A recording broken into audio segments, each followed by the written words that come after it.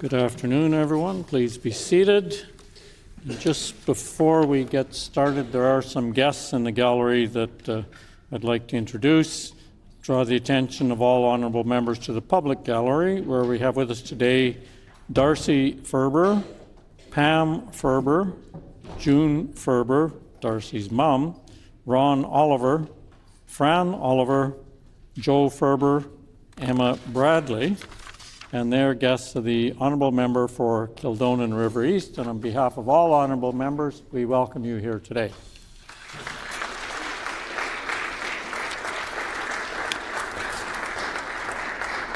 Routine proceeding, introduction of bills. The Honourable Minister of Health, Seniors and Long-Term Care. I move, seconded by the Minister of Housing, Addictions and Homelessness, that Bill number 54, the Smoking and Vapor Products Control Amendment Act, be now read a first time.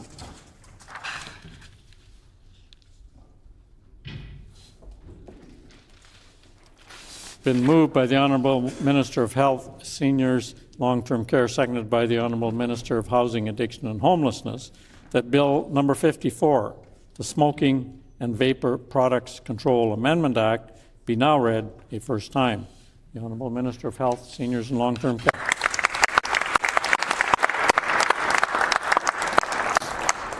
Thank you, Honourable Speaker. I'm pleased to introduce Bill 54, the Smoking and Vapor Products Control Amendment Act. This bill is intended to create restrictions on the sale of flavored vapor products that are appealing to children and are often a gateway to tobacco use. Proposed amendments will limit access to flavored vapor products other than tobacco to age-restricted retailers in major urban areas prescribed in regulation. Thank you, Honourable Speaker. Is it the pleasure of the House to adopt the motion? Agreed and so ordered. The motion is accordingly passed. Committee reports. Tabling of reports. Ministerial statements. The Honourable Minister of Business, Mining, Trade and Job Creation. Honourable Speaker, today I rise to recognize Small Business Month and celebrate the important chambers of commerce representing Manitoba's multicultural and multilingual business sectors. Manitoba is truly fortunate to be home to a vibrant and diverse network of chambers that reflect the richness of our communities. These organizations bring together entrepreneurs, business leaders, and professionals from a wide range of cultural and linguistic backgrounds, creating spaces where ideas can be shared, partnerships can be built, and opportunities can grow. Their work not only strengthens individual businesses, but also contributes to the broader social and economic fabric of our province. These chambers play a critical role in supporting economic development in minority and underrepresented communities.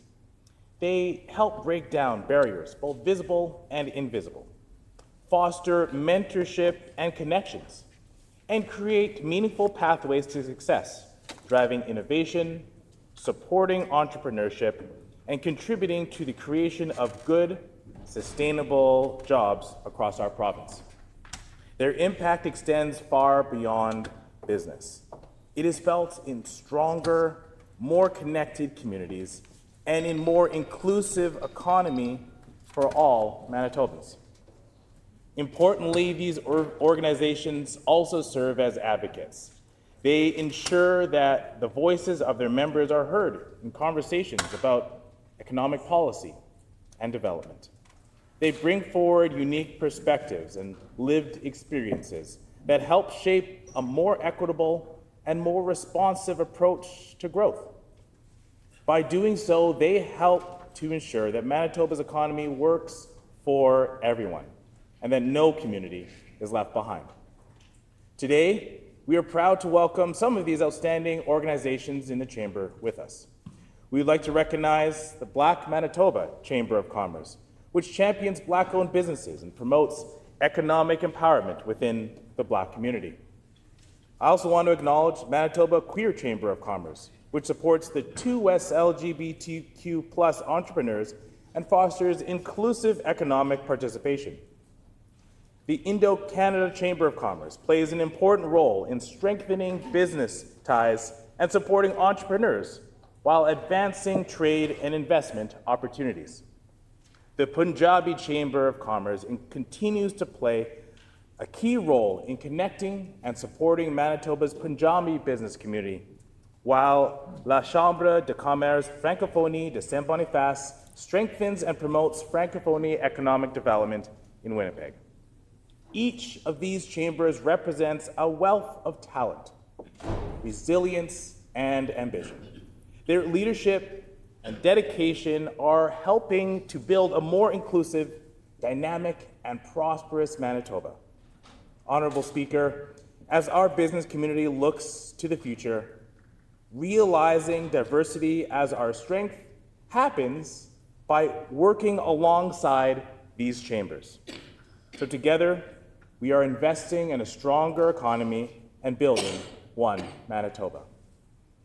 I ask all members of this House to join me in recognizing all organizations that support small business during Small Business Month and throughout the year, including the invaluable contributions of cultural chambers of commerce, and in thanking them for the work they do every day to make Manitoba a better place to live, work, and grow.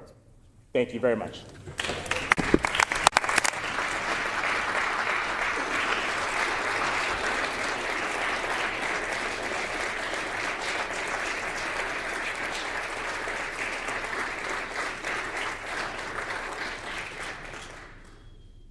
The Honourable Member for La Vérendrye.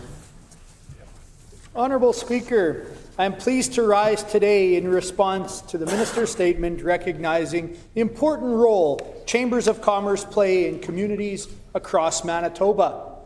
From the Manitoba Chambers of Commerce to the Winnipeg Chamber of Commerce and the many local chambers serving communities across our province, including the many cultural chambers we have with us in the gallery today.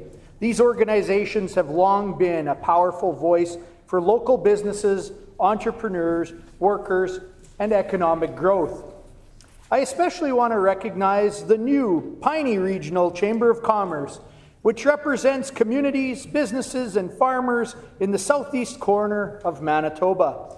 Organizations like this help ensure rural Manitoba has a strong voice advocating for infrastructure, investment, and opportunities that allow communities to grow and succeed.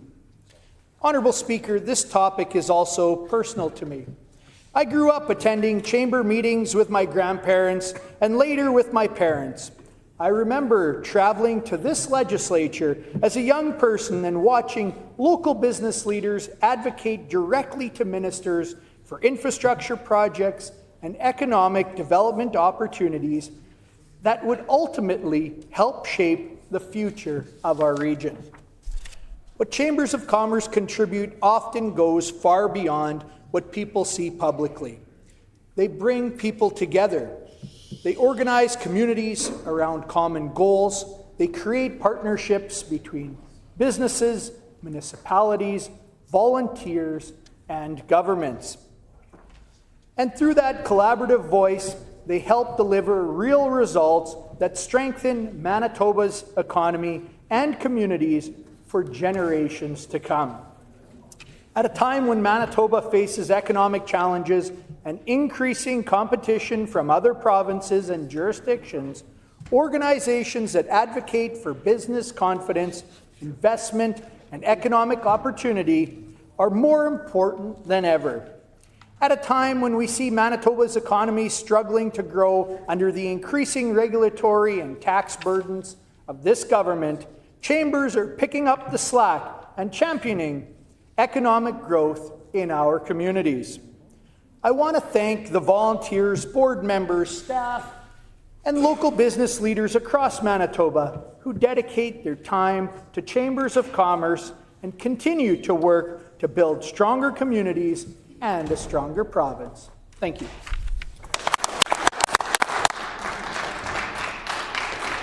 Member statements. The Honourable Minister of Labour and Immigration.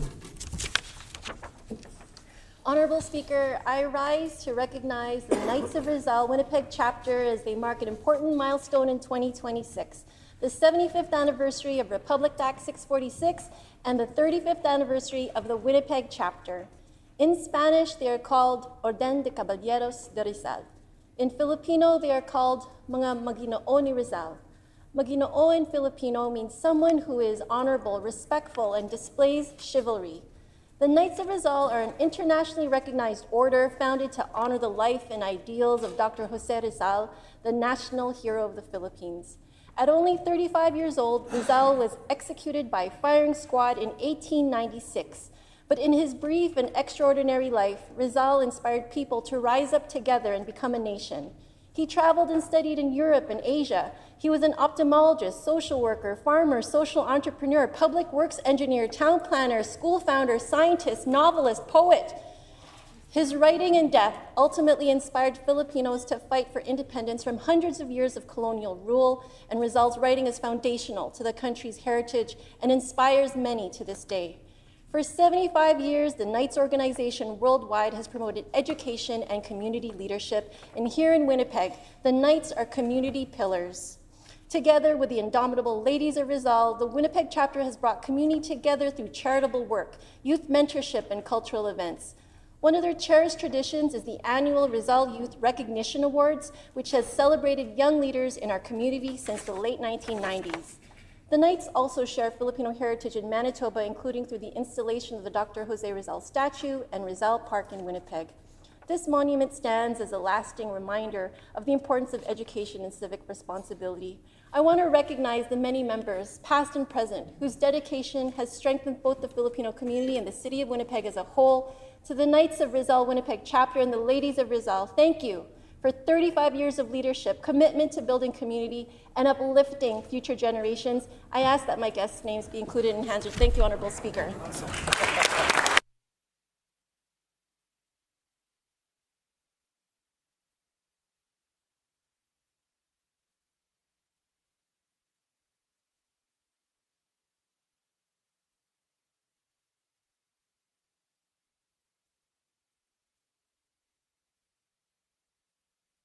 The honourable member for Red River North. Honourable Speaker, I rise today to recognize and celebrate the remarkable career of Eddie D'Souza, who will be retiring this September after more than 4 decades of dedicated service to the people of Manitoba. I really thank Eddie for being able to get on his coffee break to join us today for this private member statement, and I thank his employer for doing so. Also, he's joined today by his 3 daughters and his 4 grandchildren, and I see some colleagues up there as well. Welcome. Eddie began his career with the provincial government in 1983 at the Wordsworth Building. From there, he continued his work at the Archives Building before eventually becoming a familiar and trusted presence here at the Legislative Building. Over the years, Eddie has played an essential role in maintaining the spaces where democracy unfolds, ensuring that his historic institution continues to serve Manitobans with dignity and care. Eddie and I first met after the 2016 election. We all can appreciate that when a government changes and new members are elected, there's a lot to do. Eddie would jump into action, working with all members to settle into their new offices. No job was too big or too small for Eddie, whether it was moving furniture around the building to hanging pictures to perfection. The words no or I cannot do that were not in Eddie's vocabulary. Beyond his work, Eddie is known for proudly cheering on both the Toronto Maple Leafs and the Winnipeg Jets, but we know he really has a heart for the Toronto Maple Leafs. More importantly, he is a devoted family man and is looking forward to spending more time with his grandchildren during retirement. Honourable Speaker, on behalf of all members of this House, I extend our sincere gratitude to Eddie D'Souza for his years of hard work, commitment, and quiet dedication. We will wish him a long, happy, and well-deserved retirement. And I also ask for his family members to be entered into Hansard. Thank you. Please join me in thanking Eddie.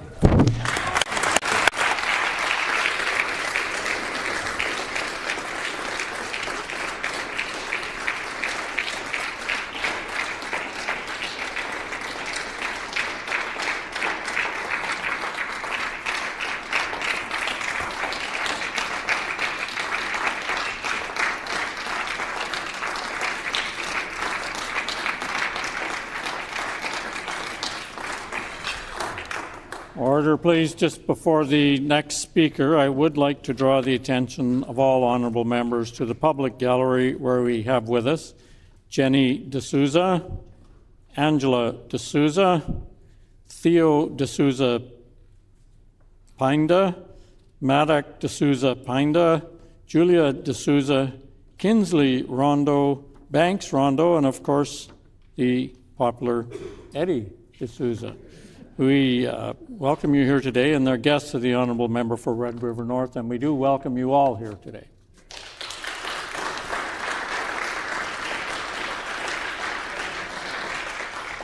The Honourable Member for Fort Richmond. Honourable Speaker, I rise today to celebrate the 2026 Manitoba Provincial Catholic Women's League Annual Convention, which will take place in Fort Richmond in June at Mary Mother of the Church. This annual gathering creates sacred spaces where people come together in mutual support and understanding. Importantly, the gathering showcases the profound dedication of the women who serve Fort Richmond with joyous hearts. The Catholic Women's League calls its members to witness the love of God through active service and social justice. Their host parish, Mary Mother of the Church, began in 1979 and now serves over 2,000 diverse families, acting as a true anchor for our community. The Catholic Women's League stands as a living testament to the power of grace in action, helping others to rise with renewed strength and clarity of heart. They guide countless individuals towards a deeper sense of purpose and meaning in their lives. They offer not only practical assistance, but also spiritual and emotional refuge, reminding us that no burden need be carried alone. This spirit was on full display when I joined them for their moving red sand project service. Together, we placed the red sand into the pavement cracks as a reminder that we must never allow the marginalized victims of human trafficking to fall through the cracks of society. As they gather to break bread and strengthen their bonds this spring, I am reminded of Psalm 133, verse 1. How good and pleasant it is when God's people live together in unity. I ask my colleagues to join me in thanking the Catholic Women's League for their unwavering dedication, leadership, and radiant service to Manitoba. And I ask my guests' names be entered in Hansard. Thank you, Honourable Speaker.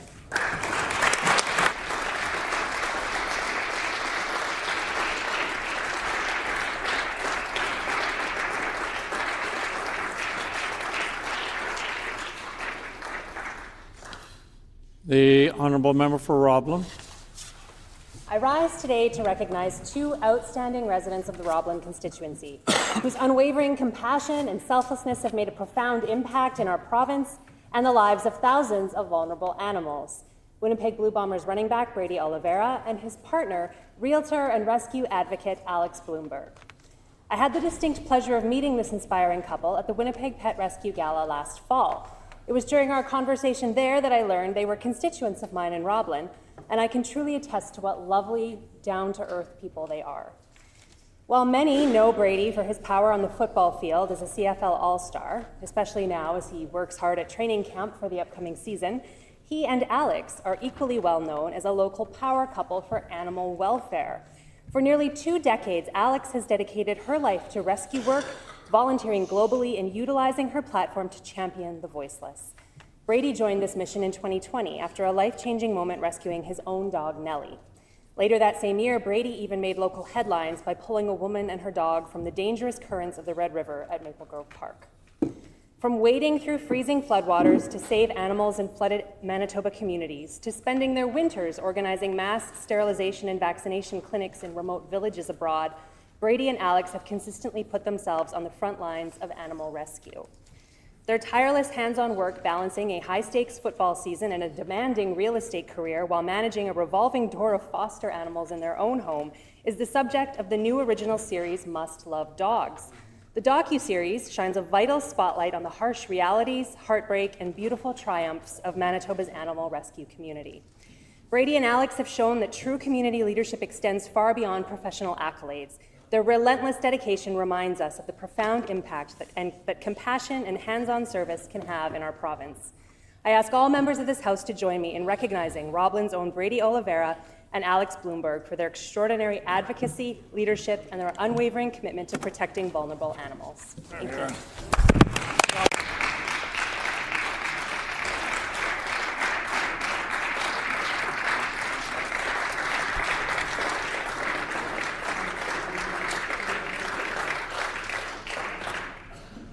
The honourable member for Kildonan River East.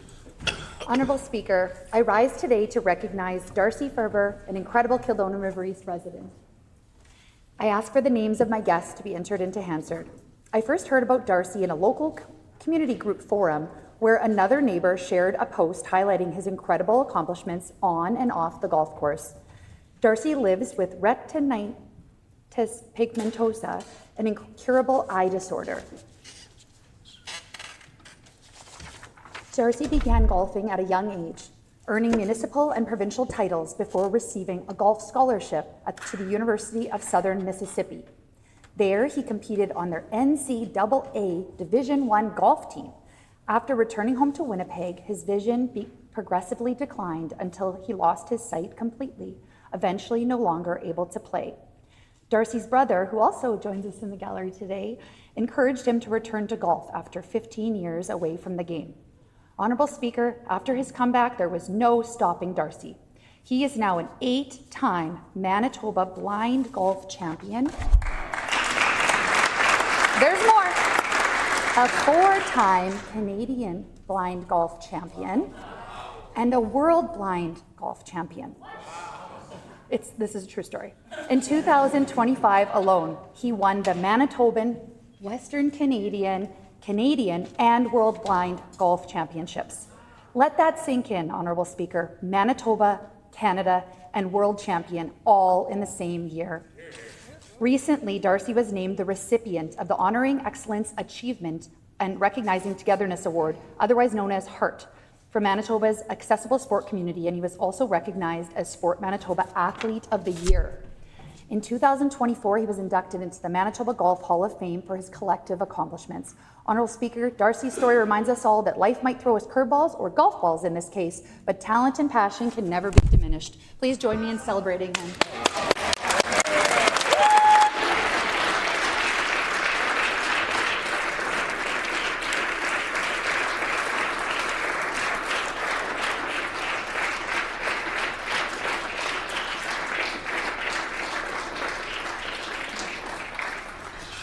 Prior to moving on, there's some more guests in the gallery. We have seated in the public gallery from Parkland School, 11 grade 9 students under the direction of Travis Friesen, and this group is located in the constituency of the Honourable Member for Swan River. We welcome you here today.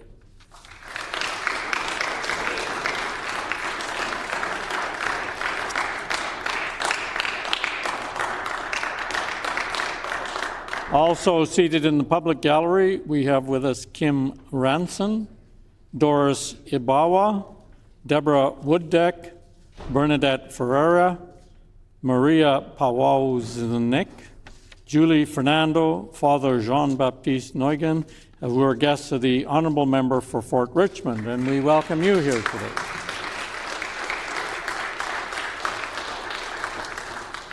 And then more sad news, unfortunately. Another page is working her last shift today. We have Sahejvir Kaur Sidhu, who will be graduating from Maples Collegiate this June. Throughout her high school experience, she has excelled in both athletics and academics, while leading several initiatives in her school and community, advocating for fellow students through student leadership. She is student co-chair with Seven Oaks School Division Board of Superintendents and Trustees, where she has further projected student voice, ideas, and initiatives. Through a student advocacy club at her high school, she advocated for accessible menstrual products within her school community, a project that has spanned over 6 months of surveys, awareness, and logistics, and was awarded the Community Hero Award by the Winnipeg Police Service. In addition, as president of the Maples Collegiate Sikh Heritage Committee for the past several years. She has made significant contributions as a young student in educating and fostering understanding during Sikh Heritage Month through events such as art displays, elementary and middle school workshops, and other community initiatives. As she closes this crucial chapter of her life and graduates this June, she hopes to carry her passion for public service and leadership into pursuing law in the United Kingdom at the University of Leicester. She will be taking a 3-year leave from her current role as a serving member of the Canadian Armed Forces for the duration of her education. She hopes to obtain her Bachelor of Laws and then return to Canada to serve as a lawyer and become an officer in the Canadian Armed Forces. As she prepares for this new chapter in her life, she is also deeply grateful for the experience she has gained as a page at the Legislature. One of her favorite moments in the chamber was arriving for a shift and seeing Indigenous artifacts and art pieces permanently displayed. For her, it was a deeply significant moment and one she will always carry close to her heart. As a Sikh and as someone whose ancestors experienced the loss of their homeland, the Sikh Empire during colonization, she has grown up with an awareness of historical loss and its lasting impact. That understanding has also been shaped by the ongoing pain within the Sikh community, particularly from events such as the 1984 in India, where justice has yet to be fully realized. Because of this, she feels a profound connection to the experience of Indigenous peoples of Canada, whose communities have endured generations of systemic harm, the violation of fundamental human rights, and policies that have been recognized as acts of cultural genocide. She believes it is of the utmost importance that the contributions, history, and culture of the Indigenous peoples of Turtle Island are acknowledged, recognized, and respected, and that meaningful reconciliation continues to be pursued with honesty and accountability, as this is their land. Seeing these histories and hardships being recognized within the chamber is deeply meaningful to her. It serves as a reminder that truth can be acknowledged and that justice, even if it is delayed, is possible. It inspires her with the hope that one day her own community will also receive the recognition and justice it continues to seek. As a serving member of the Crown, her aim is to embody the Canadian Armed Forces ethos, trusted to serve, while striving to bring oneness and unity wherever she goes, grounded in remembrance of the past and a daily commitment to truth and reconciliation. She would also like to express a heartfelt thank you to many MLAs present in the chamber today who have been inspiring role models since she was 13 years old. They encouraged her to step into youth leadership, advocacy, and government. When she first entered this chamber 3 years ago to perform at the first Turban Day at the Manitoba Legislature, she imagined what it would be like to work within these walls. Today, she stands here with gratitude, still amazed that she is living that reality. She would like to thank Rob and Dave for giving her this opportunity and being exceptional mentors and leaders throughout her time as page. She will always carry this chamber with her, along with all that she has learned here. She understands the impact of legislation can have on individuals' lives and hopes to uphold and protect the rights of all people. She hopes that in the future, she will make meaningful contributions to society while having a positive impact on others' lives. She prays that God will always guide her and everyone present in this chamber to serve, and she prays that this sacred chamber continues to be blessed with prosperity. And we wish you all the best in your future.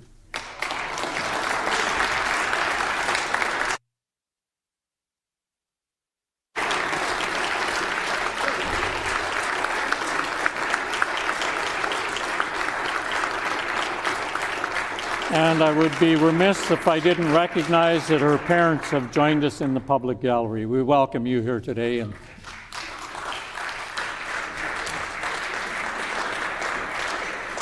Oral questions. The Honourable Leader of the Official Opposition.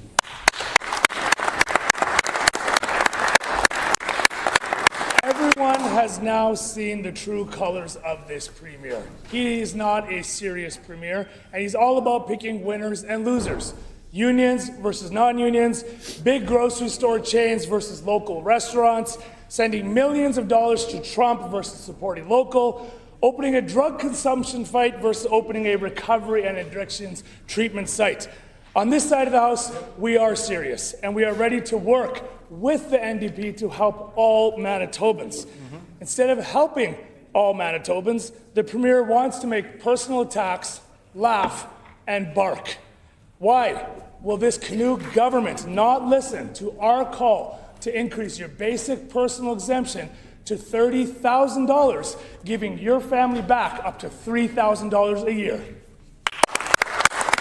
The Honourable Deputy Premier. Honourable Speaker, I don't know about you, but I am feeling so hopeful about Manitoba's future. Sahajveer, congratulations on everything you've accomplished in your young age. We wish you all the best on your journey. You're going to continue to make a huge impact no matter where you go. And I just want to say congratulations to your family. My goodness, you must be so proud. Thank you for raising the next generation of leadership in Manitoba in such a beautiful way. Congratulations.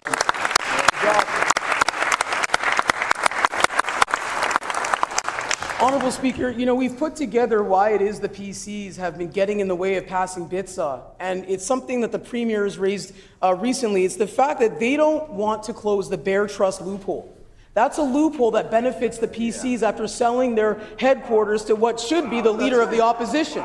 So, Honourable Speaker, are they going to get on side with Manitoba? The Honourable Leader of the Official Opposition on a supplementary question. Wow. What a terrible answer. I'm asking this Premier about raising a basic personal exemption, and they have nothing to say about that. This is not a serious government. A Premier that laughs and barks in this chamber is not serious. On top of not being serious, he's not even listening to you. We've heard from Manitoba Nurses Union, Manitoba's Teacher Society, Association of Allied Healthcare Professionals, Manitoba Heavy Construction Association, and many other associations that this canoe government is not listening.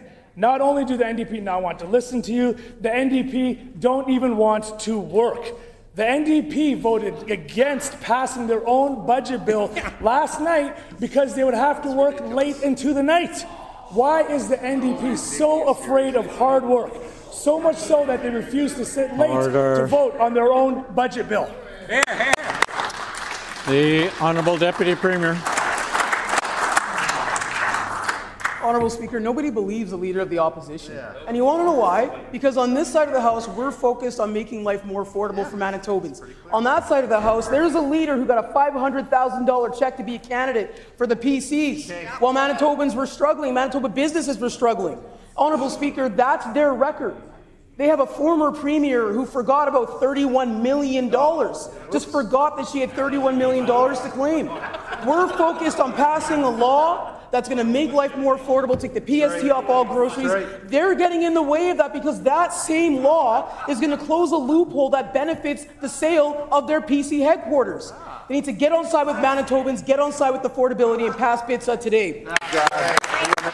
The Honourable Leader of the Official Opposition on a final supplementary question. There you have it. There's the proof. More personal attacks, nothing about working together, nothing about listening to Manitobans. It's an absolute shame. And the facts don't lie. The Premier is offering you pennies, where we on this side of the House are offering you thousands of dollars back of your hard-earned money. When the time came to debate this last night, to vote on it, to sit late into the evening, what did the NDP say? No. They did not want to work late into the evening to make your life more affordable. The NDP don't even believe in their own budget. Why should Manitobans? Will the Premier admit yesterday that he was wrong? Will he agree to work with our PC caucus? Will he finally listen to Manitobans to make life more affordable by supporting our call for an increase to your basic personal exemption so you and your family can get back $3,000 of your hard-earned money?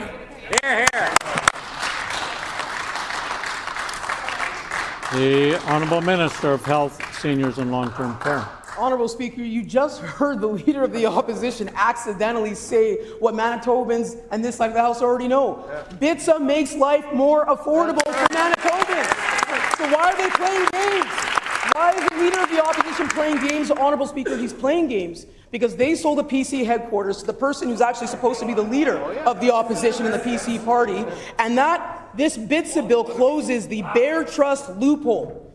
That money that they want to get on the backs of Manitobans, that's unacceptable, Honourable Speaker. BITSA closes that loophole, makes life more affordable for Manitobans, takes the PST off groceries. They need to get out of the way, stop putting their interests ahead of Manitobans, and support BITSA today.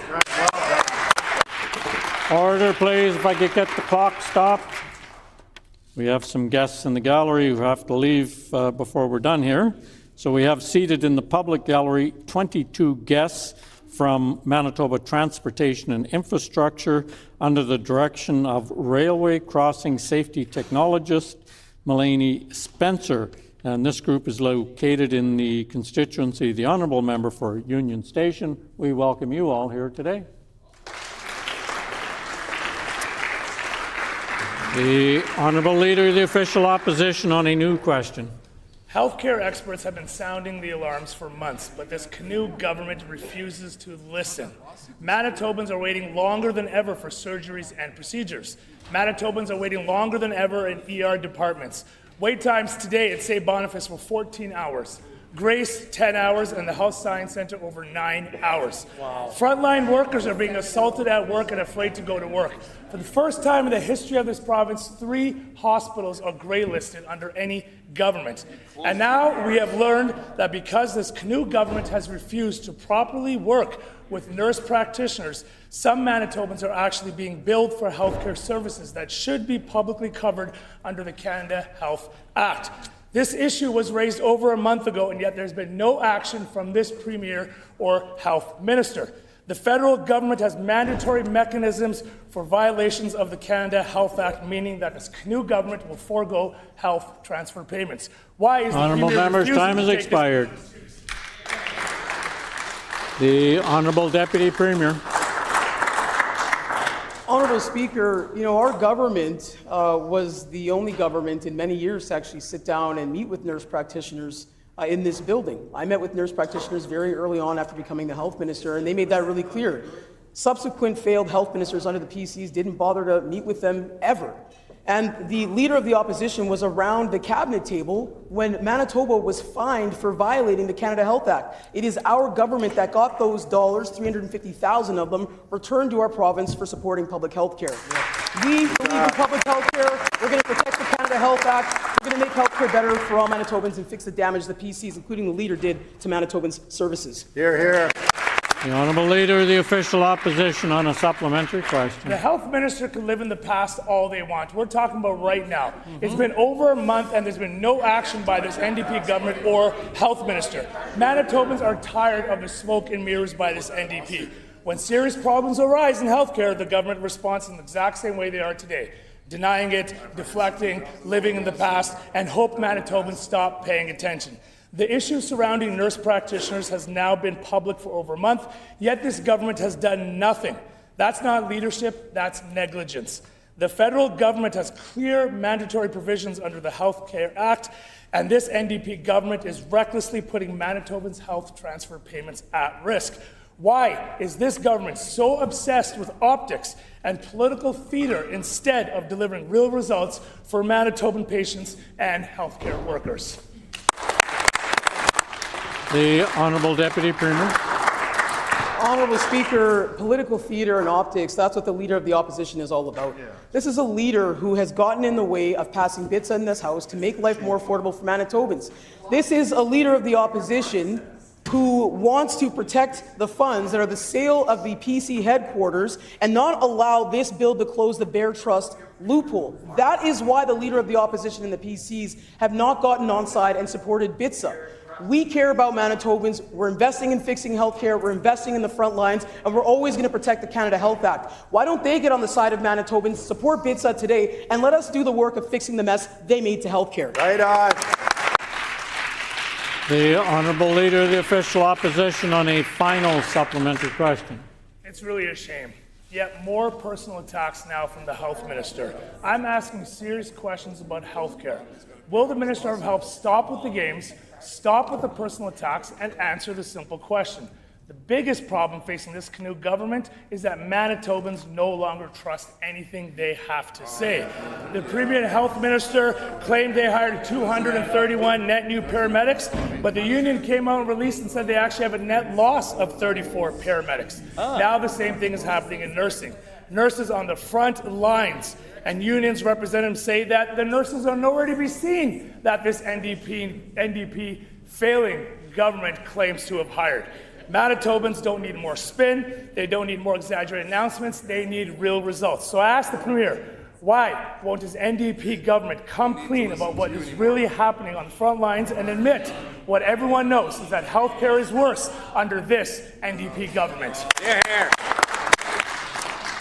The Honourable Deputy Premier. Honourable Speaker, yeah, of course accountability would feel like a personal attack to the Leader of the Opposition, right? Of course, asking the Leader of the Opposition to be accountable to his decisions around the cabinet table to cut healthcare, cut services, and fire hundreds of nurses, of course to the Leader of the Opposition, that would feel like a personal attack. On this side of the House, Honourable Speaker, we take the responsibility of fixing the damage they did to healthcare very seriously. We take very seriously the responsibility of making life more affordable for Manitobans. That's why we've been asking the opposition and the opposition House Leader to get on side with Manitobans, pass BITSA, so we can continue doing the work of making life more affordable and fixing the damage they did to healthcare. He needs to get on side with Manitobans, with our government today. The Honourable Member for Roblin. One thing that Manitoba healthcare workers and patients can all agree on is that this NDP government has fallen woefully short of every meaningless election promise they made. And not only have they broken their promises to Manitobans, they have allowed things to get so much worse under their watch. ER wait times are at record highs. In fact, the new median wait time under this NDP government has doubled. Wow. It takes twice as long now to see a doctor in the ER under the NDP as it did under the previous PC government. How much higher are ER wait times going to get under this minister's watch? The Honourable Minister of Health, Seniors and Long-Term Care. Honourable Speaker, I don't think Manitobans would call a commitment to search the landfill a meaningless commitment. I don't think Manitobans would think it's meaningless to invest in women's health care instead of cutting and attacking it like the PCs did for 7.5 years. I don't think Manitobans would think that meaningless action is action to protect trans vulnerable youth in Manitoba. Those are all promises that we made to Manitobans. Those are all commitments we're delivering on for Manitobans, and those are all commitments that the member for Roblin are calling meaningless to Manitobans. I think Manitobans would wholeheartedly disagree with that member. The Honourable Member for Roblin on a supplementary question. I'll tell the minister what's meaningless. What's meaningless is promising to hire 200 paramedics and falling dismally short of that. It's promising to lower ER wait times and instead allowing them to double. It's promising to lower diagnostic wait times and instead allowing them to quadruple. Wow. In the last year alone, wait times for a CT scan at the Grace have more than quadrupled to 46 weeks today. Wow. The wait time for an ultrasound at St. B is now 35 weeks, almost quadruple what it was a year ago, and the wait time for an MRI at HSC has more than quadrupled to an astounding 53 weeks. Wow. That's just in the last year. Why is it that the longer the NDP are in charge, the longer Manitobans have to wait to access diagnostic tests? The Honourable Minister of Health, Seniors and Long-Term Care.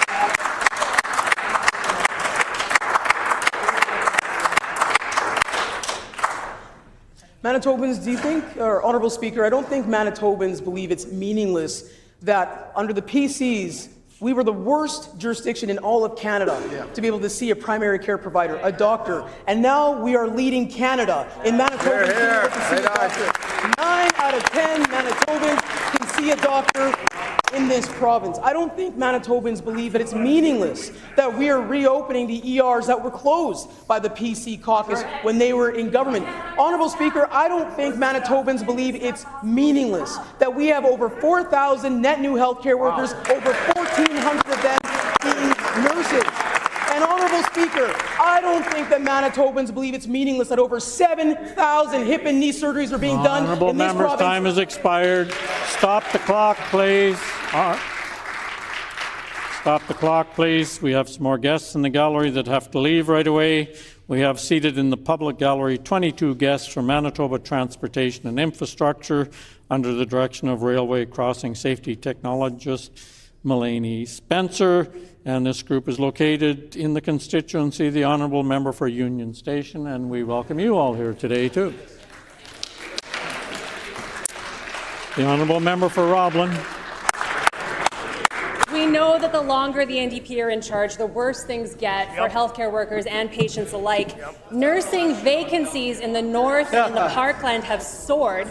There's a 73% vacancy rate in Thompson, prompting a state of emergency from the Northern Health Region. On top of dire staffing shortages in Dauphin and Swan River, last week this minister couldn't even answer when I asked them what the current vacancy levels are at those regional centres. If they claim to have hired so many healthcare workers, why are vacancies in the north and in Prairie Mountain at crisis levels? The Honourable Minister of Health, Seniors and Long-Term Care. Honourable Speaker, Manitobans know that the government they can trust to invest in their health care and make it better is this NDP government. They know that. They know that if you want to see cuts, chaos, closures, and disrespect of healthcare workers, just look to the PC caucus. Just look to the member for Roblin who was advising Heather Stephenson to fire nurses and cut services across healthcare. Just look to the members opposite who represent rural Manitobans but allowed for a PC government to cut rural healthcare services for 7.5 years. Their record on healthcare is shameful, and we are doing the work of fixing the damage that they did. But I will take no lessons from a member on that side of the House who was advising Heather Stephenson to treat nurses, doctors, and healthcare workers with the utmost contempt and disrespect. I will not have it. Expired. The Honourable Member for Portage-La Prairie. With the new Portage Hospital that was built on time by our PC government and now delayed opening by this NDP government, we have been bringing forward petitions with thousands of signatures from all over Manitoba for more than 2 years requesting MRI services at the new facility. Under this NDP watch, wait times for diagnostic services are at an all-time high, and people in Manitoba are waiting months and months for appointments, if they can get them at all. Why does this NDP health minister continue to punish by not putting an MRI in the new Portage Regional Health Facility? The Honourable Minister of Health, Seniors and Long-Term Care.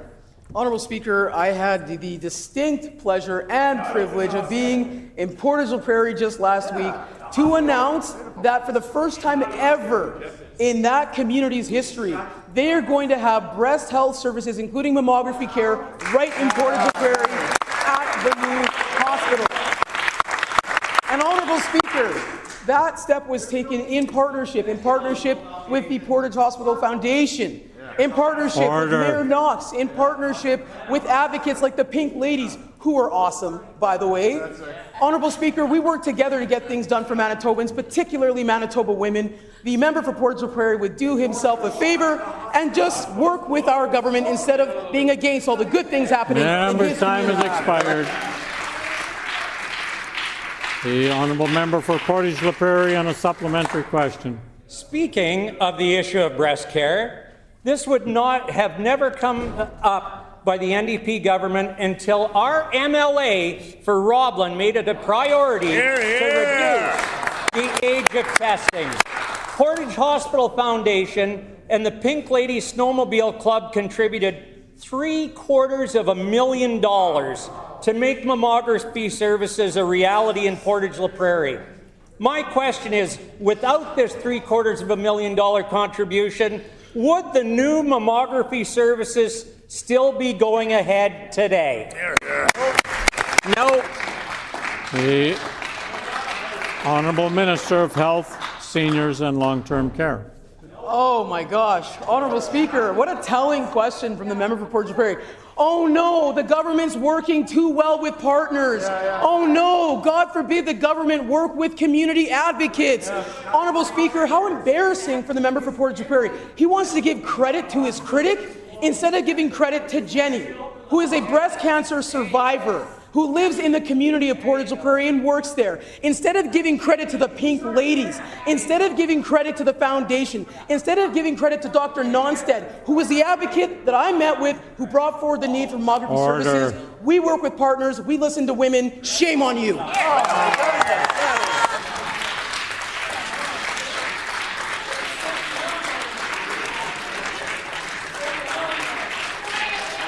Order.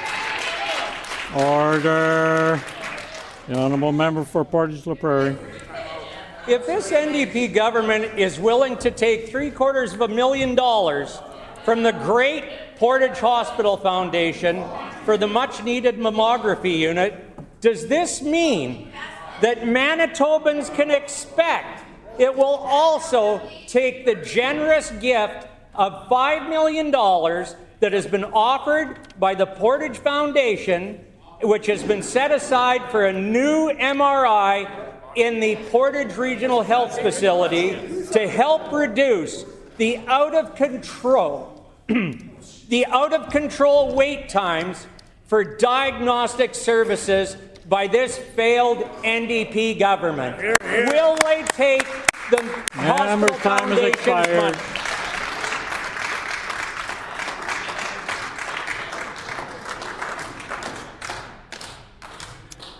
The Honourable Minister of Health, Seniors and Long-Term Care.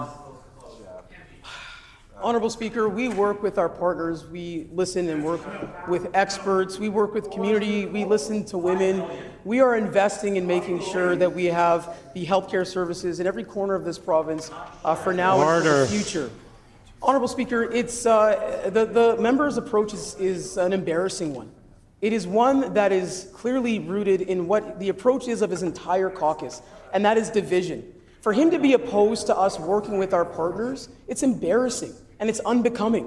We're going to continue to work with the foundation, with the experts, with all of our partners to make sure that we are moving healthcare in a sustainable and an appropriate direction for all Manitobans. I want to thank the experts in Manitoba who we're working with, and we're going to keep enhancing services. The honourable member's time has expired. Just order, please. Stop the clock. In a previous answer, we need to always be cautious that we're directing our comments through the chair. So I would just caution the Honourable Minister on that. The Honourable Member for Midland. Manitobans are waiting longer than ever under the NDP to get the care that they desperately need. Wait times for critical diagnostic tests have doubled, tripled, and quadrupled since just last year. Healthcare delays have caused the tragic deaths of 6 Manitobans, and hospitals across rural Manitoba continue to be closed with little to no notice to residents. Manitoba is trending in the wrong direction when it comes to access to healthcare. So why has healthcare gone so much worse under this minister's watch? Good question. The Honourable Minister of Health, Seniors and Long-Term Care. Honourable Speaker, we recognize as a government there's a lot of work to do to fix the damage the PCs did to healthcare, particularly in rural communities. You know, the former government, including when the leader of the opposition, who continues to heckle me, was around the cabinet table, they cut the Rural Physician Recruitment and Retention Fund. Shame. Millions of dollars dedicated to retaining and recruiting doctors to rural communities across Manitoba and northern communities. We've restored that fund, and we've stood up capacity so that we can work directly with rural communities to recruit the healthcare professionals that they desperately need. Now, again, we know there's a lot more work to do. We're taking steps in the right direction, but we're going to keep at this work and stay committed because that's the leadership and the commitment that Manitobans deserve. They didn't have it for 7.5 years under the PCs. Hear, hear. The Honourable Member for Midland on a supplementary question. if this minister believes they're taking the steps in the right direction, then Manitobans are going to be waiting longer and longer because that is the trend that is happening under this NDP's watch.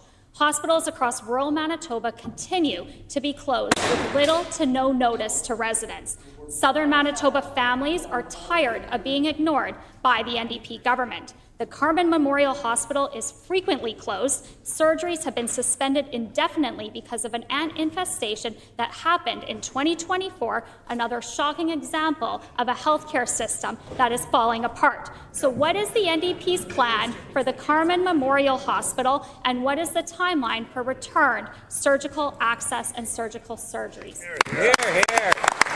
The Honourable Minister of Health, Seniors and Long-Term Care.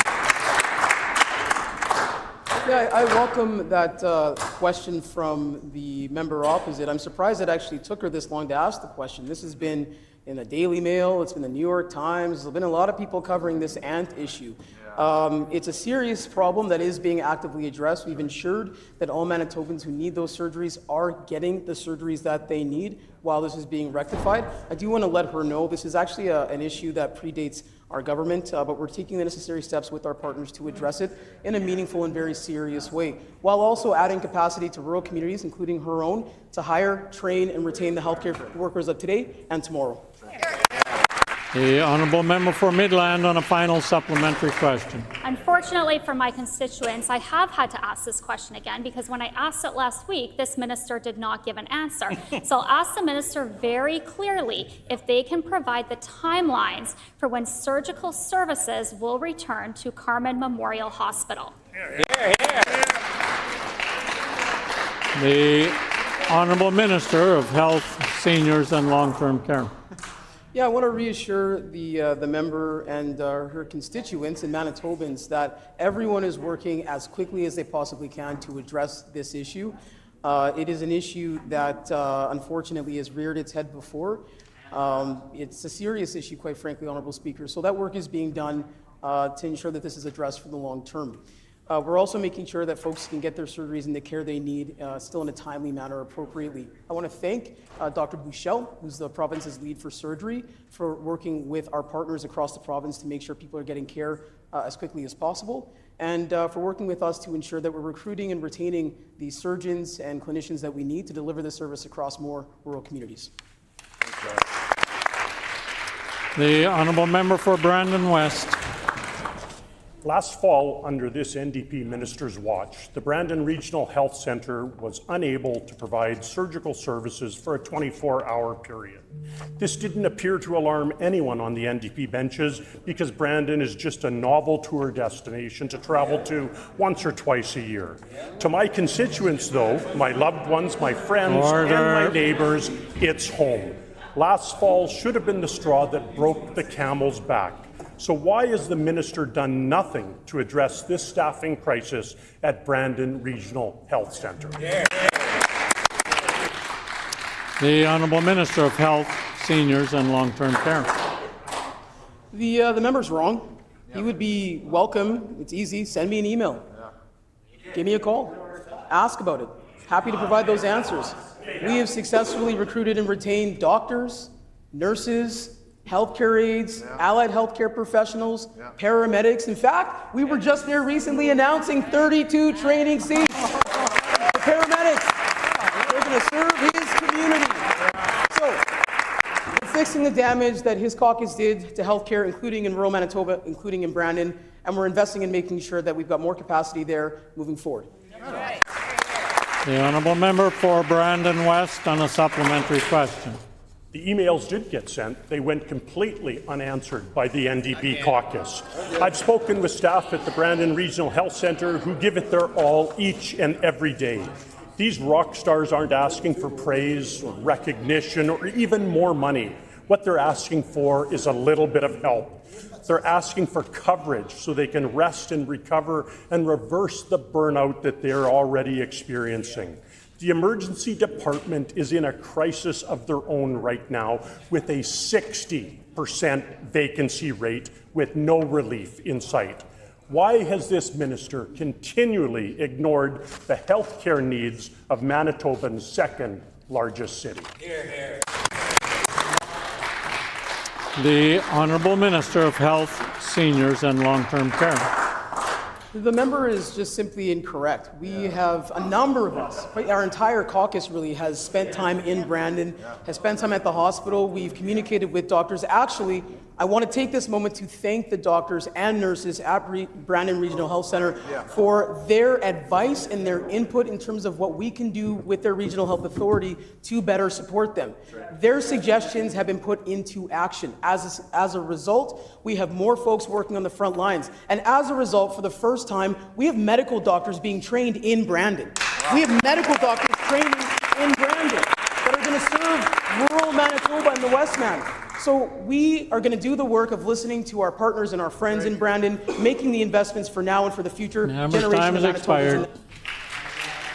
The Honourable Member for Brandon West on a final supplementary question. The longer the NDP are in power, the worse things get for staff at the Brandon Regional Health Centre. It has been 7 months and no one from the NDP has made ERs or surgical capacity a priority here in Brandon. Unfortunately, staff are working short on every single shift, caring for patients, but no one from this government is caring for that staff. ER doctors are expected to take emergency room patients, take care of them while still obligated to respond to the wards when a code is called, pulling double or even triple duty. Why does the minister expect staff and patients at BRHC to bear the burdens of this minister's lack of accountability? The Honourable Minister of Health, Seniors and Long-Term Care. Honourable Speaker, in addition to the fact that we have medical residents who are training in Brandon for the first time ever in this province, it's about 20 of them actually who are training there now, we've got cross-trained lab technologists who are also training. We've dedicated rural seats for folks from Brandon so that they can train, get their education, and go back and serve their communities. Honourable Speaker, we're doing the work that should have been done for 7.5 years. We're recruiting doctors and training doctors in Brandon. We're recruiting and training healthcare providers of all kinds in Brandon, but we know there's much more work to do. The most serious threat to healthcare in Brandon and the Westman is every single member on that side of the House. The Honourable Member for McPhillips. Honourable Speaker, Manitobans are clear. They're looking for relief at the grocery store. They're looking for relief on their property taxes. They're looking with help on the cost of living. So I'm hoping the Finance Minister can tell us why the members opposite are doing everything in their power day in and day out, bending over backwards, yapping away, preventing Manitobans from getting that relief.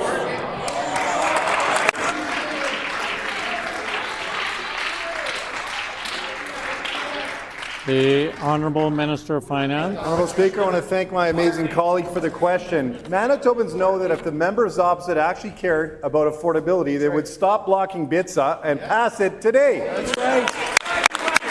Pass the PST off groceries, pass the $1,700 homeowner affordability tax credit to help Manitobans with the cost of owning a home. Pass relief for renters and working families instead of blocking these savings with political games, Honourable Speaker. The members opposite want Manitobans to forget what happened under their watch. Inflation hit record highs, gas prices skyrocketed, and instead of lowering costs, they were busy finding new ways to hike hydro rates on Manitobans. So why don't the members opposite get out of the way and let the government do what Manitobans elected us to do? Member time has expired.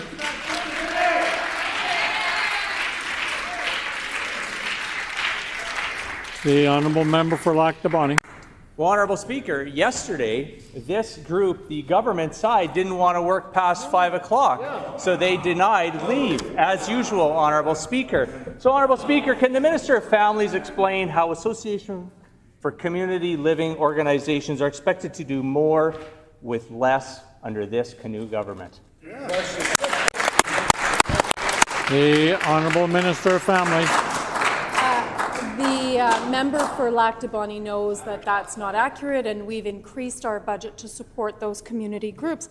What I will say is accurate for the record is that members opposite are getting up day in and day out to waste everybody's time and to delay Manitobans getting the affordability measures that we are putting in place for them to help families, to help Manitobans, to help seniors, to help youth to be able to take youth transit for free, to help the most low-income get free childcare. That's what the members opposite are doing day in and day out while they're collecting their $100,000 salary. Order. That's right. The honourable member for Lac du Bonny on a supplementary question.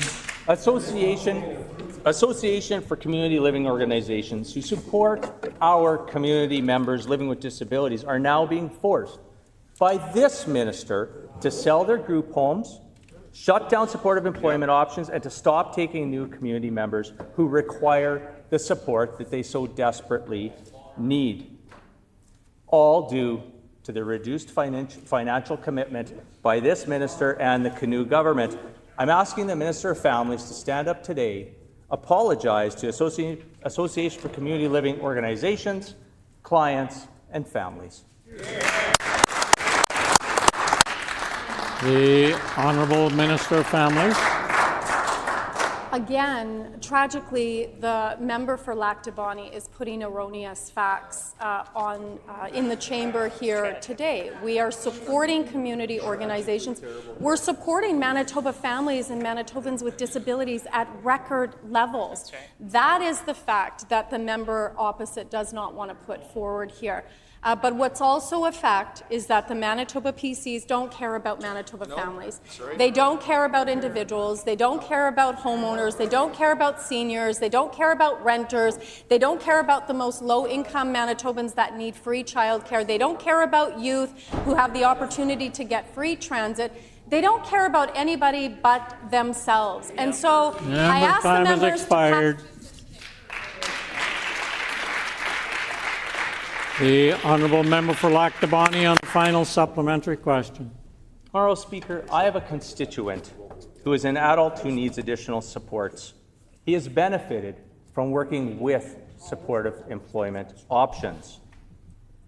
Unfortunately, his parents have passed away, and now that organization is being told by this Minister of Families, the Minister in charge of accessibility, that the organization, which is there to support community, should not take any more clients. Wow. Can the minister speak to that family and community watching today and tell them why?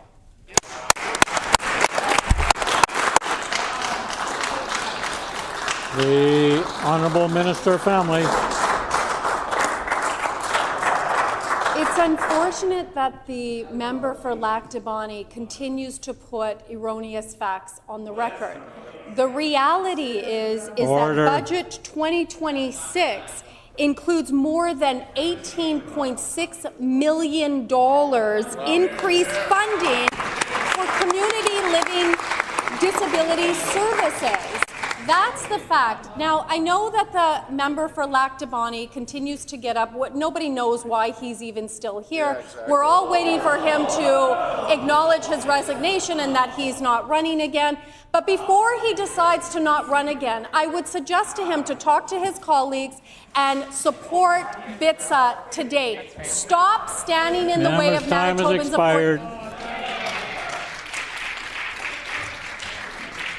The Honourable Member for Agassiz. The NDP can be critical of petitions, which is odd because not only are these direct calls from Action for Manitobans, but we've seen if we repeat a call to action enough, the NDP occasionally act. Many Manitobans petitioned for mammography services in Portage, and eventually this minister caved and listened. Same when it came to lowering the breast cancer screening age, though Manitobans demand more. Now Manitobans are petitioning for a CT scanner in the Neepawa Hospital. Why does this government refuse to listen to them? The Honourable Minister of Health, Seniors and Long-Term Care. Honourable Speaker, our government is doing the work of listening to Manitobans. I want to be really clear. We listen to Manitobans. We work with Manitoba experts and frontline providers. I think it's strange that on that side of the House you see MLAs who want to give each other credit for the advocacy and the voices of Manitobans. That's the wrong focus, that's the wrong approach. We sit down with Manitoba families, we sit down with frontline providers, we sit down with experts, and we jointly make decisions on how to strengthen and improve healthcare. That's the approach we're going to continue to take. That's not the approach we saw for 7.5 years, and we're fixing the damage that they caused as a result of that. The honourable member for Agassiz on a supplementary question. In Prairie Mountain Health, CT services are only provided in Brandon, Dauphin, Swan River, with week-long waits for needed diagnostic. The time is right to bring this needed access to our region. It's an hour and a half to Dauphin, and it's an hour to Brandon, only if they're good roads, and Swan River is over 3 hours away. Why is the minister opposed to reasonable access to services for my constituents? The Honourable Minister of Health, Seniors and Long-Term Care. Honourable Speaker, our government is taking the approach that no matter where you live in Manitoba, you should have access to the services you need as close to home as possible. And that means that we have to work with our experts and our partners to stand up the human resource workforce that is needed to deliver those services. That member can ask members in her own caucus why they didn't bother to plan for the human resource workforce of Manitoba for 7.5 years. And in fact, they did the opposite. They fired healthcare workers, they cut the services that Manitobans count on, and they fired the people that were necessary to develop those plans. We are doing the work of making sure that we're training the right number of Manitobans for healthcare. We are training more Manitobans now for healthcare jobs in this province than we ever have before. Member's time has expired. The honourable member for Agassiz on a final supplementary question. According to this government's own data, over 2,500 residents are waiting for a CT scan right now in my region. Almost 24,000 in all of Manitoba. And somehow this minister argues a new CT scanner would not be used. Yet this minister is refusing to listen to our residents, our local council, our local doctors who say the service would improve health care across the region. No hospital in Winnipeg is without a CT scanner. Why does this minister have different services standards for their constituents than my own?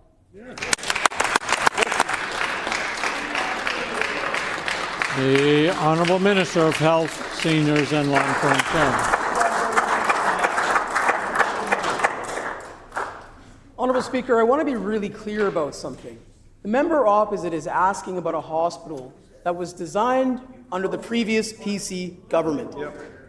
The member opposite, like the member for Portage la Prairie, stands up in this House and asks us repeatedly to please do the thing that we didn't do for 7.5 years when we had government.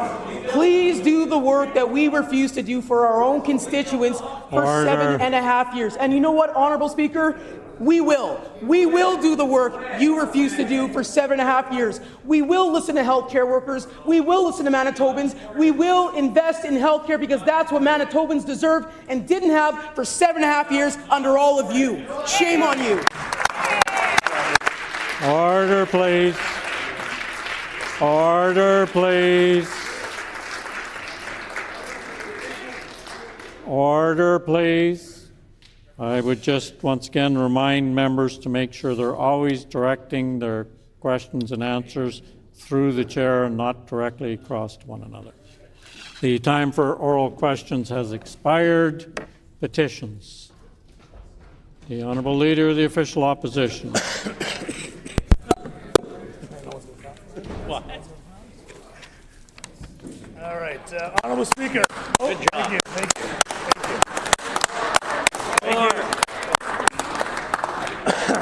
Honourable Speaker, I wish to present the following petition to the Legislative Assembly of Manitoba. The background to this petition is as follows.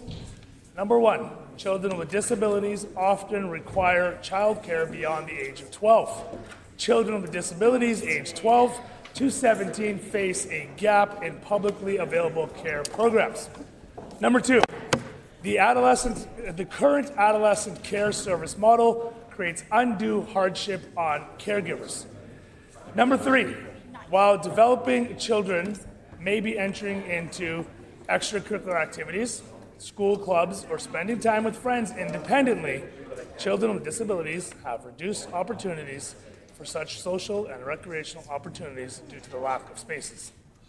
Number 4, the current self-managed adolescent care models, place additional workloads onto already stressed families, requiring parents to seek all alternative options and prove their need for care. Number 5, the current adolescent care system as part of overall respite and support available to families is failing families of children with disabilities, as identified in the Manitoba Advocate for Children and Youth's Bridging the Gaps report. Number 6.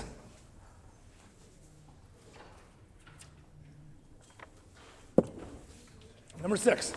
To date, none of the 9 recommendations it contains have been completed beyond 50%. Number 7. The recommendations in this report touch on many of the issues facing families, with adolescent care being but a small component of their overall needs. We petition the Legislative Assembly of Manitoba as follows: to urge the provincial government to fully implement recommendations in the Bridging the Gaps report. Number 2, to urge the provincial government to immediately implement official policies and procedures that are more respectful and collaborative, which also minimize harm faced by families seeking help from Children Disability Services. And number 3, to urge the Minister of Families to arrange for a full review of employment supports provided by Children's Disability Services for children with disabilities aged 12 to 17, including direct consultation with impacted families, and to explore a full spectrum of options to support families, empowering them to choose solutions that best fit their needs. This petition has been signed by Cheryl Luke, Lisa Vanderpool, and Stephanie Lamborn, and many, many other Manitobans. Here, here. Great job. The Honourable Member for Midland. Honourable Speaker, I wish to present the following petition. To the Legislative Assembly of Manitoba, the background to this petition is as follows. 1. The provincial government's decision to cancel the education property tax credit and the property tax offset grant has enabled and encouraged school divisions to introduce massive tax increases. 2. These massive increases have been felt by all Manitobans and compounded by arbitrary and punitive changes to the education property tax rebate, and those changes have made many Manitobans ineligible to receive the $1,500 rebate. 3. Secondary property owners are subject to taxation without representation, as they are ineligible to vote for trustees who set the rates. Yet second property owners are still required to pay full education taxes in their division. 4. Additionally, families can only claim the reduced education property tax credit on their primary residence. 5. These increases and the revocation of rebates were done with no consultation, punishing Manitobans who maintain family cabins by tying education taxation to assessed property values. We petition the Legislative Assembly of Manitoba as follows: to urge the provincial government to remove education funding and taxation from property taxes and find a fair and equitable way to fund education in Manitoba. This is signed by Dan Gibson, Bill Herdig, Brenda Hearson, and many, many more Manitobans. The honourable member for Interlake Gimli. Thank you, Honourable Deputy Speaker. Honourable Deputy Speaker, I wish to present the following petition. To the Legislative Assembly of Manitoba.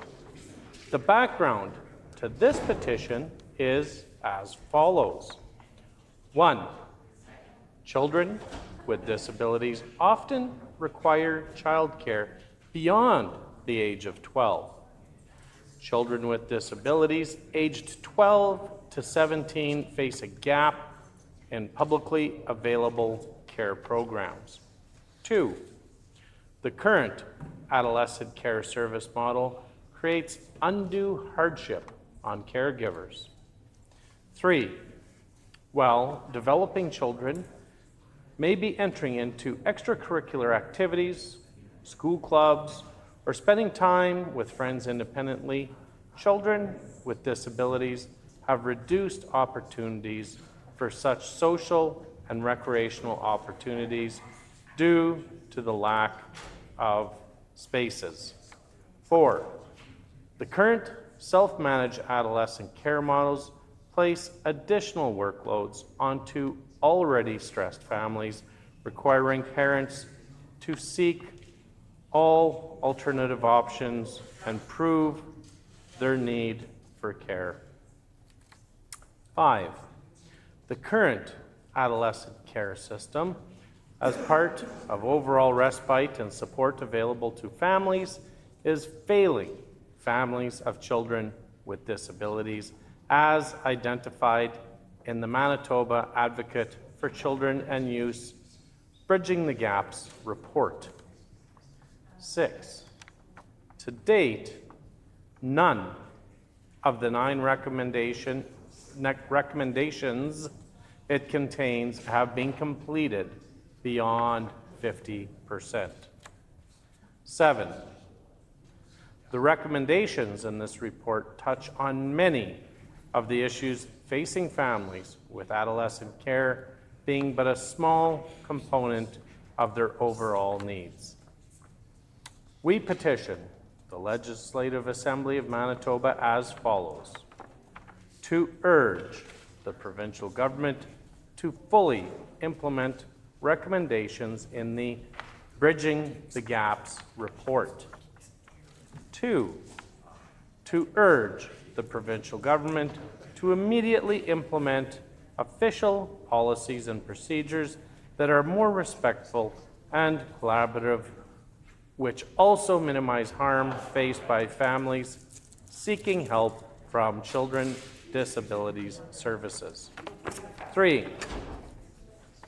To urge the Minister of Families to arrange for a full review of employment supports provided by Children's Disability Services for children with disabilities aged 12 to 17, including direct consultation with impacted families, and to explore a full spectrum of options to support families, empowering them to choose solutions that best fit their needs. This petition was signed by Lori Keith, Chrissy Palady, Amy Thompson, and many, many other fine Manitobans. Thank Honourable Deputy Speaker. The honourable member more. The honourable member for La Vérendrye. Thank you, Honourable Speaker. I wish to present the following petition. To the Legislative Assembly of Manitoba, the background to this petition is as follows. 1. The residents of La Vérendrye and other areas around Manitoba are extremely frustrated and concerned by the provincial government's decision to cancel the school expansion project for Green Valley School in Grenfell. 2.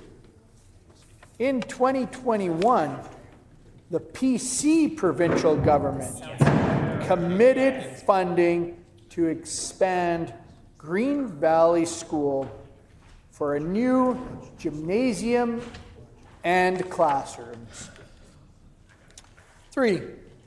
The school is so crowded that 3 mobile classrooms were added to alleviate overcrowding in classrooms. 4. In order for construction to begin, the school removed all 3 portable classrooms, leaving Green Valley in a further critical state of overcrowding. 5. As a result of overcrowding, parents are choosing to homeschool their children due to safety concerns and the challenges associated with overcrowding. 6. The current Premier of Manitoba and the Minister of Education and Early Childhood Learning have said they are committed to investing in education. 7.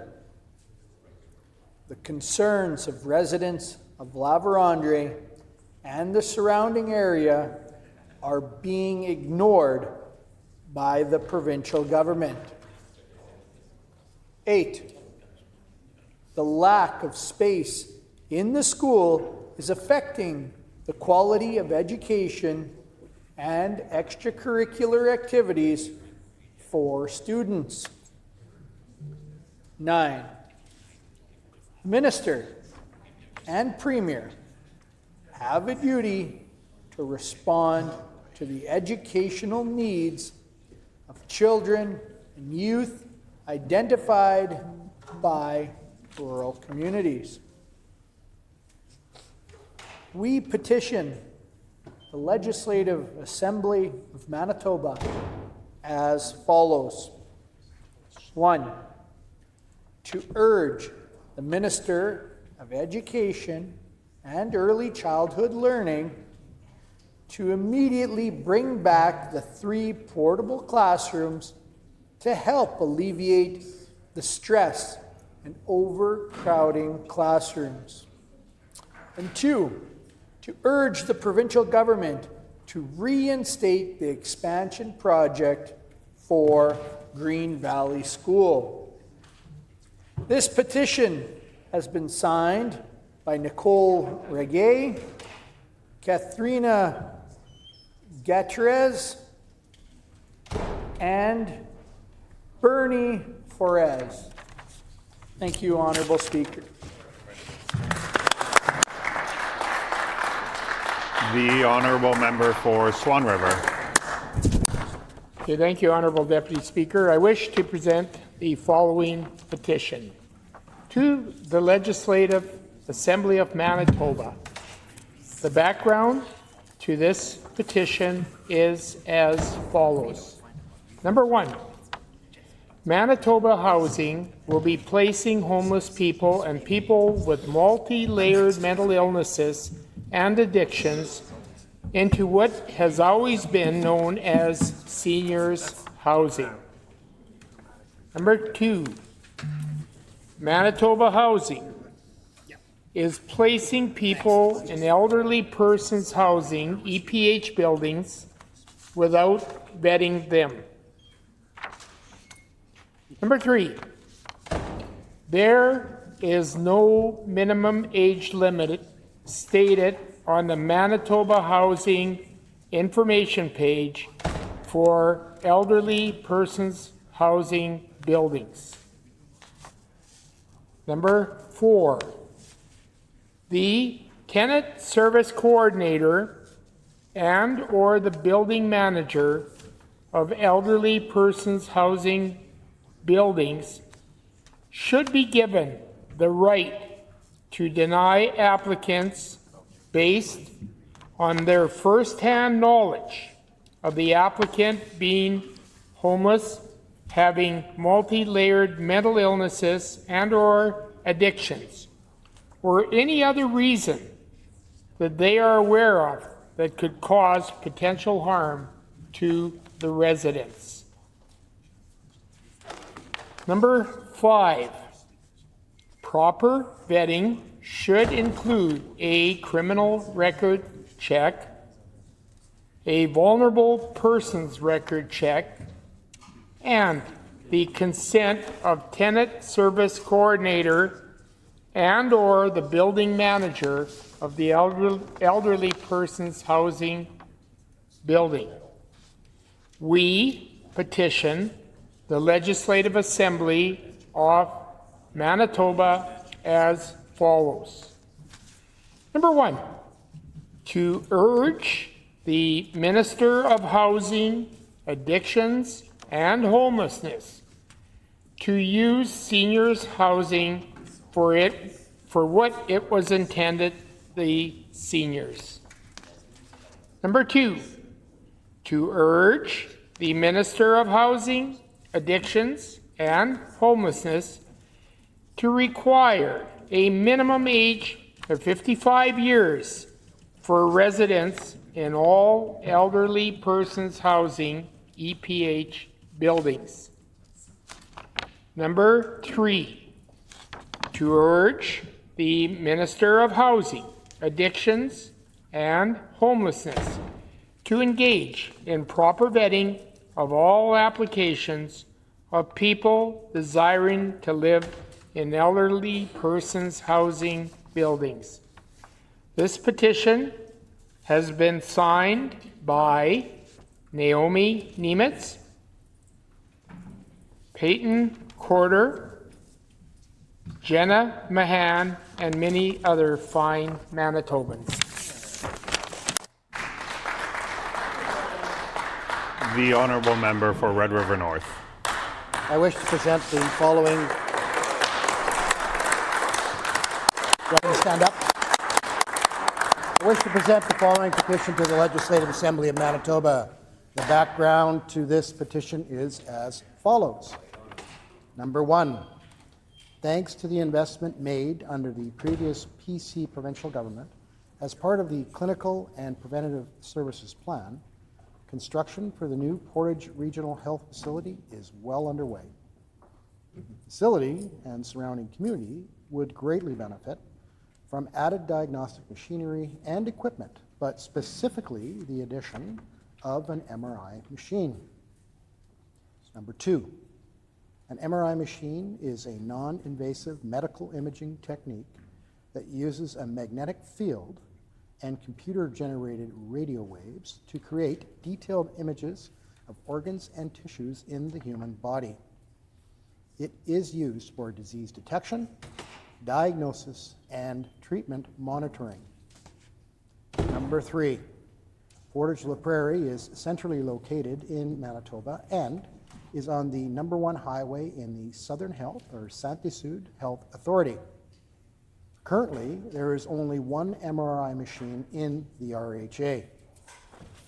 Number 4, an MRI machine located in the Portage Regional Health Facility will reduce transportation costs for patients as well as reduce the burden on stretcher services and ambulance use.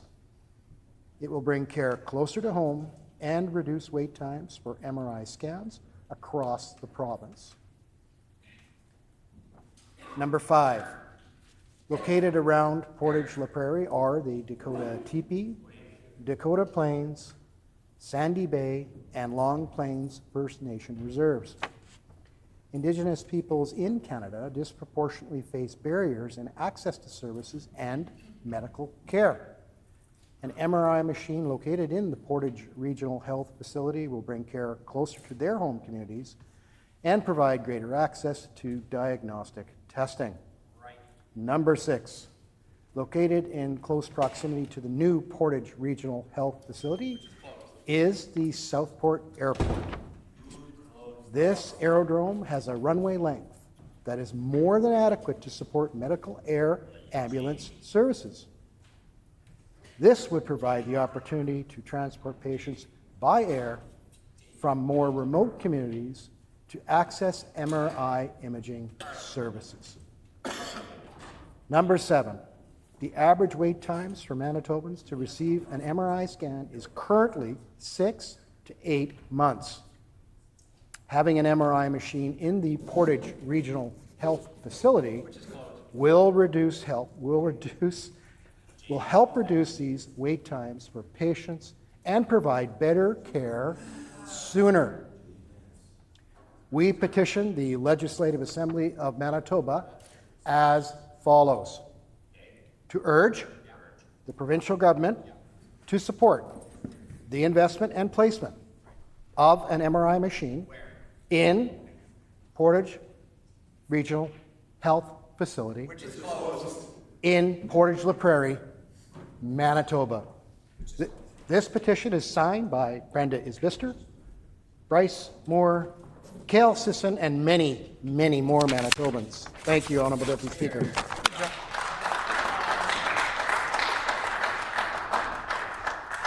The Honourable Member for Riding Mountain.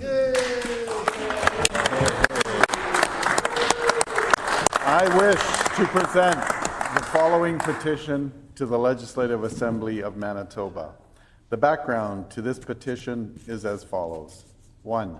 Children with disabilities often require childcare beyond the age of 12.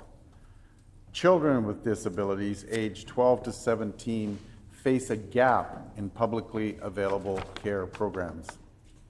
2. The current adolescent care service model creates undue hardship on caregivers. 3. While developing, children may be entering into extracurricular activities, school clubs, or spending time with friends independently. Children with disabilities have reduced opportunities for such social and recreational opportunities due to the lack of spaces. 4. The current self-managed adolescent care models place additional workloads onto already stressed families, requiring parents to seek all alternative options and prove their need for care. 5. The current adolescent care system, as part of the overall respite and support available to families, is failing families of children with disabilities, as identified in the Manitoba Advocate for Children and Youth Bridging the Gaps report. 6. To date, none of the 9 recommendations it contains have been completed beyond 50%. 7.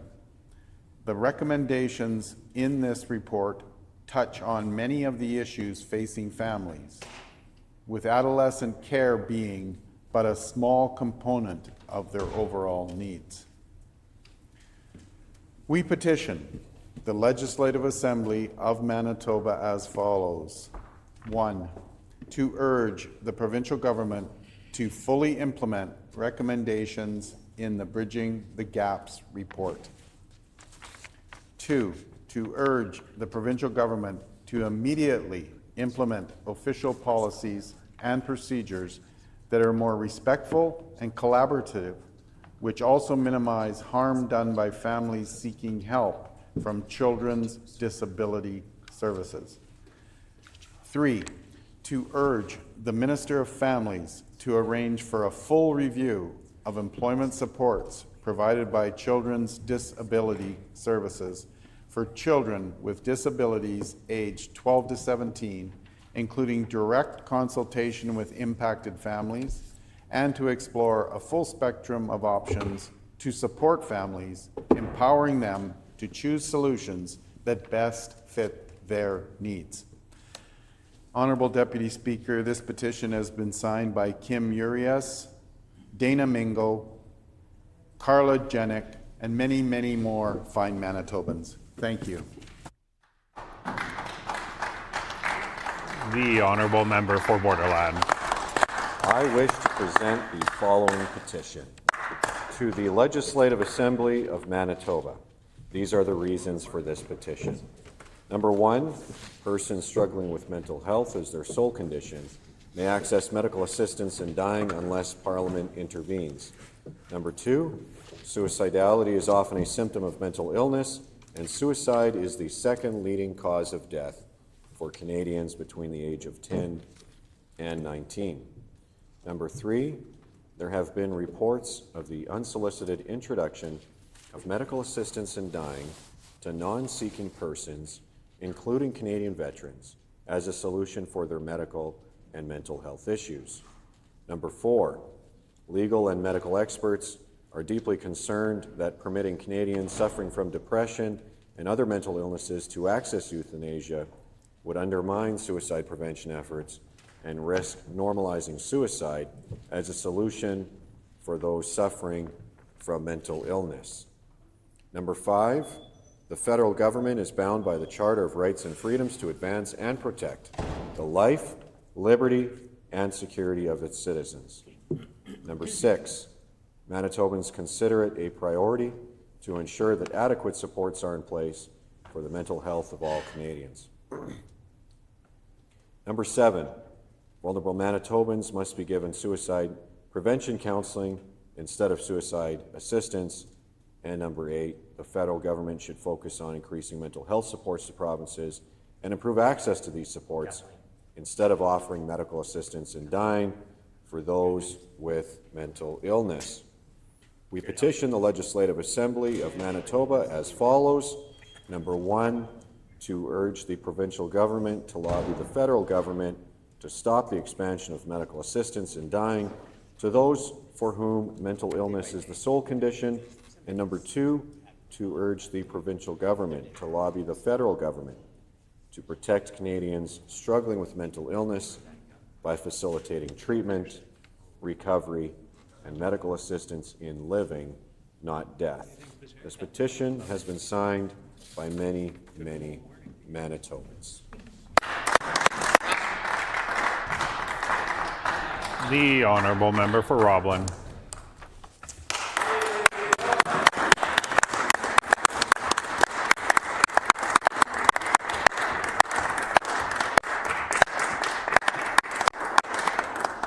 Thank you, Honourable Deputy Speaker.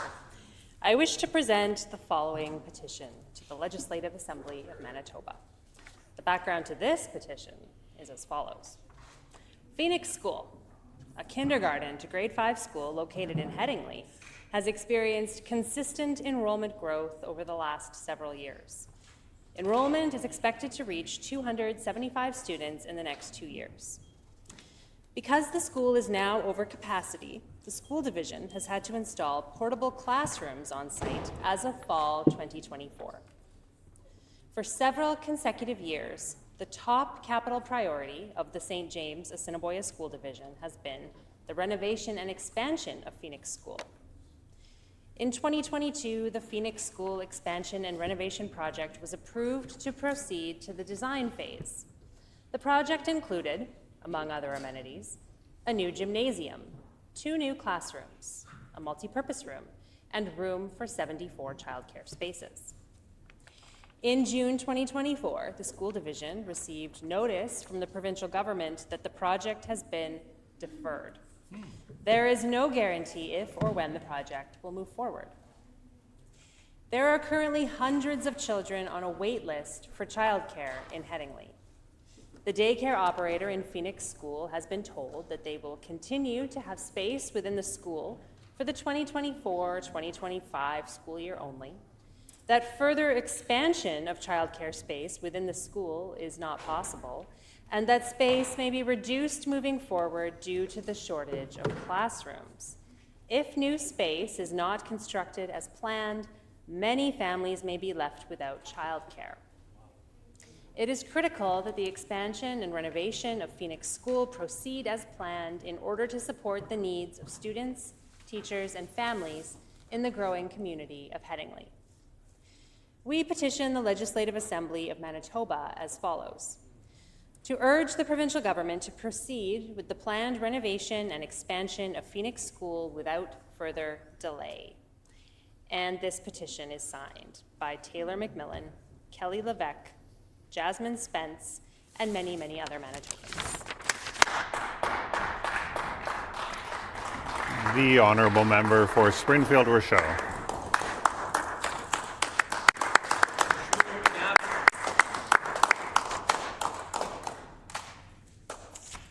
I wish to present the following petition to the Legislative Assembly of Manitoba.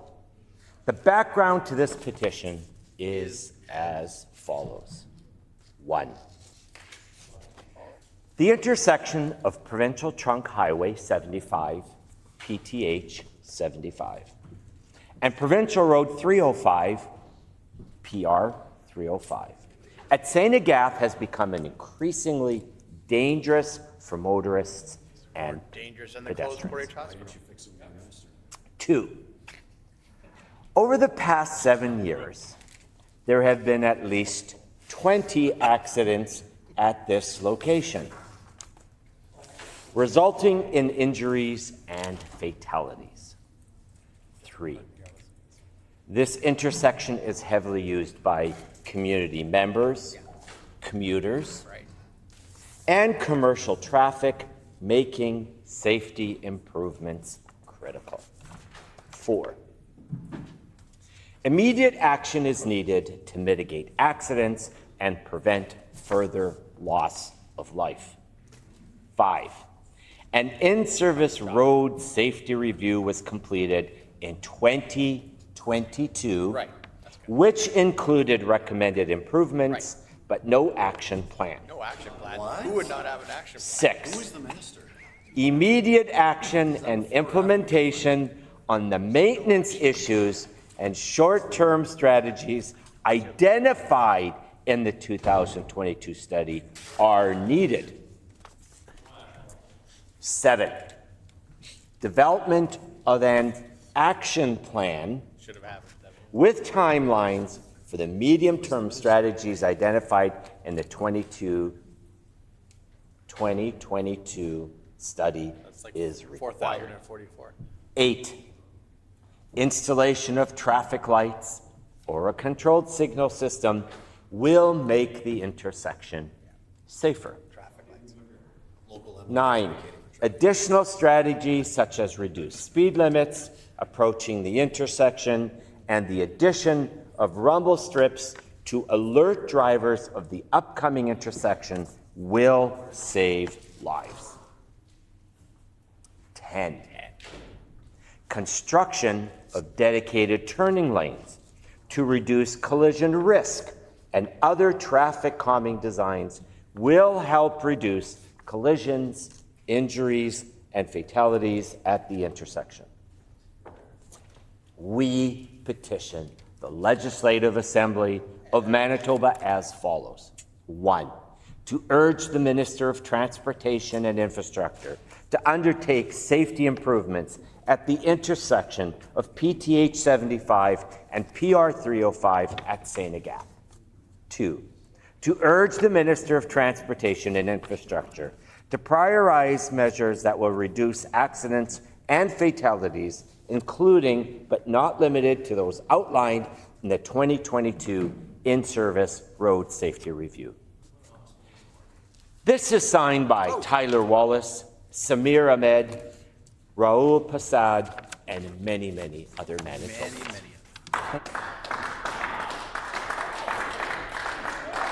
The honourable member for Steinbach. Thank you. Yay! He's alive. Only a mic over here. Thank you, Honourable Deputy Speaker. I wish to present the following petition to the Legislative Assembly of Manitoba, and the background to this petition is as follows. 1.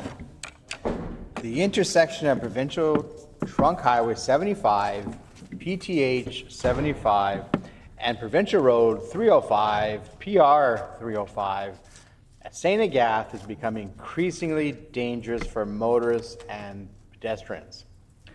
2, over the past 7 years, there have been at least 20 accidents at this location, resulting in injuries and fatalities. 3, the intersection is heavily used by community members, commuters, and commercial traffic, making safety improvements critical. 4, immediate action is needed to mitigate accidents and prevent further loss of life. 5, an in-service road safety review was completed in 2022, which included recommended improvements, but no action plan. 6, immediate action and implementation of the maintenance issues and short-term strategies identified in the 2022 study are needed. 7, development of an action plan with timelines for the medium-term strategies identified in the 2022 study is required. 8, installation of traffic lights or a controlled signal system will make the intersection safer. 9, additional strategies such as reduced speed limits approaching the intersection and the addition of rumble strips to alert drivers of the upcoming intersection will save lives. 10, construction of dedicated turning lanes to reduce collision risk and other traffic calming designs will reduce collisions, injuries, and fatalities at the intersection. We petition the Legislative Assembly of Manitoba as follows. 1, to urge the Minister of Transportation and Infrastructure to undertake safety improvements at the intersection of PTH 75 and PR 305 at St. Agath. And 2, to urge the Minister of Transportation and Infrastructure to prioritize measures that will reduce accidents and fatalities, including, but not limited to, those outlined in the 2022 In-Service Road Safety Review. And Honourable Deputy Speaker, this petition is signed by Corrine Coop, Josh Coop, Natalie Gradine, and many, many other fine Manitobans.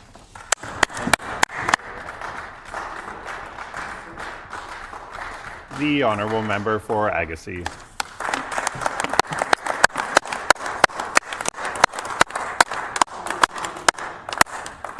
I wish to present the following petition. To the Legislative Assembly of Manitoba. The background to this petition is as follows. Number 1, children with disabilities often require child care beyond the age of 12.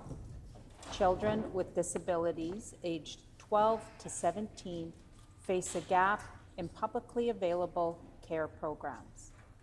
Number 2, the current adolescent care service model creates undue hardship on caregivers.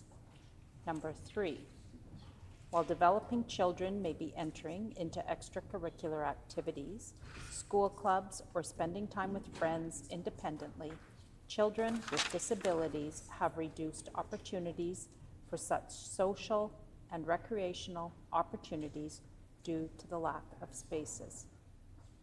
Number 4, the current self-managed adolescent care models place additional workloads onto already stressed families, requiring parents to seek all alternative options and prove their need for care.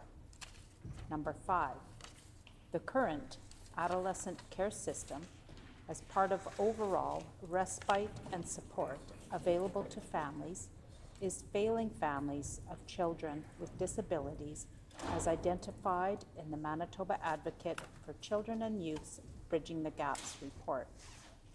Number 6, to date, none of the 9 recommendations it contains have been completed beyond 50%. Number 7, the recommendations in this report touch on many of the issues facing families. with adolescent care being but a small component of their overall needs.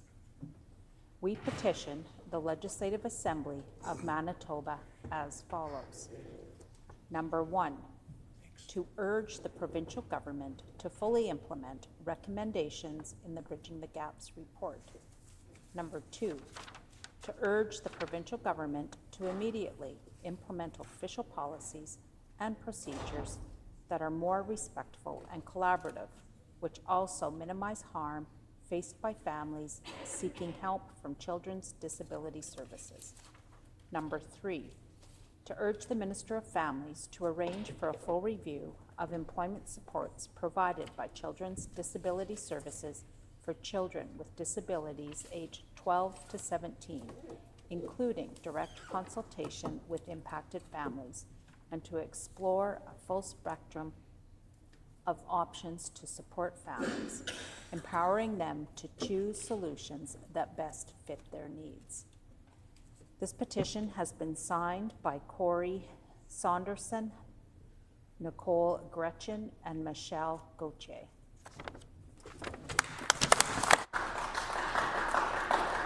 The honourable member for Lakeside.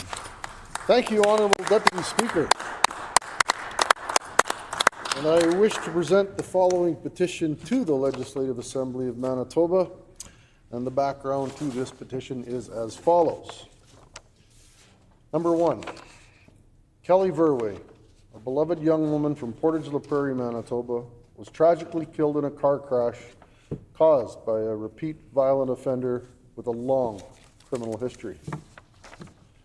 Number 2, despite repeated violations of his bail conditions, the offender was free to roam the streets and to ultimately claim Kelly's life, and this tragedy was entirely preventable. Number 3, while the criminal code falls under federal jurisdiction, provinces have been given the responsibility for the administration of justice, allowing for meaningful provincial action on bail reform to ensure public safety. Number 4, other provinces have taken proactive steps to strengthen bail enforcement, but Manitoba has not used all the available tools to address this issue effectively. Number 5, the provincial government has the ability and the responsibility to advocate for and implement measures that protect its citizens by ensuring that repeat violent offenders are not released into our communities without proper safeguards. Number 6, immediate action is required to close gaps in the justice system that allow dangerous criminals to remain free, which puts innocent Manitobans at risk.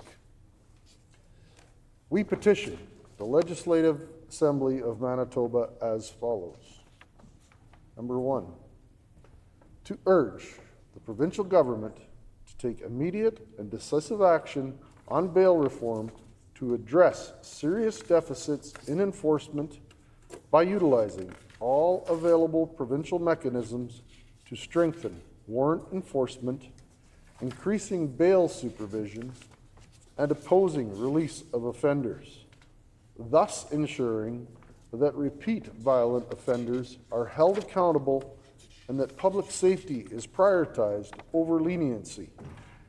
And number 2, to urge the provincial government to lobby the federal government to immediately repeal provisions of the criminal code that allow for the continued victimization of law-abiding Manitobans while granting repeat offenders additional rights.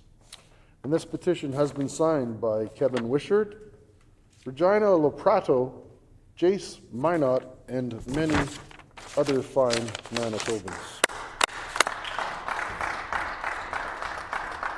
The honourable member for Portage-la Prairie.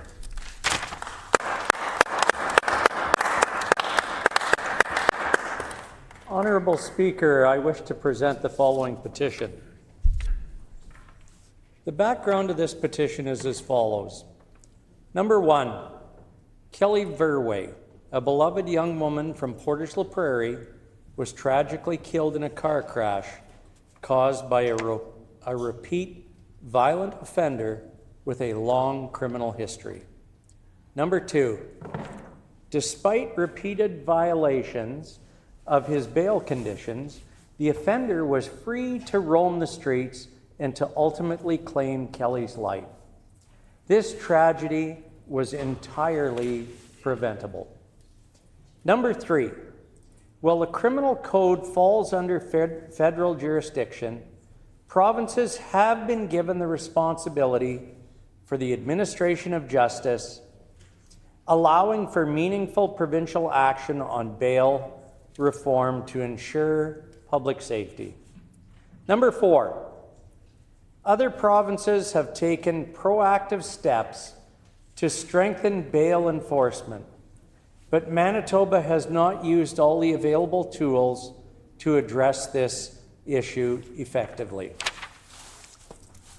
Number 5, the provincial government has the ability and the responsibility to advocate for and implement measures that protect its citizens by ensuring that repeat violent offenders are not released into our communities without the proper safeguards.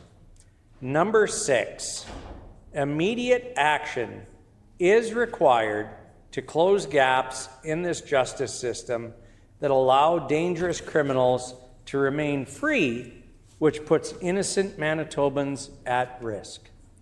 We petition the Legislative Assembly of Manitoba as follows: to urge the provincial government to take immediate and decisive action on bail reform to address serious deficits in enforcement by utilizing all available provincial mechanisms to strengthen warrant enforcement, increasing bail supervision and opposing release of offenders, thus ensuring that repeat violent offenders are held accountable and the public safety is prioritized over leniency. And number 2, to urge the provincial government to lobby the federal government to immediately repeal provisions of the criminal code that allow for the continued victimization of law-abiding Manitobans while granting repeat offenders additional rights. This is signed by Jamie O'Brien, Karen O'Brien, Dale Curtin, and many, many more wonderful Manitobans. Thank you. The honourable member for Lac du Bonnet.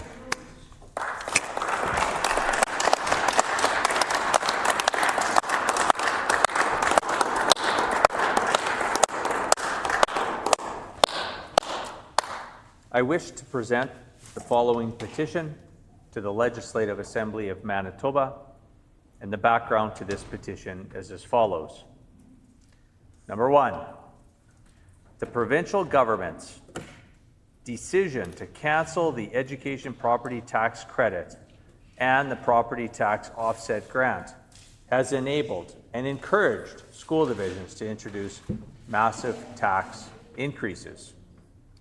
Number 2, these massive increases have been felt by all Manitobans and, compounded by arbitrary and punitive changes to the education property tax rebate, have made many Manitobans ineligible.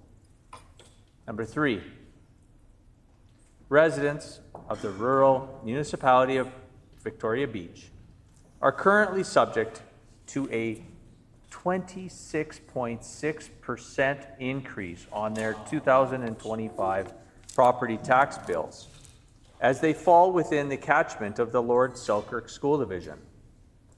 Number 4, Victoria Beach residents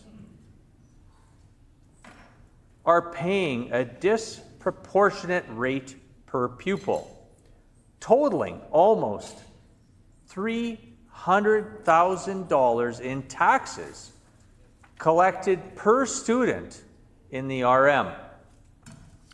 Number 5, secondary property owners are subject to taxation without representation, as they are ineligible to vote for trustees who set the rate, but are still required to pay.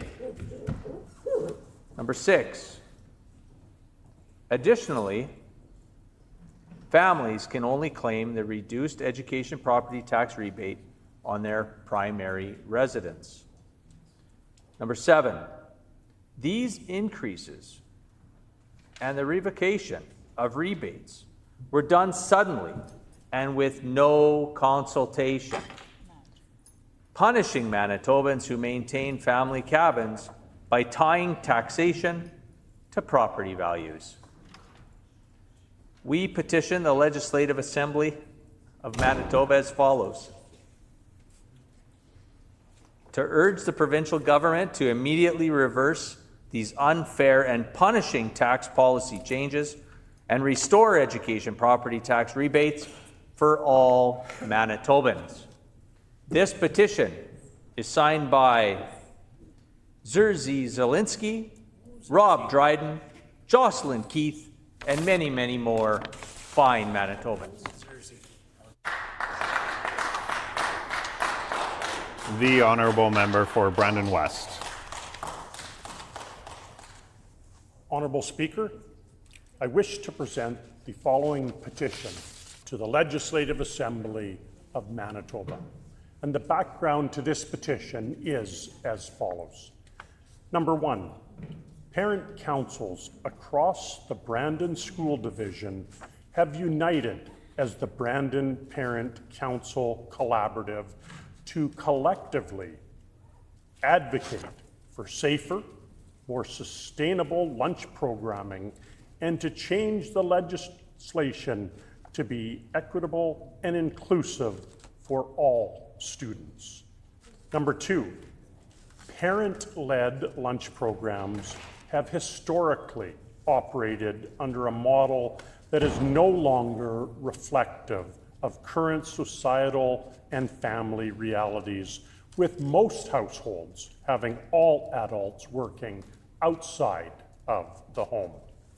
Number 3, the geographic expansion of school catchment areas combined with school of choice enrollment has increased the need for accessible, school-supported lunch programs for all students, not just those classified as bus students. Number 4, students are increasingly dependent on schools for midday nutrition, supervision, and emotional stability, making the lunch period a vital part of the school day that impacts safety, readiness to learn, and overall well-being. Number 5, there is widespread willingness among educational assistants to support lunch programs if formalized through the Brandon School Division. We petition the Legislative Assembly of Manitoba as follows.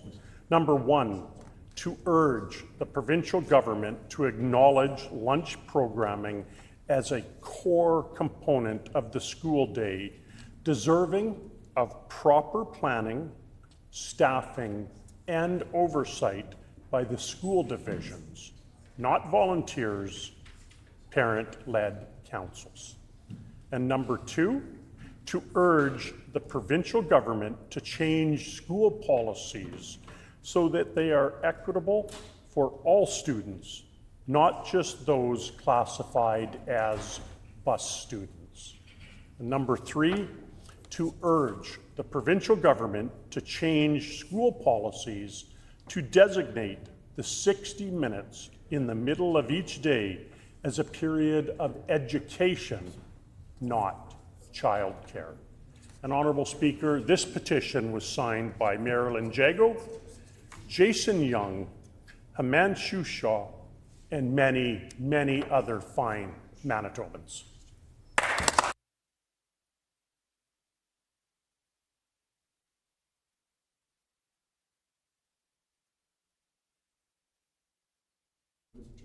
the member for Turtle Mountain, and I would ask, does the member have a headset yet? Yes, I do. Okay, and the honourable member for Turtle Mountain. Yeah, I've always had a headset. I'm not quite sure why it's not working on this technology here. So, Honourable Speaker, I wish to present the following petition to the Legislative Assembly of Manitoba. The background of this petition is as follows. Number one, thanks to the investment made under the previous PC provincial government as part of the Clinical and Preventative Service Plan, construction for this new Portage Regional Health Facility is well underway. The facility and the surrounding community would greatly benefit from added diagnostic machinery and equipment, but specifically a addition to an MRI machine. Number two, an MRI machine is a non-invasive medical imaging technique that is used a magnetic field and computer-generated radio waves to create detailed images of organs and tissues in the human body. It is used for the disease detection, diagnosis, and treatment monitoring. Number three, Portage Prairie is centrally located in Manitoba and is on the #1 highway in the Southern Health Santé Sud Health Authority. Currently, there is only one MRI machine in that RHA. Number four, and an MRI machine located in the Portage Regional Health Facility will reduce transportation costs for patients as well as reduce the burden of stretcher services and ambulance use. It will bring care closer to home and reduce wait times for MRI scans across the province. Number five, located around Portage la Prairie are the Dakota Teepee, Dakota Plains, Sandy Bay, and Long Plains First Nations reserves. Indigenous peoples in Canada disproportionately face barriers of access to services and medical care. An MRI machine located in the Portage Regional Health Facility will bring care closer to their home communities and provide greater access to diagnostic testing. Number six, located in close proximity to the new Portage Regional Health Facility is the Southport Airport. This aerodrome has a runway length that is more than adequate to support medical air ambulance services. This would provide an opportunity to transport patients by air from more remote communities to access MRI imaging services. And number seven, the average wait times in Manitobans to receive an MRI scan is currently 6 to 8 months. 6 to 8 months.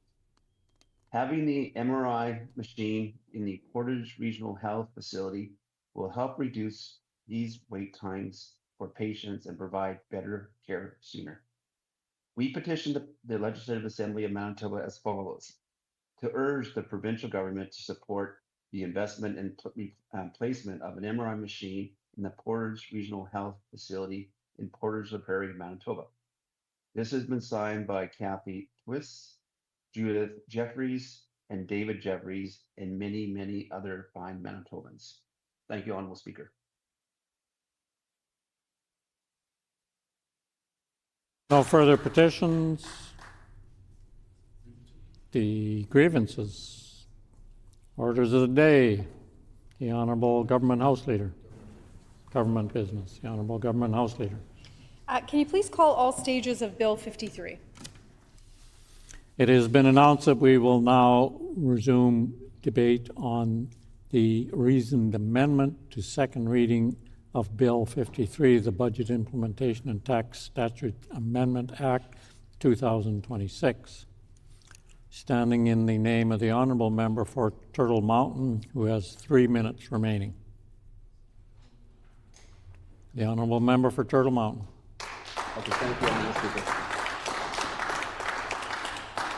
The Honourable Speaker, it's my honour to bring forward to talk about the reasonable amendment Bill 53, the Budget Implementation Tax Statutes Amendment Act 2026.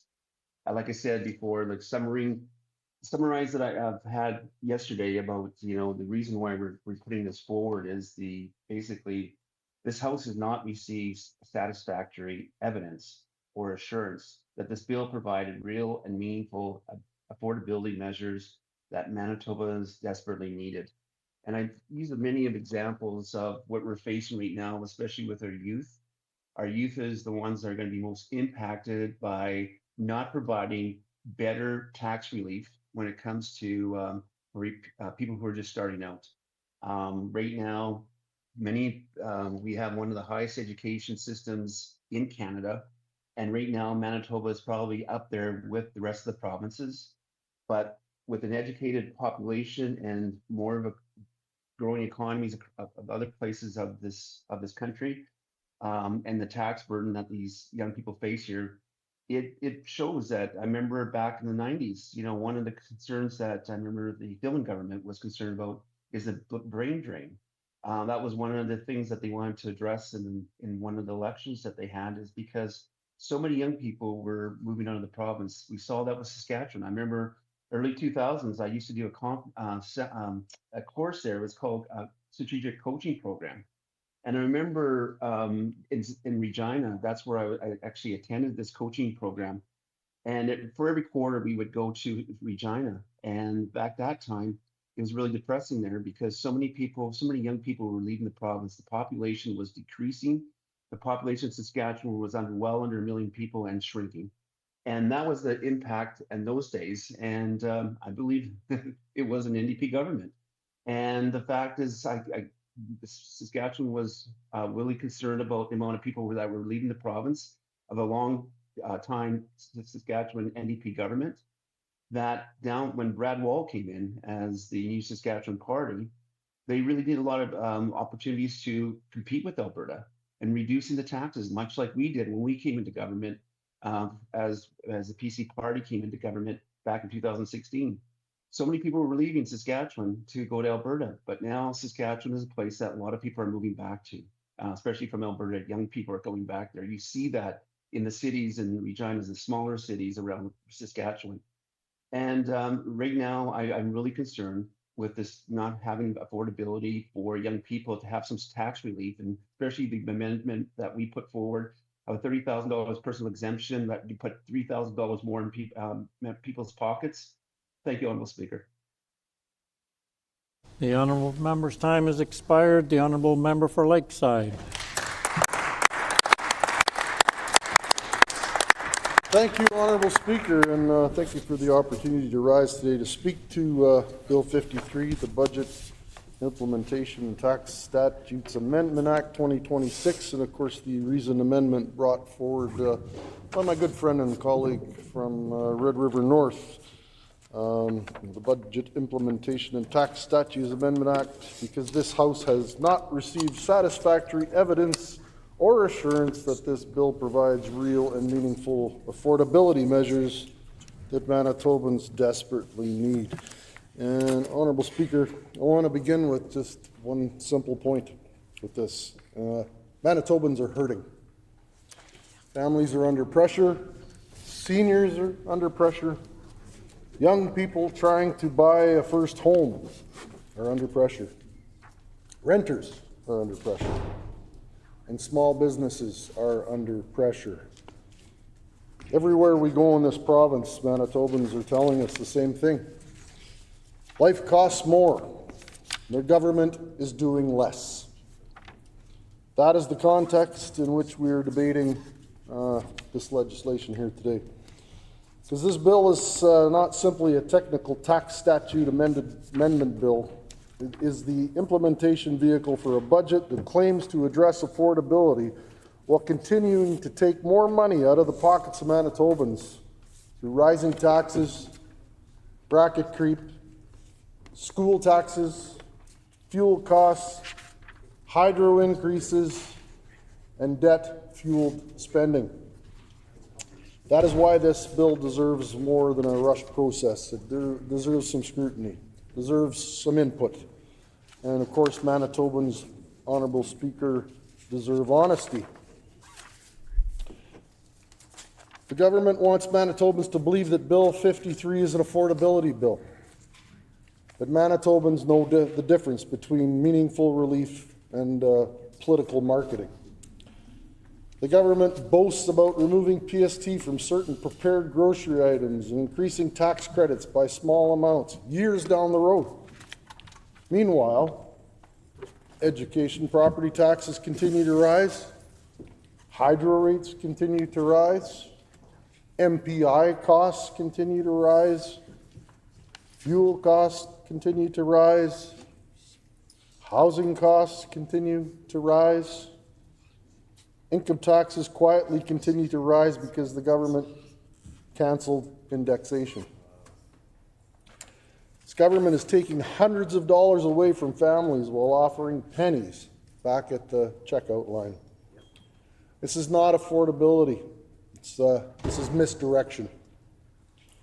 The Premier has spent months talking about pennies on snack foods and rotisserie chickens while families are watching hundreds, thousands of dollars disappear from their household budgets every year.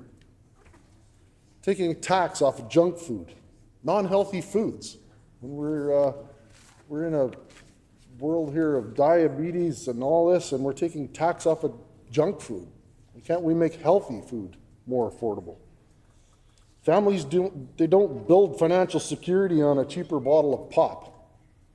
They build security through lower taxes, stronger paychecks, affordable utilities, affordable housing, and confidence into the future. This legislation doesn't provide that at all. Honourable Speaker, one of the most troubling aspects of this government's record is its cancellation of indexation on tax brackets and the basic personal amount. It matters because inflation pushes workers into higher taxation even when their purchasing power isn't improving. And that is called bracket creep. It is a hidden tax hike. Manitobans know exactly what it feels like.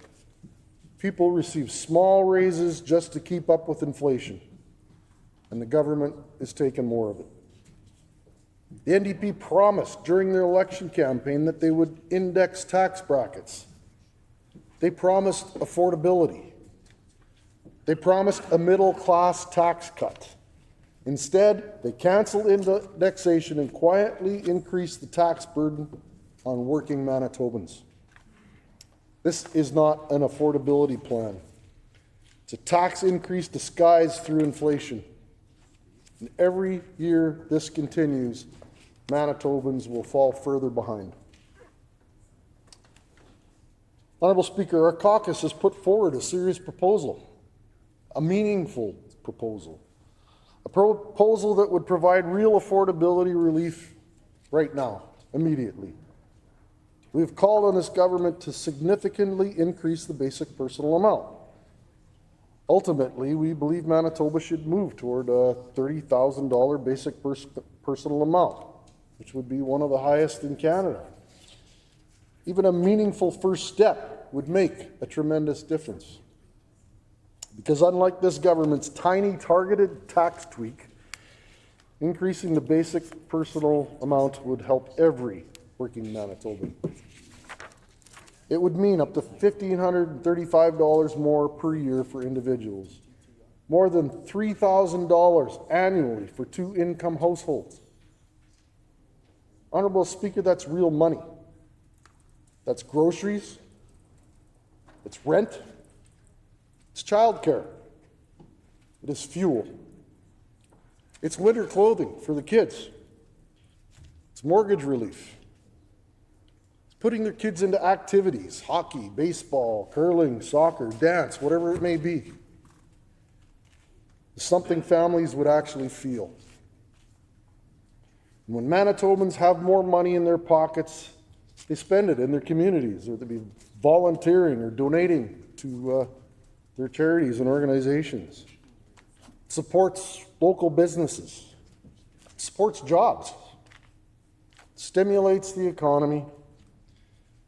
It's not only good social policy, it's good economic policy. Now let's compare our proposal with what's actually on Bill 53. The government is increasing the homeowners affordability tax credit from $1,600 to $1,700. But Manitobans don't receive that increase until 2028. 2028, Honorable Speaker. Families are struggling now. They're struggling today. Seniors are struggling now. And young families are struggling now. Meanwhile, assessment values continue climbing every year.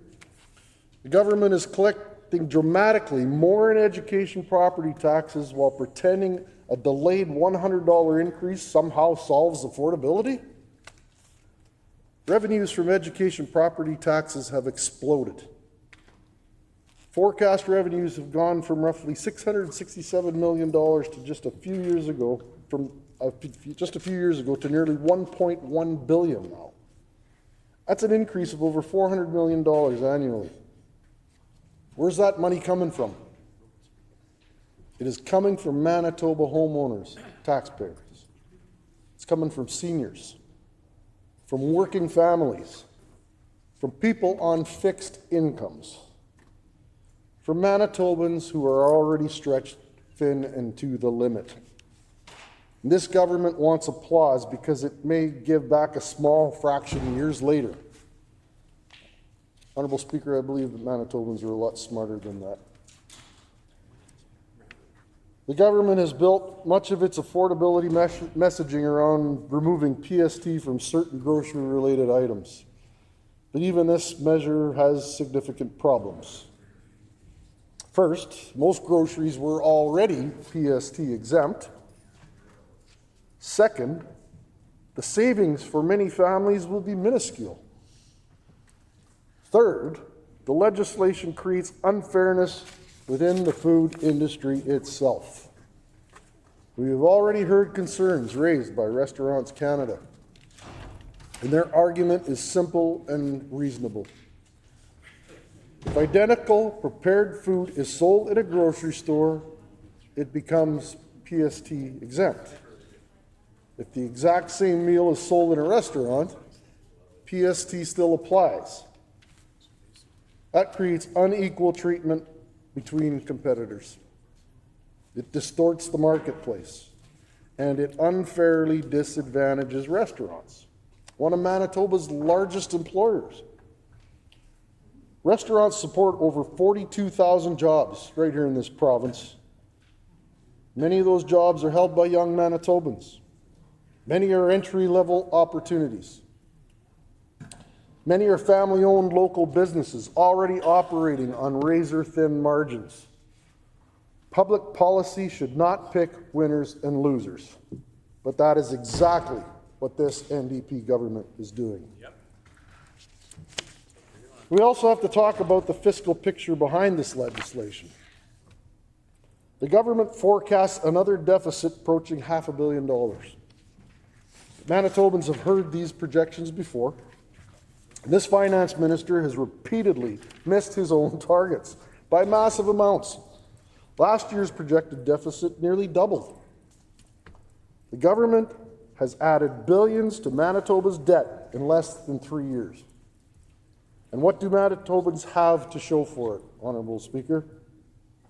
Longer ER wait times, rising taxes, rising hydro bills, rising costs of living, a stagnating economy, and reduced private capital investment.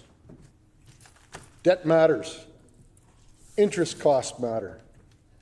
Because every dollar spent servicing debt is a dollar that cannot go toward health care, education, infrastructure, or tax relief. And this government spending trajectory is unsustainable. Another major concern with this budget and this legislation is the lack of a serious economic growth strategy. Where is the long-term growth plan? Where's the mining strategy? Where's the exploration strategy? Where are the incentives for business investment? Where are the payroll tax reforms? Where are the measures to support entrepreneurs and job creators? We see very little in this budget. Instead, private capital investment is declining. Businesses are expressing their concern. Stakeholders are expressing their disappointment. And Manitoba risks falling further behind other provinces competing for workers, investment, and opportunity. If we want stronger public services, we need a stronger economy to support those services. Government can't tax and borrow its way to prosperity. Bill 53 also contains provisions related to the Manitoba Institute of Trades and Technology. Manitobans deserve some answers. This government allowed MITT to deteriorate into crisis. Now it wants new powers to appoint administrators and redistribute assets. This raises some serious concerns about the future of post-secondary education and trades training right here in our province. At a time when Manitoba desperately needs skilled workers, the government is overseeing instability in one of our important training institutions. It's deeply troubling. Excuse me. So we proposed in the previous amendment that the subject matter of Bill 53 be referred to committee so Manitobans can have their voices heard. Because legislation of this importance deserves transparency, deserves accountability, and it deserves public input. Over the last 2 years, this government has repeatedly bundled major legislative changes into omnibus budget implementation bills and pushed them through with minimal scrutiny. It's not healthy for democracy. It's not respectful whatsoever for Manitobans. And that is not how major fiscal legislation should be handled. Last year, our caucus proposed legislation that would require meaningful public committee review of budget implementation bills, and this NDP government rejected it. Why? Because this government does not welcome scrutiny when it comes to its own legislation. No, not at all. Absolutely. But Manitobans deserve to speak. Municipal leaders deserve to speak. Business groups deserve to speak. Homeowners deserve to speak. Restaurants deserve to speak. Taxpayers deserve to speak. And stakeholders deserve to speak. Honourable Speaker, Manitobans deserve better. The core issue here is trust. The government promised affordability. Instead, what did Manitobans get? You got bracket creep, higher taxes, higher debt, higher hydro rates, higher school taxes, and token affordability measures that fail to meet the moment. Families are asking for meaningful relief. Not slogans, not photo opportunities, not tiny delayed rebates. They want relief.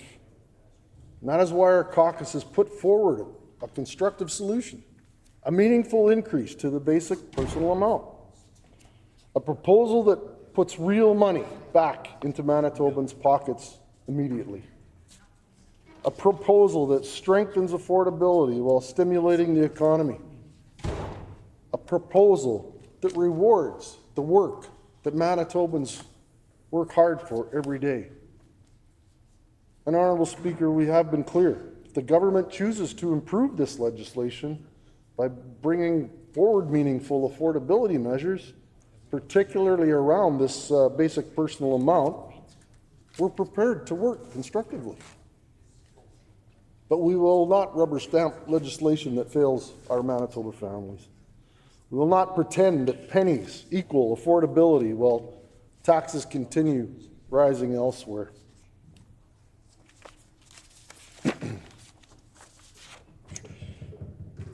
We support this motion brought forward because Manitobans deserve transparency.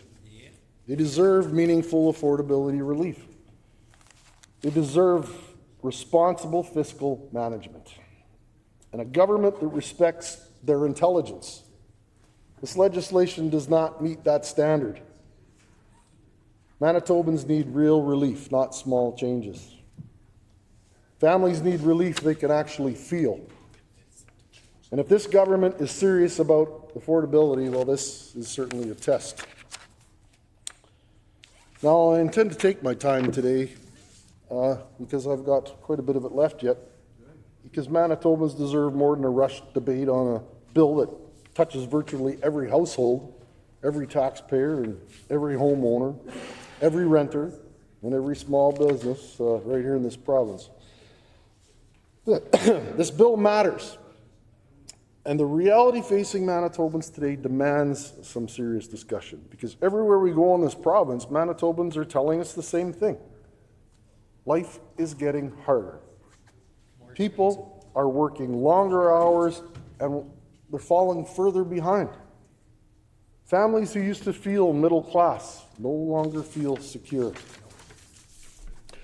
Young people wonder whether they will ever own a home, never mind a car. Seniors on fixed incomes are worried about staying in their homes. Small businesses are struggling with rising costs, rising payroll pressures, rising utilities, and weaker consumer confidence. And at the center of all this affordability, that's the issue. This is the challenge facing Manitoba families. That is why this legislation matters, because Bill 53 is not simply a housekeeping bill. It's an implementation bill for this government's entire budget agenda. It reflects the values of this government, reflects their priorities, and unfortunately, Honourable Speaker, it reflects a government that fundamentally misunderstands what Manitobans are going through today. Manitobans need real relief. Manitobans are not asking for miracles. They're asking for fairness. They're asking for a little bit of breathing room. They're asking to keep more of what they earn. They're asking for a government that understands the pressures that they are facing. People are making impossible choices right now. Do we pay the hydro bill first or buy groceries first? Do we repair the car now or do we wait another month?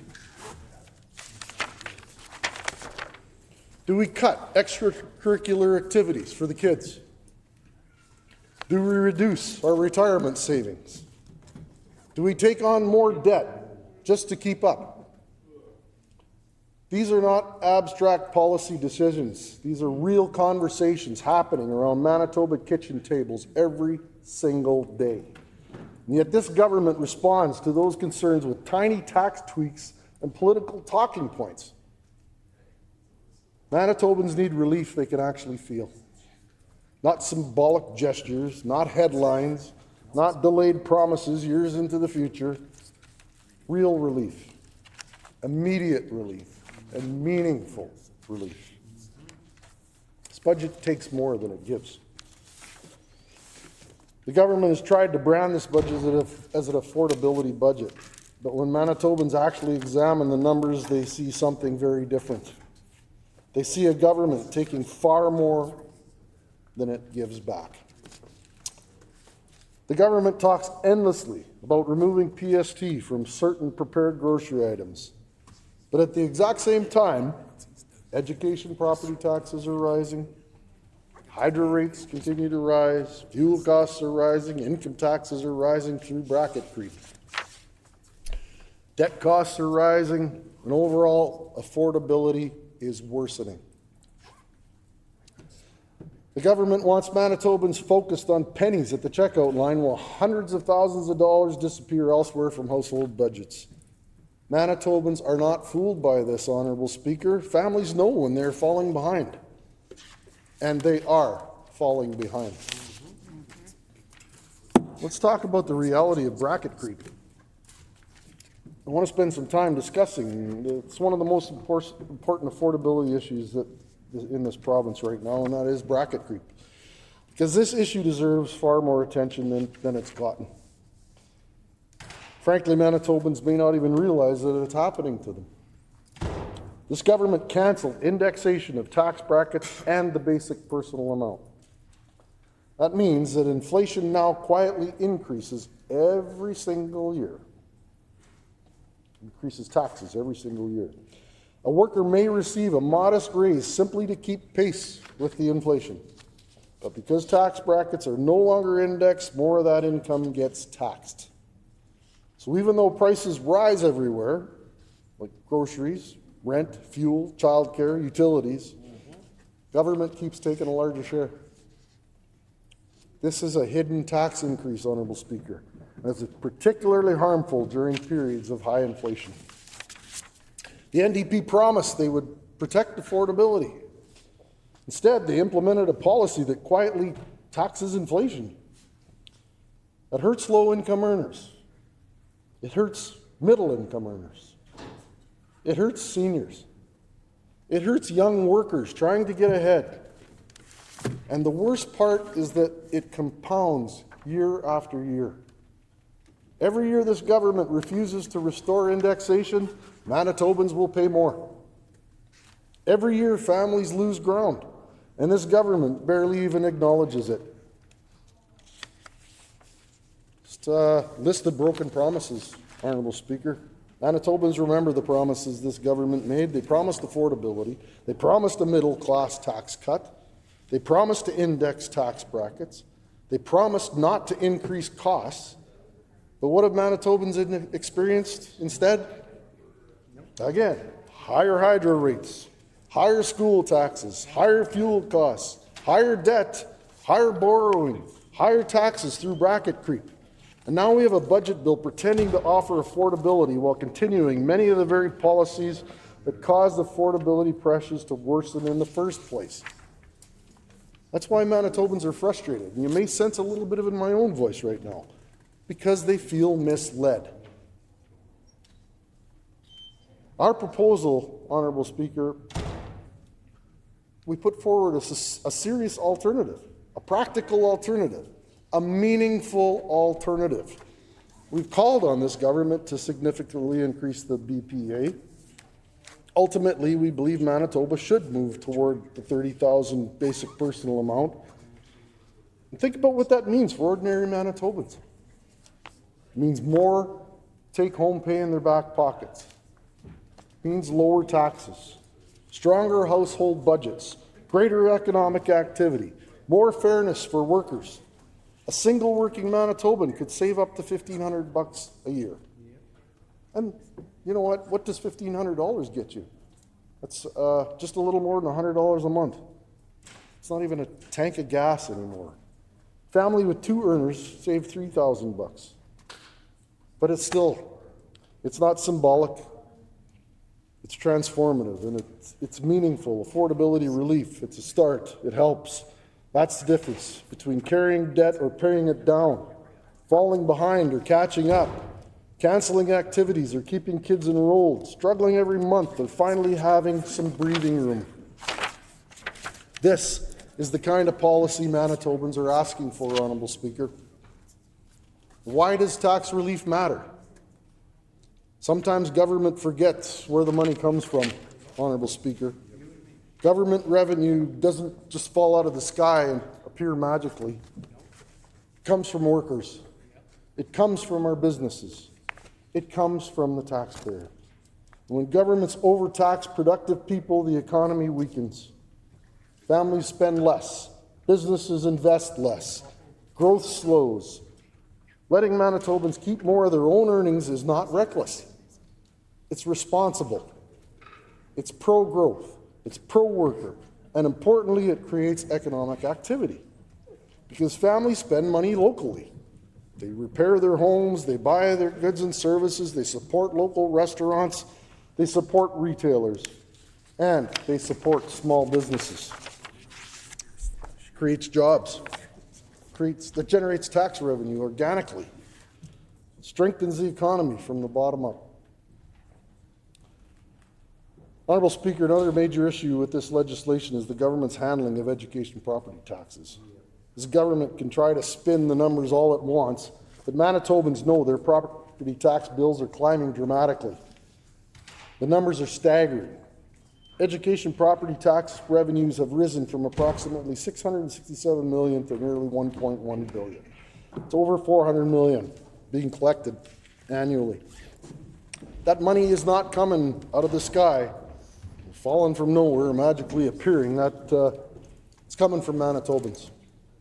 It's coming from the homeowners. It's coming from our seniors. It's coming from our middle-class families and for people on fixed incomes, for people already struggling with inflation. And what does this government offer in return? A delayed increase in homeowners' affordability tax credit years into the future. That doesn't solve the problem. It barely acknowledges the problem. Seniors are being hit real hard here. And I specifically want to talk about that because many seniors in Manitoba are deeply worried right now. These are the people that helped to build this province.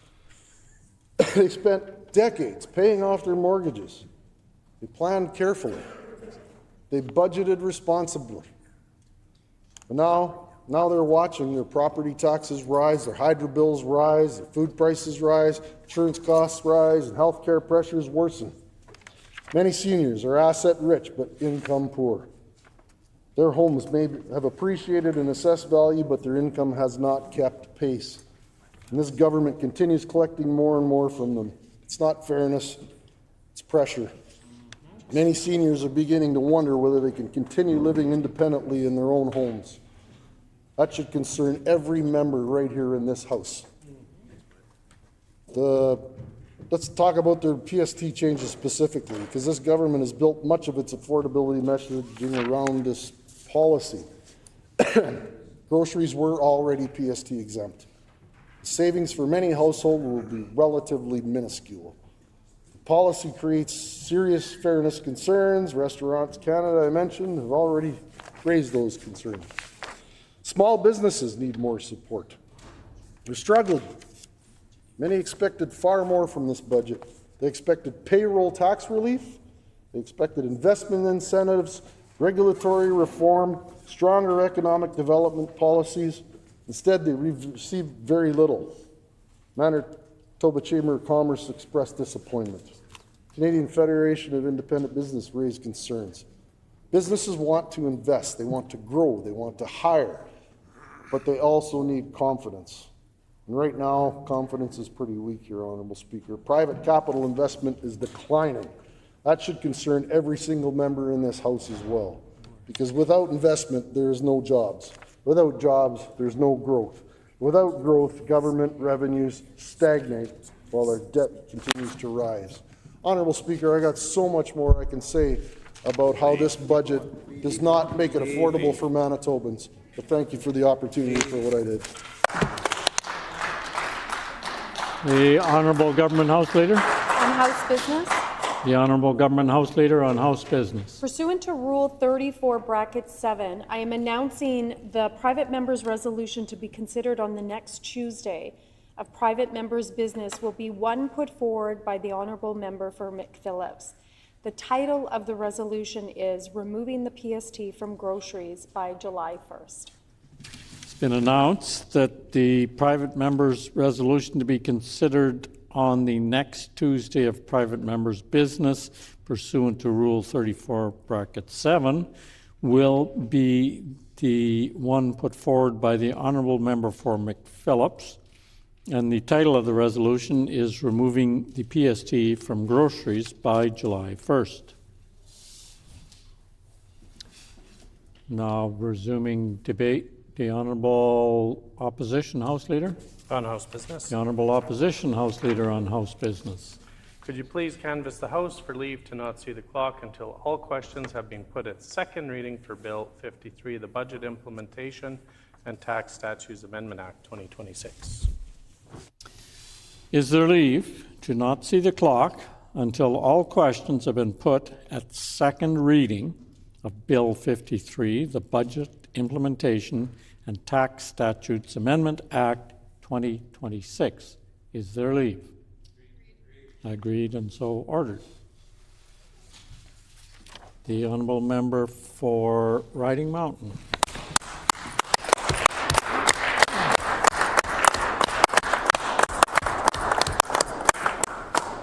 Thank you, Honourable Speaker.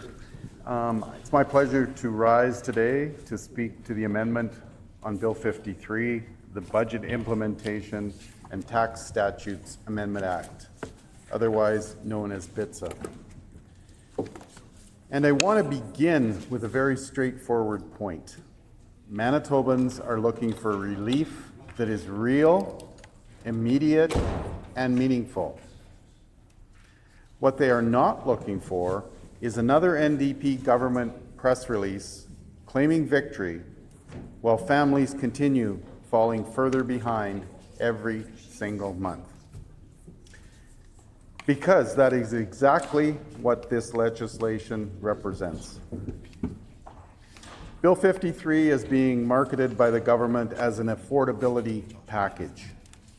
But when Manitobans examine the details, they quickly realize that the measures inside this legislation are extremely limited compared to the financial pressures families are facing every day. This NDP government continues to talk about affordability while simultaneously presiding over higher taxes, higher assessments, higher utility costs, higher fuel costs, and rising household expenses across nearly every category of daily life. Honourable Speaker, legislation of this scale deserves scrutiny. Legislation affecting taxes, property owners, renters, municipalities, small businesses, restaurants, and Manitoba industries should not simply be rushed through this chamber with minimal public input and limited accountability. Manitobans deserve the chance to be heard. And frankly, after the last several years of omnibus BITSA legislation and rushed legislative tactics from this NDP government, Manitobans have every reason to demand greater transparency. Honourable Speaker, affordability is the defining issue for Manitoba families right now. Across this province, people are under enormous pressure. Families are trying to stretch paychecks that no longer stretch far enough. Seniors on fixed incomes are watching the cost of living rise faster than their pensions. Young Manitobans are questioning whether they can even afford to buy a home or build a future here in this great province.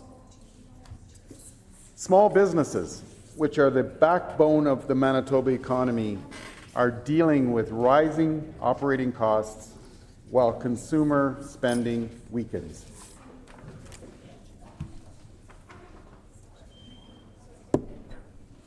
And, Honourable Speaker, all of this is happening while this Canoe government insists that tiny, targeted tax measures somehow amount to a serious affordability strategy.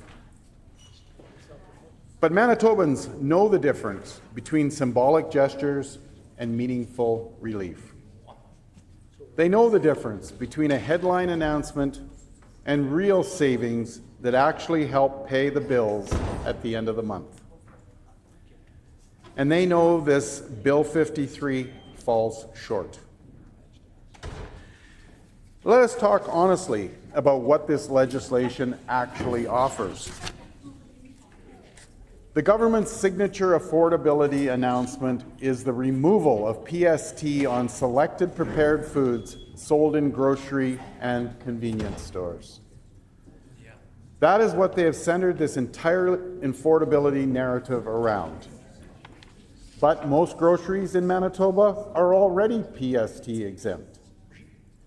The government is talking about a narrow category of prepared foods and snack items, while Manitobans are facing rising costs in every other part of their lives. Hydro bills are higher, gas prices are higher, insurance costs are higher, property taxes are higher, mortgage payments are higher, rent is higher. And after all of that, this government says Manitobans should celebrate saving a few cents on a snack or a few dollars at the checkout line. Honourable Speaker, families cannot build a future on pennies. That is the problem with this entire bill. The government is offering Manitobans pennies in relief while taking dollars away through every other avenue available to them. A few cents saved on a prepared food item does not offset hundreds more in education property taxes. A small PST exemption does not offset rising hydro bills. A tiny reduction at the grocery checkout does not offset bracket creep, quietly taking more from every paycheck. And a delayed rebate years from now does not help a family trying to make ends meet today. That is why Manitobans increasingly feel like this government is completely disconnected from the financial realities families are living with. People are not worried about whether they save 50 cents on a prepared salad. They are worried about whether they can afford their mortgage renewal. They are worried about whether they can afford to fill their vehicle with gas. They are worried about hydro increases. They are worried about rent increases. They are worried about property tax notices showing up in the mailbox every year with higher numbers attached to them. And, Honourable Speaker, while all of that is happening, this Canoe government keeps presenting tiny, targeted tax changes as though they are transformational affordability measures. Honourable Speaker, they are not. Manitobans know they are not. One of the biggest concerns I continue hearing from Manitobans is that this government talks constantly about affordability while ignoring the cumulative effect of all the other costs it continues to impose on households. Because affordability is not determined by a single tax exemption in isolation. Families experience affordability as the total cost of living. They experience it through monthly bills, through grocery receipts, through utility payments, through mortgage renewals, through insurance premiums, and through the amount left in their bank account at the end of the month. And right now, for far too many Manitobans, there is less and less left over. That reality cannot be hidden behind carefully crafted announcements or selective statistics. Manitobans know when life is becoming less affordable because they live it every day. They see it when they renew their mortgage at their bank or credit union with dramatically higher interest rates. They see it when they open their hydro bill during the winter months.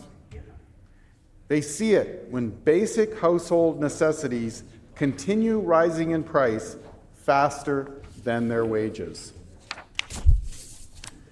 And perhaps most concerning of all, many Manitobans no longer feel confident that things will improve anytime soon. That erosion of confidence matters. Because affordability is not only an economic issue, it is also a quality of life issue. When families lose confidence in their ability to plan for the future, it changes decisions across the board. Young couples delay buying homes. Families postpone having children. Graduates leave the province searching for better opportunities elsewhere. Small businesses hesitate to expand or invest, and communities begin to stagnate. That is why affordability policy must be serious, comprehensive, and rooted in long-term economic growth. Unfortunately, this legislation does not reflect that kind of serious structural thinking. Instead, it reflects a government focused heavily on political optics and narrow announcements designed for short-term headlines. Honourable Speaker, Manitobans deserve better than this government.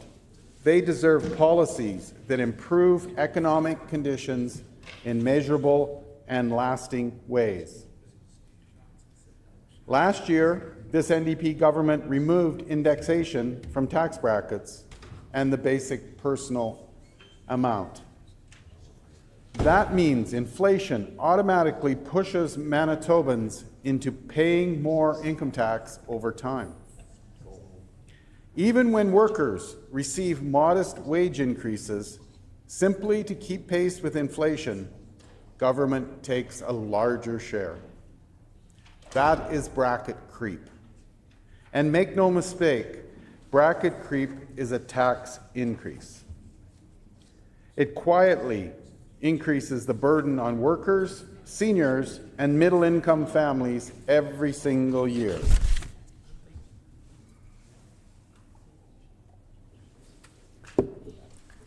This Canoe government promised Manitobans a middle-class tax cut.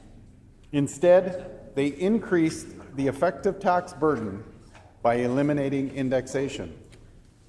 And now, after increasing taxes through bracket creep, they are presenting tiny targeted PST exemptions as affordability relief. Manitobans see through that. They understand when government is taking substantially more than it is giving back. Honourable Speaker, nowhere is that contradiction more obvious than in the area of education property taxes. This government continues to collect dramatically increasing amounts of revenue through education property taxation while pretending small future rebates somehow offset those increases.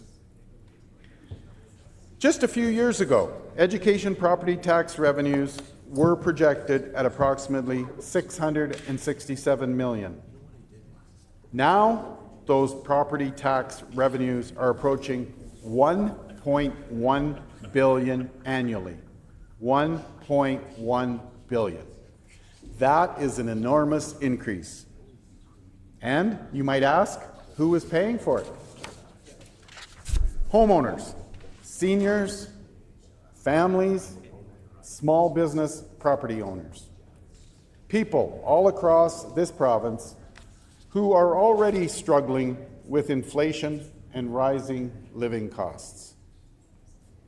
Every year, Manitobans receive property tax notices showing rising assessments and rising taxes. Every year, more families fall behind. And every year, this government talks about affordability while taking hundreds of millions of dollars out of their pockets through property taxation. Then this Canoe government turns around and says they will eventually increase the homeowners' affordability tax credit by another $100. Not now, not this year, not even next year, years down the road. Honourable Speaker, affordability delayed is affordability denied. Families struggling today cannot pay today's bills with promises scheduled years into the future. And let us remember the scale of what this government is asking Manitobans to celebrate. A $100 increase next year, while education property taxes have risen by hundreds of millions of dollars overall. That is pennies compared to the dollars being taken out of Manitobans' pockets every single year. For many homeowners, annual property tax increases alone will completely wipe out that future rebate increase. So when Manitobans hear this government claim they are delivering affordability relief, many simply shake their heads because they know the math does not work. This government keeps trying to sell Manitobans pennies while collecting dollars. That is why, Honourable Speaker, so many people are frustrated, because families feel squeezed from every direction. They see more money leaving their household every month, while government insists things are improving.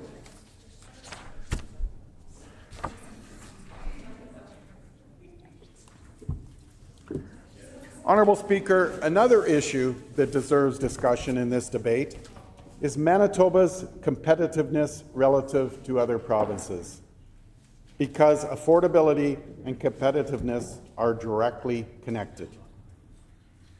If Manitoba becomes less competitive economically, families ultimately pay the price. Businesses invest elsewhere.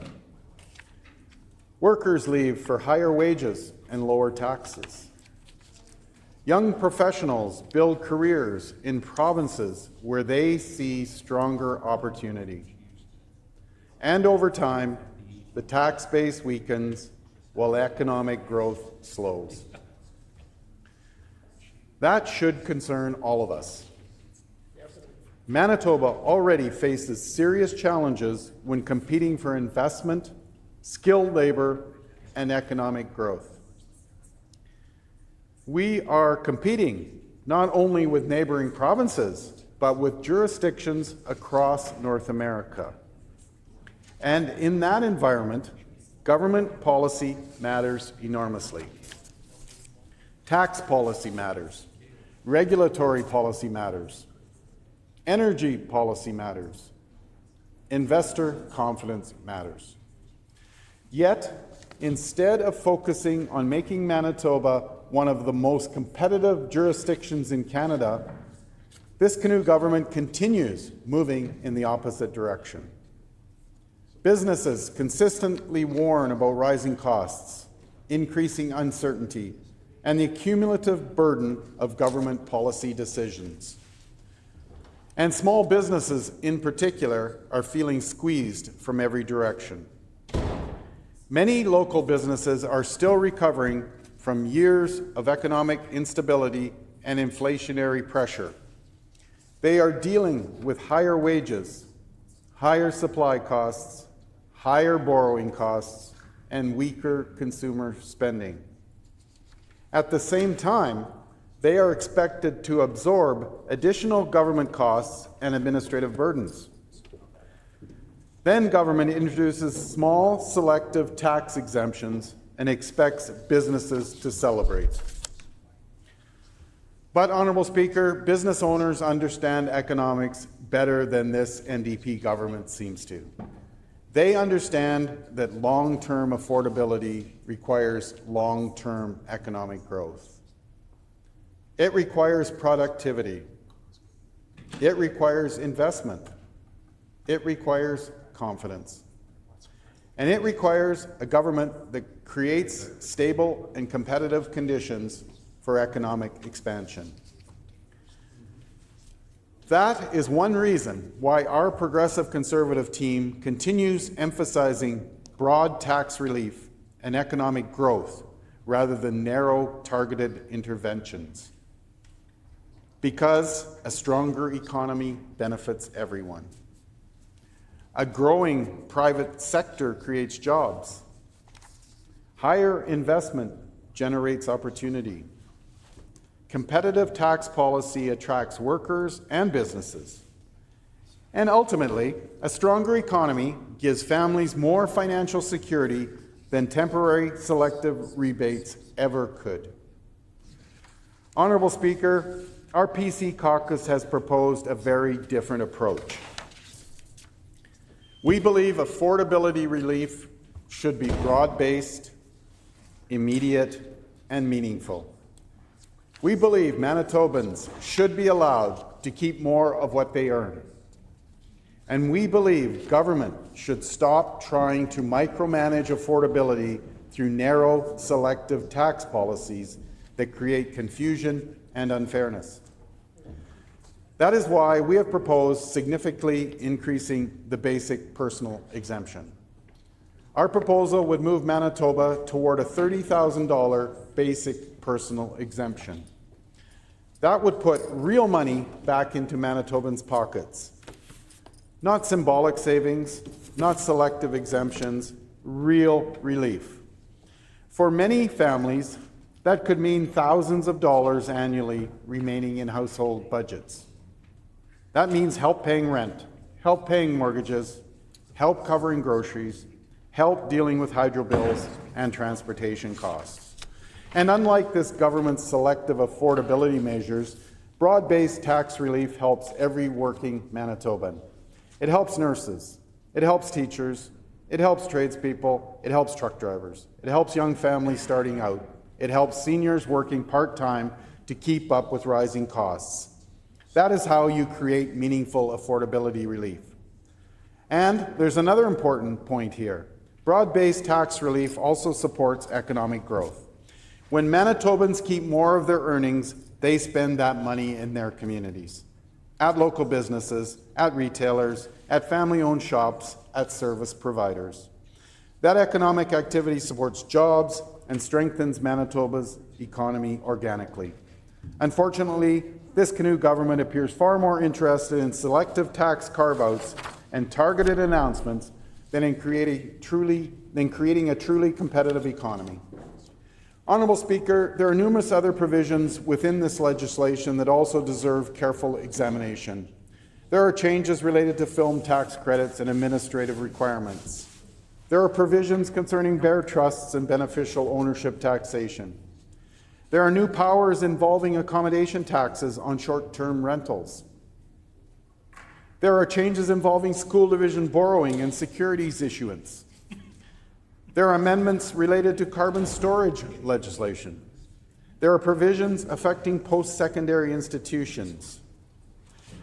I would submit that these are not minor housekeeping measures. These are substantial policy changes with real implications for industries, taxpayers, municipalities, and Manitoba institutions. Yet, this government repeatedly treats bits of legislation as though it should simply pass with limited scrutiny because it is tied to the budget. That is not how strong democratic institutions should function. Legislation deserves proper debate. Stakeholders deserve proper consultation, and Manitobans deserve transparency from their government. Unfortunately, this government has developed a pattern of avoiding accountability whenever possible. Over the last several years, they have repeatedly packed bits of legislation with unrelated measures and attempted to move legislation through quickly with minimal public engagement. Committee hearings have been limited, debate has been restricted, and opposition concerns have often been dismissed outright. That is not healthy for democracy. The role of opposition parties is not simply to rubber stamp government legislation. Our responsibility is to ask questions. Our responsibility is to identify weaknesses in legislation. Our responsibility is to stand up for Manitobans when government policy falls short. And, Honourable Speaker, this legislation falls short. Because, despite all of the government's announcements about affordability, this bill does not meaningfully reduce the overall financial burden facing Manitoba families. The cost of living remains too high. Taxes remain too high. Housing remains increasingly unaffordable. Young people continue leaving for provinces with stronger economic opportunities. And businesses continue warning about Manitoba's declining competitiveness. That should concern every member of this legislature, regardless of political affiliation, because affordability is not only about current costs. It is also about whether Manitoba remains a province where people can build successful futures. Right now, many Manitobans are questioning that future. And what is this government's answer?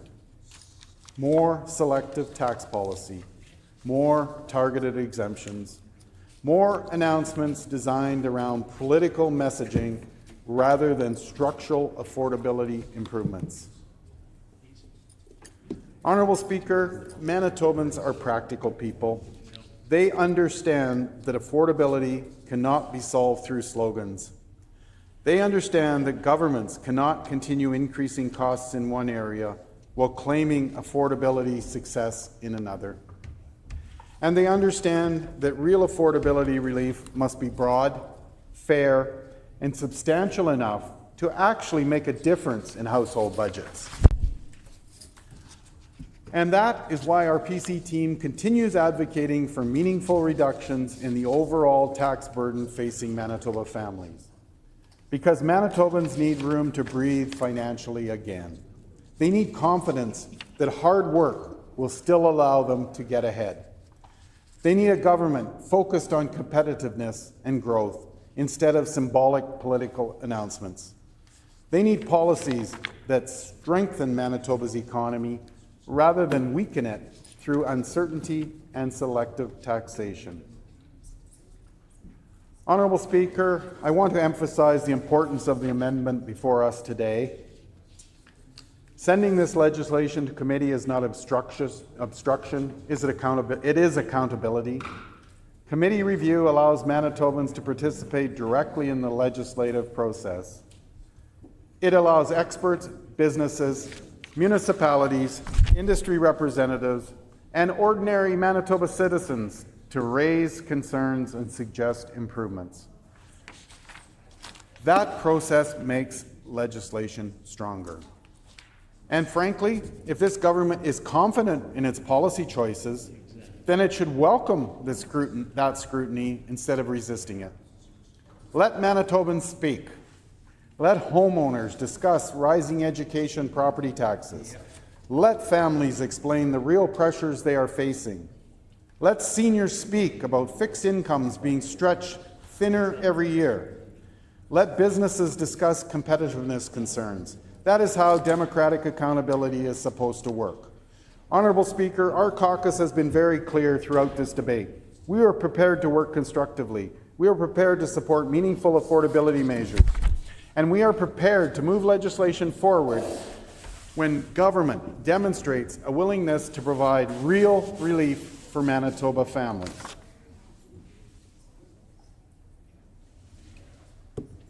But, Honourable Speaker, this legislation in its current form does not achieve that objective.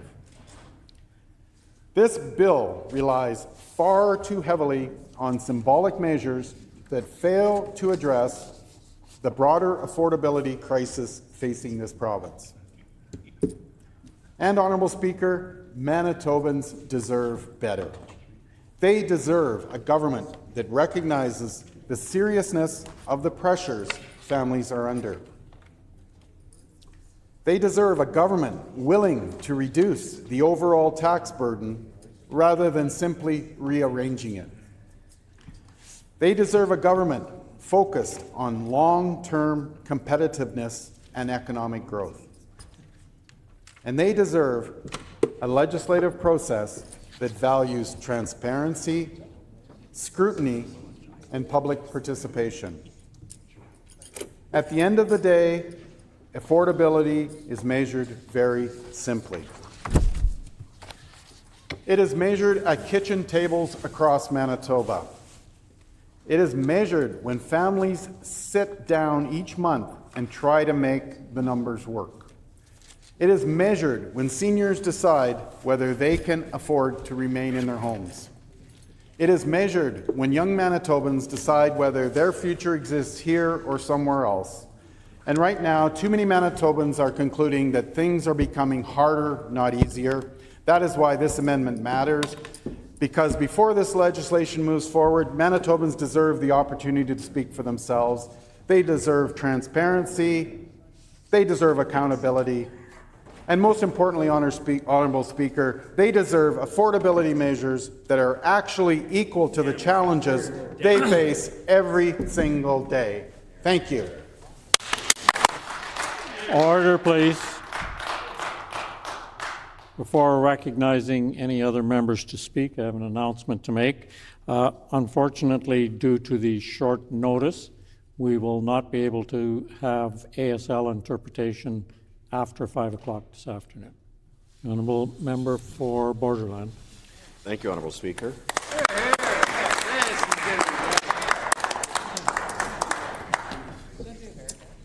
Thank you, Honourable Speaker. I appreciate the opportunity to rise this afternoon and put just a few words on the record with regard to the reasoned amendment and Bill 53, or the Budget Implementation and Tax Statutes Amendment Act. And I appreciate having had the opportunity to listen to my colleagues talk about this bill. And again, you know, it's interesting that we're not hearing any members of the NDP speak to this, and haven't heard from them for some time. At the same time, though, they are, as the members opposite like to point out, they are earning, the backbench is earning $112,000 a year, and the front bench is earning $173,000 a year. And so, but we certainly haven't heard from them not willing to work. For quite some time. So hopefully that changes. I don't know, past behavior indicates that's probably not going to happen, but I would implore them to put a couple words on the record, since I know that Manitobans surely have some thoughts on a $27 billion budget that has a lot to do with health care and education and infrastructure and crime and a vast range of activities across this province, and has an impact on the daily lives of Manitobans, their families, and their ability to pay their bills. I want to say, Honourable Speaker, that it's important for us in this chamber to understand that economic growth is about people. It is about the young person starting their first job. It's about the small business owner trying to grow their company. It's about the family hoping their children will be able to build their lives right here in Manitoba. When our economy is strong, opportunity spreads across communities. More businesses open their doors, more people find good jobs, families gain the stability and confidence they need to plan for the future. And Manitoba has the talent, the resources, and the hardworking people needed to succeed. But what we need now is leadership that focuses on practical results and long-term opportunity. And that means supporting local businesses, encouraging investment, and making sure Manitoba remains a place where families and entrepreneurs can succeed. And that's why I think so many Manitobans across the province were disappointed by the NDP budget put forward this year.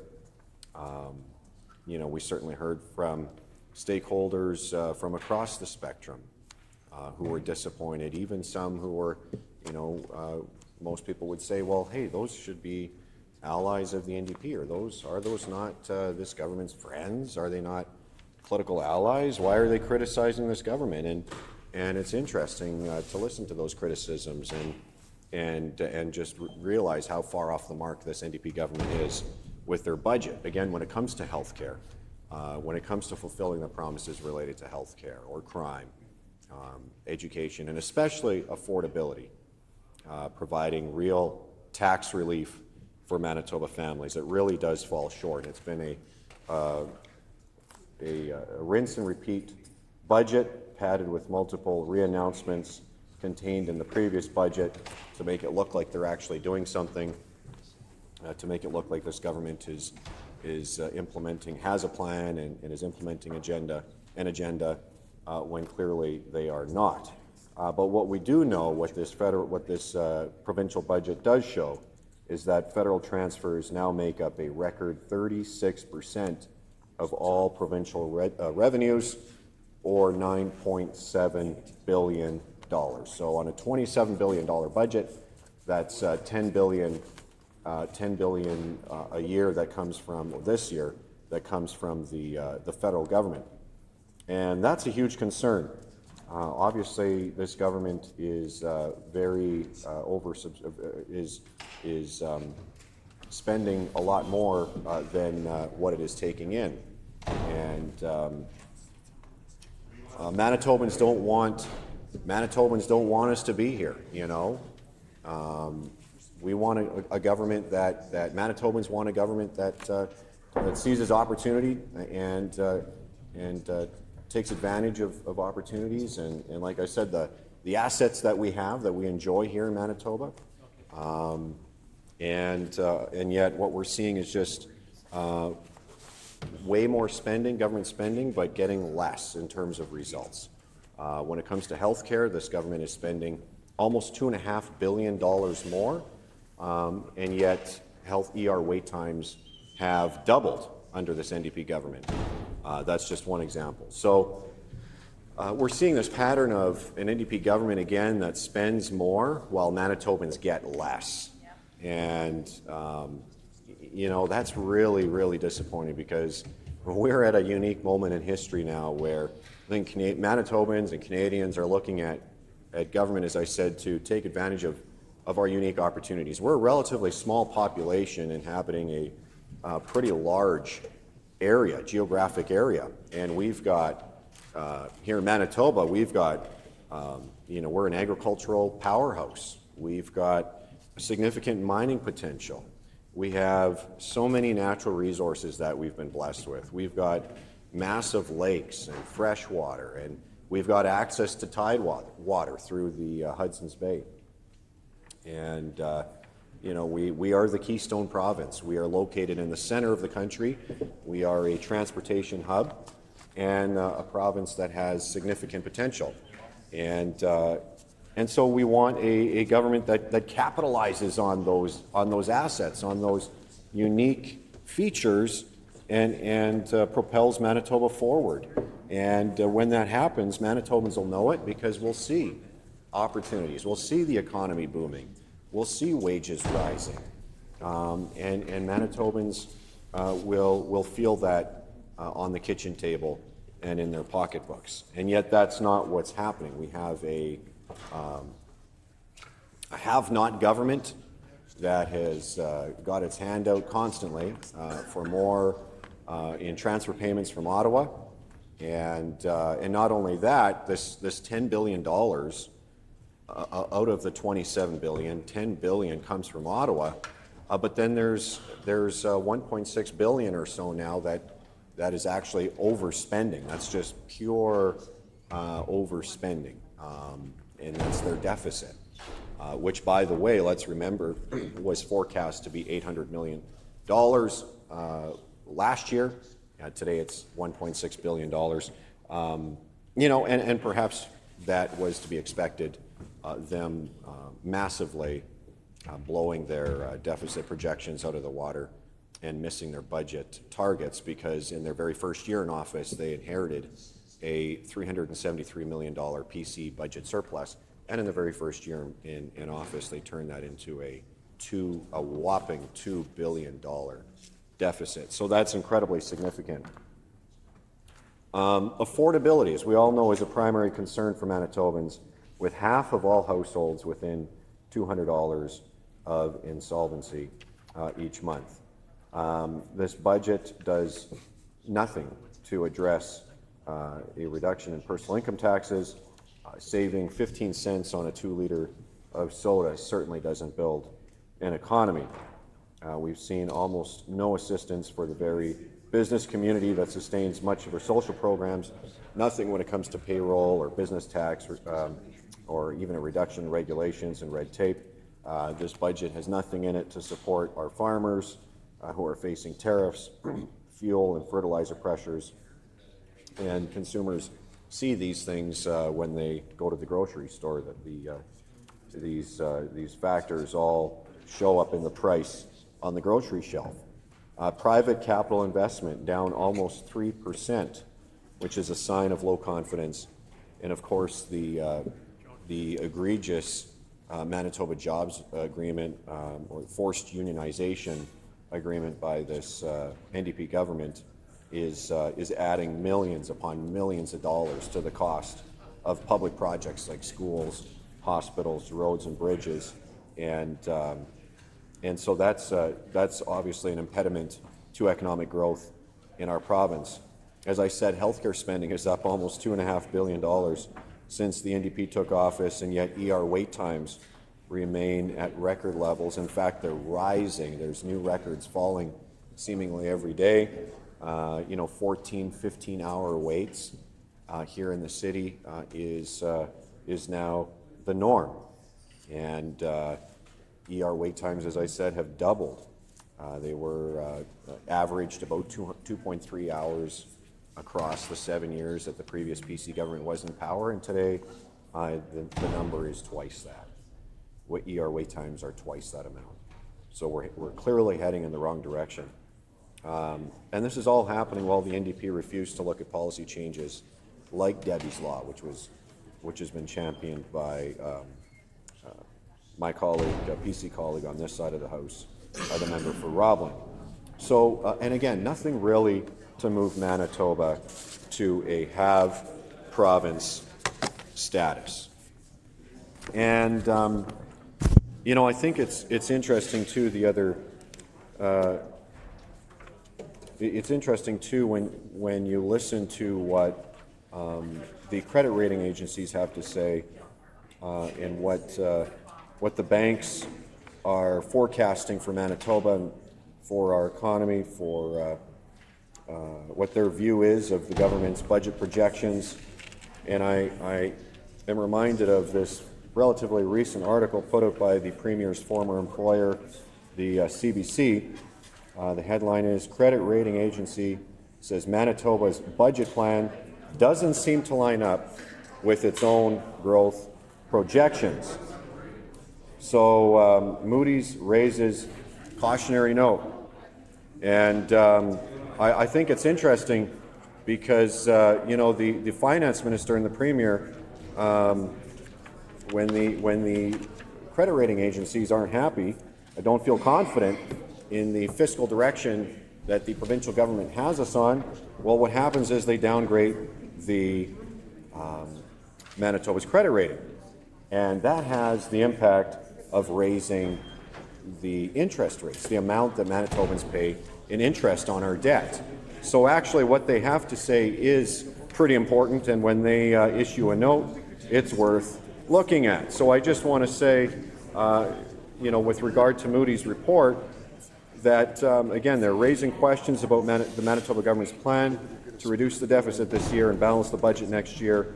Moody's, in a report issued in April, said the province's plan to slash annual deficits, last estimated at more than $1.6 billion for the fiscal year that ended in March, does not appear to line up with the government's own economic growth projections. Economic growth leads to more tax revenue. The budget expects slow but steady economic performance, with real gross domestic growth of 1.3% in 2026 and 1.7% in 2027.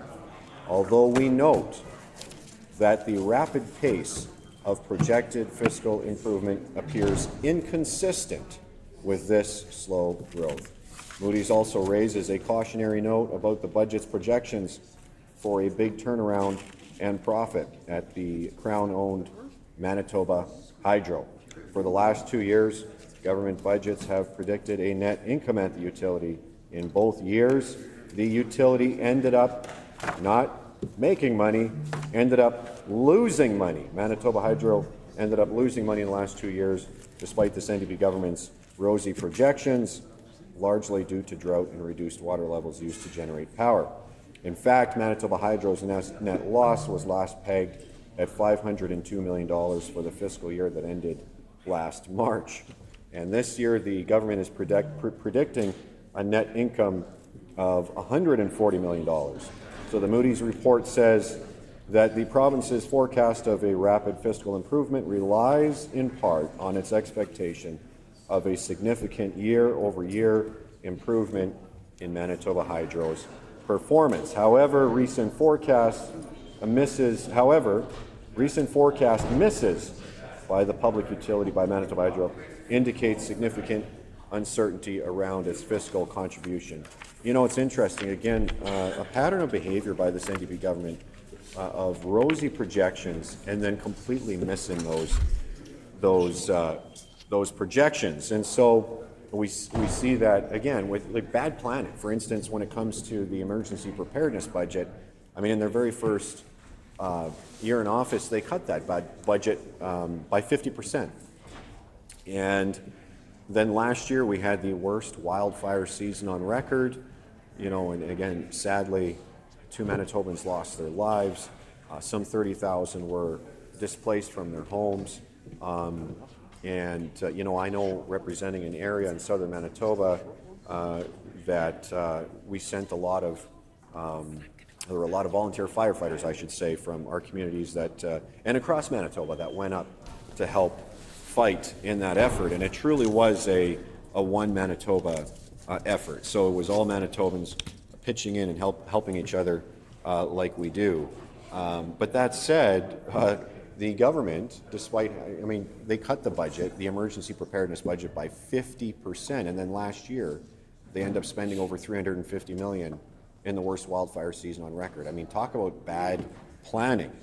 So it's not only Manitoba Hydro, repeated consecutive years of projecting profit and then actually realizing a loss, but also when it comes to the emergency preparedness budget, not being adequately prepared for the wildfire season that we did experience. And I certainly hope we're not in a position like last year again this year. So I think it speaks to bad planning on the part of this government, bad fiscal management, and those things all have impacts. I mean, that's reflected in our deficit, that reflects in the debt, the overall debt of this province, the amount of interest we pay, the size of government, the amount of tax money you have to collect from Manitobans, because 2 + 2 is always 4, and someone's got to pay that, and all the money that the government collects actually comes from Manitoba taxpayers. That's really where the money comes from. So it's up to Manitobans to pay these bills. I mean, the government can make the fiscal commitments. The government has the power to spend that money. The government has the power to levy taxes and you know, to coercively take that money from Manitobans who work hard to earn it. But I think it's incumbent, given those facts, it's very incumbent upon government to be prudent and to be wise with how they spend that money. And I think just to take it for granted that Manitobans will always, you know, be there to work hard and pay taxes and contribute, and not look for greener pastures elsewhere, you know, not look to Saskatchewan or Alberta or other provinces, I think is pretty unwise on the part of this government to simply just tax people into oblivion and chase away opportunities, and to instigate the kind of capital flight out of this province that we are seeing, and to actually actively disincentivize investment in our province, which is what they're doing. So I think it's very incumbent upon government to be very prudent with the power to tax, to make sure that the tax burden on Manitoban families, on businesses, is as small as possible, and that government should be as least intrusive as it can be, in order to allow those Manitobans and Manitoba businesses to be able to take advantage of opportunities and to grow and hire more people, create more jobs, generate more wealth, and generate more tax revenue, you know, to pay for the social programs that we all, social services that we all depend on. So that's important, and I think the government should tread lightly when it comes to exercising that power. And that means, you know, given that Manitoba is a higher tax environment in Manitoba, that they should, especially at this moment in time where many Manitoba families are feeling squeezed, they should be looking at providing real tax relief, and we are not seeing that. And we've been calling for weeks, calling on this NDP government to provide real income tax relief specifically by raising the basic personal exemption to $30,000 from the current $15,000.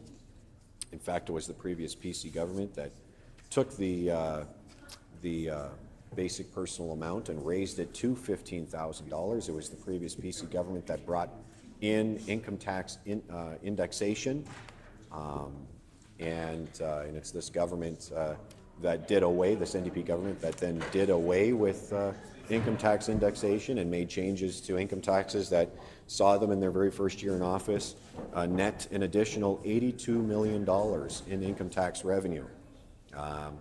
You know, and they made changes to education property taxes that was kind of a shell game with them.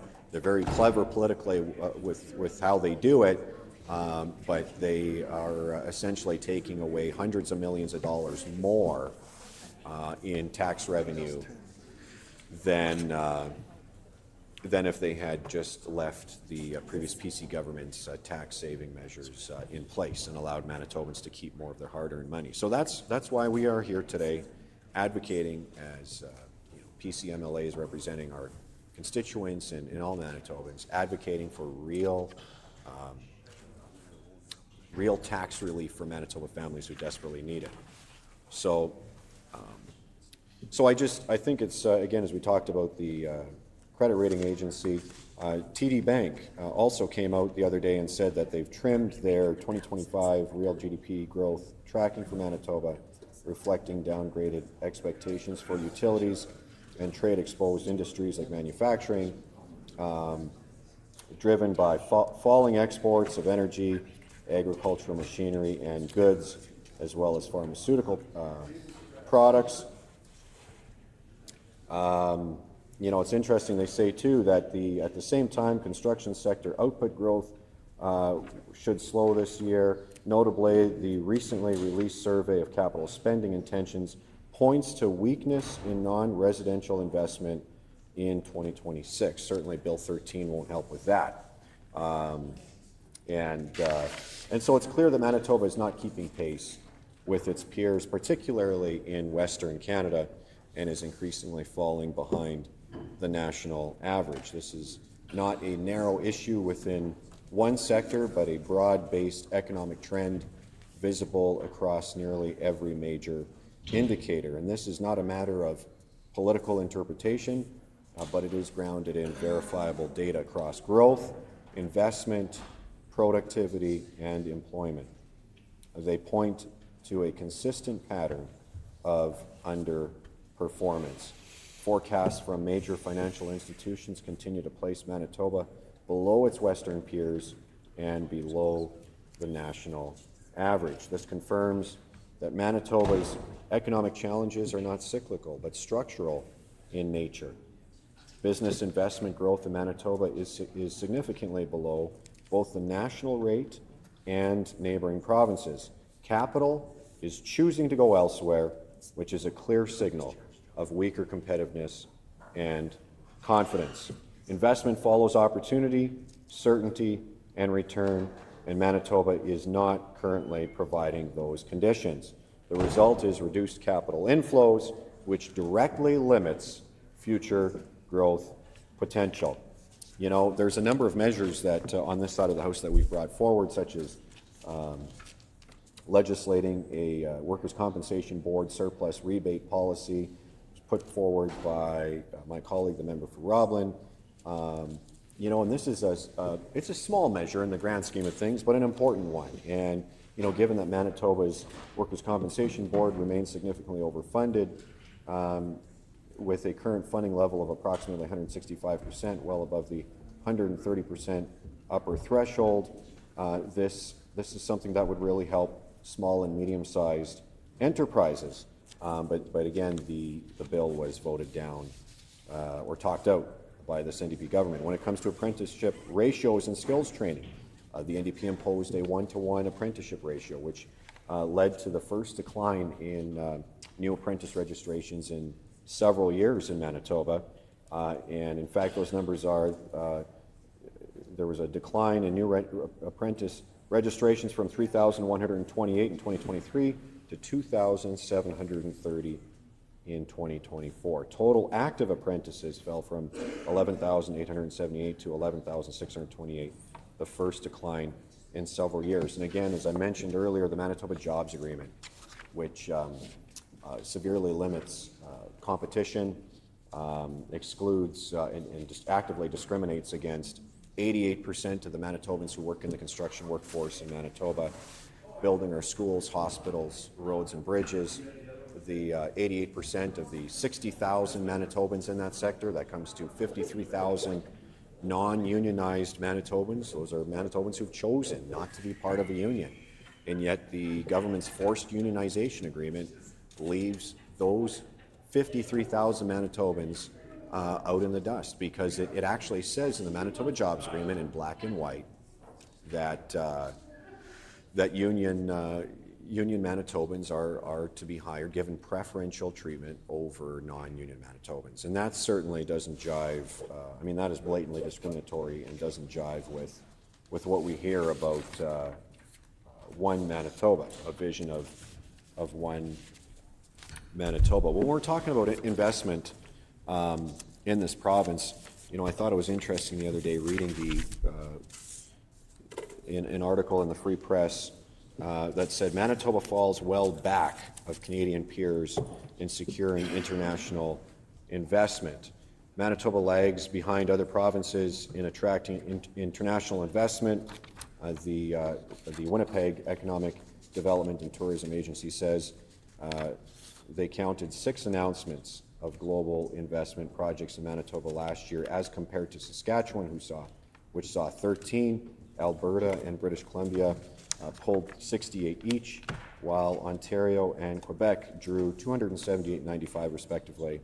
Both Nova Scotia and New Brunswick also announced more projects, despite being smaller than Manitoba. They announced more projects than Manitoba, 19 in Nova Scotia and 8 in New Brunswick. Alberto Velasco Acosta, Winnipeg Economic Development and Tourism Vice President, said that we are not getting a fair share of all the wins coming to Canada.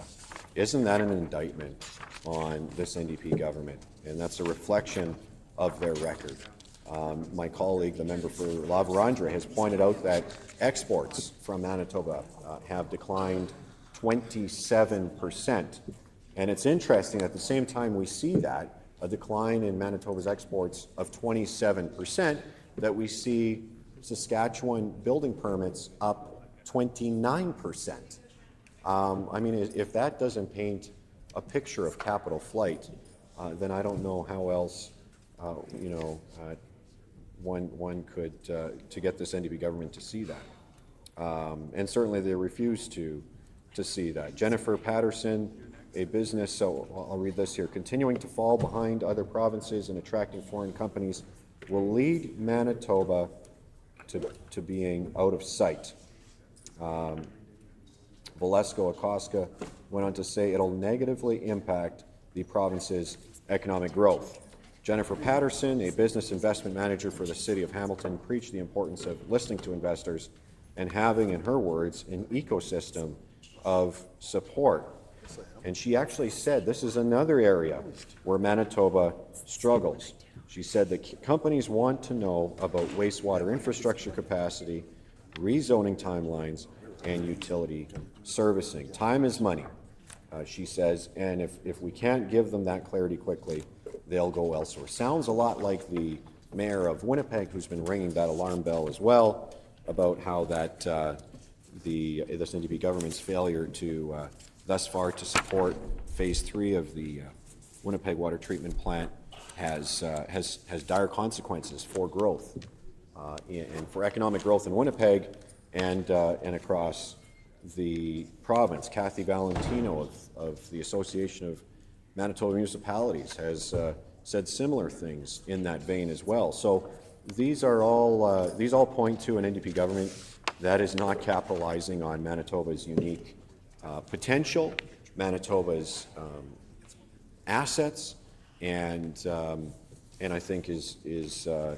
sign of a government that is missing the mark at a pretty important time in history. I mean, at a point in time in history where Manitobans and Canadians are looking for a government that moves, that gets things done, for governments that don't just talk, but governments that actually act and can execute on projects and actually build. And we're not seeing that with this NDP government. We are seeing vastly more spending. We are seeing higher taxes, and we are seeing Manitobans get less. We are seeing crime get worse. We are seeing healthcare wait times double, and just a really dismal picture. And that's a huge concern. And so I hope I get another chance to speak at some point on this. And the member's time has expired.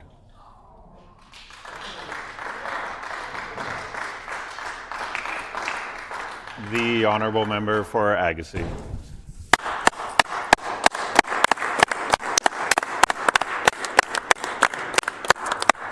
Thank you, Honourable Deputy Speaker. And I'm happy to stand here today and put some words on the record regarding the Bill 53 and our amendment.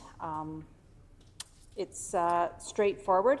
It reflects what Manitobans themselves are saying right across the province here. And I am just going to read the amendment. The motion be amended by deleting all the words after the word that and substituting the following. This House declines to give second reading to Bill 53, the Budget Implementation and Tax Statutes Amendment Act, because this House has not received satisfactory evidence or assurance that this bill provides real and meaningful affordability measures that Manitobans desperately need.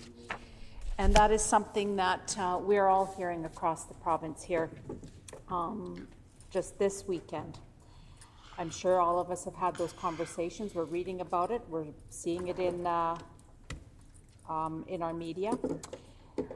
This debate isn't simply about one tax measure or one section of legislation. It is about whether this government has truly delivered a budget that provides meaningful affordability relief for Manitobans who are struggling every day here in the province.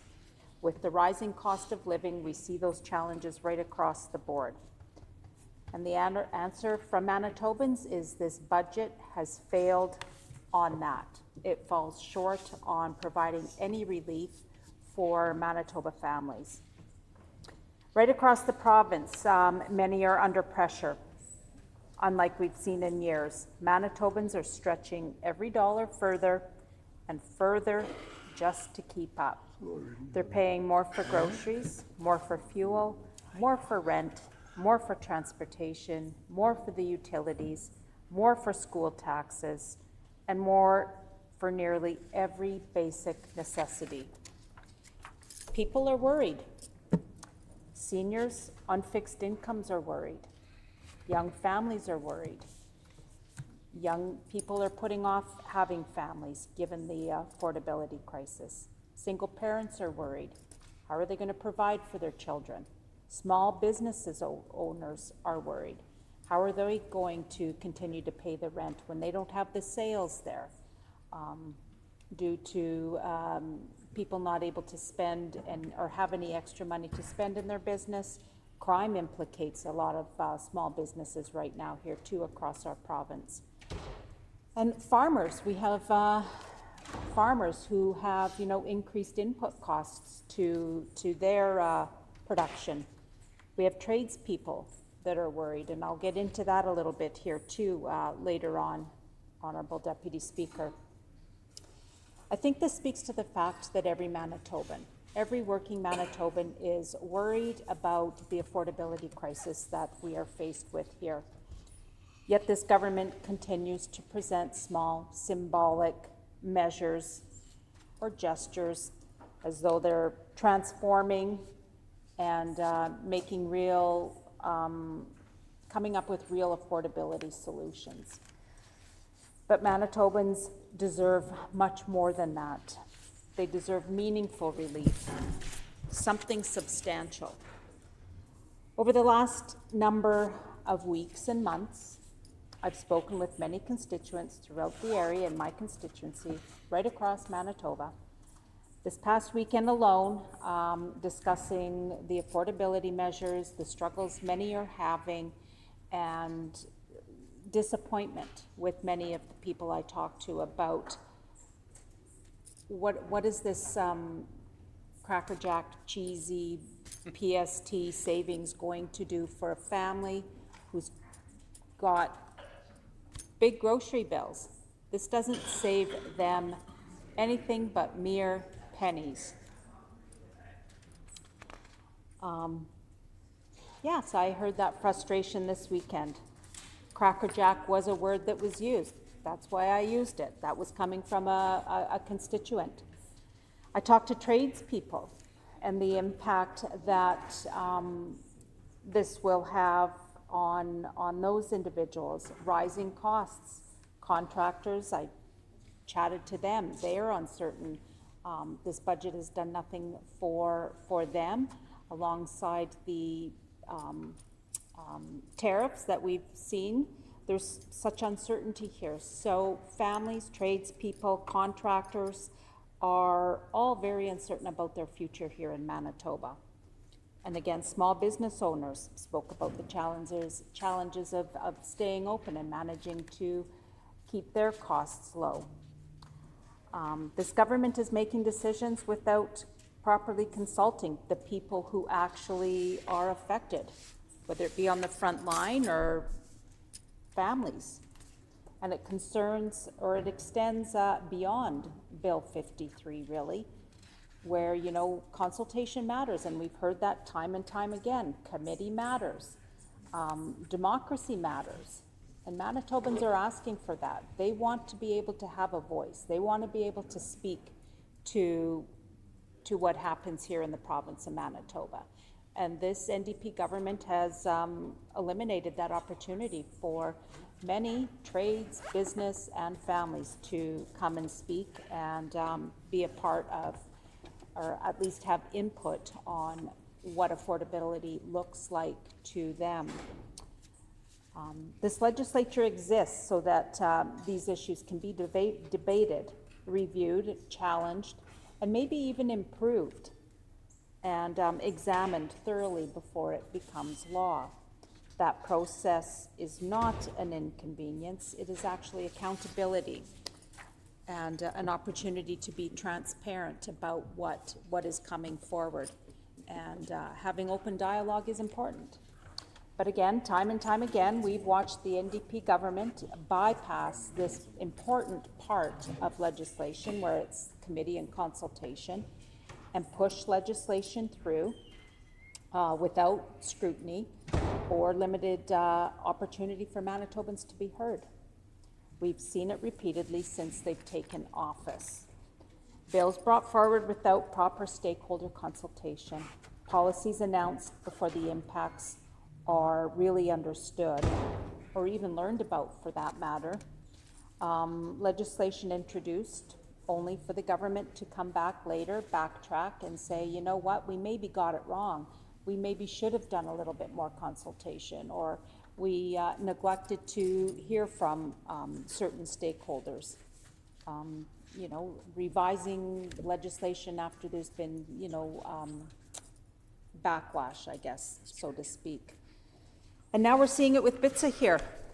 This government has increasingly turned this into a vehicle where they can move policies and changes all at once while limiting the proper examination from the public and having that opportunity to provide input and scrutiny. And Manitobans want the opportunity. They want the opportunity to appear before committee to discuss these matters that impact their day-to-day life, impact their livelihood in some cases, like I've mentioned, their business, their agriculture operation, maybe even their education. The government rushes legislation through and expects Manitobans simply to accept it. And that's why we've brought forward this reasoned amendment. This House hasn't received satisfactory evidence or assurance that this bill, Bill 53, actually provides real, meaningful relief on the affordability crisis. This government boasts about removing PST from snack foods like Cracker Jacks and your potato chips and pop. And your junk food is what this really covers. And prepared grocery items, as though this represents a major affordability relief. This puts mere pennies on families who are really, really struggling right now in today's economy here in the province. Manitobans they know the reality. They know that this is really not going to help pay their rent in most cases. It's not going to help register their vehicle. This PST savings on groceries is not going to save the crisis that many families are seeing. They may save just mere pennies on grocery purchases, but they'll also get hit harder elsewhere. And let's talk about where they might see that. They'll see it with their hydro rates as those rates increase. We've seen it at the tanks when we go to fill up with fuel. Gas prices are increasing. Those that own property across the province, you've already seen the increase in your education property taxes. If you haven't seen it yet, you will if you haven't got your tax bill. Insurance costs continue to rise, and I've already talked about the fuel costs, and that also impacts on transportation costs regardless of whether you drive or not. You will be paying extra if you are using public transportation. At the same time, this government cancelled the indexation of tax brackets, basic personal amount. This creates what many have described as a stealth tax increase through bracket creep. We know that doesn't, again, help with the affordability crisis here in Manitoba. And Manitoba families, again, are feeling the pinch. They understand the math. They know when they are paying hundreds or even thousands more in taxes and expenses overall, while receiving only minimal savings in return. Families are struggling. We've seen an increase in those that need to go to food banks right across the province. Harvest Manitoba. I know in my own community we've seen a significant increase in that, and that's because families can't afford. They can't afford to feed their families, even clothe them in some cases. And this government continues and has promised Manitobans they would not raise taxes. But guess what? They broke that promise. They promised to index tax brackets, but they broke that promise. They promised affordability, but yet Manitobans are continuing to pay more. And that's why our PC team has proposed something that would provide relief, meaningful relief. We proposed increasing the basic personal amount and doing this over time with an immediate increase toward at least $21,000 and a long term of 30. That could, Honourable Deputy Speaker, put money back in the hands of families, money back, real money, back on the kitchen tables of those here in our province. And Honourable Deputy Speaker, that solution provides not just selective relief, not symbolic relief, but that is actual, real relief that many families could see immediately. It'll be relief for workers, it'll be relief for seniors, and relief actually for all Manitobans. Every one of us could see relief in many of those that are struggling. Imagine what that would mean, Honourable Deputy Speaker, for a two-income household trying to afford groceries. That could give them extra money for school supplies, fuel, maybe help pay their rent or their mortgage, maybe license that vehicle that they've not been able to afford to license in the last number of months. Our solution provides a real relief for many families. Unlike the selective approach of this government, broad-based tax relief benefits everyone fairly. We're not picking winners and losers. That would be everybody. It allows Manitobans to decide how to use their money. So all those savings, that's free for Manitobans to decide how they spend their money, where they invest that money, whether it be putting it into a savings account, or maybe it's going right back into the economy with their purchases in their local area. Manitoba should be a striving province, striving to become more competitive and not less competitive. A stronger basic personal amount would make Manitoba more attractive for workers, professionals, entrepreneurs, and it would draw investment, which again, in turn, would help build our local economy here. But instead, what this government is doing with this BITSA bill is increasing uncertainty. People are scared, people are worried. Imagine going to bed at night thinking about where you're going to find just a few dollars to whether it's buying the milk that you need to feed your young kids, or the bread to just even have toast in the morning. Those are real struggles that many people face. And it's only getting worse. I mean, that's going back months now. People have been facing challenges like that, but times are getting even tougher now. And with this PST relief that this government's put on junk food is not going to help that family significantly enough to make a change in some of their day-to-day and lifestyle ways that they live. Last year, this NDP expanded taxes into increasing costs for Manitobans and businesses alike.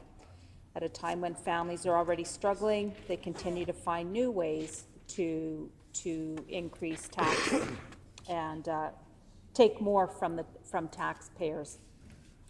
They present minimal saving measures as though Manitobans should be grateful, but Manitobans are actually asking for something more meaningful, something more affordable.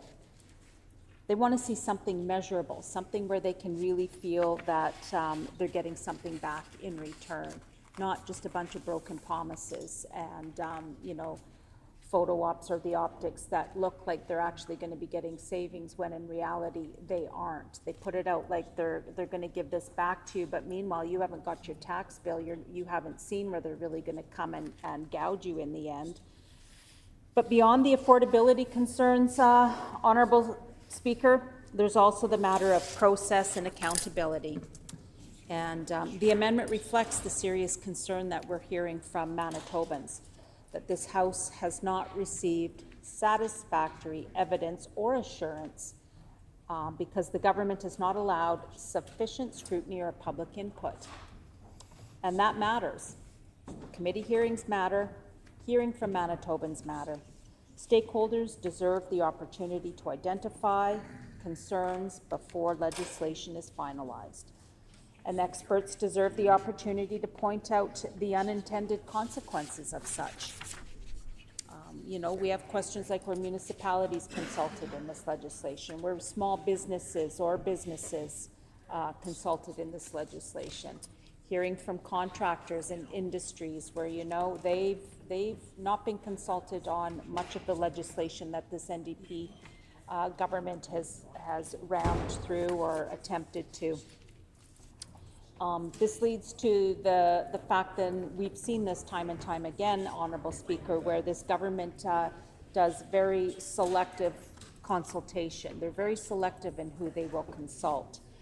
They choose to meet with those who will reinforce their existing position and ignore those that may, have a broader have broader concerns, or maybe even have some constructive criticism, or would like to have input to legislation, maybe even to strengthen it so it works for all Manitobans, and again, not just a select few that this government chooses to work with. And one major example that we see most recently, most topical right now, is the example of the PST exemption. You know, we've all heard and read from restaurants and local businesses across Manitoba where they've raised the concerns that under the government's proposal, it's prepared food sold in grocery stores could receive tax exemption, while the same prepared food sold through restaurants would continue to be taxed. Now, if that doesn't create an uneven playing field, Honourable Speaker, I don't know what that does. That clearly says to me and most of Manitobans that, you know what, we're going to be very picky and we're going to choose who and who doesn't, who this does and does not apply to. That is being very selective in legislation, and it does, again, it's showing biased and unfair practices. Again, this policy creates winners and losers, and we continue to see that with this government. And with that, specifically the PST, who loses in that, Honourable Speaker? Local restaurants lose. That could be the small mom and pop restaurant losing out on this. Small business owners are losing out on this. Workers losing out on this. Communities. You know, when we see restaurants impacted like this, it doesn't just impact the business, it's the whole community, because often enough these restaurants are an employer. They employ people in the area, and if the restaurant's not doing well, that employment, that source of employment is going to be eliminated, and it's going to leave families without a job potentially. So this does have longer impacts and bigger challenges down the road.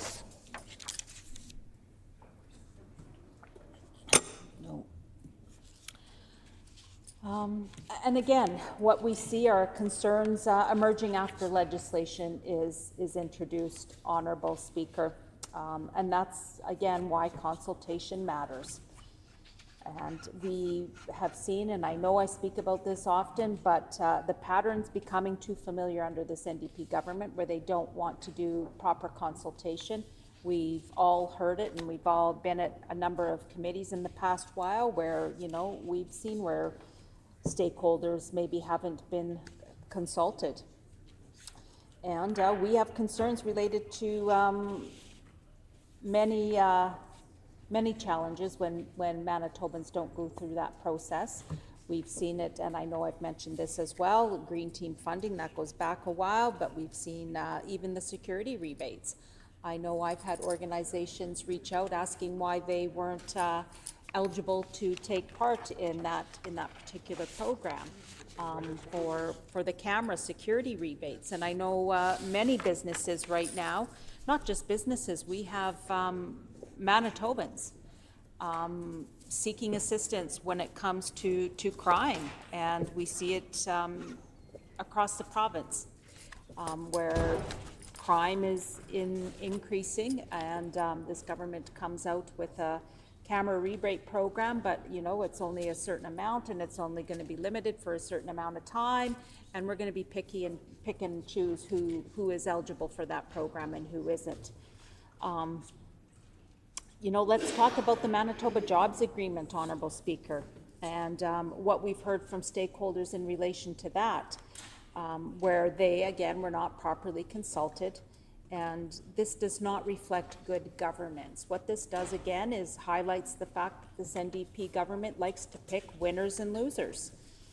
And good governance, Honourable Speaker, is when you listen before final decisions are made. And you don't have to sort of backtrack and say, oh yeah, maybe we should have listened to that, or we should have extended the invite to speak to all stakeholders and not just pick and choose which ones we want to hear from. You know, back to the MJA, the Manitoba Jobs Agreement, this has significant ramifications for Manitobans. Talking to some of my local contractors, the impact it has in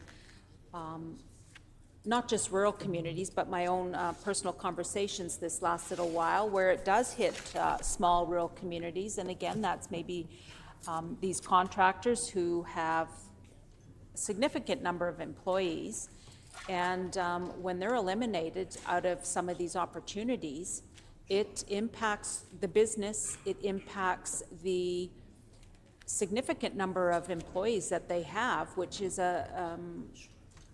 it hits a rural community big time in ways that, you know, we often don't even want to think about, because this, again, is going to be young families, and you're going to have parents without a job because potentially, in some cases, these contractors and these businesses will have to lay off people.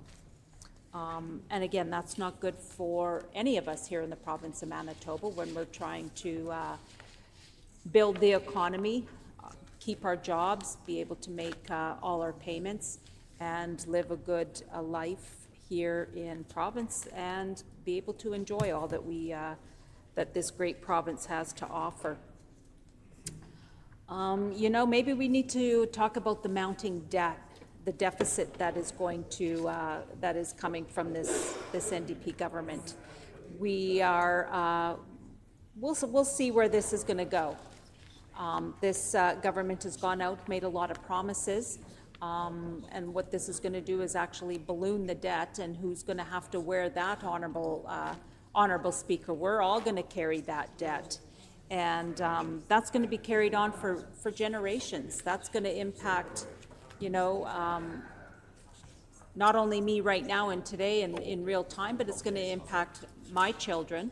And it's certainly going to be carried down onto our grandchildren, and we're all going to have to wear that. And that's not what we want to see here in this, in our province.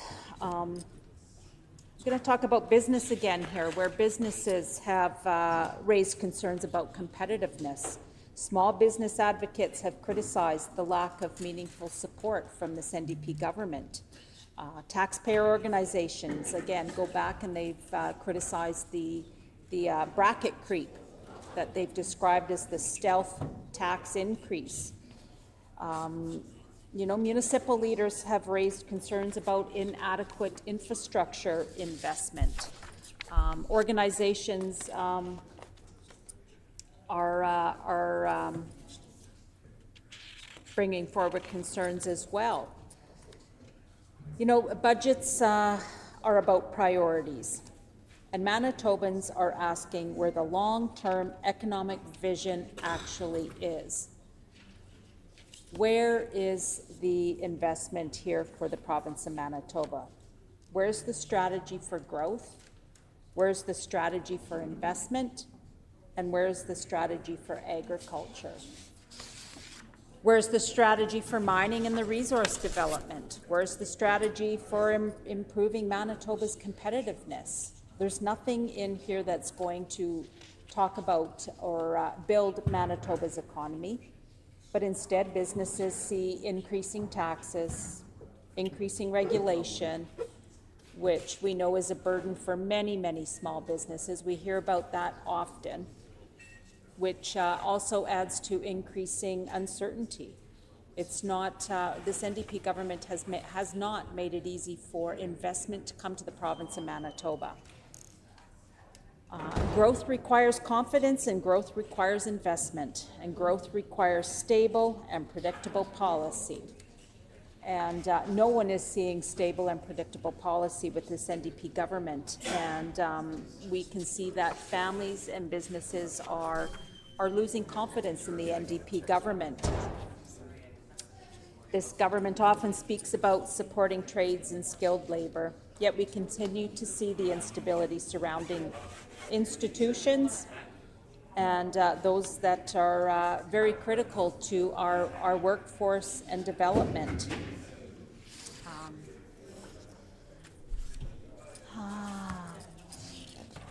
Again, Honourable Speaker, this bits a bill that this government is trying to ram through is it doesn't reflect a responsible budget. And what we are saying clearly is that this House has not received satisfactory evidence or assurance that Bill 53 delivers actual, meaningful affordability measures that all Manitobans are seeking and what Manitobans really need, Honourable Speaker. And Manitobans agree. We all agree that we're in an affordability crisis. We are worried for what the future might look like for generations to come. And this is an opportunity for this government, this NDP government, to sit down, to work with us on this side of the House, make some affordability changes and help all Manitobans and not just pick the winners and losers here in our province. Thank you, Honourable Speaker.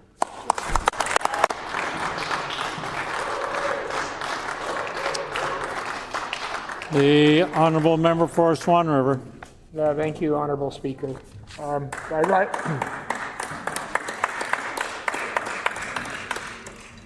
Rise today to address Bill 53, Budget Implementation Tax Statutes Amendment Act, commonly referred to as BITSA. I want to start with a very simple observation. Manitobans are searching for relief that is tangible, that's immediate, and genuinely meaningful. And we see in this BITSA that none of that holds true. None of it. What they're not searching for is another NDP government media release declaring success while families continue slipping further behind with every passing month. Because that's precisely what this legislation amounts to, Honourable Speaker. This bill is being promoted by the government as an affordability package, and it's so far from that. Yet when Manitobans review the details, they discover quickly that the measures within this legislation are limited compared to the financial pressures families are confronting each and every single day. This government continues speaking about affordability while at the same time overseeing higher taxes, higher assessments, higher utility bills, higher fuel prices. I mean, when they talk about a 10% decrease in fuel tax, that was one cent. Right now, with gas being, $1.50 or $1.75, and starting to come down, that means absolutely nothing. But it looks great on paper when you say 10%. But Manitobans are catching on. They're seeing every day that the use of the words and the selling of some of these things isn't washing with them anymore. And increasing household costs across almost every category of daily living. Never ever have we seen prices in the grocery store so high.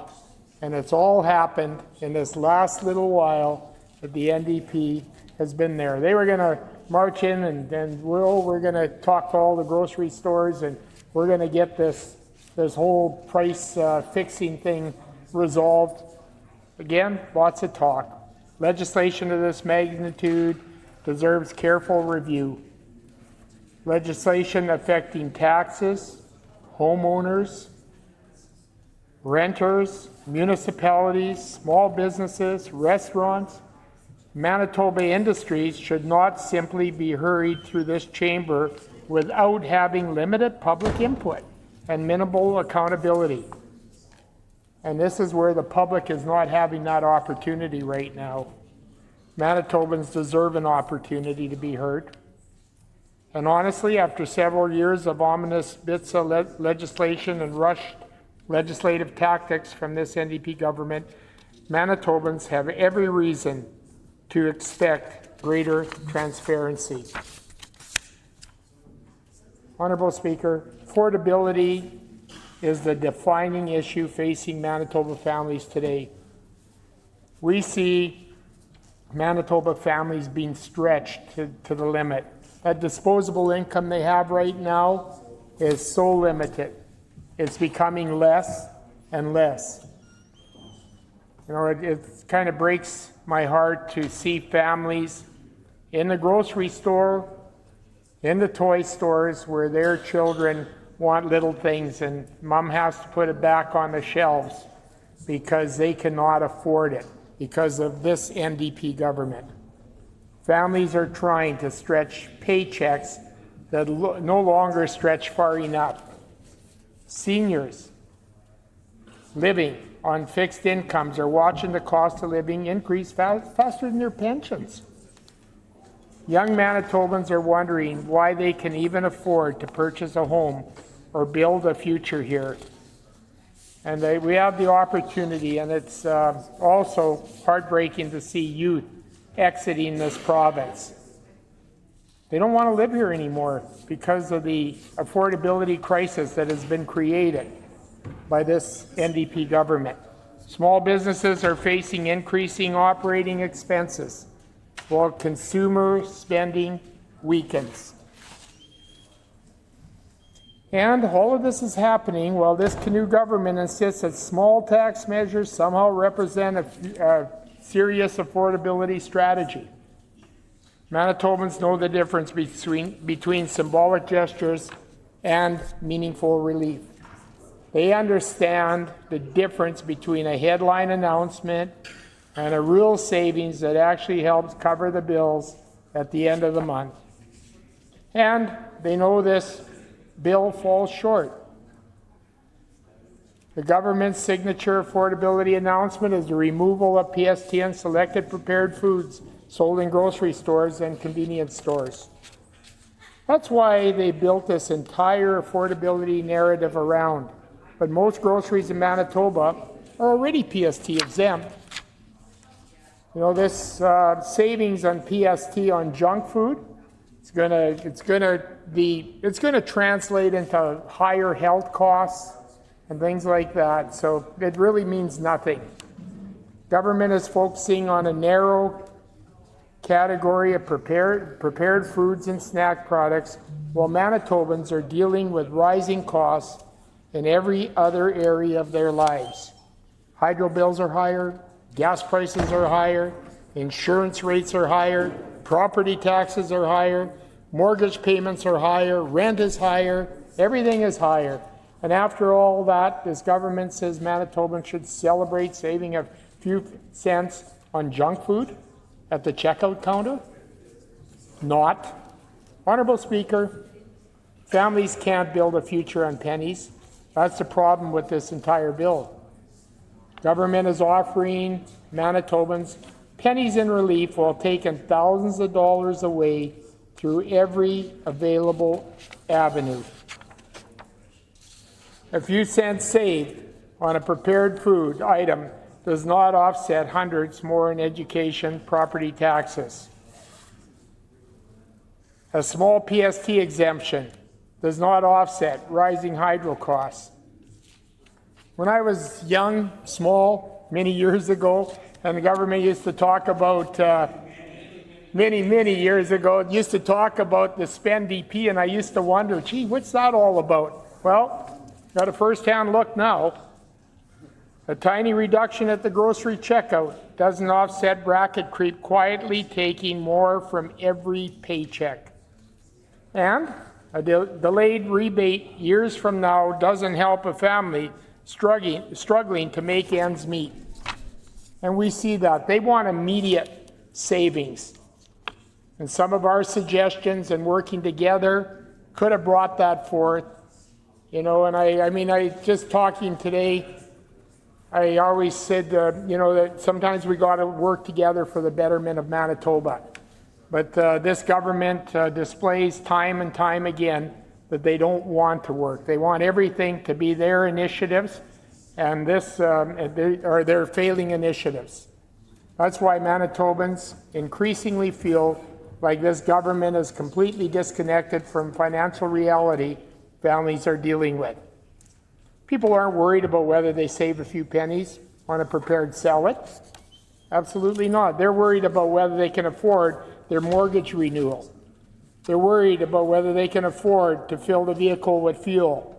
They're worried about the hydro increases, worried about the rent increases, worried about property tax, and the list goes on and on. And while all that is happening, the government continues presenting tiny tax changes as though they are huge affordability measures. Manitobans are catching on. You just have to see some of the comments made now, and when you go into your constituencies and listen to them. You know, the honeymoon is over for the Canoe government. People are starting to see through them.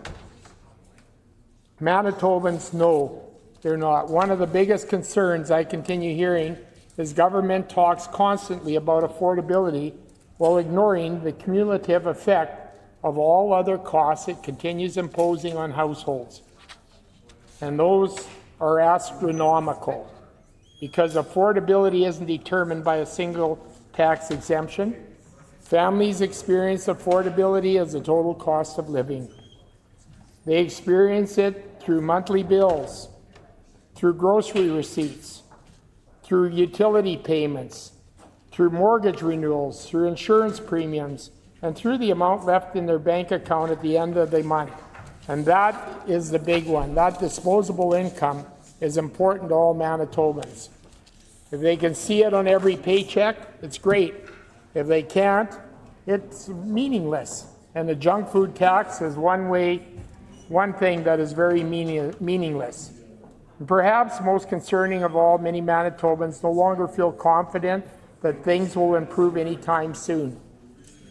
They see themselves under this NDP government slipping further and further into the hole. That loss of confidence matters, because when families lose confidence in their ability to plan for the future, it changes decisions across the board. Young couples cannot purchase their first homes. Graduates leave searching for better opportunities in other provinces, and businesses can't expand or invest. And that's another thing, is businesses in today's world, they're being repelled from this province under a lot of these policies of this NDP government. The red tape is so astronomical. People don't want to set up shop here. Why come to Manitoba when we can go to Saskatchewan and not have to endure the type of things that we have in Manitoba that is inhibiting us from opening up shop? That's why affordability policy must be serious, comprehensive, and rooted in long-term economic growth. Unfortunately, this legislation doesn't reflect the kind of serious thinking.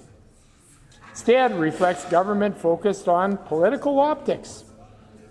And we see time and time again where the Premier abandons all his caucus and he goes on some trip so that he can engage in photo ops and then post and say how wonderful he is. No, it's happening here in this province. It is not wonderful. We are enduring some of the hardest times under this NDP government. Instead, it reflects government focused heavily on political optics and flashy announcements. Honourable Speaker, Manitobans deserve a lot better than the Canoe government.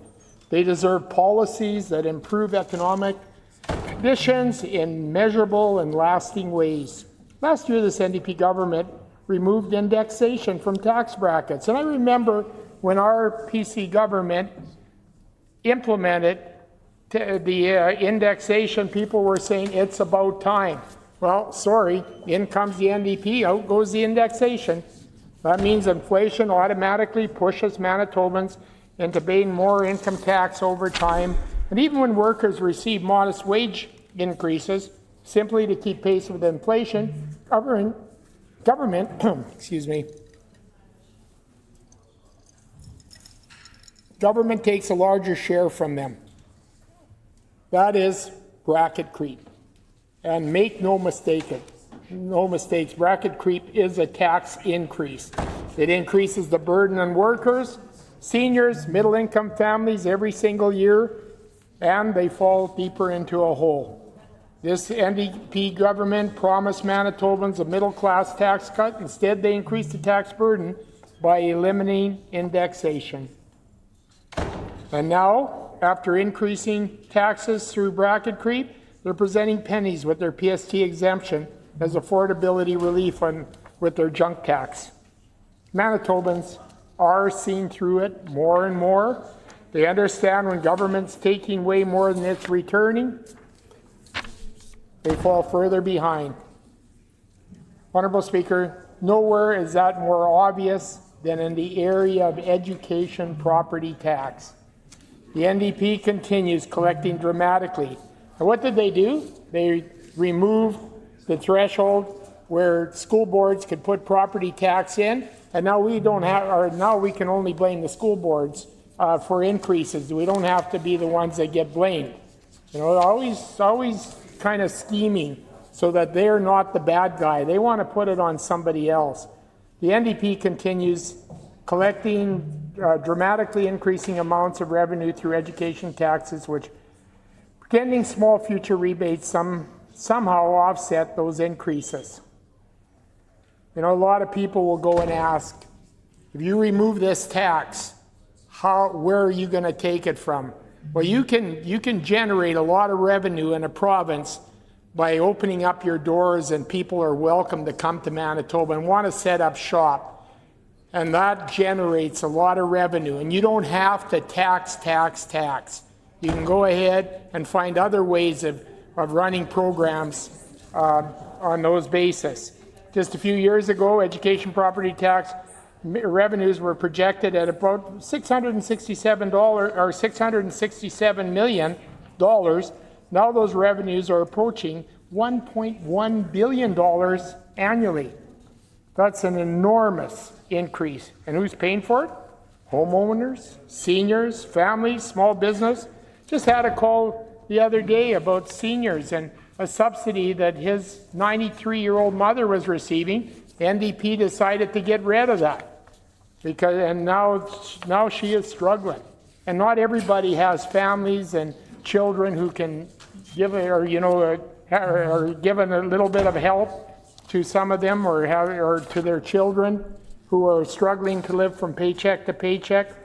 People throughout Manitoba who are really struggling with rising living expenses. Every year, Manitobans receive property tax increases, showing higher assessments and increasing taxes. Every year, more families fall behind, and every year this government talks about affordability while taking hundreds of millions of dollars through property taxation. Then government turns around and says they'll eventually increase the homeowners' affordability tax credit by another $100. Not now, not this year, not even next year. Honourable Speaker, families are struggling today. They can't pay their bills with promises scheduled years into the future. And let's remember the scale of what the government is asking Manitobans to celebrate. $100 a year, or $100 increase years from now, while education property taxes have risen by hundreds of millions of dollars. For many homeowners, annual property tax increases alone will completely erase that future rebate increase. So, Manitobans hear this government's claim they're delivering affordability relief. Many simply shake their heads because they know the math does not add up. The NDP keep trying to sell Manitobans pennies while collecting hundreds. It's not, if not thousands of dollars. That is why so many people are frustrated, because families feel squeezed from every direction.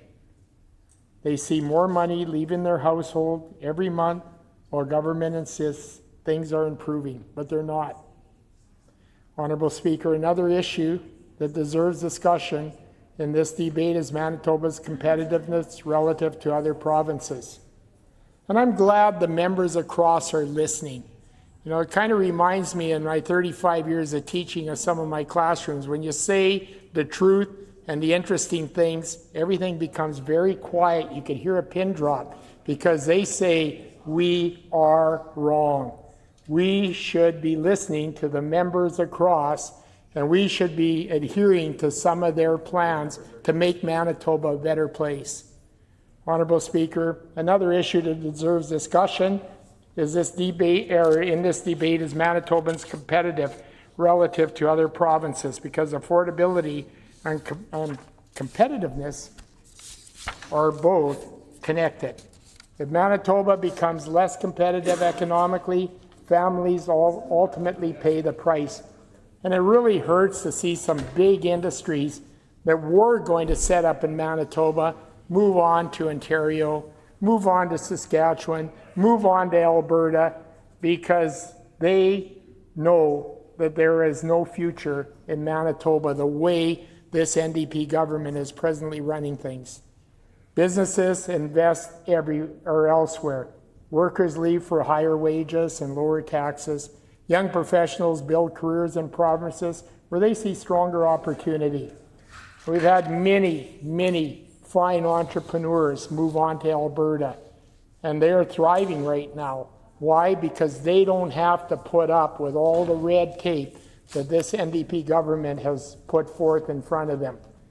Manitobans already face serious challenges when competing for investment, skilled labor, and economic growth. We're competing not only with neighboring provinces, but jurisdictions right across North America. And in that environment, government policy matters enormously. Tax policy matters, regulatory policy matters, energy policy matters, investment confidence matters, yet instead of focusing on Manitoba, making Manitoba one of the most competitive jurisdictions in Canada, this government continues moving in the wrong direction. Businesses warn about rising costs and the burden of government policy decisions, and small businesses are feeling squeezed from every direction. Many local businesses are dealing with higher wages, higher supply costs, higher borrowing costs, and weaker consumer spending. At the same time, they're expected to absorb additional government costs and administrative burdens. Then government introduces small tax exemptions and expects businesses to celebrate. But business owners understand that long-term affordability requires long-term economic growth. It requires productivity, it requires investment, it requires confidence. They're not seeing any of that here right now under this NDP government. That's why our PC team continues emphasizing broad tax relief and economic growth rather than narrow targeted interventions. Because a stronger economy benefits everyone, and a growing private sector creates jobs. Higher investment generates opportunity. Competitive tax policy attracts workers and businesses, and ultimately a stronger economy gives families more financial security. Honourable Speaker, our PC team has proposed a much better approach. We believe affordability relief should be broad-based, immediate, and meaningful. We believe Manitobans should be allowed to keep more of what they earn. And even the Honourable Minister of Finance is nodding his head. I agree with you. He says he's definitely seen that. And you know, he's a good guy too. I think he's one of the ones that really across the floor see things. It's not like follow the leader type of deal. He knows what's the best thing to happen, you know. And we believe government should stop trying to micromanage affordability through selective tax policies that create confusion and unfairness. That's why we propose significantly increasing basic personal exemption. Our proposal would move Manitobans toward a $30,000 basic personal exemption. That putting $3,000 extra dollars in the pockets of Manitoban families. And the important thing is it would come with every paycheck. It wouldn't be a one. I mean, if you think you're going to have a big savings and come near that, you're going to have to eat an awful lot of chocolate bars and bags of chips and junk food in order to achieve the same results. That would put real money back in the Manitobans' pockets, not pennies, not selective exemptions, real relief. For many families, that could mean thousands of dollars annually remaining in the household budgets. And you know, it just may mean that odd time that the young families take their son or daughter, they can give them that little special treat that they want.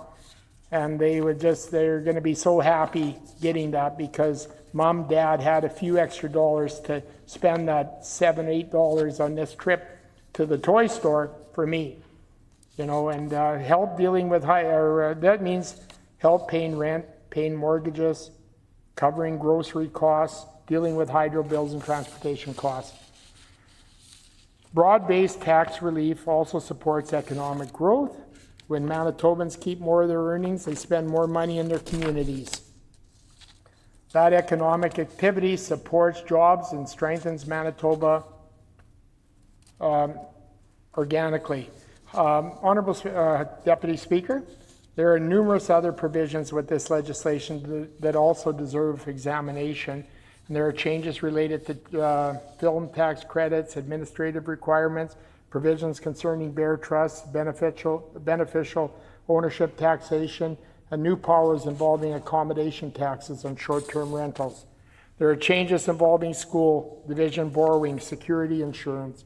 There are amendments related to carbon storage legislation, provisions that affect post-secondary institutions, policy that changes with real implications for industry, taxpayers, municipalities, and Manitoba institutions. Yet this government repeatedly treats bits of legislation as though it should simply pass with limited scrutiny because it's tied to the budget. Legislation deserves proper debate. Stakeholders deserve proper consultation. Manitobans deserve transparency from their government. Over the last several years, they've attempted to move legislation through quickly with minimal public engagement. Committee hearings have been limited. Debate has been restricted. That's not healthy for democracy. And this legislation falls short because despite all the NDP announcements about affordability, this bill doesn't meaningfully reduce overall financial burden facing Manitoba families. The cost of living remains too high. Taxes remain too high. Housing remains increasingly unaffordable. Young people continue leaving the province, and businesses continue warning about Manitoba's declining competitiveness. Affordability is not only about current costs, it's about whether Manitobans remain in the province where people can build successful futures. And right now, many Manitobans are questioning their future here. And what's the government's answer? Announcements designed around political messaging rather than affordability improvements. So our PC team continues advocating for meaningful reductions in the overall tax burden facing families because Manitobans need room to breathe. Wouldn't it be nice if all the members across said, you know what, that is a good idea, raising that threshold to $30,000. Let's do it. Everybody would walk away here. They would be happy, we would be happy, and Manitobans would be the winners. But that's not the way this government thinks. They don't want Manitoba. They pick and choose. They keep on doing that. And I know the Minister of Finance is looking because it's resonating. He's saying, you know what, you're right. They need political policies that strengthen Manitoba's economy rather than weaken it. Honourable Speaker, our Deputy Speaker, I also want to emphasize the importance of amendments before us today. Sending this legislation to committee is not obstruction, it's accountability. This process makes legislation stronger. Let all Manitobans speak. Let homeowners discuss rising education, property taxes. Let families explain the real pressures they're facing. Let businesses discuss competitiveness concerns. That's how democratic accountability is supposed to work. Honourable Deputy Speaker, our team has been clear. We're prepared to work together for the betterment of Manitoba. This bill relies far too heavy on symbolic measures. Manitobans deserve so much better. They deserve a government that recognizes the seriousness of the pressures families are under. They deserve a government willing to reduce overall tax burden rather than simply rearranging it. They deserve a government focused on long-term competitiveness and economic growth. And they, Manitobans, deserve a legislative process that values transparency, scrutiny, and public participation. the end of the day, affordability is measured very simply. It's measured when families sit down each month and try to make the numbers work. It's measured when seniors decide whether they can afford to remain in their homes. It's measured when young Manitobans decide whether their future exists here or somewhere else in another province. And right now, too many Manitobans know that things are becoming harder, not easier, because before this legislation moves forward, Manitobans deserve the opportunity to speak, and they can speak for themselves. They deserve governments that work together for the betterment of their province, for the betterment of their families, for the betterment of their communities. They deserve transparency. They deserve accountability. And most importantly, this is the most important thing, they deserve affordability measures, and they can get it from that threshold. They deserve affordability measures that are actually equal to the challenges that they face every single day. Thank you, Honourable Deputy Speaker. The Honourable Member for Midland. Thank you, Deputy Speaker.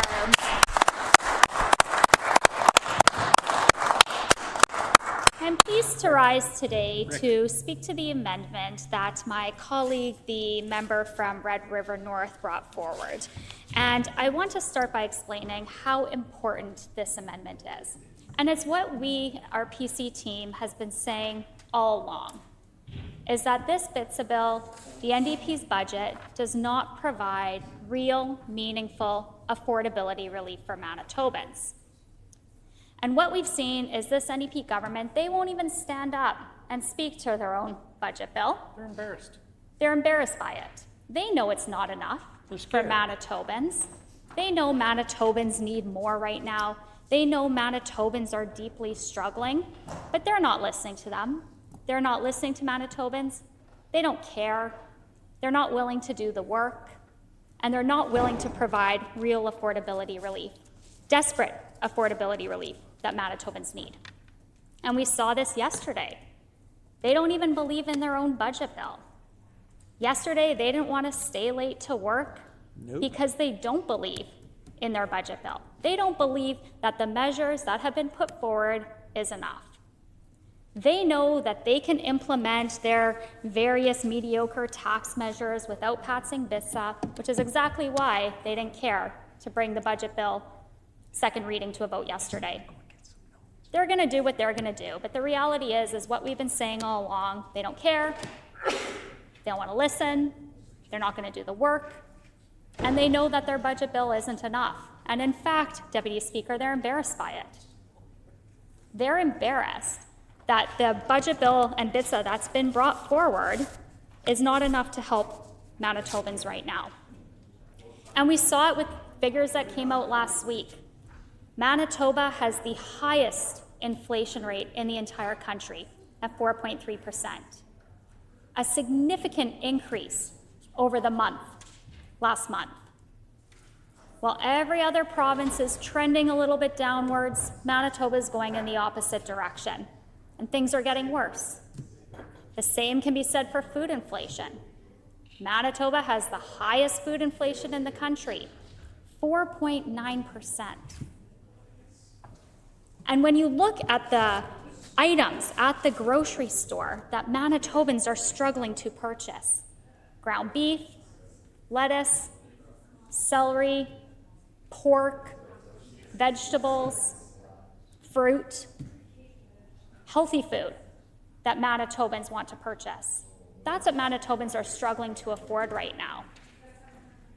But what the NDP fails to acknowledge is that those items are already PST tax exempt. Manitobans already don't pay PST on those items at the grocery store.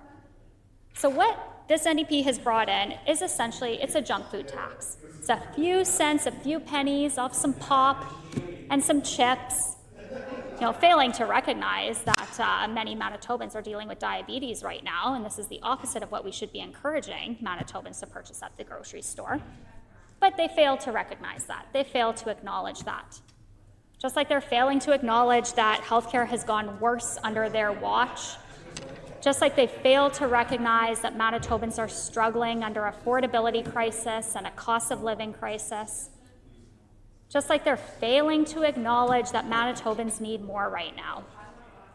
4.3% inflation in Canada, the highest in the country. 4.9% food inflation, the highest in the country. And just today, more numbers came out, indicating that Manitobans are relying more and more on credit card debt. Well, in every other province, families and individuals are relying less on credit card debt, but not in Manitoba. So Manitobans have to ask themselves why. Why are things so much worse for them than it is for other families and other people in other provinces? So we're here to tell those Manitobans why it's so much worse for them. And it's worse for Manitobans because of decisions that this NDP government is making that is directly impacting Manitobans' cost of living. So let's go through and look at what those reasons are. The most blatant example is the basic personal exemption. This NDP came in and they froze the basic personal exemption. They canceled indexation. That's pushing Manitobans, more Manitobans, into a higher tax bracket. So what that means is any increase in wages that Manitobans might get or see from their employer will not actually be felt, because now they're pushed into a higher tax bracket, because that tax bracket is not indexed to inflation.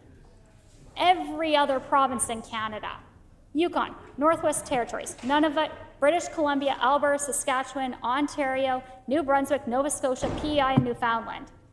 What's one thing they all have in common? They index to tax brackets. This NDP government is doing the opposite. They canceled indexation, while other provinces have brought it in, recognizing that each of those provinces has inflationary pressures. Yet this NDP government is ignoring that, and they canceled it at a time when Manitoba has the highest inflation and food inflation in the country. This just does not make sense, Deputy Speaker. Every other province has recognized inflationary pressures on its citizens, except for Manitoba. Manitoba is the only province to not have indexation. That really says something about where this NDP's government's priorities lie, because it's not supporting Manitobans and affordability. If it was, they would do at the very least the standard of including indexation, but they didn't. And as I said, Deputy Speaker, that is the standard. That is a simple policy affordability measure that every other province is doing, but not this NDP. They think they know better. They don't think Manitoba's dealing with inflation pressures right now, despite what all the statistics are saying. 4.3% inflation, highest in the country. 4.9% food inflation, highest in the country. And we know, and we're hearing from Manitobans all the time, that Manitobans are closer and closer to insolvency. And the statistics show that. Myers Norris Penny MNP comes out with reports talking about insolvency. And their last one, their most recent, over 50% of Manitobans are reporting that they're within $200 of insolvency. $200. Manitobans can barely get out of a grocery store with food for $200 right now. You know, I have 2 kids. We're a family of 4. Food's expensive. It's expensive to feed a family. And with over 50% of Manitobans within $200 of insolvency, those Manitobans need more than pennies, because that's all this NDP government has offered them. This is why, and this is the exact reason why, we have called on the NDP to increase the basic personal exemption to $30,000. That would bring $1,500 back for that single mom making $40,000. $3,000 back for that household family, the dual-income household, that family, $3,000 a year. I would think, and Manitobans know, that that's money that they desperately need. But this government refuses to listen. They're refusing to recognize the true cost of living pressures that are facing those Manitoba families. So let's talk about where that $1,500 could go, or that $3,000 for a family. Could go to food. As I mentioned, highest food inflation in the country, 4.9%. That could go to paying for healthy food for their families. But we also know that every family has a different household budget. Every family has different household challenges. So there might be another family that needs to pay their property tax bills with that money. That's another reason why Manitobans are so much worse off compared to other provinces. And the CPI numbers that came out last week indicated property taxes were one of the reasons why Manitobans are worse off. And so let's just go through, Deputy Speaker, why that is. Why are inflation numbers so high because of property taxes here in Manitoba? So let's walk through what the NDP have done over the past 2.5, almost 3 years to make that happen. Actually, it's not nothing. They did worse. They did things and made decisions that are putting Manitobans worse off as it relates to property taxes. They canceled the 50% education property tax rebate that delivered 50% of education property taxes in a rebate form back to Manitoba households. So they canceled that. They brought in their own measure. But then what else did they do? They canceled the 2% cap on school divisions, and they didn't fund school divisions to inflation. So shocking, what ended up happening, school divisions jacked up their mill rates, double-digit numbers on Manitobans, double-digit increases on Winnipeg families and Manitobans. And Manitoba households and Manitoba homeowners are now paying the price for that. So those are three things that have directly led to an increase in property taxes. Manitoba's had the highest increase in property taxes in the entire country, 20% since just last year. And yet this NDP government doesn't think Manitobans need affordability relief. At the same time, they think that, oh yeah, all Manitobans can afford to pay their property taxes and they can just keep absorbing those costs because of decisions they made. And sure, last year it was sloppy. It was a sloppy mistake, and we spoke about that in the House. It was sloppy because they made a very rash, knee-jerk reaction. They didn't want to keep the PC's 50% rebate, so they came up with their own. But as we've seen with every single policy that this NDP government puts forward, and every single bill and legislation, they don't think through what they're announcing. Nope. And this has become apparent time and time again. So yeah, it was sloppy last year. They didn't think it through. They've had a year to correct that mistake. But no, they didn't. And again, property owners are paying the price for a second year in a row because school divisions, again, jacked up their mill rates, double-digit increases. The NDP government didn't, again, fund school divisions to inflation, as we've heard from superintendents across the province. The school divisions are asking for a sustainable funding model. The school divisions know that what currently exists here in Manitoba is not sustainable for the long term. Homeowners are saying this isn't sustainable to continue to place the financial burden on their property values and assessments. I think about that low-income or fixed-income senior who's been in their home for 3 decades, now paying thousands of dollars in additional property taxes and education property taxes. That's what this NDP government has done to Manitobans and Manitoba homeowners with the decisions that they've made, because they didn't think through something. But like I said, it was sloppy last year, and they've had a year to correct it, and they still haven't. And it's going to happen again next year because they just don't care, and they don't listen to Manitobans. Nope. And that becomes abundantly clear. Mm-hmm. And this, and time again, this NDP government stands up, and they're quick with the cameras and quick with the TikToks and make an announcement without thinking through the consequences. And we saw that a couple years ago with the fuel tax, where they left out dyed fuel. They purposely left out farmers, purposely or mistakenly, because they made an announcement and they didn't think through the consequences or what the legislation actually would look like in practice. And it wasn't until my colleague, the MLA for Portage la Prairie, and the leader of the opposition forced the NDP to sit late into the night until they finally recognized that, oh yeah, maybe we should include the farmers that actually grow our food, fuel our province. They ignored them. They didn't think it through. Nope. And that's happening again with their BITSA bill. They left out restaurants. Actually, first they left out mom and pop shops and convenience stores because they announced something for grocery stores, big chain grocery stores. And they left out the little guys across the street. And it wasn't until pressure from our PC team that they realized, oh, yeah, this was a mistake. We should probably make that change. And then they did. But then they left out restaurants. Yep. Restaurants that contribute $3.5 billion to our economy, over 42,000 jobs. Those are not small numbers. No. Our restaurants are owned by immigrants. They're owned by Manitoba families. Many of them are family-run businesses.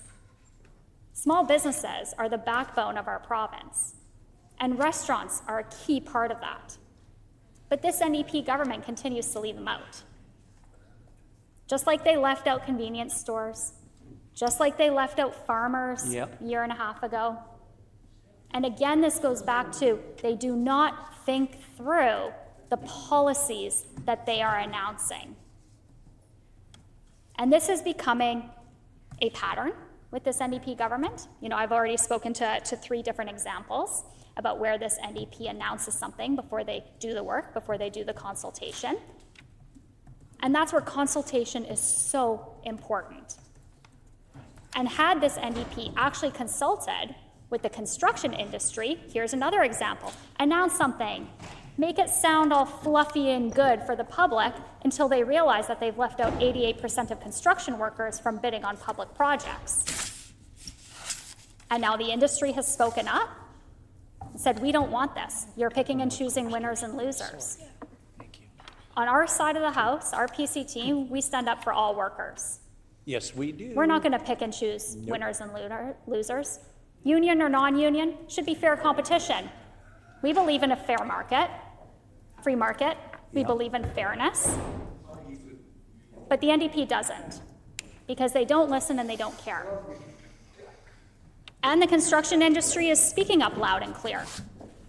And they've done the work for the NDP. They've let them know that this could cost up to 20% in additional costs for a public project. One of the construction industry associations came out and indicated that would be the additional cost for a school in Brandon. Taxpayers can't afford that. But the NDP just keeps layering. They keep layering and layering on costs to Manitoba taxpayers because they're not thinking through the legislation that they're bringing forward. And this is seen with BITSA. As I mentioned, they've left out restaurants. They haven't included any real affordability measures for Manitobans. We're the only province in Canada to not have indexation on income taxes during the time when Manitoba has the highest inflation in the entire country.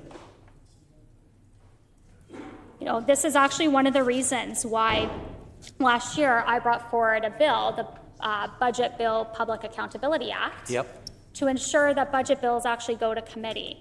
Because we already know that the NDP is not consulting with those that are being impacted by their BITSA bill or their legislation and their bills that they bring forward. That's been abundantly clear. It's why last year when they brought BITSA forward, they stapled major pieces of legislation onto the backs of BITSA so that they could avoid accountability to the public. What the Public Accountability Bill would do was it would ensure that all BITSA budget bills would go to a public committee so that Manitobans would have a say. This is why we have committee. We have committee for every other bill that comes forward in the House, but the one bill that we don't is the one that impacts taxpayers the most, Budget and Tax Implementation Bill. the largest bill and most important, arguably the most important bill that a government brings forward, but they sidestep public accountability. And the reason why committee is important is because the NDP and all governments, they don't know everything. And if they're not going to consult, then there's certainly going to be key gaps within the legislation that could otherwise be fixed. And it's been known that during committee stages, governments do fix gaps in legislation as a result of committee members coming forward. You know, and sometimes they don't, and they ignore those Manitobans, and that is what it is. It's unfortunate. But what we're seeing with this NDP government is they're not listening to Manitobans to begin with. And they don't want to listen to them at committee. If they did, and if they really cared about transparency and accountability, then they would bring BITSA to a public committee to hear from Manitobans.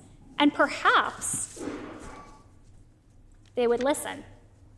And they would broaden out some of their measures here to be more fair, to include those that they've forgotten, like restaurants, for example, like other small businesses, as opposed to having to backtrack and then make more announcements in the media, like, oh yeah, we forgot about this industry, so now we're announcing to include them. It just shows a government, Deputy Speaker, that is immature in its governance. It shows that they don't know how to govern, because they're not thinking through what they're doing. They're not thinking through the legislation and the bills that they're bringing forward. And that shows an immaturity of a government. It also shows the immaturity of a government who's not willing to listen. And that's been very, very clear. And we know Manitobans are calling on this NDP to do more on affordability relief. We know Manitobans want to see the basic personal exemption increased. And to be fair, Deputy Speaker, we tried to compromise with the NDP on that. The PCs are elected, we'll increase the basic personal exemption to $30,000. That's our commitment to Manitobans, and we'll make that happen. And you know, the minister asks about how to pay for it, and this just shows the immaturity of governance, because it's about choices, Deputy Speaker. It's about choices. The government can, you know, they're heckling me because they know. They don't know that. They know. Growing the economy. Our side of the House knows that you pay for things by growing the economy. Manitoba has the lowest economic GDP growth in the entire country. We also know that bureaucratic spending has increased significantly under this NDP government. And while Federal Prime Minister Mark Carney and every other province are trying to control bloated bureaucracy in order to provide more affordability for its citizens, this NDP government's doing the opposite. It's about choices, Deputy Speaker. The difference between our side of the House and this NDP is that they're not willing to make choices. Nope. And right now, their choice is to put Manitobans last and their friends first. And that's really unfortunate. Because what Manitobans need is Manitobans need affordability relief. And that is so clear with the numbers that have come out over the past couple of weeks. Highest inflation in the country, highest food inflation in the country, more Manitobans relying on credit card debt, as was released today, where in every other province, their citizens and those families are relying less on credit card debt. Over 50% of Manitobans within $200 of insolvency. Those are the real struggles facing Manitobans that this NDP government refuses to listen to. And this is exactly why we have brought this amendment forward, is because this bill doesn't take into account real affordability relief. And I know and I hope the residents of St. James are watching this debate this evening and know that we are fighting to increase their basic personal amount to $30,000, and that their MLA, the Minister of Finance, is offering them pennies. And when they see that comparison, pennies from the NDP and the Minister of Finance to up to $3,000 per year from the PCs, they'll know what the answer is. They support this proposal. Manitobans support this proposal. And we're hearing from them. And I know the members opposite are heckling because we're getting emails from their constituents. We are. We hear Manitobans say that they like this proposal, and this is the real affordability relief that they need. But this NDP refuses to listen. And like I said, Deputy Speaker, we've tried to compromise. We are willing to work with the NDP. I sent a letter to the Minister of Finance asking him to cooperate and come to the table and collaborate. He ignored it. I asked the Minister of Finance to sit down so that we could discuss BITSA and cooperate and collaborate on it. He ignored it. Many of my other colleagues did the same thing. They're ignoring it. Manitobans are asking for more affordability relief. They're ignoring it. So what does all this mean, Deputy Speaker? This means, and again, I will say it again and again, this is an NDP government that isn't listening to Manitobans. They don't care what Manitobans want or what Manitobans need. And that is really unfortunate because as I said, and I will continue to repeat it, and I will repeat it until the members hear me and listen. Manitobans desperately need real affordability relief right now. And we're hearing it every day from their constituents. This is the reality that Manitoba families are facing every single day. Just this week, I was at a grocery store in Waverley. The price of healthy school snacks for my kids is soaring. I know the MLA for Waverley has a young family, and I can't imagine he's comfortable sending his small children to school without healthy food. But unfortunately, in Bill 53, that reality is not the case, because Manitobans simply cannot afford to feed their families. Beef, vegetables, fruit, pork, healthy food. This is what Manitobans cannot afford. And all this NDP government's offering them is pennies off of junk food. When we look at Manitoba having the highest food inflation in the country, we're talking about healthy food. That's the impact. Their mediocre PST junk food cut isn't going to help Manitoba families in any significant way. Manitobans know that our PC team is working for them. We know that Manitobans are struggling deeply and that they need real financial help. Again, 4.3%, highest inflation in the country. And this NDP is offering nothing. More Manitobans with credit card debt, relying more on credit cards to pay for things like food and fuel. That's the challenge that Manitobans are facing. So an extra $3,000 sure would go a long way for those Manitoba families. It could help pay for food for their families on the dinner table. It could help pay for the NDP's property tax scheme. It could help pay for fuel to get to work or get their kids to sports. That could help families put their kids in sports. Sports are expensive now.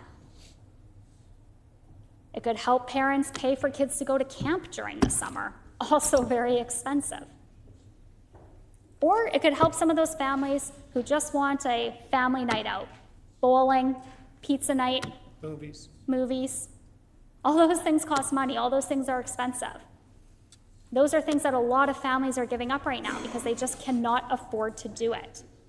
Because more and more Manitobans can barely afford the basic necessities alone. And so let's just talk for a minute about the economy and the lack of economic growth under this NDP government, because this is something that they're also not prioritizing. There's nothing in BITSA that helps to grow the economy. And we know on our side of the house that to pay for things, and when Manitobans succeed, is when the economy is doing well. You bet. I don't know how this NDP government expects to pay for anything at a 1.1 economic growth rate. And they didn't even prioritize it in their budget or their BITSA bill. I don't know how these ministers and this NDP government expects to pay for all the social services that they're announcing without growing the economy. Everything comes back to growing the economy. That is how we pay for things. And the fact that this NDP government does not understand that is a big problem, and it's a big problem for Manitoba. And we've seen that with the statistics of where Manitoba's economic growth is right now. We've seen businesses leaving. We've seen investment fleeing. You look at the mining industry alone, Manitoba went from 6th under the PC government in mining attractiveness and investment attractiveness to 26th. That's the direction this NDP government's taking because they are not prioritized on the economy. But that is exactly how you pay for things in this province. You pay for things by growing the economy. And so while every other province is out there attracting investment and attracting businesses into their province, Manitoba's driving them away with their high-tax, anti-business rhetoric. And Manitoba's going to lose out. And we saw Manitoba lose out for 16 years under the previous NDP government. And Manitoba's going down the exact same trajectory. We are losing out compared to neighboring provinces and other jurisdictions.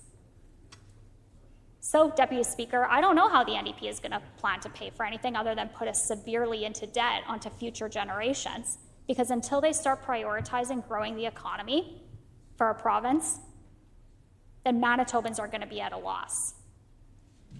This brings in jobs, brings in money, helps support our social services. Our youth unemployment went up to 14% this past year. Wow. That is high, Deputy Speaker. And yet again, we look at this BITSA bill, and they excluded restaurants. Restaurants that employ youth. As they've decided to pick and choose winners and losers through the jobs agreement, they're also picking and choosing winners and losers through their PST junk food tax. Because fairness. The member's time has expired.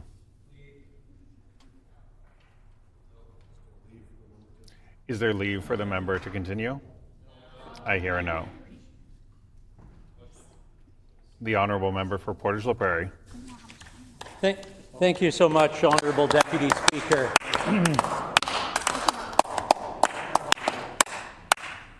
It gives me, I'm honoured to stand here today. I'm honoured to be elected as an MLA in the province of Manitoba. And what I want to see is I want to see our kids, our grandkids, want to stay in this province of Manitoba.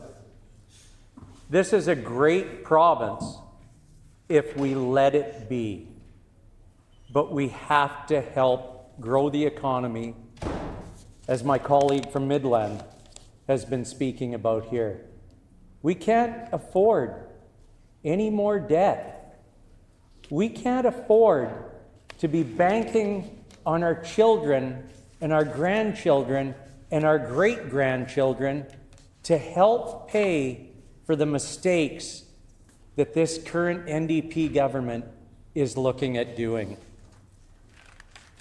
The amendment that we introduced, the member from Red River North introduced, that we have not seen any satisfying evidence or assurance that this bill provides any real and meaningful affordability to Manitobans.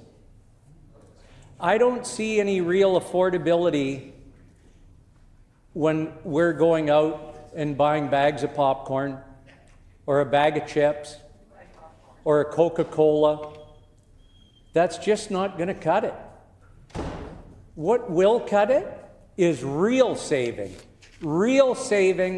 that we have introduced should be part of this Manitoba moving forward. I rise today to speak on the BITSA bill, the Budget Implementation and Tax Statutes Amendment Act, and to speak not just about what is written in this legislation, but about what's missing in this legislation.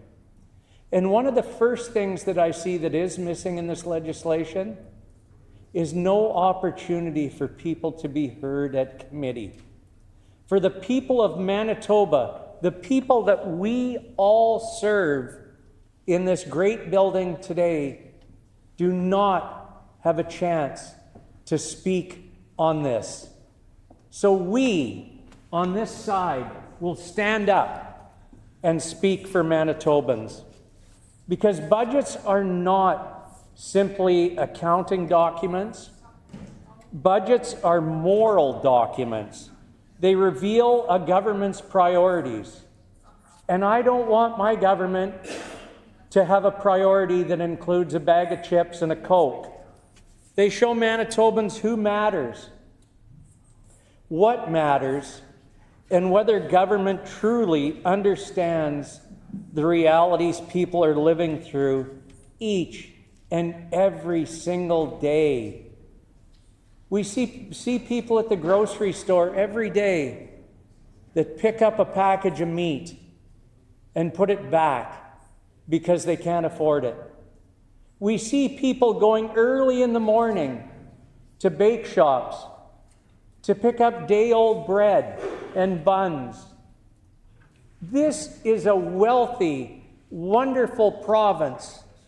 And why are we putting so many strains on people? And what Manitobans needed from this budget was relief they could actually feel. Not headlines, not slogans, not symbolic announcements, not tiny savings that disappear before even a family notices them. One of the issues I have with packaged food that this government has introduced as taking the tax off of is a lot of those foods are very unhealthy. With our proposed amendment, we're giving people the opportunity to spend money the way that they see fit. And that way, we will be able to stimulate the economy. As the member from Midland said, restaurants are not part of this bill package, yet restaurants employ a lot of younger people that are starting their first jobs.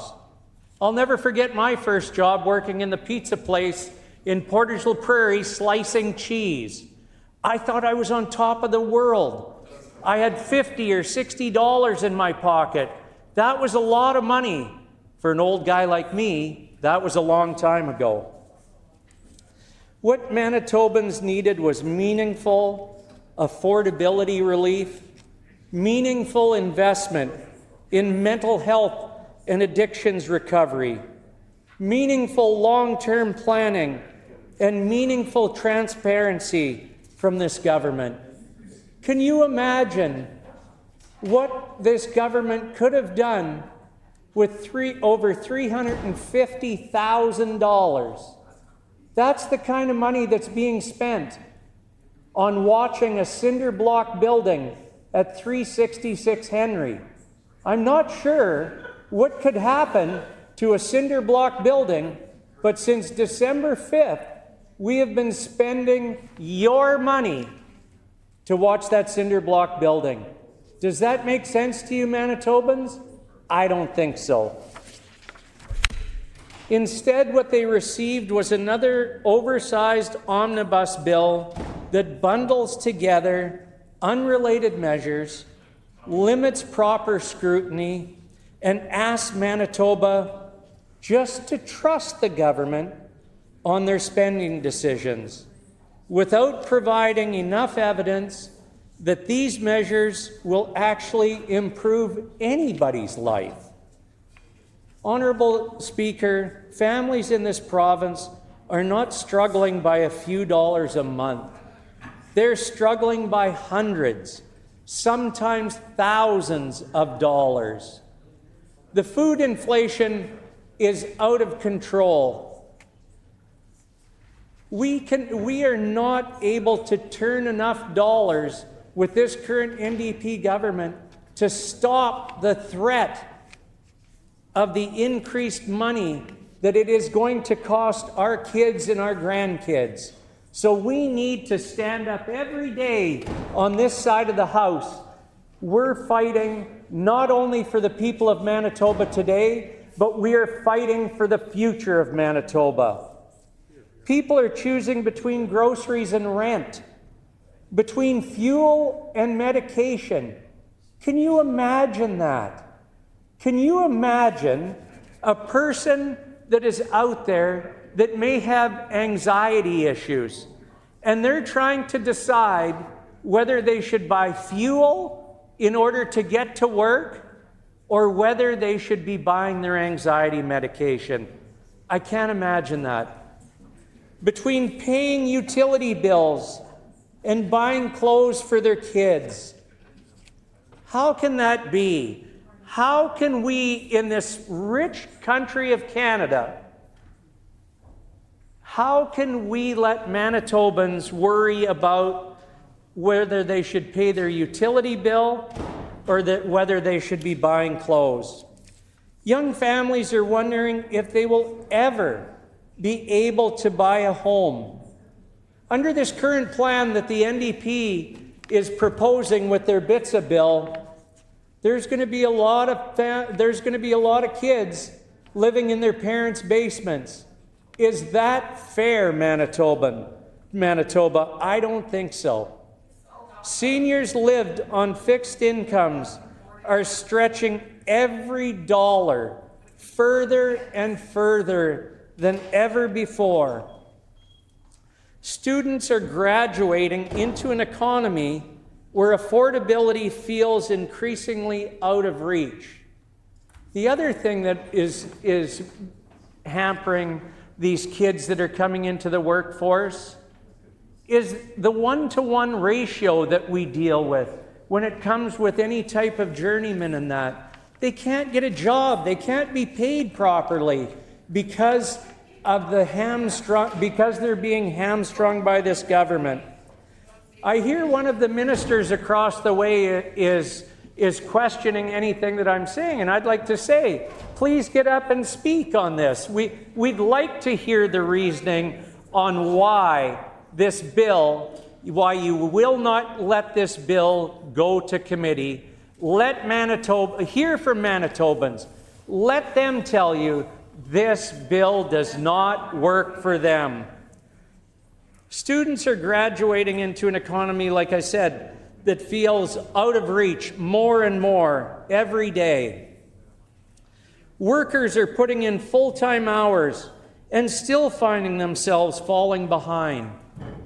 We're also seeing people that are building apartment blocks, that are building different types of buildings out there, and they're saying, no more. I cannot invest in this province anymore. And they're leaving the province. They're leaving the province because there is no way they can continue to exist here. Workers are putting in full-time hours.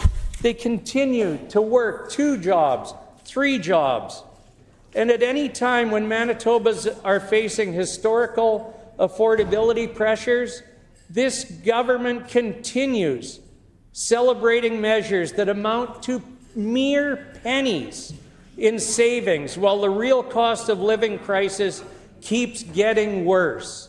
And I keep thinking about that person that has to decide whether they buy groceries or whether they buy medication.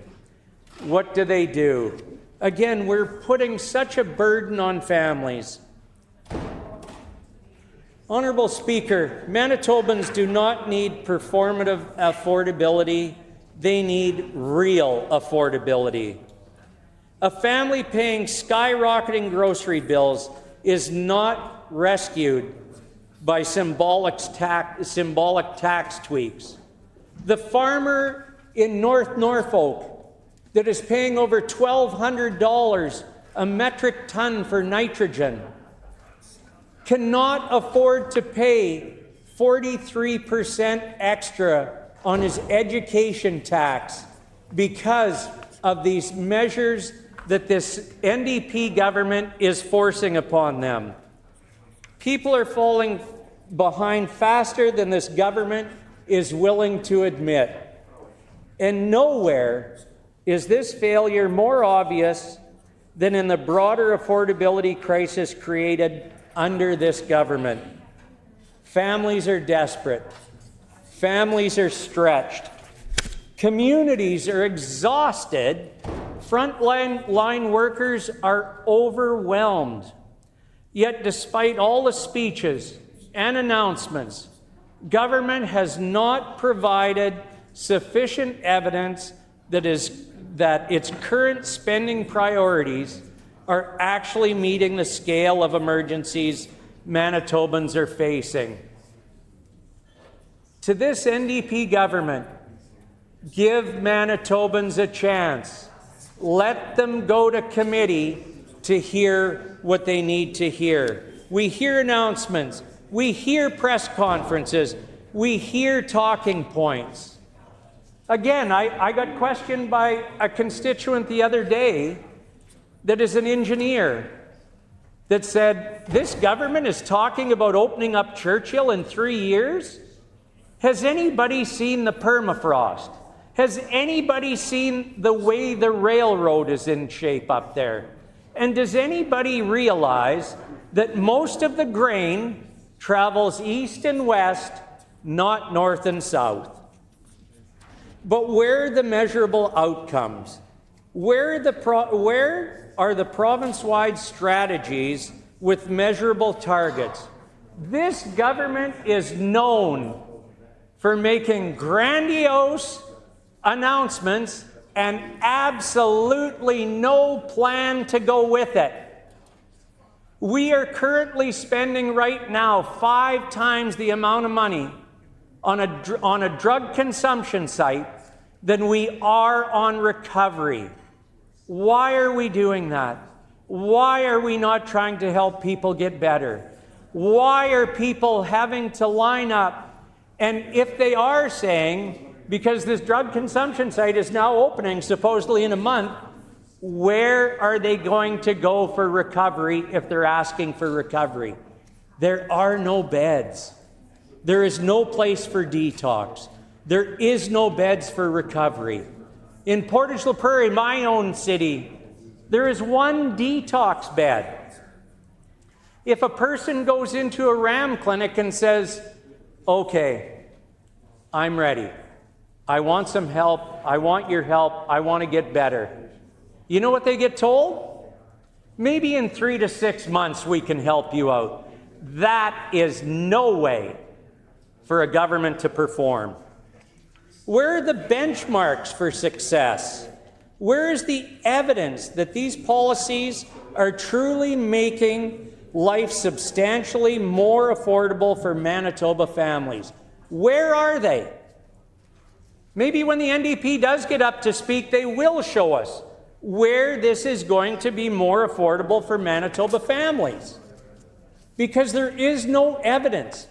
This NDP government has shown us no evidence where people are going to save money. It has shown no evidence of where our economy is going to grow. What it has shown is that Manitoba plates are leaving here on a daily basis because Manitobans deserve more than political branding around fiscal policy and affordable living. They deserve results. And again, when we talk about the amendment, we have not seen satisfying evidence or assurance that this bill provides real and meaningful affordability. There is no sign of it. Because Manitobans deserve more than political branding, Honourable Speaker, this government frequently speaks about evidence-based policy. Well, where is it? Show Manitobans. Stand up. Let them see it. Stand up and show them. If that is truly the case, then taxpayers deserve accountability. Taxpayers deserve to know how their money is being spent and where it's being spent. They deserve to know whether programs are producing measurable improvements. How will we ever know that? They deserve to know whether government spending is actually helping families keep up with rising costs. We need to know that we're in Manitoba, where we are one of the richest farm provinces in all of the world, and we are being hamstrung. People are struggling to put a crop into the ground. And what is this government offering? A bag of chips and a Coca-Cola. And government should not bring forward major policy changes and then accuse critics of obstructing when legitimate questions are asked. Questions are not obstruction. What we are to do in this House is debate. Accountability is not an obstruction. Scrutiny is not an obstruction. That is what democracy is all about. And Manitobans deserve that democracy, especially when public debt continues to grow and grow and grow under this NDP government, and financial pressures continue to intensify. Honourable Speaker,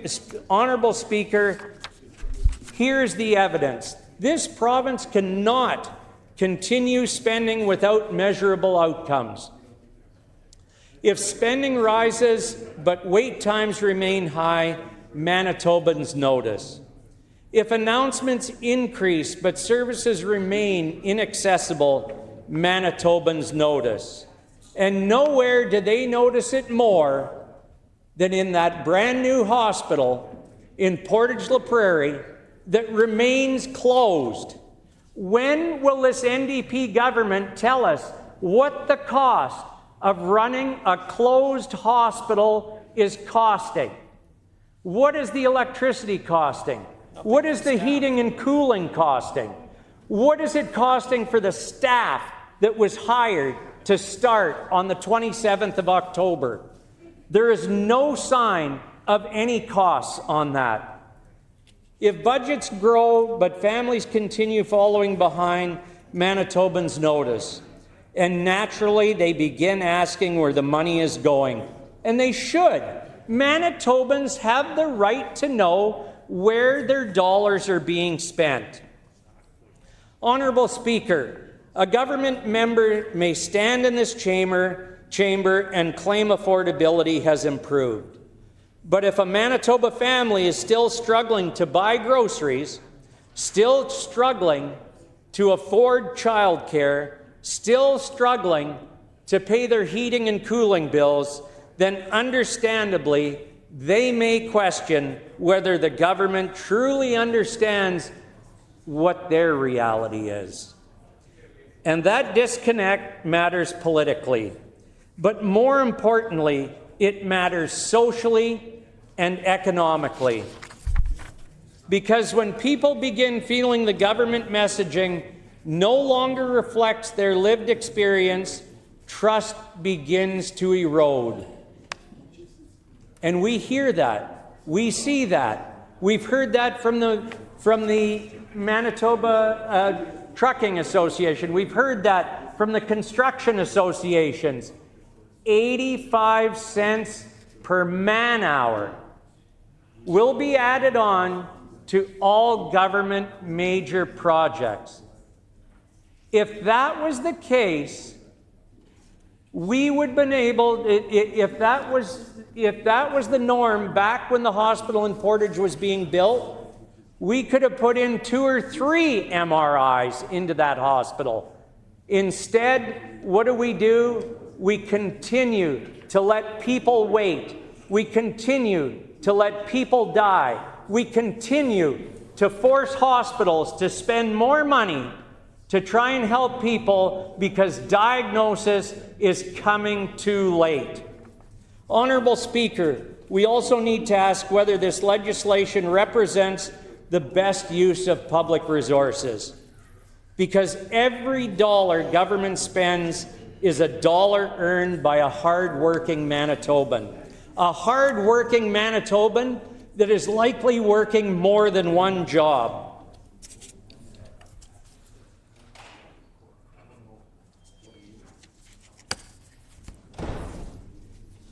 Honourable Speaker, we also need to ask whether this legislation represents all of Manitobans. And particularly during periods of economic uncertainty, government have a responsibility to ensure public spending produces meaningful results. That should not be controversial in any way. That should simply be responsibility of governance. So when legislation is introduced, opposition members are entirely justified in asking important questions. And the only way they could do that is if they were allowed to speak at committee, for them to have a voice. Why will this NDP government not let Manitobans have a voice? What measurable outcomes will this produce? How many Manitobans will benefit? How significantly will they benefit? For how long and at what cost? And how will success be evaluated? If we're not looking at evaluations, then how do we know anything has worked properly? Those are not partisan questions. Those are fundamental governance questions. Honourable Speaker, I think Manitobans are also increasingly concerned about whether government is addressing root causes rather than symptoms. And again, that's why I am speaking today on the amendment that we have not seen satisfactory evidence or assurance that this bill provides real and meaningful affordability for Manitobans. The motion. Because affordability pressures did not emerge overnight, and they will not disappear overnight. That means government must think beyond short-term announcements and focus on long-term structural affordability. That includes taxation policy. That includes housing policy. That includes economic growth. That includes energy affordability. That includes creating an environment where wages can grow and families can build stability over time. And many Manitobans are asking whether this bill genuinely addresses those deeper structural concerns or whether it is simply another short-term measure designed primarily for political messaging, like we heard about the Churchill announcement. Honourable Speaker, predictability matters. Families want certainty. Businesses want certainty. Workers want certainty. Investors want certainty. Because if there is no certainty, they will go west to Saskatchewan or Alberta or east into Ontario, and they will be welcomed with open arms, not closed doors. And legislation that lacks clear, measurable outcomes creates uncertainty about whether affordability relief will actually materialize in a meaningful way. That is why permanent affordability measures matter so much. That is why broad tax relief matters so much, because Manitobans actually plan around these policies. They can budget around them. They can make long-term decisions around them. And that is precisely why we continue advocating measures like increasing the basic personal exemption. For a family to have $1,500 to $3,000 that they can decide on their own, not being told by a government how they need to spend that money, not being told the only relief you're going to get here is on a bag of chips, a bag of popcorn, maybe a bag of salad, and a chicken rotisserie. If a measure is modest, government should say it is modest. If a measure provides temporary assistance, government should acknowledge that honestly. But overselling limited measures as transformational affordability policy ultimately damages the public's confidence. And again, it chases them right out of Manitoba. Because people compare government claims against their lived reality. And right now, many Manitobans are still struggling. That is simply the truth. Honourable Speaker, we on this side of the House are not opposing for the sake of opposing. We are asking legitimate questions because Manitobans deserve legitimate answers. And if government cannot clearly demonstrate how this legislation will produce measurable affordability improvements, then Manitobans have every right to remain skeptical of this government. Because families are evaluating policy through the lens of their own monthly budgets, and many families are still finding those budgets are stretched to the limit. Ultimately, this debate comes down to a very simple principle. Government should not merely announce policies. Government should prove that the policies work. And until we see stronger evidence, clear measurable outcomes, and meaningful long-term affordability improvements for Manitoba families, we continue raising concern on behalf of people we were elected to represent. Yet Manitobans continue struggling to find affordable housing while demand continues rising. This is not so when government says it's addressing addiction, mental health, homelessness, affordability, and community safety, Manitobans expect an integrated strategy, not isolated announcements, not disconnected spending lines, not political messaging. Because Manitobans do not need pennies. Manitobans need real help, and they deserve a government willing to provide. They need policies that put substantial dollars back in people's pockets. They need addiction treatment available when someone reaches out for help. They need recovery supports in rural Manitoba. Honourable Speaker, I could go on and on and on. Thank you for your time. The honourable member's time has expired. The honourable member for Interlake Gimli.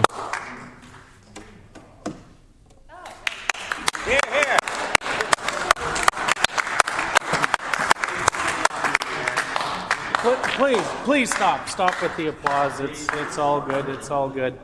Well, I'm glad to get up and speak on this this motion here in the legislature tonight, and I'll just read it again to show what we're sitting here and discussing tonight. This House declines to give second reading to Bill number 53, the Budget Implementation and Tax Statutes Amendment Act 2026, because this House has not received satisfactory evidence or assurance that this bill provides real and meaningful affordability measures that Manitobans desperately need. So let's move over to a few quotes. And Honourable Speaker, these are out of Hansard, so anybody can look them up publicly. Here's a quote. And this is about affordability and what we haven't seen in this BITSA. Here's a quote. They're removing rate-setting oversight from the Public Utilities Board and giving their cabinet complete control. This would allow this government to increase hydro rates without the Public Utilities Board oversight. This removes accountability and it removes transparency. And I can hear members asking, well, who said that? Well, that was this current Minister of Finance. He said that on May 18th of 2022. So what they're doing is making things unaffordable by setting a lot of rates and going around the Public Utilities Board with this bill. And this is not affordable for Manitobans. And that's exactly what this motion talks about. But this minister is doing the exact opposite of what they have committed to do. And that is the definition of a hypocrite. And we've talked about this before, about the hypocrites on the other side of the House. Here's another quote.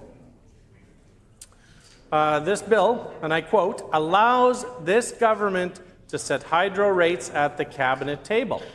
This bill represents the total and complete politicization of hydro rate setting in this province. It weakens the role of the Public Utilities Board. And this is not the path to affordability for Manitobans. And, oh, sorry, yes, people are asking. Members opposite, the finance minister knows who said it because it was him, and he's hanging his head in shame as we speak. Here's another one. Manitobans know the truth, and this is a quote. I'll start it again. Manitobans know the truth. They know that on that side of the House, they stand for dismantling the PUB and jacking up rates. Rates should be frozen. What's the finance minister doing? This is his quote again. What's the finance minister doing? Setting rates at the cabinet table, jacking them up. That is the definition of a hypocrite. So here's another quote. Without any hearings, this premier is ordering Manitoba Hydro to dramatically increase their rates. Well, there's another one. Another definition of hypocrisy.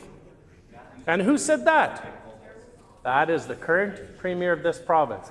And then, what does that premier do? He goes and jacks the rate up at the cabinet table.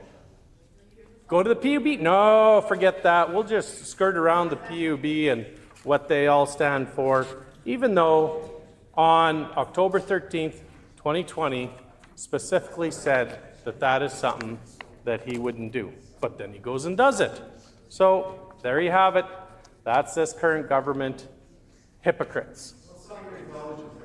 They're eliminating, here's another quote, they're eliminating that function and moving rate setting from the independently reviewed process at the PUB to the cabinet table. Who said this? March 16th, 2021. Again, the finance minister. Again, hanging his head in shame. May 16th, 2022. Here is another quote. Sorry, May 31st, 2022. It takes all rate-setting power away from the Public Utilities Board and places that in power into the hands of Cabinet. Again. Order, please. Order, please.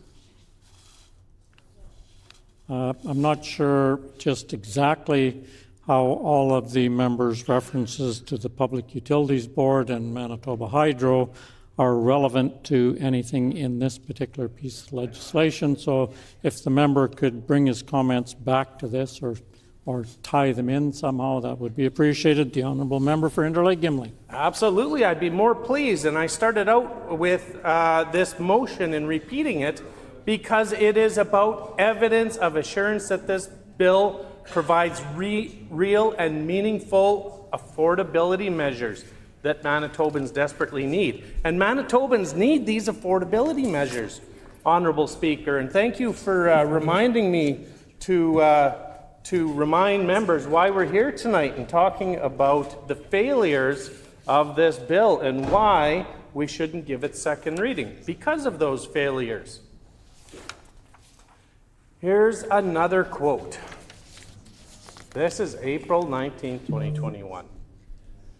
They object to the Premier trying to upset the authority of the Public Utilities Board and use his pen at the cabinet table instead to set their rates. Who said that? That's the current Premier. And again, this is about affordability, and that's what we're discussing with this motion here. It's about affordability and the pressures that Manitobans are feeling on all fronts. It's about the minimum 1.1% economic growth that we see as a province, but inflation is going up by 4.3%. And that, by definition, is falling behind when inflation is going higher, quicker, faster than your economic growth. This poor horse that's trying to tow the cart here I think, has keeled over. 4.9% food inflation alone. So the poor person that's looking for affordability now has to make decisions between their rent or food, heat or food. March 4th, 2021. They pushed the Public Utilities Board to the side so they can raise rates at the cabinet table. Who said that? The finance minister, this current finance minister. And then what are they doing in this bill? They're taking affordability away from Manitobans and putting it on the cabinet table. They ordered, here's another quote, they ordered higher hydro rates without even having a public hearing, without even going to the Public Utilities Board. Members opposite, that's exactly what they're doing, and that is the definition of hypocrisy. So, we also have, sorry about that, Hansard, we also have 14% youth unemployment. Well, this bill that brings in the junk food tax removal does not help restaurants at all, Honourable Speaker. This will help, the Walmarts, the Costcos, the rotisserie chickens, or chicken rotisserie as some refer to.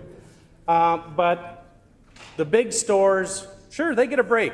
But the small mom and pop restaurants that do prepared meals as well, what do they get? Nothing. Now they have to try and compete against the Costcos and the Walmarts of the world.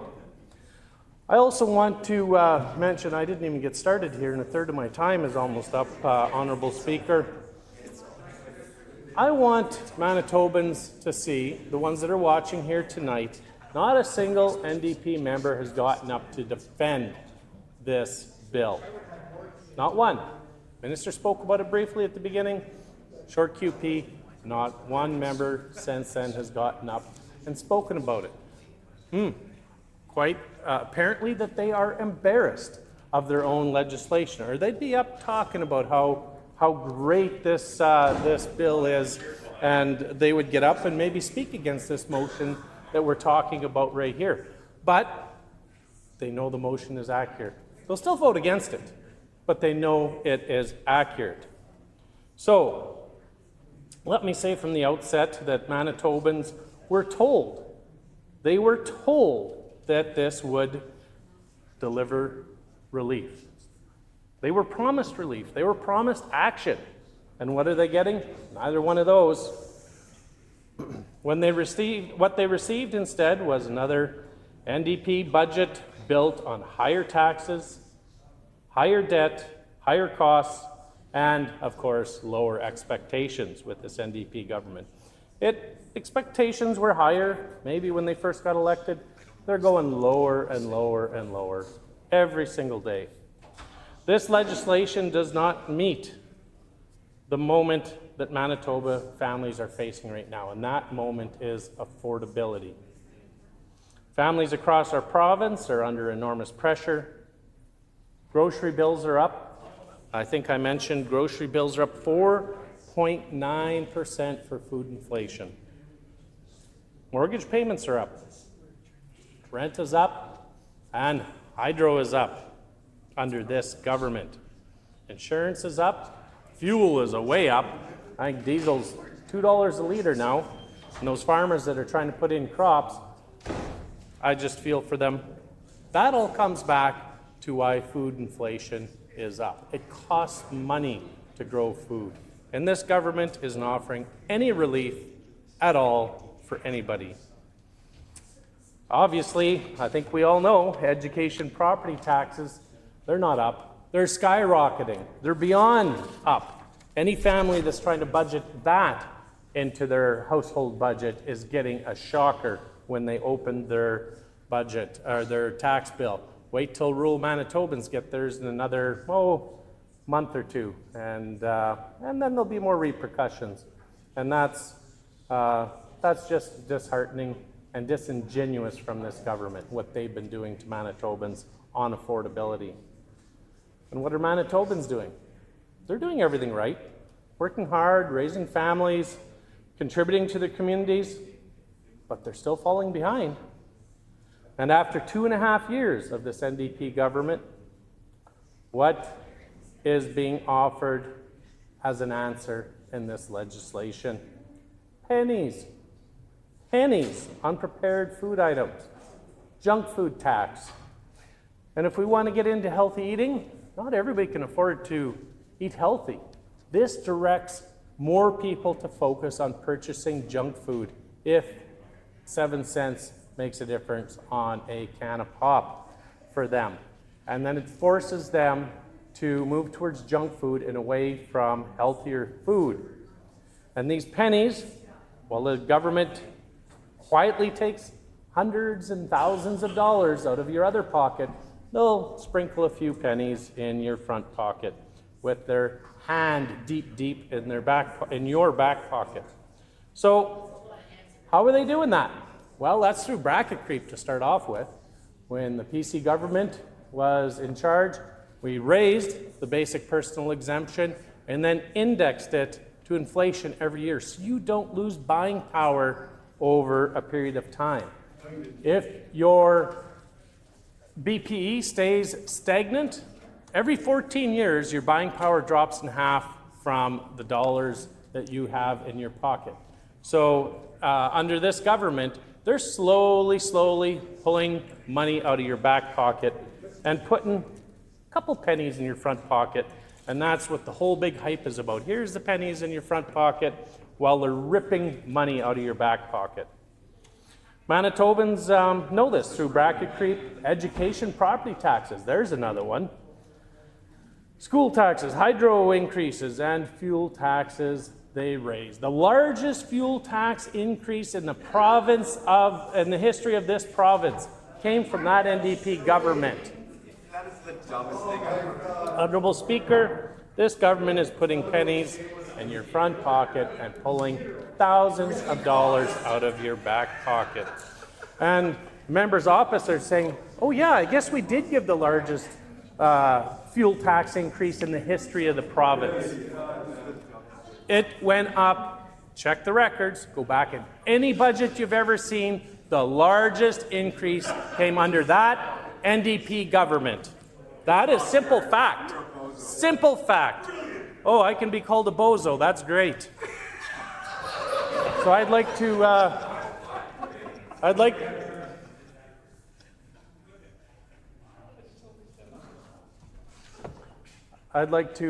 just say that name calling across this the floor of this legislature, you guys should be embarrassed. It's just belittling. So that's what Manitobans are experiencing every month, is having money pulled out of their back pocket with pennies being dangled in front of them. When they sit down at the kitchen table to pay their bills, they know there isn't as much in front of them under this government as there was under a PC government. This bill simply does not provide meaningful affordability relief. End of story. And that's why we brought this motion forward. The MLA for Red River North moved this reasoned amendment, and that this motion be amended by deleting all the words after the word that and substituting the following.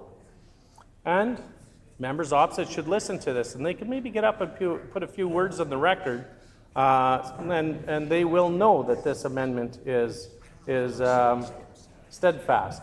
This House declines to give second reading to Bill number 53, the Budget Implementation and Tax Statutes Amendment Act 2026, because this House has not received satisfactory evidence or assurance that this bill provides real and meaningful affordability measures that Manitobans desperately need. And that's why we are here late at night discussing this.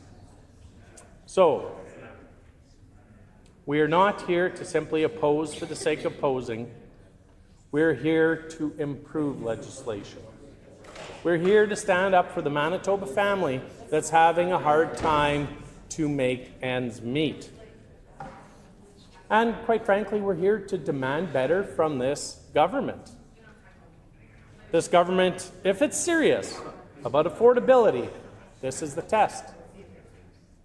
They can bring an amendment, raise the basic personal exemption, at least, at bare minimum, to what the formula that the PC government implemented. At least they could raise it to that amount to give you relief, the working Manitoba. But the Progressive Conservative Caucus has put forward a practical, achievable, and common sense proposal to significantly increase the basic personal exemption so Manitobans can keep more of the money that you earn.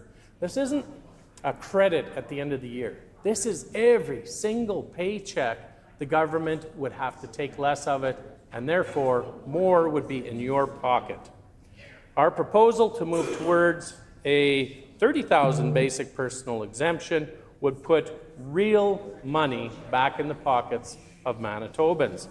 And quite frankly, for an individual, it would be up to $1,535 per year that stays in your pocket. It doesn't get taken out and then a rebate at the end of the year. So for a two-income family, well over $3,000. That makes a difference when you're raising a family. That makes a difference whether you can buy, junk food with no tax on it, or a nice healthy snack to send your kids to school with. That is real relief people would actually feel.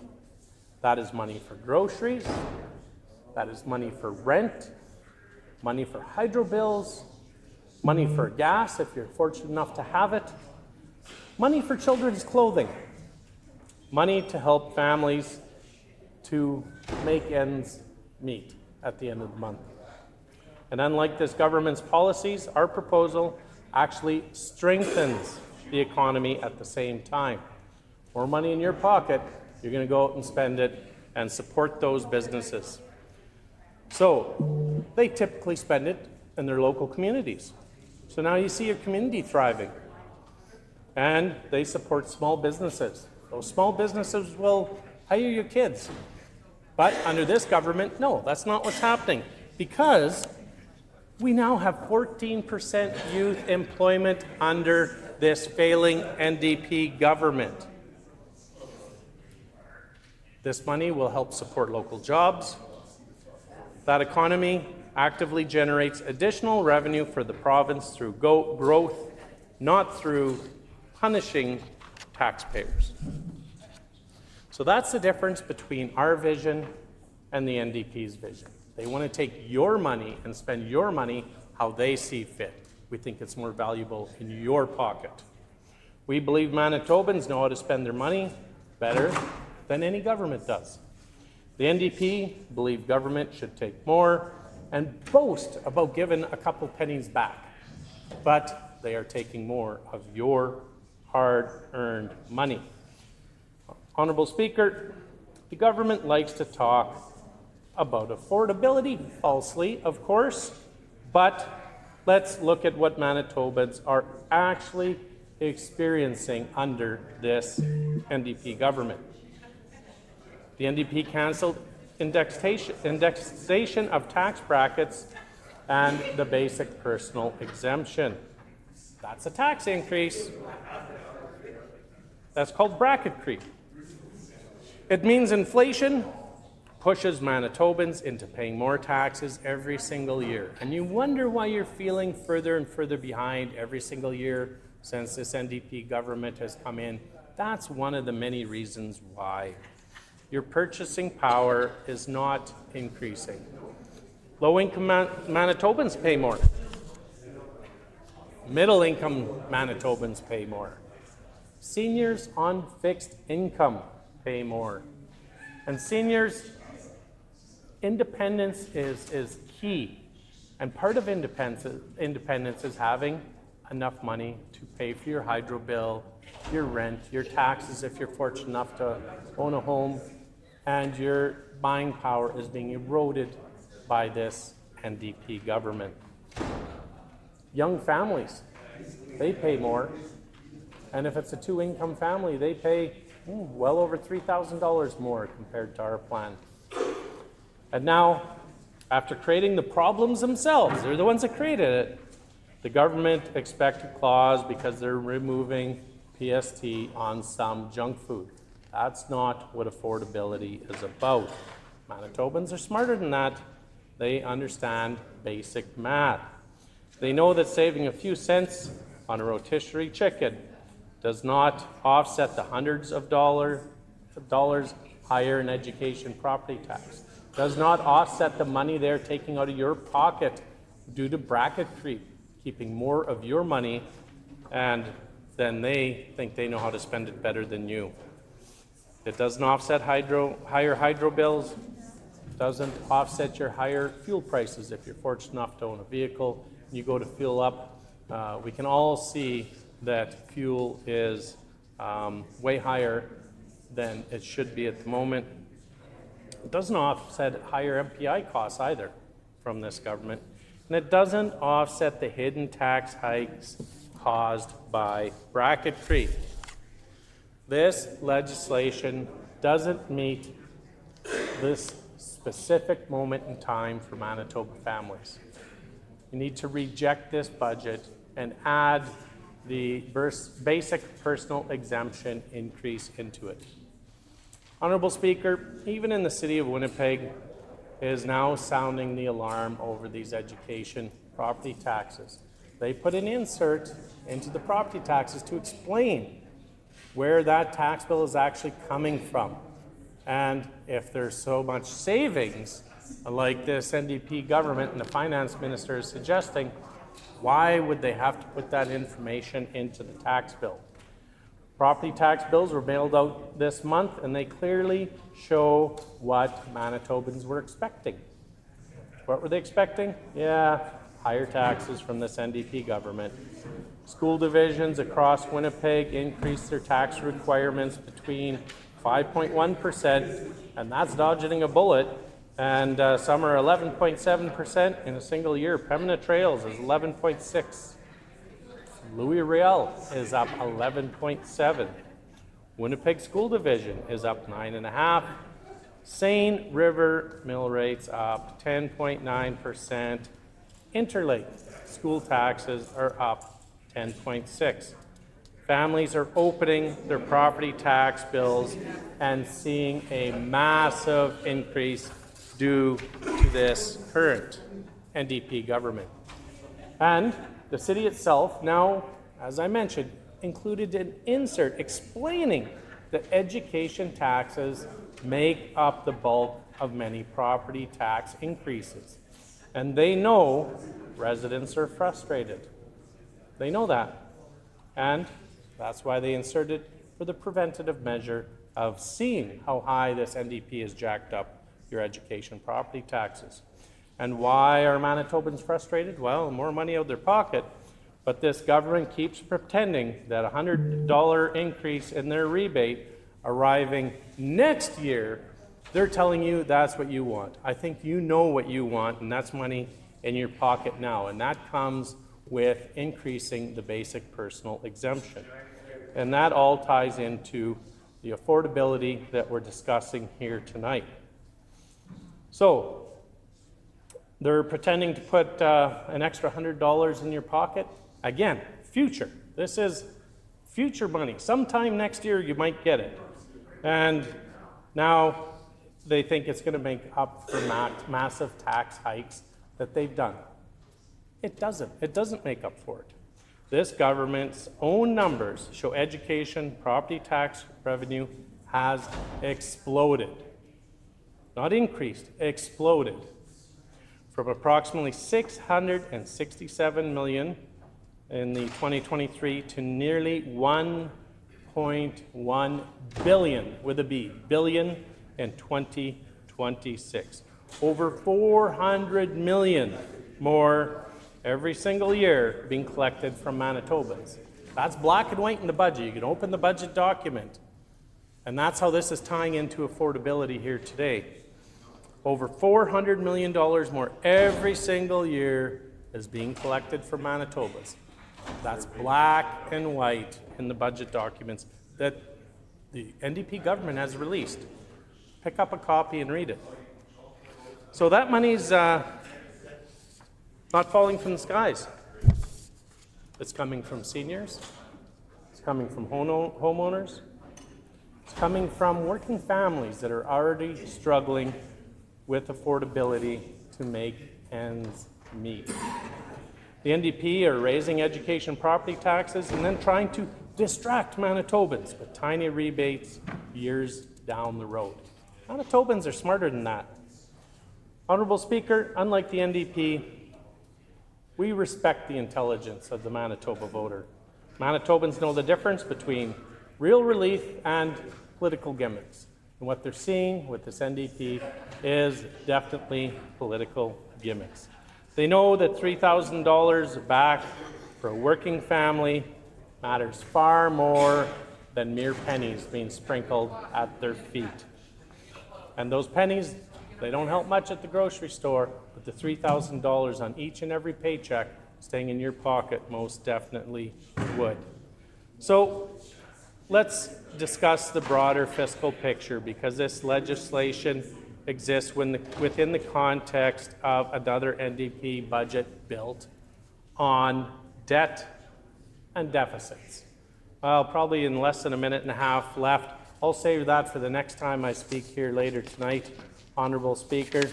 I think that what Manitobans need to recall from tonight is a mere 1.1% economic growth under this failing NDP government. How is government going to raise revenue, and how is your family going to have jobs under this NDP government? Oh, wait, they aren't. 14% youth unemployment. 4.9% food inflation. So every time you go to the store and you seem like you're walking out with lighter and lighter bags, that's exactly what's happening. 4.9% food inflation under this NDP government, and overall 4.3% inflation. And you're wondering why your paycheck is not getting bigger. But they won't increase the basic personal exemption. They're going to continue taking every single penny from you while they're pulling thousands of dollars out of your back pocket. You know what? And if you buy enough pop and Coke, you might even get a quarter in that front pocket. But we know you're losing thousands out of that back pocket. Thank you, Honourable Speaker.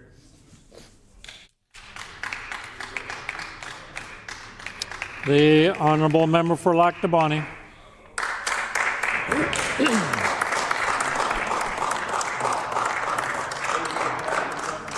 Thank you. Once again, gives me, Honourable Speaker, it's interesting that that the MLA for Kuwait once again has lots to say, but yet has nothing to say. He speaks from the cheap seats over on the government side and really doesn't have have the courage to stand up and speak to the budget or bits of bill or anywhere else. He would just rather name call from a seat, much like some other members on the NDP side has.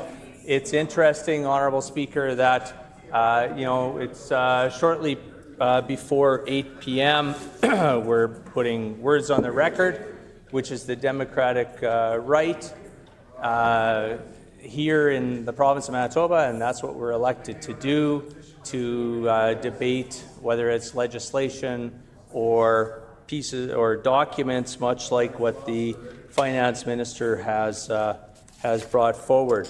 So we are debating tonight the motion that has been brought forward by the member for Red River North. What's that? And so the member from Red River North said, and I quote, is moving a reasoned amendment, and that the motion is being amended by deleting all the words after the word that and substituting the following.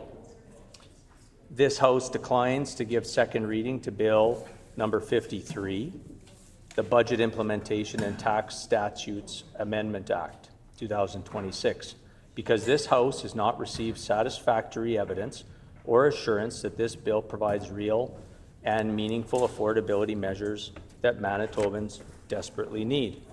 And once again, Honourable Speaker, we saw evidence of the lack of work ethic by the government bench yesterday, and we're seeing it again today and tonight. So it's interesting that none of them actually want to stand up and put any words on the record, Honourable Speaker. Lots of, basically chirping. Nothing. Lots of chirping from their seats. Lots of name calling as usual, but this has come to be, sort of status quo for you-know-who, the Canoe government, Honourable Speaker.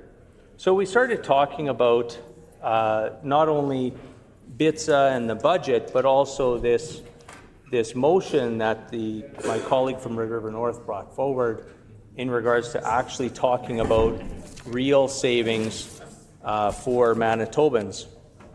And when we start really drilling down into the typical NDP view on taxpayer dollars, it's a fact that they feel on a day-to-day basis that it's actually their money, but they lose touch with the fact that they're here representing taxpayers. And there's only one taxpayer, and whether that's at the school board level or municipal, provincial or federal, there is only one taxpayer, and there's a finite number of dollars and cents that families have. And I think part of our reasoned amendment is to bring real savings to Manitobans. And I know that, no matter what the Premier says, we know that he was born with an extra large silver spoon in his mouth and has never really had to overly work a day in his life. And when we talk about tax savings and the member from Kuwait would like to talk again, and I don't know when he's going to get up. It's just unfortunate that sometime in the near future, Honourable Speaker, he might get up and talk. It's interesting, Honourable Speaker. I mean, you brought forward some rules for this chamber, and once again, wow. The member for Kuwait and others on that side of the bench, they don't like rules, Honourable Speaker, because they've never really had to follow any in their previous careers, and they still continue today, still talking about... Order, please. Order, please. The Speaker is standing.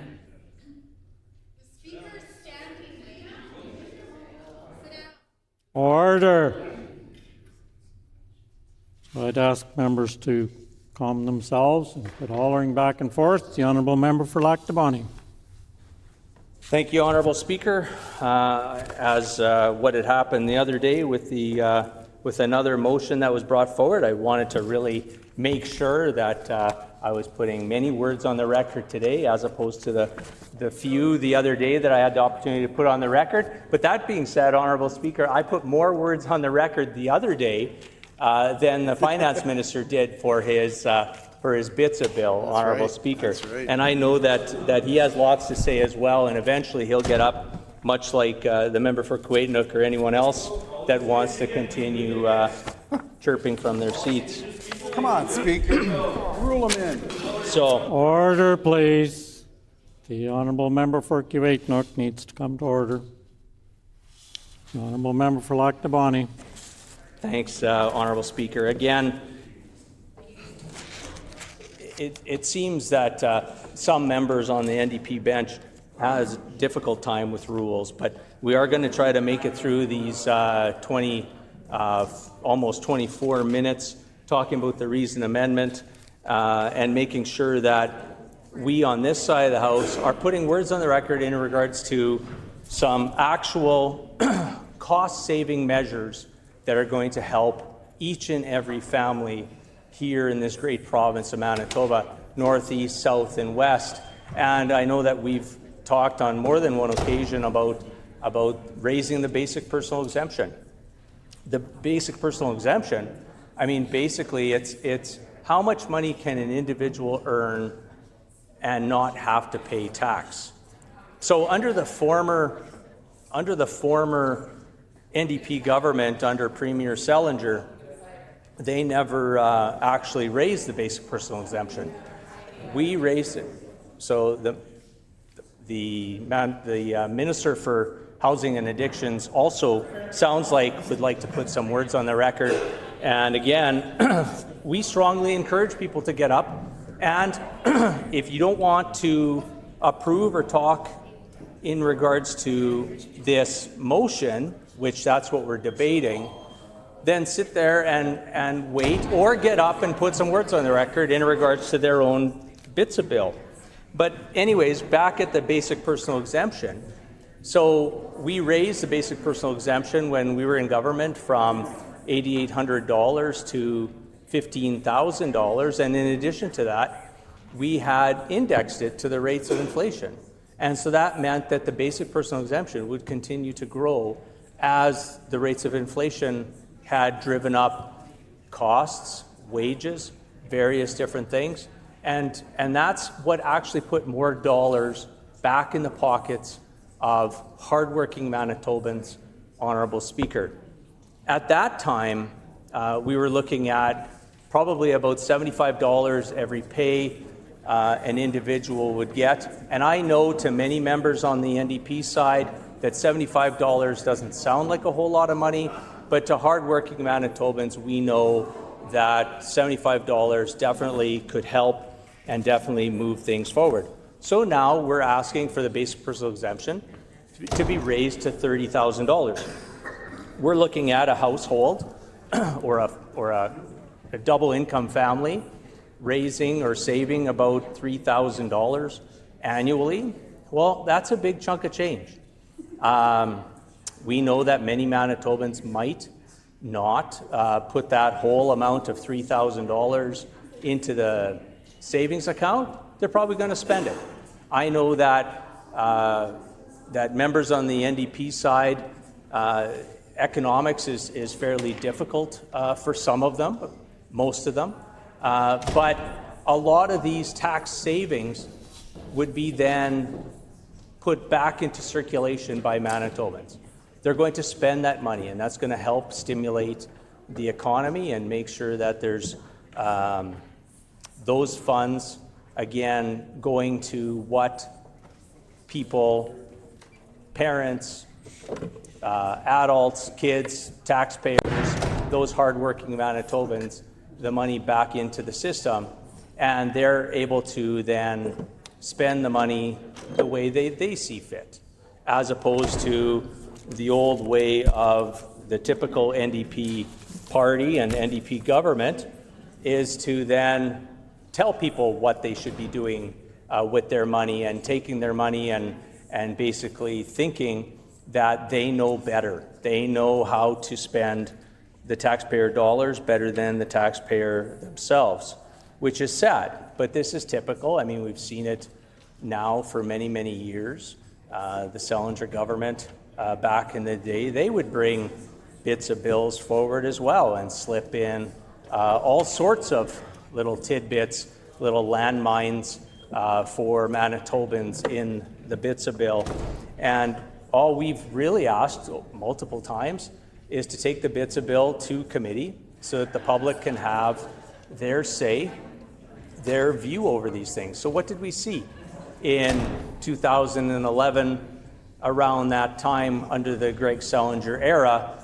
And I know that many people on the NDP side were huge Greg Selinger fans, and including the Premier, which apparently was who was the star candidate in 2016, and then it didn't take a whole lot of time before the Premier stabbed Greg Selinger in the back. But when we talked about BITSA, we talk about this recent amendment about making life more affordable for Manitobans. We saw the Greg Selinger government do something that I'm seeing a lot of similarities with this Canoe government and what they're doing to Manitobans. And it's in these little increments that will continue to grow over time and cause Manitobans' life to be even less affordable here in Manitoba. So what did Greg Selinger do? I mean, he went every door in the 2000 election, went knocking on the doors, and for the sake of those people who are having to transcribe this and listen to the microphones, and that we wouldn't replicate the door knocking thing. But he went to every door in Manitoba and said, look, don't worry, this is not going to cost you a cent, it's not going to cost you a penny. They drove the bipole line up 300 additional unnecessary miles, drove the cost up $5 billion, which then hurt the taxpayer. And that's what we're talking about today. We're talking about affordability measures. And the fact that what this government, the Canoe government's doing now with this BITSA bill, is not, it's smoke and mirrors, Honourable Speaker. So what did Greg Selinger do? He went and he expanded PST on various different things that never had PST on in the past. So haircuts, birth and death certificates, they had your tax coming and going, Honourable Speaker. And Premier Selinger at the time thought this was hilarious, and he was adding PST to beer and wine and various different things, and home insurance. I know that there's many members in here talk about insurance on a day-to-day basis. Some get it, some don't. I mean, that's their choice, right, Honourable Speaker? And I mean, Premier Selinger at the time expanded that PST. And what did he do? He told Manitobans that he was not going to raise taxes. But sure enough, in 2013, raised the provincial sales tax by a point, which then cost Manitobans dearly. And so when we start talking about these basic things like basic personal exemption, the NDP don't like this idea because they say, well, it's going to cost so many dollars. Well, no, in fact, when you do a tax savings, it actually stimulates the economy and actually gives people more money in their pockets to go out and spend it as they see fit, Honourable Speaker. And I think in the big picture, what this Premier is doing, I think he's setting it up where he's actually going to eventually listen about the basic personal exemption, and I think he's going to increase it over time. I mean, it's unfortunate that he decided to go and stop the index to inflation on the basic personal exemption. It's undemocratic, it's un-Manitoban, and it just, at the end of the day, Honourable Speaker, is costing Manitobans more. We've seen these omnibus bills for years and years and years under the NDP, and they try to slip it in. And I know that this year is pretty much a similar year that we've seen over the last 2.5 years under this Canoe government. They basically missed deadlines mid-March of each and every year prior to a budget, bringing in legislation. They missed deadlines and then asked people to ram these things through, before we lift for summer. And that's why we continue. That's why this motion is to talk about getting rid of certain parts of the BITSA bill and making sure that this government is listening. We're here on behalf of Manitobans, trying to talk some common sense into this government, into raising the basic personal exemption. Now, here's something that happened the other day in estimates, and in regards to BITSA, in regards to the PST, and the PST freeze on groceries, or taking the PST off groceries, we're not quite sure, because the Minister for Education and Early Childhood Learning said in estimates the other day that they're freezing the PST on groceries. And again, Honourable Speaker, it's not the first time that we've seen the Minister of Education and Early Childhood Learning a little offside with what the Premier has delivered in his own speeches.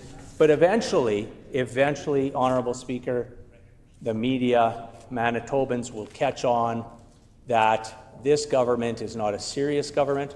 They're not really here for Manitobans. They're here to pat themselves on the back, give Manitobans a little sprinkles over here, and much like my colleague from Interlake Gimli mentioned, and then take larger amounts of money out of a different pocket. And that's what we're seeing under this Canoe government. So, like I said, the Premier said that he's taking the PST off of all groceries. Well, in fact, I know that there's still a few members on the NDP side that actually go do their own shopping. And if they actually took a look at their grocery bills, they would see that already majority of their items are PST exempt, unless they're loading up. And I'm waiting for a comment from one of the members on that side, but he doesn't want to talk right now because I'm going to be talking about junk food and Pepsi and those types of things, and we know that they're in favor of taking the PST off of those items. And as I had mentioned on a question last week, I guess, in regards to how health advocates, Doctors Manitoba, are all concerned about that component of it. Everybody is in favor of a tax break, Honourable Speaker, absolutely. But in this day and age, when we're seeing higher rates of obesity and diabetes, I don't know if this is necessarily the right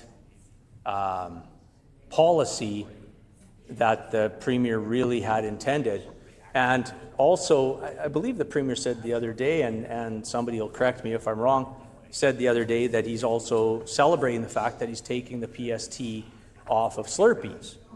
A good member in the chamber here said, yes, that's correct, and which is odd because he's using the term Slurpees, which is a term that, of course, as kids, as adults and youth growing up in Manitoba, we would go to where for Slurpees? We would go to 7-Elevens for Slurpees, not slushies, not Frosties, not whatever. But what's happening lately, and I think one of the first ones that were closed in the city of Winnipeg was actually in the Premier's own constituency, and closing down 7-Elevens all over the city. It's partially because of the affordability crisis we're having here in Manitoba, but it's also the crime.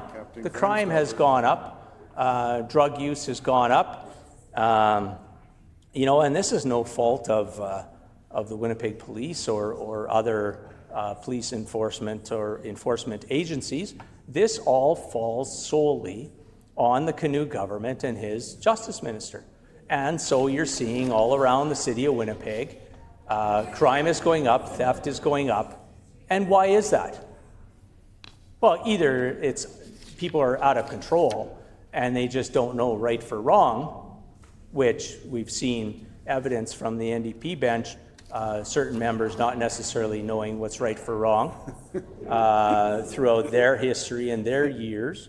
But it's also because life is unaffordable, Honourable Speaker. And I think that's where this reason amendment makes sense.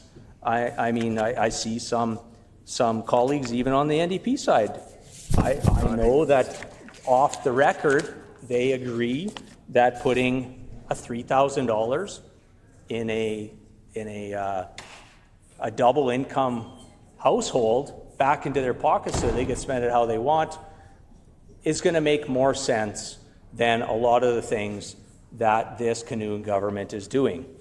I mean, I haven't even got a chance to really talk about the affordability measures or the lack of on education taxes going up in this province. I mean, we know that the Education and Early Childhood Learning Minister, and of course she's had to have a conversation with the Finance Minister and the Premier, has significantly decreased the amount of funding to school divisions, Honourable Speaker. They have cut that funding to the tune of In some cases, we're looking at the funding that was given by the previous PC government in their last 3 years compared to these 3 years by the NDP government. We're looking at, in some cases, a reduction of 400%. Wow. So that means that so for simple math, for those on the NDP side that has difficulty in math, and now unfortunately due to this NDP decisions, some of that training for our educators, for our teachers moving forward, are going to be lacking a little bit too, because they're really not forcing anyone to specialize in some of these teachable classes. But we've seen taxes. This education minister, finance minister, and the premier is actually using Manitoba School Boards Association as a scapegoat because of the lack of funding coming from this canoe government to school divisions. Well, they have no choice but then to raise taxes, and in a lot of cases by double-digit numbers. And those numbers that we're seeing being passed down to additional taxpayers is an unfair funding model, which technically is not even a funding model. This education minister, we're still waiting for some answers from estimates. We asked some questions, and they're I guess going to get back to us sometime between today and the future on some of those answers. And I guess we will continue asking those questions, because a community, one of the communities that I represent, which is Victoria Beach, and there's some members in here that are very, very knowledgeable on the community of Victoria Beach. You know, their tax base, the amount of taxes that Victoria Beach is sending to the Lord Selkirk School Division is upwards, it's north of $300,000 per student. Wow. Holy smokes, Honorable Speaker. I mean, that's a big chunk of change. And it's all because of the ill thought of idea by this canoe government to wipe out the education tax rebate. I mean, really, in the big picture, back in the late 50s, we were at an 80-20 rule where 80% of education funding was coming from government and 20% was coming off of local property assessments. And now, you know, under the previous PC government, I think we're up to about 88-12. 88% coming from the provincial coffers and 12% coming from local jurisdictions. And now it's gone roughly 55-45. Wow. And depending on which school division, you could flip-flop those numbers, much like, you know, the premier flip-flopping like a pickerel on a dock on many things that he's saying this day and age, Honorable Speaker.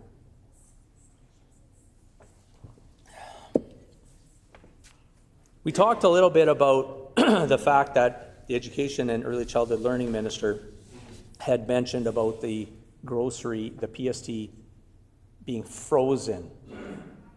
That sounds to me temporary. I think that's something where we're not quite sure. Maybe they're going to take it back to the drawing board and realize that they need to do more cost savings to Manitobans. I think they're going to hear loud and clear over the summer. You know, possibly when we're sitting in here, their feedback. And if they're not hearing it already, I'd be shocked. Because of course, a lot of those members on the NDP side, many of which have the privilege of having a cottage out in the area that I represent. Or land. Or land in some cases, and depending on what types of choices they had made. I mean, we take a look at, you know, I like the line earlier today. We heard about the tiny targeted tax measures by this canoe government, and that's exactly what we're seeing. We're seeing very small amounts being given to Manitobans, almost like just patting them on the heads and saying, please be good. We're going to give you these little tax sprinklings, but we're really not going to be doing anything major for you to really save you and your family a lot of money. So we're taking a look at the amendment. That's what we're debating today. And then I guess we'll be moving into additional bits of conversations. And I'm looking forward to hearing members on the government side stand up and just put any kind of words on the record in regards to why they think that their tax savings measures would give Manitobans more relief than doing a basic personal exemption increase. I mean, to me, it's just simple math. And if we have to work it out on a whiteboard or draw it out for someone, we can do that. We have offered on more than one occasion to work with the various departments on coming up with a solution to make sure that we are working together on real tax savings to Manitobans.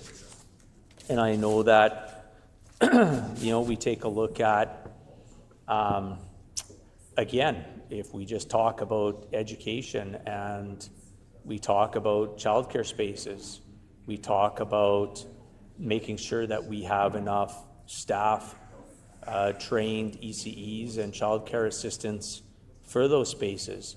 It's unfortunate that this canoe government has put a pause on so many different things that would actually benefit Manitobans, because more and more Manitobans need to continue to get out there and work, and that's what helps increase our economy here in Manitoba, and with that gives the provincial government more and more dollars and cents to help with the roads, education, infrastructure, those types of things that each and every Manitoba so deservedly deserves.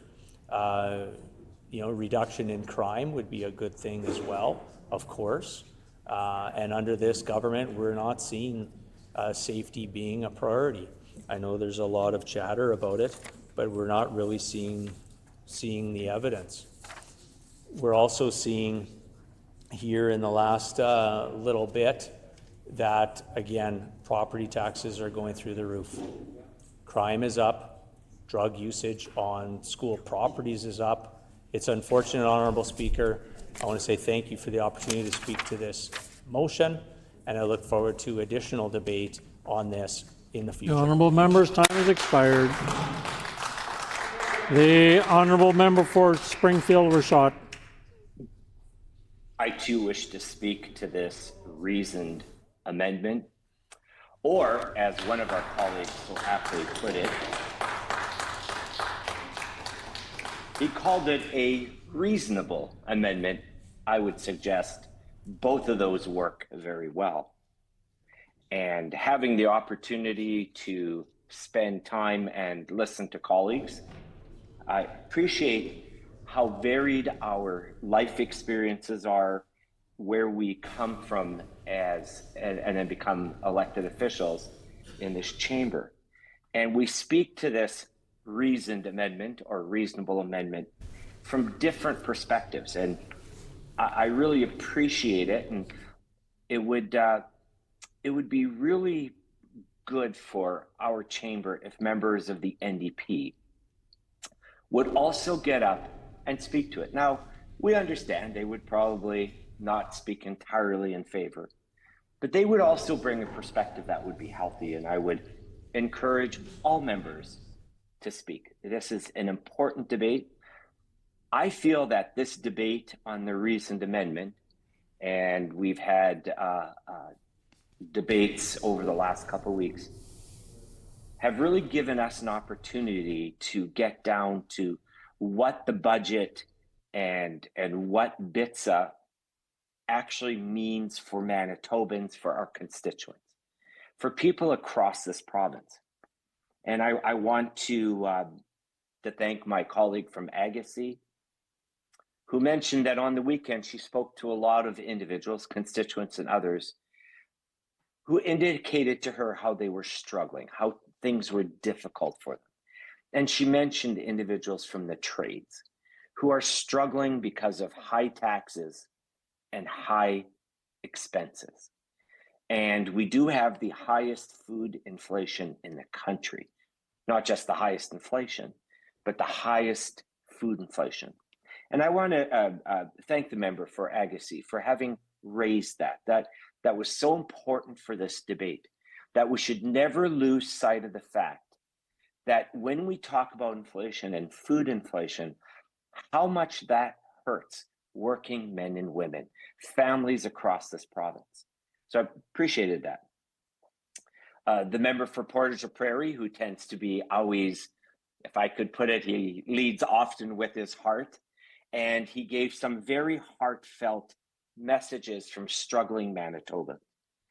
And a lot of those stories were tough, and I had the opportunity to sit and listen to him and listen to those stories. There are people really struggling, and they're being hurt financially. And that spills over into their personal lives, into their private lives. So when we talk about a budget, when we talk about a BITSA, that if I walked down the street and I asked neighbors what they thought about BITSA, they would probably ask me, what in the world is a BITSA? And yet it has such an incredible impact on the lives of people. So the fact that the member for Portage Prairie brought some of these to the chamber, I think, is very important, because it humanizes things that can often be dehumanizing. Numbers tend not to be emotional, and they tend to be almost dehumanizing because they're numbers. So the member for Portage Prairie bringing in that human element, I certainly appreciated it very much. Also, I would like to thank him for raising the fact that he represents a community that has the cleanest hospital in North America. It is by far the cleanest hospital anywhere in North America because there's nobody in it. The NDP put locks on the doors. There's nobody in the hospital. It was built. It's new. It's cutting edge. It's ready to go. The Progressive Conservative government built it. All that the NDP had to do was cut the ribbon, open the doors, and allow patients in. And nothing. The NDP mothballed a brand new hospital. And nowhere can you find in BITSA, nowhere can you find that they're even going to fund it. There's not even a projected date now. The member for Portage Prairie represents his community well, and he brings those concerns to the legislature, and he does it well. And we thank him for raising this issue because, again, this affects Manitobans. Anybody who's driving on number 1 highway and maybe hits a deer or hits some wildlife could end up being seriously injured and may need that new hospital with all the new technology in it, and they're not going to have access to it. And the member for Portage Prairie is right to ask, why not? On behalf of all Manitobans, why is it not in BITSA? Why is the government failing on this? They don't have to build it. It's built. It's ready to go. It's got everything in it. Everything but people. So I thank the member for Portage Prairie for his comments. The member from Interlake Gimli got up and he did a whole bunch of quotes on members of the opposition who are now members of the government. And I actually remember a lot of those comments and how gratuitous they were and how shameful they were and how moralistic they were. Now we're talking about BITSA and we're talking about the budget and we're talking about hydro rates, which plays very important in these budget documents. And I am going to get to those numbers. And now all of a sudden, everything they spoke against, they are doing. So much for the high road. And the member for Interlake Gimli pointed out the hypocrisy of it. What they said they would never do, they are doing absolutely and completely. And I thank the member for Interlake Gimli for his quotes. It was memory lane all over again. I remember the now Minister of Finance on his moral high horse, charging down the hill with all his what he wouldn't do and what was wrong. And he's doing exactly the same thing with his budget and with BITSA. Exactly the same thing. I'd like to thank the member for Lac du Bonnet, and I'm only picking a few of my colleagues who, when he was actually allowed to speak, because members of the opposition don't have the courage to speak, but they certainly love, as he put it, to heckle from the cheap seats. that was particularly telling. And he's right. Members should be allowed to speak and should have the opportunity to speak. And I would suggest to members opposite, they should also speak. Get up and speak to what you believe the budget and BITSA are doing for Manitobans. Disagree with us. That's what the chamber is about. That's what democracy is about. You are disenfranchising your electorate. The men and women who've voted for you are disenfranchised because you're sitting in your seat saying nothing. The member for Lac du Bonnet, I particularly appreciate the premiers like a pickerel on a dock, and I have used that term from time to time, and I may even have used it inaccurately, and appreciate very much him dealing with that. I do want to deal with BITSA and the budget. And the last time I got up to speak, I spoke about what economists say about budget deficits. And I want to go there again. And this is what economists throughout history have said, that budget deficits are just deferred taxes. So we have seen this government run some incredibly substantial deficits with no world war, no war to speak of, and no pandemic. And yet they are running unbelievably substantive deficits.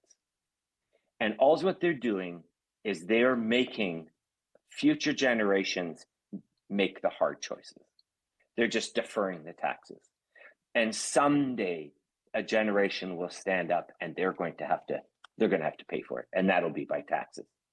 And it's irresponsible of this government to keep running deficits like they're running and then just push the taxes that are going to have to be raised to pay for it to future generations.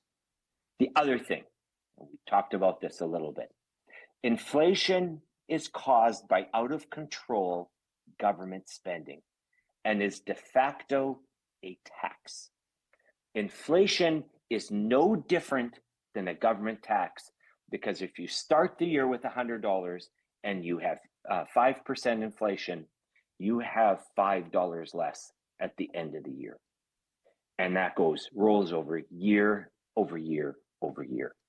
Inflation is basically a tax on working men and women of this province. And Manitoba right now has the highest inflation in the country. We have the highest food inflation in the country. So all of these deficits that the NDP is running, all these deficits that are not covered by tax dollars, that are deferred taxes for another time later down the road, are actually now causing a different tax, and that's called inflation. And the out of control spending is driving up inflation, which is eroding working men and women, their income and their ability to move ahead, to maybe buy a home, buy food, clothing, all the things that we take for granted. That's what inflation is. It is basically a tax. And that comes from economists throughout history. You can Google it. I do want to talk to the actual numbers. As someone who did sit on Treasury board, I had the honor of being vice chair. So I love numbers, if you would bear with me on this. If you go to the summary revenue page, and on the summary revenue and expenses page, there is always the 2025-26 budget. That's what they budgeted. And then what is forecast? What is now the best guess of what the numbers will be for 25-26? And then is the number budgeted for 26-27.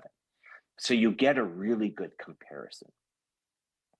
I want to zero in on a couple of numbers. And I want to, first of all, on individual income tax. If you look at what was initially budgeted for in 2025-26, and then you look at what the forecast is, the forecast is down by $161 million. So let me try to put that in layman's terms. Individual income tax that's going to be paid, the Department of Finance believes that the number is going to drop from what they thought it would be to what it probably will be. It will drop by $161 million. Go look at the budget for this year, and this NDP government is projecting a $274 million increase. They're down last year by $161 million, and this year, from what the forecast is going to be, they're predicting another $274 million increase. And this is when I spoke the last time to this. I indicated that the budget, as presented, was overly ambitious on income, far too ambitious. A $274 million growth in individual income tax when we have the highest inflation, the highest food inflation, when people are struggling, to suggest that some of that might happen it's a very ambitious number. I would probably make the argument it's not reasonable. Go to corporate income tax right below. From 25-26 budget to forecast, again, the forecast being now what they think is what they think the income will be from corporate income tax. They believe that they were off by $2 million. So they're going to see a little bit of an increase.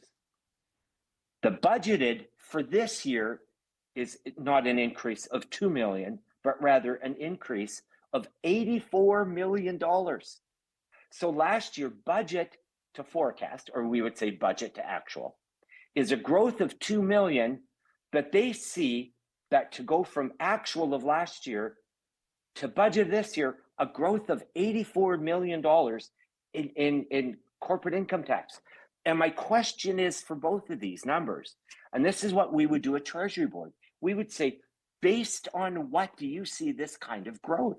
Like where in the economy do you see this kind of an upswing of growth that would justify in personal income taxes $274 million growth year over year and an $84 million growth year over year for corporate income tax? That is epic. Like, what booming economy do NDP members see that would justify these kind of numbers? Like, I would love to see an NDP member get up, maybe the Minister of Finance, and give a justification, because he must have some kind of a justification given to him by the Department of Finance. I mean, we're certainly not under the impression that these are just budget numbers. Well, we hope they're not. There has to be some kind of a justification for that kind of a growth in individual income tax and corporate income tax. Where is the justification? And I would say to members opposite, get up and put the justification on the record. Manitobans, and most won't see these numbers, and most won't be able to know how to read them. But they do know there's something wrong. And you can't fool the people. They maybe don't see these numbers, but they know there's something wrong. And that, by the way, if that finds its way into the confidence, consumer confidence, you won't just see a $270 million increase, you'll see a substantial decline. You cannot have individuals lose confidence. And these numbers are very, I would say, grossly ambitious. Not, are they possible? Maybe. Are they probable? Probably not. And I'm trying to see what my time is here. I believe it's a little small on my screen here. I think I have 12 minutes. So I do want to move on. And I want to talk about a few other numbers. And that is equalization. I find it interesting. And again, I would love to hear the Minister of Finance or anybody on the NDP benches to give us a justification why they believe these numbers are growing so exponentially. If you go look at equalization, federal transfers, if you go 2025-26 budget and forecast, the number doesn't change. It's the same number. The budgeted number for this year goes up $355 million. There has to be some kind of a justification for the number to go up that high. Like you can't just plug those kinds of numbers in, because then it makes the projections on this budget suspect. And we have seen bond rating agencies have looked at these numbers, and I would suggest to members of the chamber, the Minister of Finance and his officials would have gone to a lot of the bond rating agencies, to a lot of those who raise money for us as a province. And he would have given some kind of justification, because they would have looked at this. And they must not have liked the justification they were getting. Because after the Minister of Finance and his officials came back to Winnipeg, and please, could somebody on the NDP bench at least get up and say, yes, the Minister of Finance and his department did go out east and speak to our bond rating agencies. And yes, he did speak to those who raise the capital for us to keep running these deficits and building the things that are in here. Please, somebody get up and tell us that he did go there. Because, and if he did, they're not buying it. They're not buying the justification for these numbers. And that's why they said, and my colleague from Borderland quoted a whole bunch of sources where they are saying that they are struggling with the numbers. They're struggling with the over-optimistic income numbers. They are very optimistic. It looks like I have about 9 minutes left. I'm trying to see here on my screen. I want to continue, and then that'll probably be the end of my time. And I want to talk about the Crown corporations. If you look at Manitoba Liquor and Lotteries, the projection is the income is going to be down a little bit, and Finance Department kind of it's within the ballpark. Deposit Guarantee Corporation, the numbers are basically stagnant. Manitoba Public Insurance Corporation lost $12 million. They feel this year it'll be a $24 million turnaround, which is actually more like a $36 million turnaround, because you go minus 12 to plus 24. But again, not a big variable in the budget. You then go to Manitoba Hydro. It was budgeted that Manitoba Hydro was going to add $220 million to the summary budget.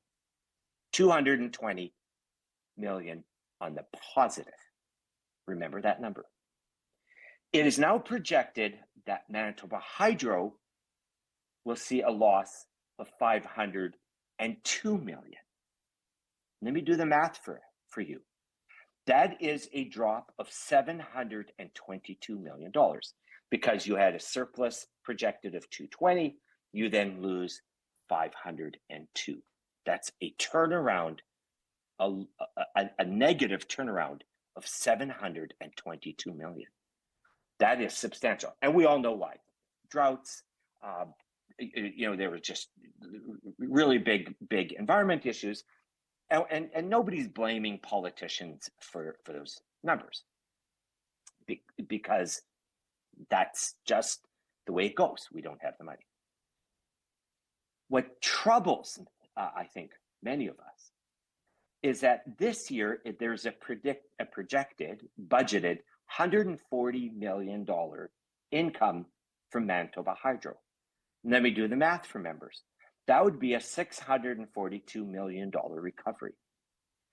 Now, it's not an overly big number, but that is a substantive recovery. And I think what members of the legislature would like to see is based on what is that number, a $642 million turnaround to get to the 140, based on what?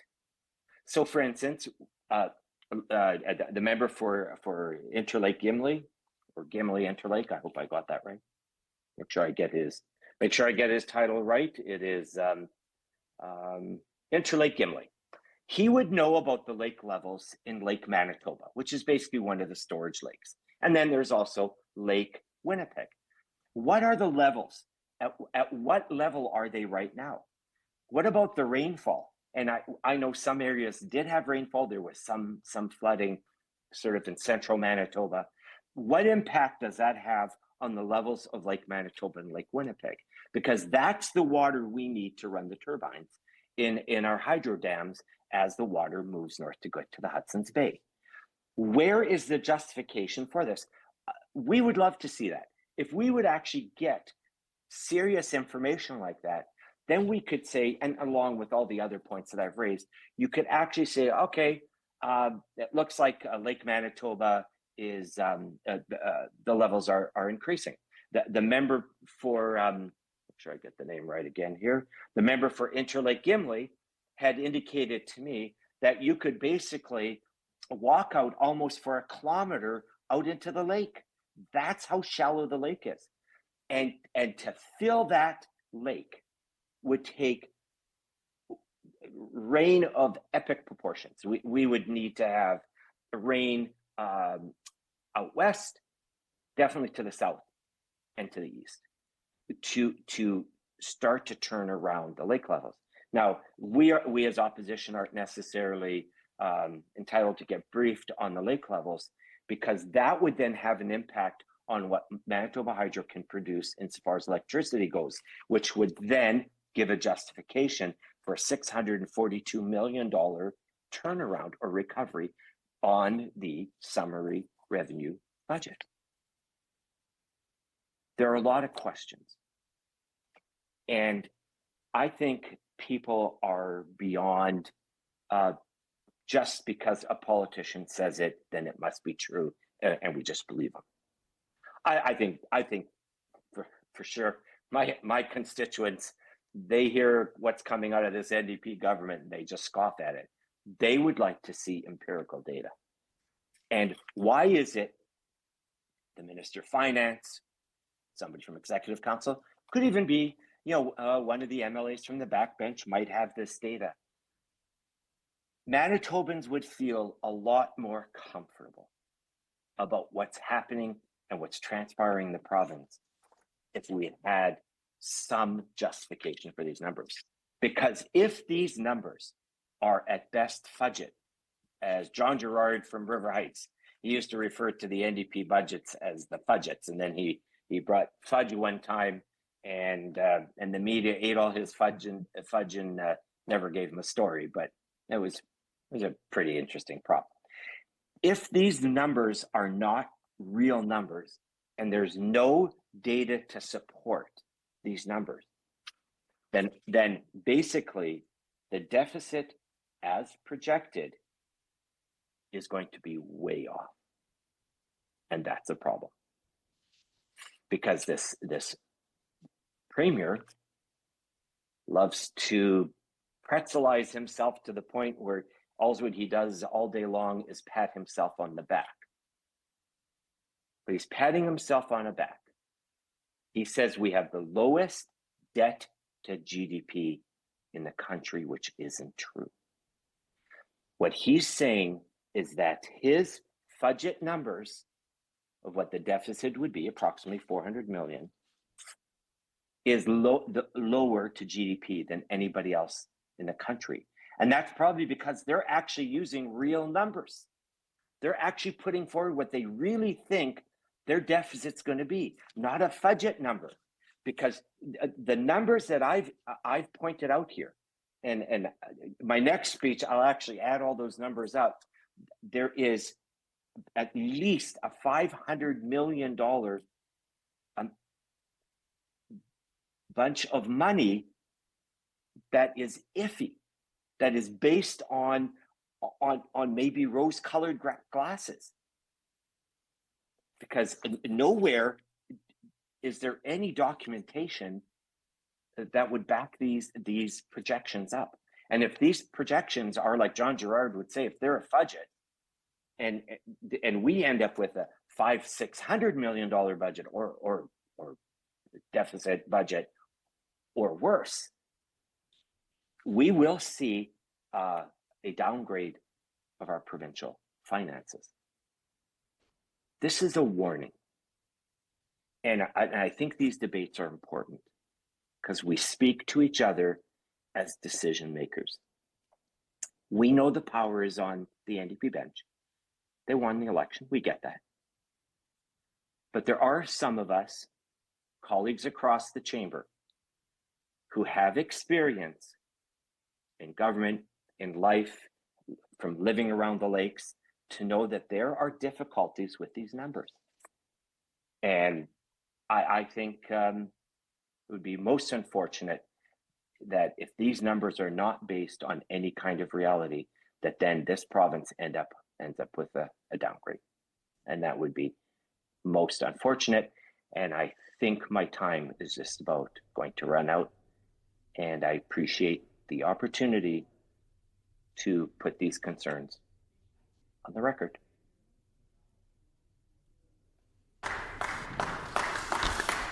Order, please. Before recognizing the next speaker, I will advise the House that I've received a letter in accordance with Rule 44(2). The Honourable Leader of the Official Opposition has designated his unlimited speaking time on the reasoned amendment to the Honourable Member for Steinbach.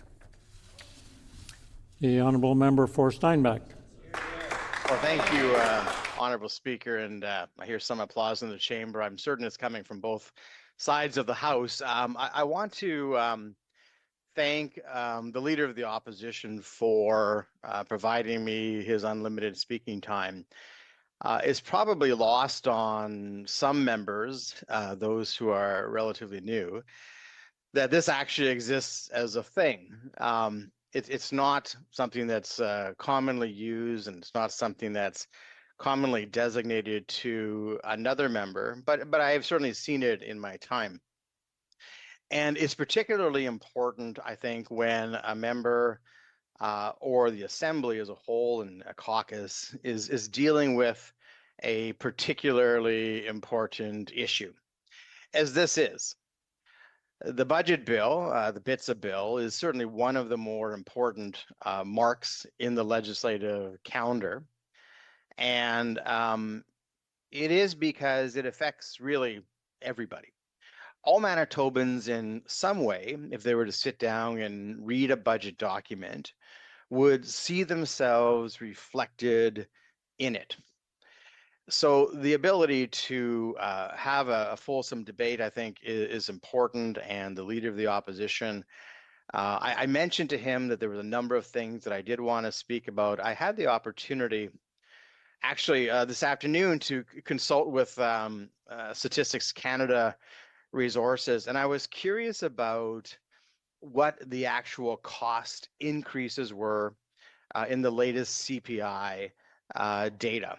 And they sent me a list of about 200 individual items where the cost has increased anywhere from 3% to 5% over the last few months. And I plan to go into that more deeply in my comments, which is why I needed an additional time, 200 items. I might not go through all 200 items, but I do think it's important for members to understand the real impact that Manitobans are facing across a broad category of issues when it comes to inflation. I mean, there's been, well, frankly, a ridiculous amount of time spent in the chamber talking about rotisserie chickens, but there is a litany of items that Manitobans and Canadians probably don't even know each and every day, that they find that there's an increased cost, and they might not know. They might not be able to identify every item that has gone up in costs over the last few months. Some of them, of course, are obvious, right? I mean, you drive by the gas station, you go to buy meat in a grocery store, it's clear and it's obvious that there's been a significant cost. But I was surprised when Statistics Canada provided me with the list, Honorable Deputy Speaker, just how expansive it really was. And there's probably things that people never even think about or consider. But at the end of their pay period or at the end of a month, when they're at the kitchen table, as a former leader used to say, and they're adding up their budget, the impact is felt. They might not know everywhere that it's coming from, but the impact is felt. You know, before I get into the sort of the main pith and substance of my comments, Honorable Speaker, or Deputy Speaker, I just wanted to give a bit of a shout out to Steve Lambert, a member of the Media Constabulary, who is leaving us at the end of this week. I believe that Friday is his last day with the Canadian Press, and I'll be brief in these comments, Honorable Deputy Speaker, but it's worth noting in a time when there are less and less media covering politics, covering many things, many world events, and certainly doing so at a lower depth than it's been the case in the past, that somebody like Steve Lambert has dedicated his entire life to reporting the news, his most recent time reporting the Manitoba Legislature. And what I appreciated about Steve in particular, and I think that the government House Leader would join me in these comments, is that Steve really cared about process. There aren't a lot of reporters that, maybe not even a lot of legislators, who care about process and how things happen in the legislature. It's often confined just to House leaders and the clerk's office, and you, of course, Honorable Deputy Speaker, and the Speaker. But reporters increasingly don't pay that much attention to how things happen in the legislature. And I think that that's really too bad, because there's a rhyme and a reason to it. And I'll get more into that when it comes to the reasoned amendment. But there's a rhyme and a reason in terms of why things happen in the legislature and why they're happening this way this evening when we're sitting here in the legislature. And Steve was one of the reporters who dug into that, who truly wanted to know why things were happening. And then he had a way of explaining it to the public, why it actually mattered to them. And that's really always the hard part, right? I mean, it's one thing to understand why things are happening. It's another thing to be able to communicate it to somebody else in a way that they would actually care. And Steve was always excellent at that. And so much so that he became sort of the go-to person in Manitoba for legislative process, and other media would call him on. I often heard him on CJOB, and they would be saying, well, you know, you're an expert in this, Steve. Like, why is this happening? So I was wondering what kind of a gift I would get for Steve. We've worked together, obviously on opposite sides of the spectrum, me as a politician, him as a reporter, but always great respect, great respect. He treated me fairly. If there were bad quotes that I got, they were because I gave them, not because he made them up. And I have just great respect for him. And I was thinking about what kind of a gift do I get Steve? And I'm not sure if there was a better gift that I could give Steve than a late night sitting in the Manitoba Legislature. Because what more would Steve Lambert appreciate than a good old fashioned late night legislative sitting? So Steve, I wouldn't want to say this one's for you, but it sort of is. Now back to the issue of the reasoned amendment. I want to speak to the matter of what a reasoned amendment is. I suspect that there's lots of members in the Assembly who haven't actually heard of a reasoned amendment before this one and the one previous that was given. There are probably members who didn't realize that you could amend a motion at second reading on a budget, or frankly, you can do it really on any bill. It's not just on a budget bill. But it certainly can. It can be done, obviously, on a BITSA bill. And so why a reasoned amendment? You know, actually, up until about, I want to say, and the esteemed clerk of the House, Rick Yarish, could correct me, I'm sure. I want to say that up until about 13 years ago, the reasoned amendments had kind of fallen into disuse in the Manitoba Legislature. They hadn't been used for a long time. I don't want to like overestimate it. It might not have been decades, but it certainly was many years. And it was during the debate around when the NDP increased the PST, and we sat through the summer, and some members, not many anymore, but there's some members in the chamber who will recall that time. Not necessarily a happy time for anybody, but you know, these things happen in the legislature, and there are reasons for them. But I remember talking to the clerk's office at that time, and we were talking about a reasoned amendment because we'd come across it at that time as an opposition about, well, you know, how would this work? How would it look? And if I recall correctly, and again, as I get older, my memory isn't as true as it once was. But I do recall the clerk's office saying that it hadn't been used for many years. So as we dug sort of more deeply into it, well, we came to understand that a reasoned amendment is, as the name would say, it is an amendment to a bill or a motion that gives a reason, that provides a reason for that particular amendment. Its reason for existing is in its name. It's a reasoned amendment. And why I really appreciated the ability to use reasoned amendments then and now again, some 15 or 16 years later, is because it provides an explanation in terms of why the opposition is concerned about something. I mean, often that's expressed in speeches, it's expressed in news releases, it's expressed in a lot of different things. But to actually be able to put into an amendment, as this one does, the actual reasons of concern is, I think, an elegant way for a parliament and for legislators to be able to debate something. And I think that means something for us. This is most commonly used in the Canadian context, in the UK context, of course, being part of the Westminster motto of government. And this reasoned amendment and the previous one, I think, were brought forward really in some ways to help the government. I might go as far as to say it's a friendly amendment, a friendly reasoned amendment, because it provides something for the government that they might not even understand that they need. And that's time. It's time to think about what the consequences of the BITSA bill are, and what the BITSA bill is not. So in some ways, I feel that as an opposition, and I don't know if all members will take this in the spirit that it's given, but I think it provides a gracious exit for the government. And I have no doubt, I mean, I don't expect ministers to stand up. I would be happy for ministers to stand up and say anything, frankly.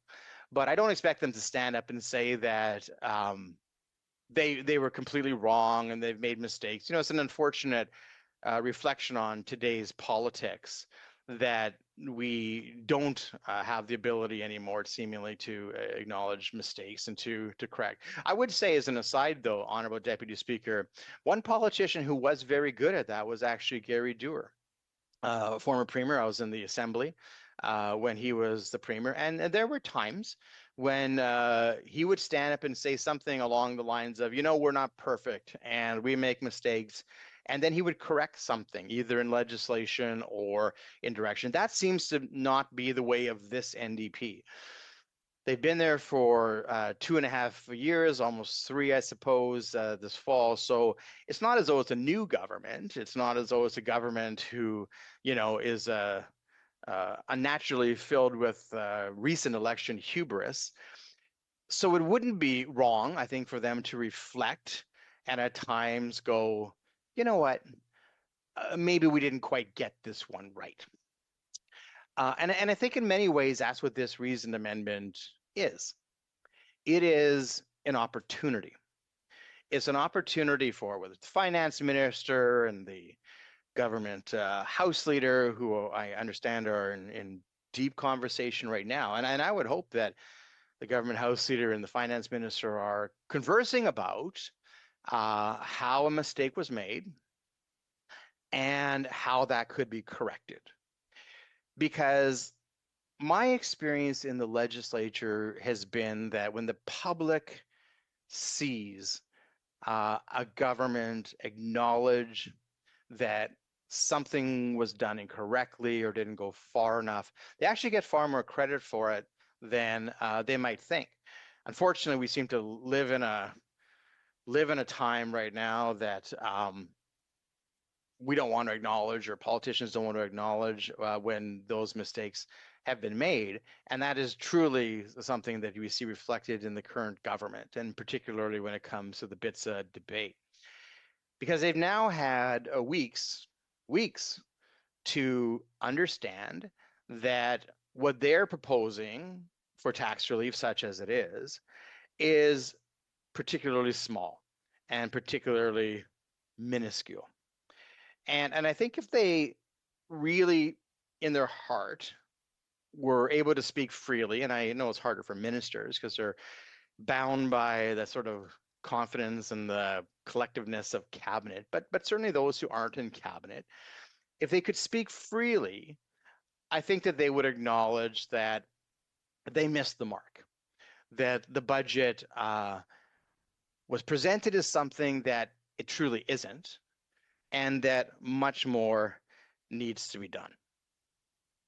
So we're providing today an opportunity for the government to have more time. This reasoned amendment, as is now more commonly used in the Manitoba legislature and in other jurisdictions in Canada and the UK, is more than just a reason for something to change. It's an opportunity. It's an opportunity that's dressed up in a reasoned amendment, I would say, Honorable Deputy Speaker. And the opportunity that exists for government today is for them to take a step back and go, okay, we didn't get it all right. And this is entirely possible. You know, a lot of people, when they who aren't following the legislature that closely, and I'd refer to someone like Steve Lambert, who I acknowledge off the top of my speech, he would certainly know this because he's an expert in these sort of things. But the average person who would be watching the goings-on of the Manitoba legislature, or it would be the same for Parliament in Ottawa as well, they probably are going, well, you know, didn't the budget pass like weeks ago? Like, didn't we hear something about the budget passing quite a long time ago? And of course, what actually happened was the budget speech passed. We had a vote on the budget speech that was provided by the Honorable Minister of Finance. Now it seems like a very, very long time ago. And that was an opportunity, of course, for comments on the broad strokes of the budget. The budget speech provides an overarching commentary on what the budget is going to provide, but you really have to wait for the bits of bill to be introduced until you see the details. So the budget speech, frankly, in today's parliamentary system, the budget speech has become more of a political document than it really is actually a financial document, because it's dressed up in all sorts of flowery language and actually doesn't provide a whole lot of details in terms of how numbers were actually arrived at. And my colleague from Springfield, Richat, spoke about his time on Treasury Board. I also had the opportunity for many years to serve on Treasury Board, and members of the NDP who are currently on Treasury Board, I hope, would know and would see sort of the detailed work that goes into building up a budget. A lot of Manitobans, and I'll get back to the point about the budget speech, but a lot of Manitobans wouldn't even understand, and why would they really, Honorable Deputy Speaker, that the budget process begins usually like in the summer before the spring of the budget. At that time, the finance department will issue letters, usually under the signature either of the Treasury Board Secretary or the Finance Minister, to departments and provide them a target, a budgetary target that they are expecting them to meet. And what that means essentially is that the Department of Finance has determined that this is what they expect revenues and expenditures largely are going to be. They set these sort of goals, and then a surplus or a deficit, a number. Under the NDP, it's always deficit, of course. And they set these targets, and then they ask the departments by way of memo to meet these targets. So in the work in the summer, generally, the work of the department begins, and they begin to go through how they're going to meet targets, where they can find efficiencies, how it matches what their spending priorities were in the department. Are they things that they can not do and do instead? And often in very large departments, like the Department of Families or Health or Education to some extent, to a lesser extent, the budgets impact outside organizations like regional health authorities or school boards, or in the Department of Families, the different agencies around the province. And those organizations, those sort of government reporting entities to some extent, not school divisions in particular, but regional health authorities and others, they then have to come back with suggestions about how they're going to meet those particular targets. So the budget process is a year-long process. And for the public, they really just hear the budget speech, and then there's some sort of a front page explanation on the Winnipeg Free Press or the Winnipeg Sun, going over the highlights of the budget. But there's not a lot of detail in that particular document. Those details, Honorable Deputy Speaker, are left for the bits of bill. And now, it's also worth noting, as an aside, that sometimes there's more than one bits of bill. We've seen under various stripes of government, it's not confined to one government or the other, where there's more than one bits of bill that comes forward because something changes, after the drafting of the first one, and it requires a second one to come forward. But within the bits of bill is the details of how the government is going to achieve the various things that they laid out in their budget. And so that's what we're largely talking about here today.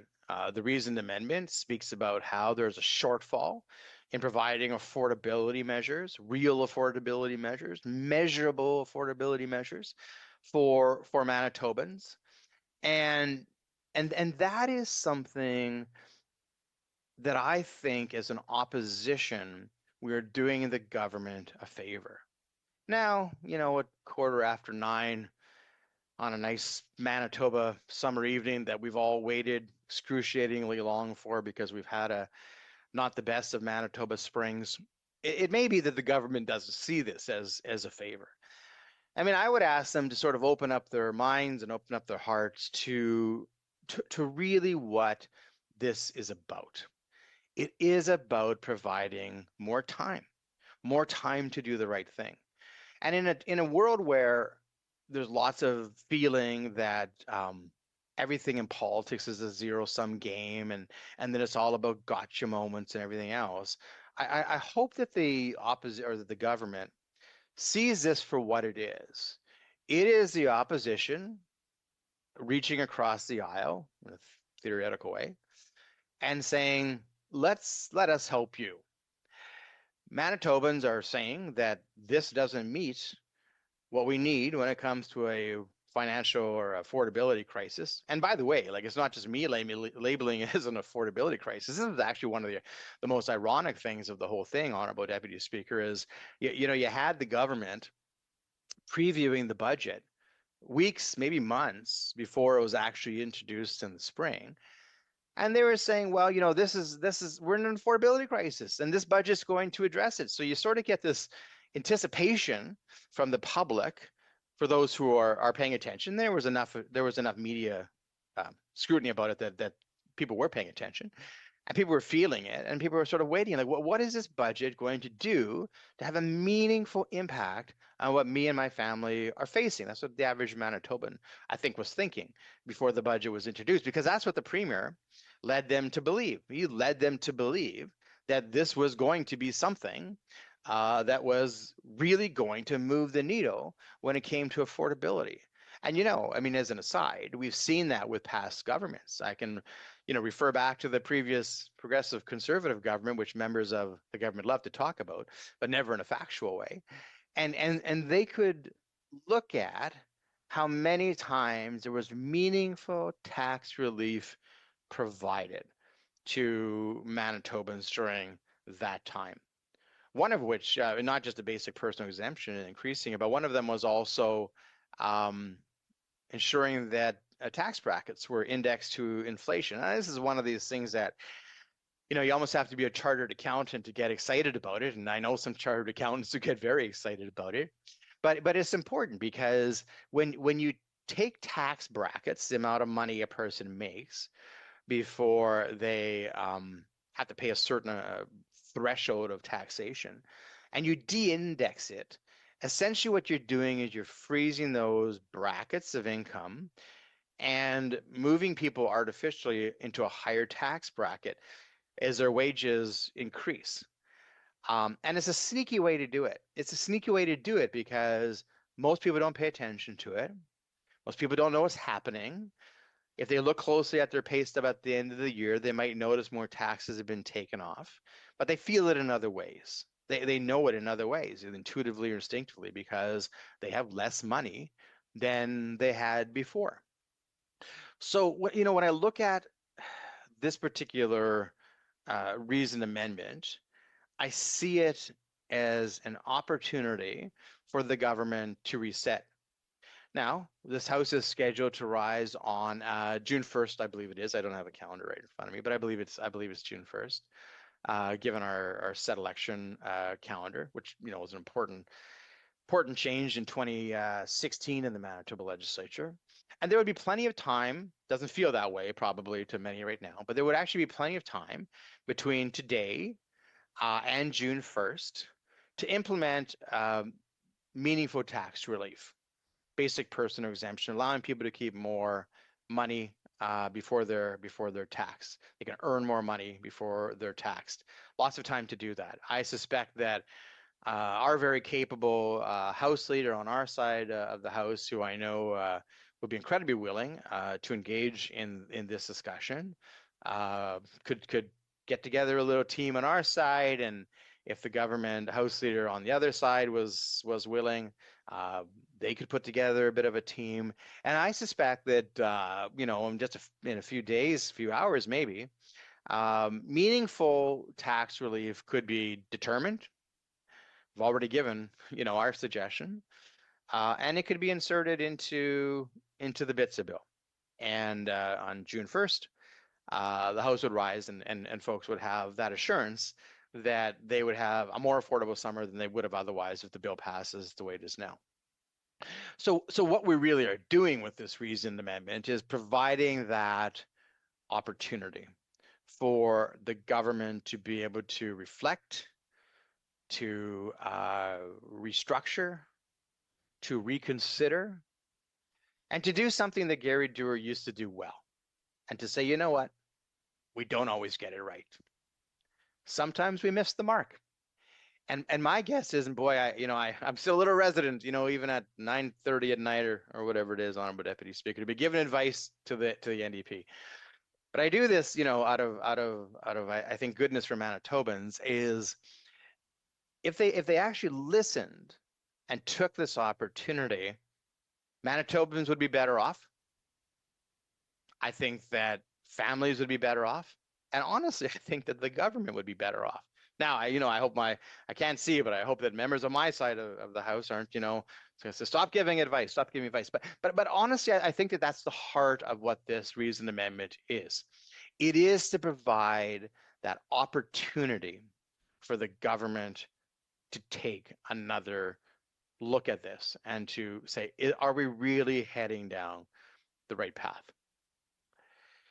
Now, I haven't sort of gotten into the main comments that I wanted to put on the record yet today. I've got a few more introductory comments to make, and one of them is, I think about the importance of government members speaking to the bits of bill, speaking to the reasoned amendment, providing for the public and their constituents in particular, and ministers to the general public, if that's what who they're representing, but certainly MLAs to their individual constituents, providing them an explanation about why they think this paltry amount of tax relief in a crisis that's defined by the NDP and the Premier as a crisis is enough.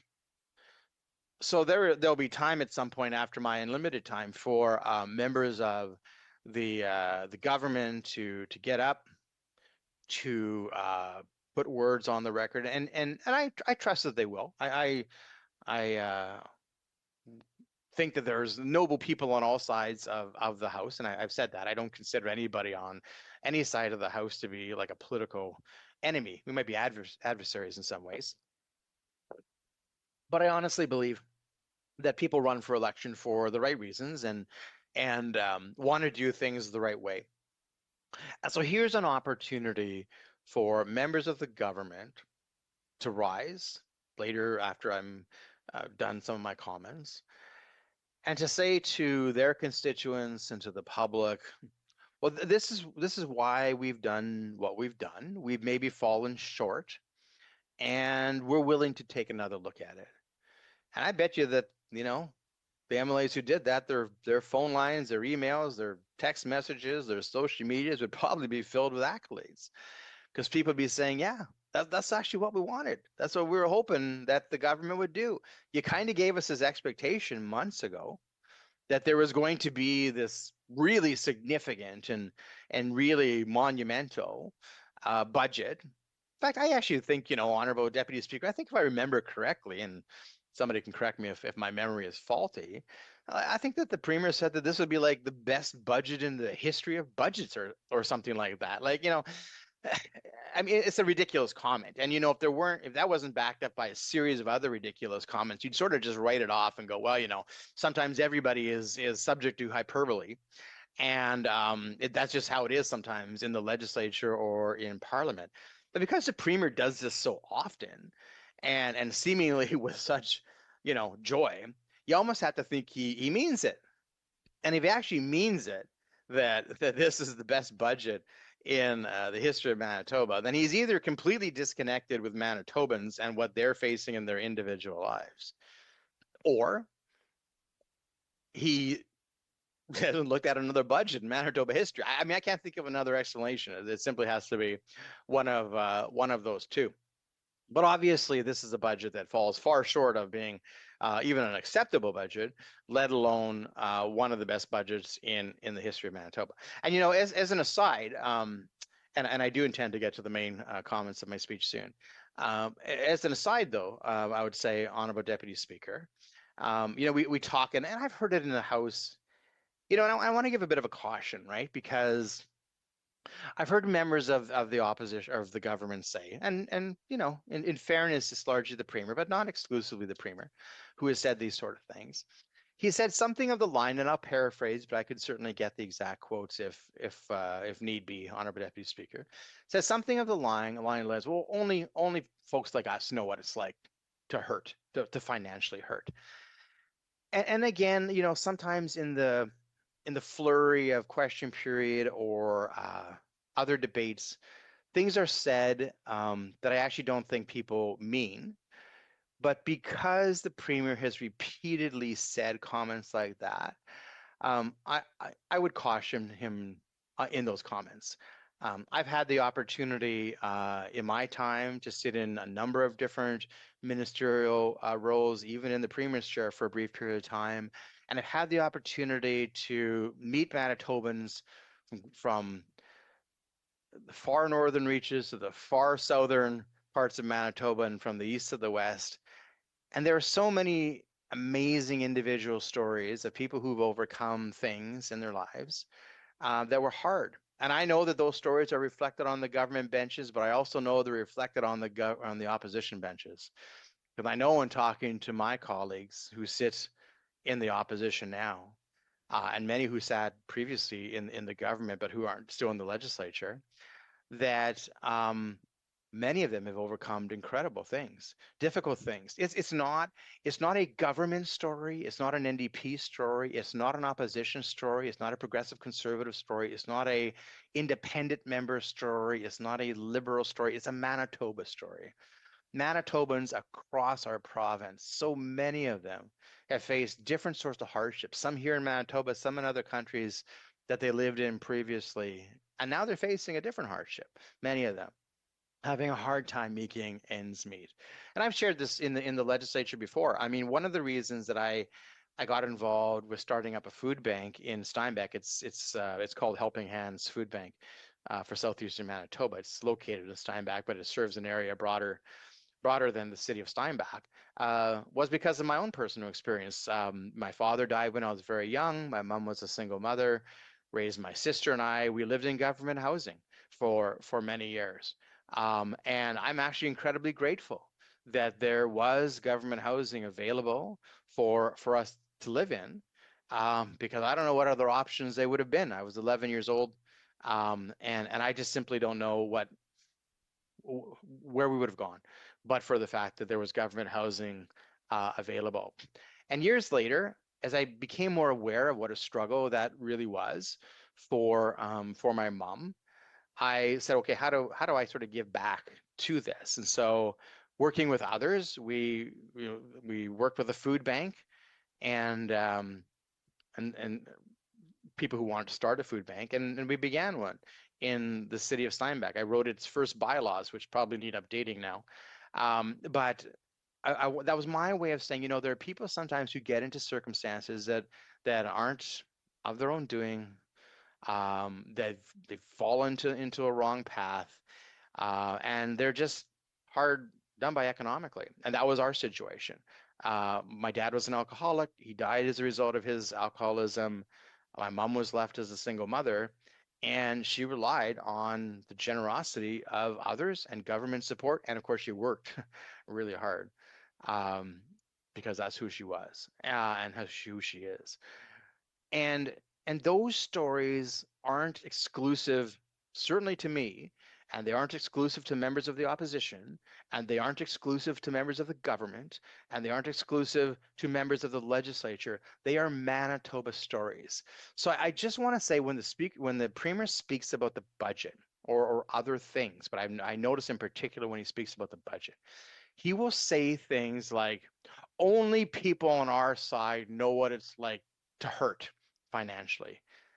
And frankly, I'm probably at the stage in my political career where I don't get all that insulted that easily anymore. And I'm not all that insulted by it, but it's certainly an insult to my mother.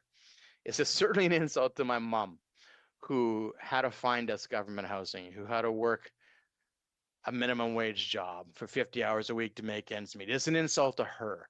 And I had to caution the Premier, and I'd caution members of the government who think that that line of attack is anyways helpful to them, it is insulting to Manitobans generally, and it's insulting to members on all sides of the House who've had a struggle.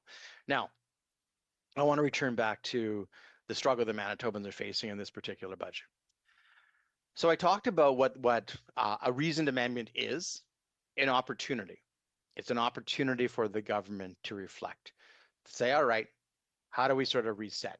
How do we begin again on something that we need to begin again on? I spoke about the bits of bill and how it's different than the vote on the budget. The vote on the budget is the vote on what's essentially a political document. Talked about how we get to this point in the legislative process on BITSA. And I want to just stop here about the process, because my friend, the member for Elmwood, was speaking on the BITSA amendment a couple of weeks ago, and he inferred my name, not in a bad way, unlike the Premier sometimes. My friend from Elmwood interjected my name as somebody who had been involved in creating the rules for 2016. In 2016, which are largely, with minor exceptions, the kind of rules that govern us here today. And the member for Elmwood was suggesting at that time that if we wanted to change how BITSA was dealt with and whether to send it to committee, that we would have done it at that time. Now, I have great respect for the member for Elmwood, by the way. I'll say this again. Now, this might be the second time I'm going to get in trouble with my colleagues in the House, because I acknowledged the first time we're actually trying to do the NDP a favor by giving them time to reconsider on this bill. So that might be my problem number one. And now my second problem is I'm going to acknowledge that I have fondness for the member for Elmwood, partly because of the longevity that he's been in the Assembly and the various things that our paths have intersected from a legislative perspective. But he talked about how if we wanted the bits of bill to go to a committee in the way that bills generally go to committee in the Manitoba legislature, that it would have been done as part of the 2016 rule changes.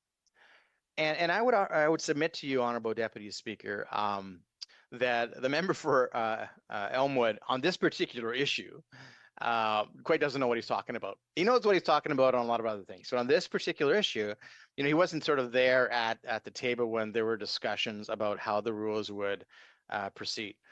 And together with the NDP was Dave Chomiak and Steve Ashton, and I think John Gerard was representing the Independents or Liberals at the time. Lots of discussions about what the rules would look like, as largely as what exists today, with some minor tweaks and changes. But there was discussion about the budget, and there was discussion about how the budget would proceed in the spring sitting, when the budget should be introduced by, whether it should be voted upon, whether or not the estimates hours, which are all part of this process that we're undergoing right now, would be a part of that, whether or not the bill could potentially go to committee. That was discussed as well. And it's not that there were objections to any of those particular trains of thought when it came to rules and changes in rules. In fact, I would argue that almost anybody who has been a finance minister in the Manitoba legislature, and I would include Greg Selinger in that, I would include Cameron Friesen in that, I would include the current Minister of Finance. I bet you all the finance ministers, former finance ministers and current finance ministers would say, you know what, we should pass the budget in the spring, because there's operational issues, right, about government and how do things get paid and employees and all those sort of things, and not having to operate on special warrants. And we probably are one of the few legislatures in Canada that doesn't routinely pass the budget in the spring. So then that probably, there probably are members in the House who are hanging on every one of these words, who are wondering then, well, why is it that wasn't dealt with in 2016? If you really wanted BITSA to go to a public committee or a hearing, why didn't it happen in 2016? And the reality was, It was just a time issue. There were so many changes that were happening to the rules at the time that it simply wasn't going to happen. But there was a commitment to ensure that the rules would be reconsidered and that things like how the budget was dealt with would be considered again. In fact, I think there was a loose commitment to do it after the 2016 election. Well, I'll take whatever responsibility I need to take for that, but I think it's a collective responsibility in the House that, you know, sometimes when there's momentum, when it comes to changing rules, you ride that momentum, and then suddenly momentum stops.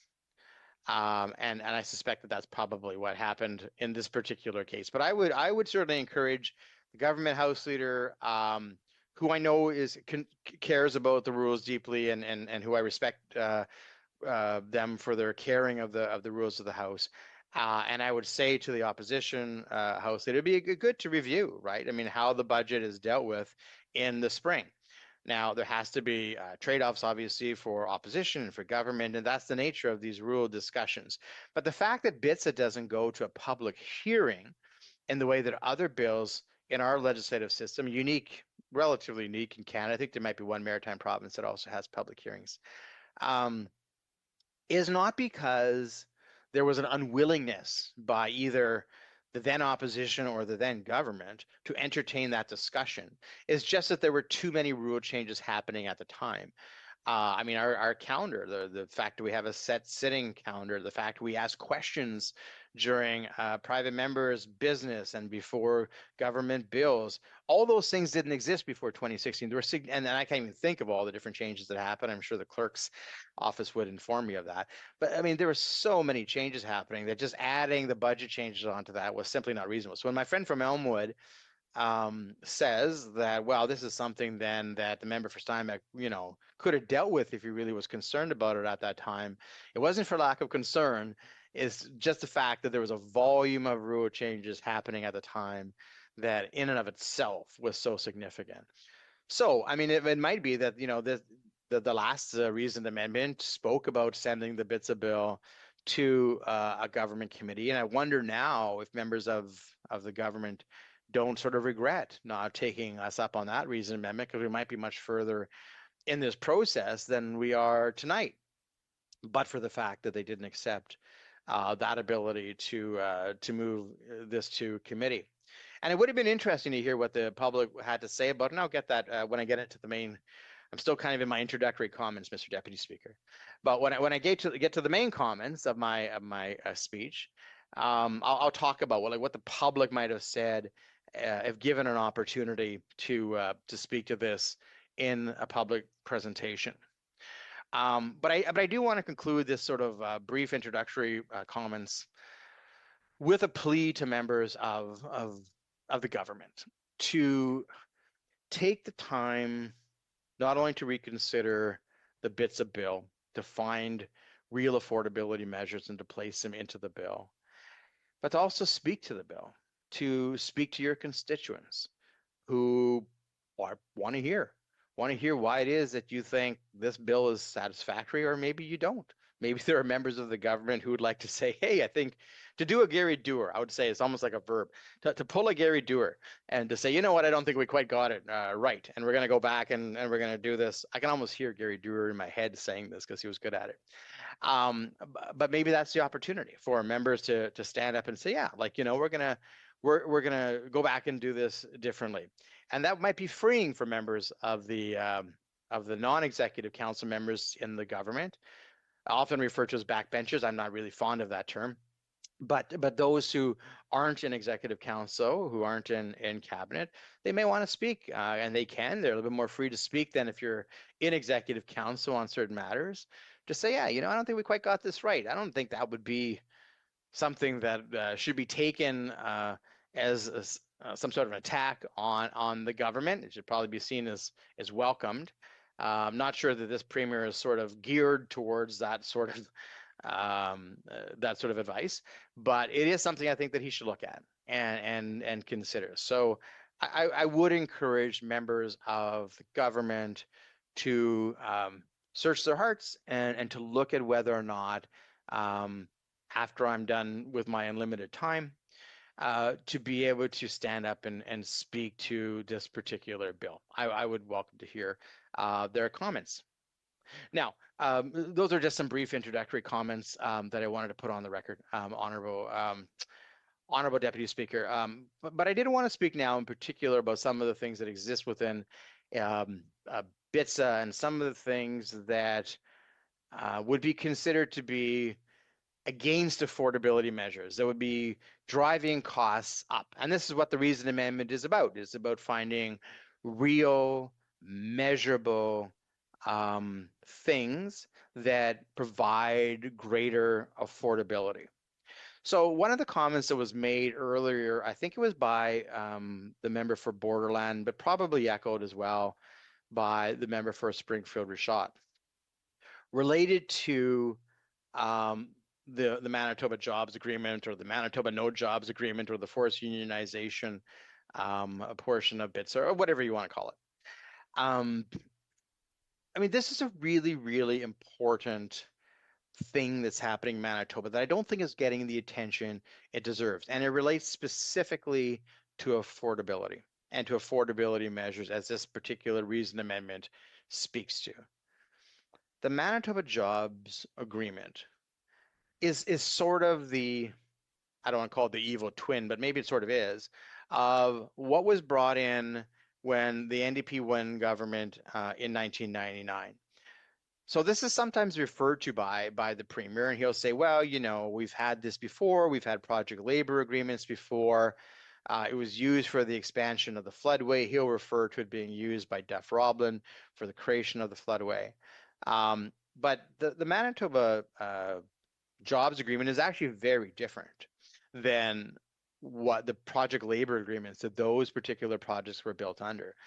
And even the project labor agreement for the expansion of the floodway, which was brought in by Gary Dewar, was relatively controversial. Not the project of expanding the floodway itself. I mean, everybody understood after the flood of the century in 1997 that there was a need, clearly a need, to expand the floodway. And it's interesting how history sort of moves on, right? Because we were at a time once where there was great consternation and questioning about whether a floodway was ever needed decades and decades ago, and it was, of course, because of the brilliance and the foresight of Duff-Roblin that has saved untold millions of dollars in property damage because of the construction of the floodway. In fact, they actually had this debate in Fargo not that long ago. I'm not actually sure what the state is of their floodway in Fargo. It might still be under construction, but they're building a floodway themselves, and they pointed to Winnipeg and what Winnipeg had done so many years ago. But after the flood of 1997, where you saw that property damage, along the Red River, and there was a lot of different measures that were taken. There was the federal provincial ring dike program. I think there was a name for it, and I can't remember the exact name because it was 1997. But a ring dike program where you can still see them, right, when you drive around. And now they're all nicely manicured and such, right? But there was ring dikes built around homes to build them up beyond the 1997 flood levels, and there was funding for that. Really, really important program. But also one of the project was to expand the floodway. And in the Assembly, there wasn't really a great disagreement about expanding the floodway. I think most members, if I recall, all members agreed that the floodway needed to be expanded. But there were questions about cost, timing, how it was going to be done. And what was brought in then to expand the floodway was called the Project Labor Agreement, which many called the forced unionization plan, because it essentially made workers who were working on the expansion of the floodway to pay union dues, even if they didn't belong to a union. Now, that sounds pretty familiar to members in the chamber here today, because that's essentially what the NDP are doing now, but with much smaller projects. So the PLA, with the expansion of the floodway, was controversial at the time because open shop construction organizations said, listen, like, we can provide the service. There's not if there's a concern about the project not getting done, labor disruption, we can work through that. We have other ways to deal with wages. We have the Construction Wages Act. There's lots of different mechanisms to deal with things, but forcing non-unionized employees to pay union dues was going to drive up the costs. Now, it's been a long time. I don't know exactly the figures about, how much it drove up the cost. I do know that the expansion of the floodway was over budget, and part of that is because you had to expand the bridges and everything else. But there were just simply costs that were higher than they might otherwise have been. And part of that was because of the forced unionization plan that was then brought in under the NDP under Gary Dewar. Again, no argument on the expansion of the floodway. Everybody agreed that had to be done, just as the creation of the floodway saved millions and millions of untold dollars and property damage, so too would the expansion of the floodway have done exactly the same. And that wasn't an issue of debate, I don't think, in the Manitoba legislature. But the PLA certainly was a matter of debate. And so the former Progressive Conservative government said, hey, these PLAs they're not only are they not necessary because projects were getting built without forcing non-unionized workers to pay union dues, but also they were providing a lot of consternation between open shop contractors and unionized companies, which really wasn't necessary. That sort of consternation between the two. So we did away with the PLAs. Well, along comes a new NDP government, and what's old is new again, I suppose. And they bring in the Manitoba Jobs Agreement.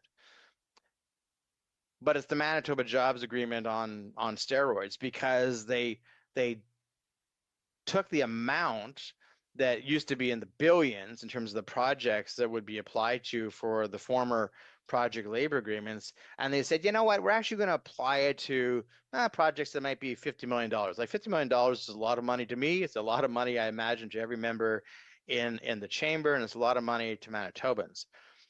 But in the scale of capital projects for Manitoba infrastructure and for the capital planning part of government, these aren't the biggest projects by far that they deal with. In fact, a lot of schools are built in that $35 to $50 million or more, just over range. So suddenly schools are captured in the Manitoba Jobs Agreement that requires this forced unionization plan, which drives up costs, which is at the heart of this particular amendment about affordability. So now you've got, it's like deja vu. It's like 1999 all over again, maybe 2002 or whatever, that Gary Dewar brought in the PLA. But it's like we're living that all over again. And I'm driving in Winnipeg, and I'm seeing the advertisements now, about forced unionization and how this premier is dividing Manitobans, which is ironic because, the current premier has gotten some degree of political mileage out of using the term one Manitoba that spends an inordinate amount of time trying to divide Manitobans.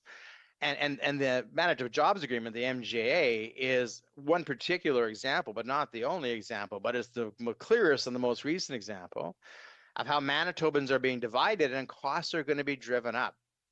Now, I heard one estimate that said that one of the schools, I think it was one of them in Brandon, could potentially be 20% higher in terms of costs because of the Manitoba Jobs Agreement, because you're essentially forcing unionization. You're going to force non-unionized workers or companies to pay what is in essence union dues, a fee to oversee some of these agreements and to have oversight over non-unionized workers. It actually goes significantly further than the PLA did in Gary Dewar's time. So it not only divides Manitobans in a way that is entirely unnecessary. I mean, it truly is a solution in search of a problem. There was no problem when it came to these kinds of construction projects in Manitoba. I would argue to you, Honorable Speaker, that the only real delay that I've seen in something like a school project in recent years is because the NDP canceled them. I mean, thankfully in Steinbach, the elementary school was so far out of the ground, I suspect the NDP did a circle around and figured, can we cancel this thing? Well, it's sort of halfway out of the ground, so we can't really just knock it all down. Although I do remember a time when they stopped construction on the hospital in Selkirk, and it was just pillars coming out of the ground. And they said, okay, we're just going to stop building this hospital in Selkirk. The people in Selkirk, they used to call it Stonehenge because they would just drive by. Maybe my friend from Selkirk could confirm this. They would just drive by and they would just see these pillars coming out of the ground where the hospital was supposed to be. And it just stopped. They just stopped building it. My friend from Portage might go, hey, this kind of sounds like the Portage Hospital. That one actually got completed, but now it just sits empty as some sort of edifice to government inefficiency. I don't know.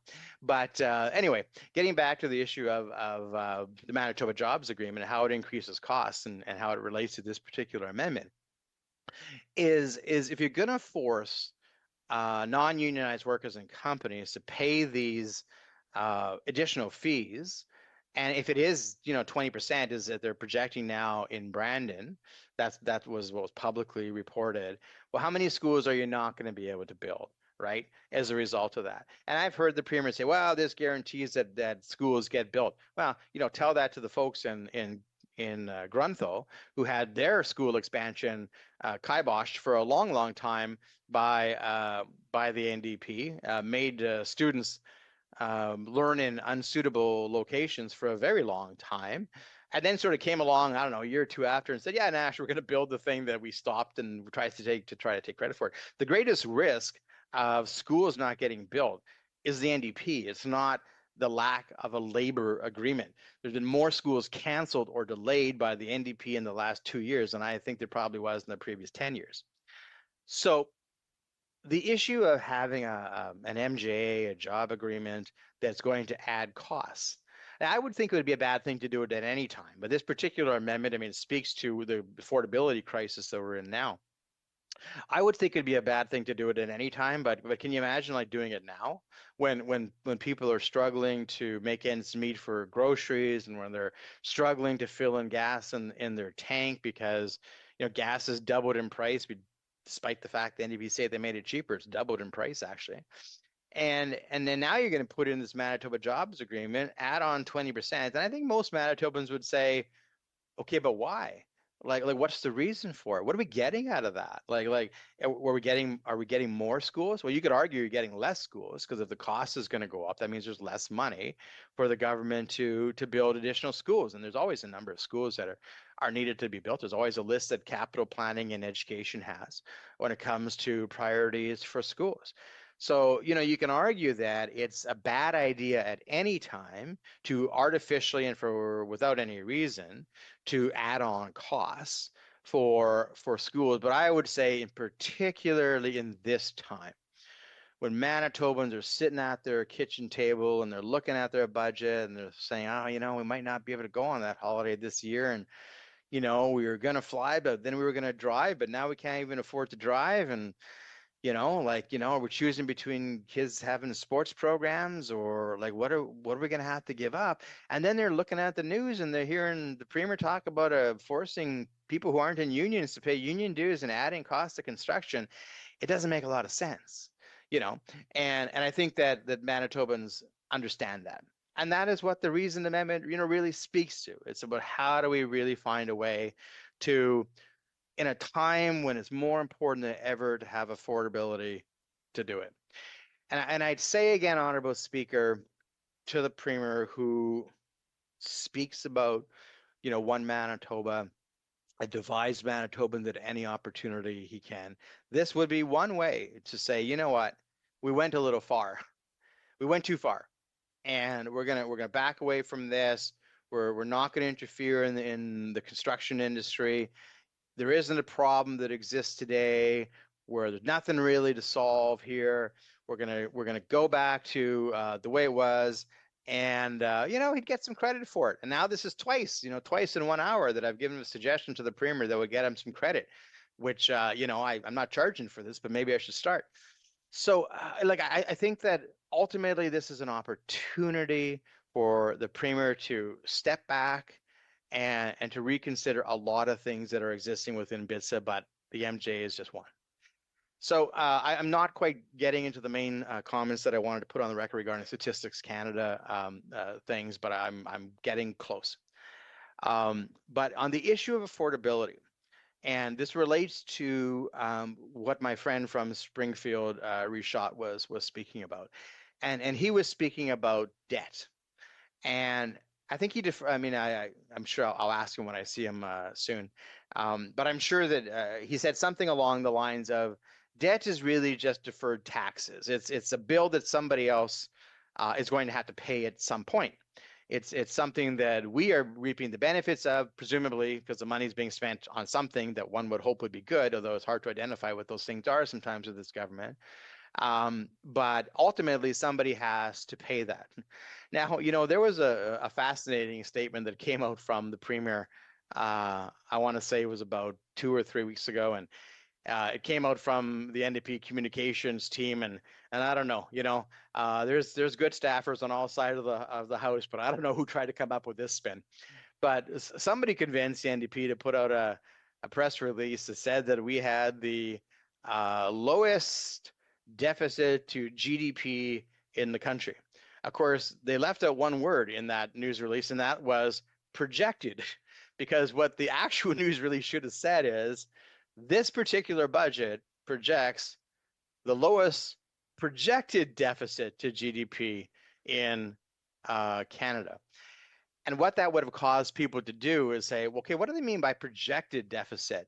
Well, I mean, the projected deficit, this is a budget, right? So, there's all sorts of assumptions that go into the budget. Some of them are tax related assumptions, how much is going to be raised by personal income tax.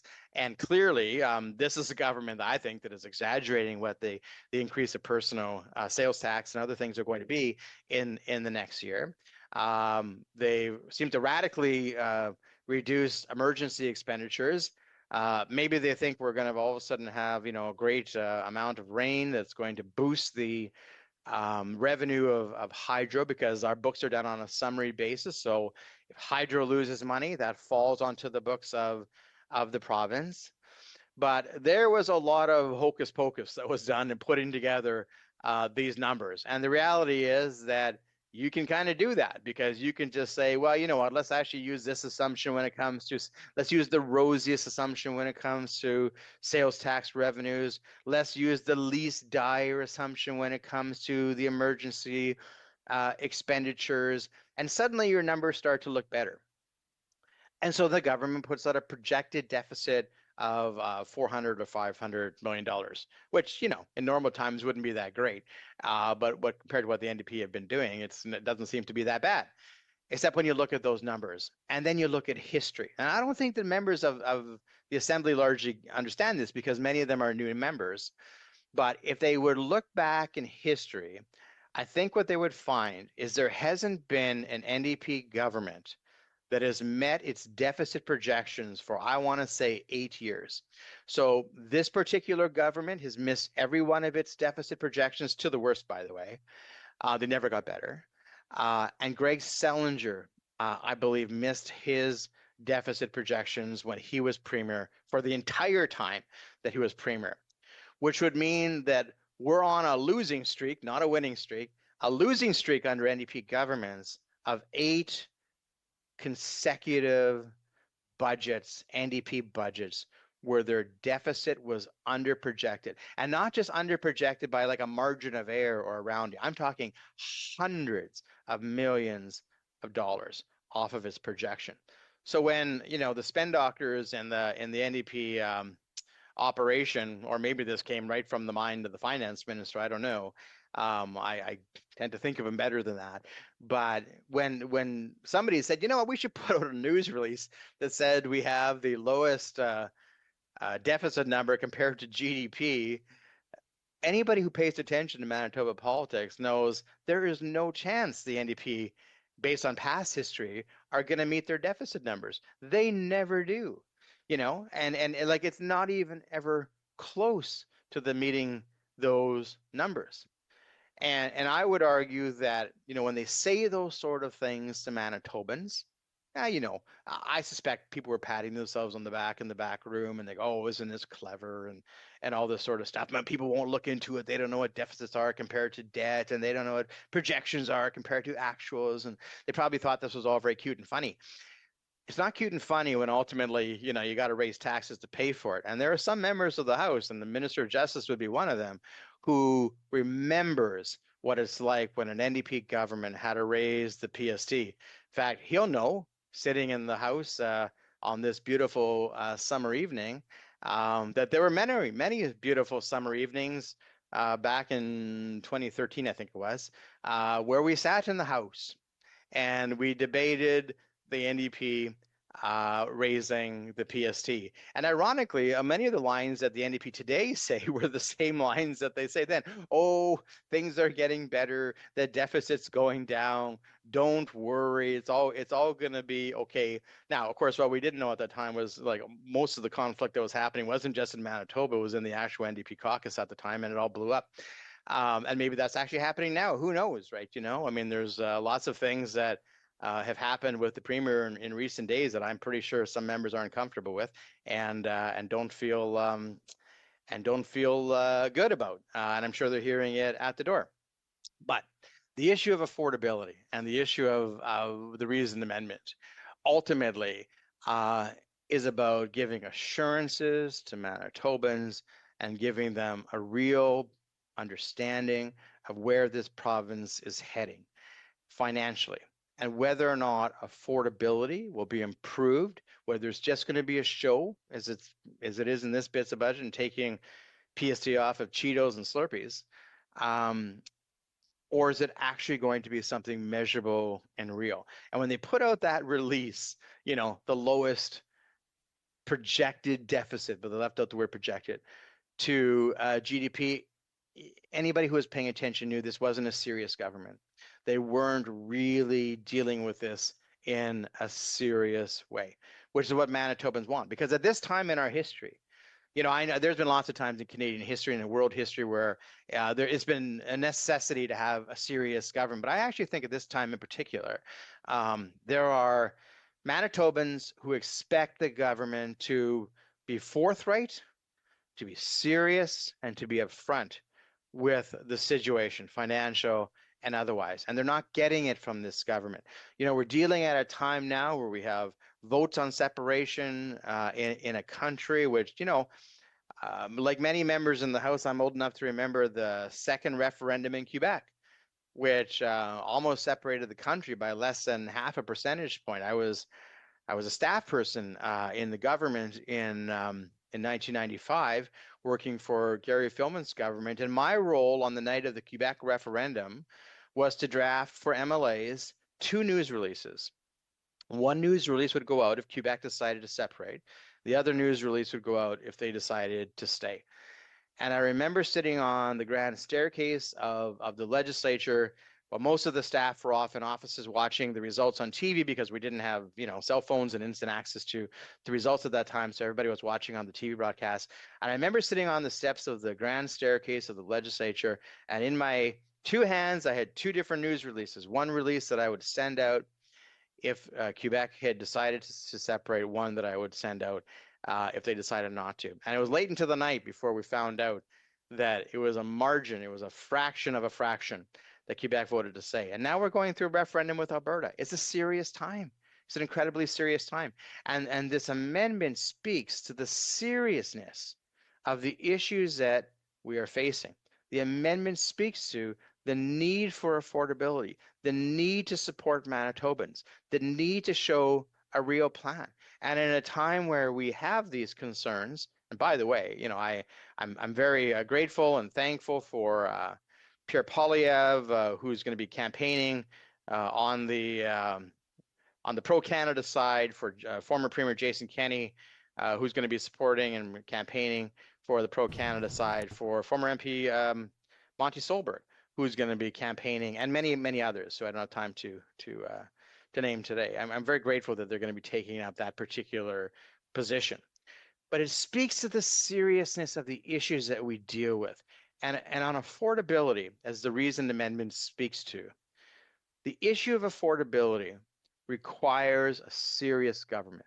The issue of affordability requires a serious government that's going to put forward a serious plan for real savings. That's ultimately what Manitobans are looking for and what this particular amendment speaks to.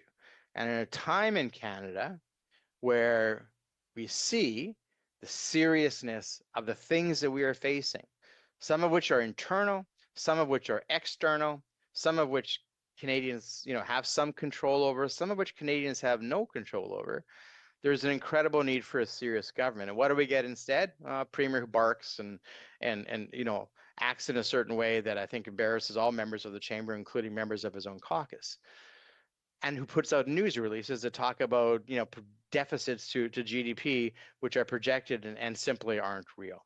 So with this particular reason amendment, I think it's an opportunity. I hope it's an opportunity for the government to step back, for the government House Leader and for others to come together and say, all right, where have we gone wrong? How can we bring this back to what we committed to before the budget was actually introduced? Because before the budget was introduced in March, the feeling was, as the Premier said, this was going to be like an extraordinary budget when it came to affordability measures. And what did we get? No tax on Slurpees and Cheetos or something like that. So, ultimately Manitobans felt disappointed. Manitobans felt let down. I could go so far as to say Manitobans felt betrayed. And I suspect that if members opposite got up, they would actually agree to that and be able to speak to some of that as well. So when we look at issues of affordability, which is what this particular amendment speaks to, I don't think we have to look any further than school taxes. And we saw an extraordinary, and I don't actually remember it happening before. I mean, maybe it happened in a less dramatic way, but I don't recall the city of Winnipeg putting an insert into the tax rolls for the property taxes that specifically said, we got nothing to do with the school taxes. Like, we're doing our best over here. And if you got issues with the school taxes, you got to talk to the trustees on the school division. But that's how bad it was. Like, that speaks to how bad it was. There are divisions, and I've listened to my colleagues speak about how some divisions went up 20%, 30%, 40% in terms of those increases. And the Minister of Finance stands up and says, well, we're going to give you $100 back. So on the one hand, you might be paying $300 or $400 more, and on the other hand, you might end up getting $100 back. Well, it doesn't take a mathematician to realize that you're not actually further ahead, and families understand that they're not actually further ahead in that particular environment. So what's been the NDP response when it comes to the skyrocketing school taxes in Manitoba? And by the way, it's worth noting that this is, it's not like this is happening across Canada. You look at this chart. I saw the chart which showed the school tax increases in other provinces, and then it showed Manitobans, and Manitobans, looked like some sort of elevator to the sky all of a sudden. Everybody else was just sort of tickling along there, and then boom, Manitobans went up. It was ridiculous. I had to look twice at it, to make sure that it was actually real. But it was, I fact checked it. I'm sure that member for Waverley and the Minister of Business, I'm sure they fact checked it too. They probably said this can't be real, and then they looked at him and, oh my goodness, it is. And they were getting the phone calls, I'm sure, in their constituency offices, and people were saying Auntie, what's going on here? Can you do anything about this? And then they probably said, it's the $100. We're giving you $100, and I can imagine how that conversation went. So when you look at the pressures that people feel, and they feel those pressures when it comes to school taxes, and they're wondering, how is it going to end? And what's been the response of the government? Well, we heard the Premier say that, at one point he started to talk about, autonomy. It's up to the school divisions, He tried to deflect from the fact that the Manitoba School Board Association said that they weren't getting properly funded. So he aggressively went after the Manitoba, as he's wont to do, aggressively went after the Manitoba School Board Association and said, we're giving you everything you need, basically. And they came back and said something quite different.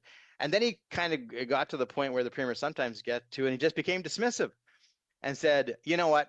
not my problem. Go talk to the school boards, right? He just kind of threw his hands up and said, yeah, I don't want to deal with this, because he was hearing how bad it was.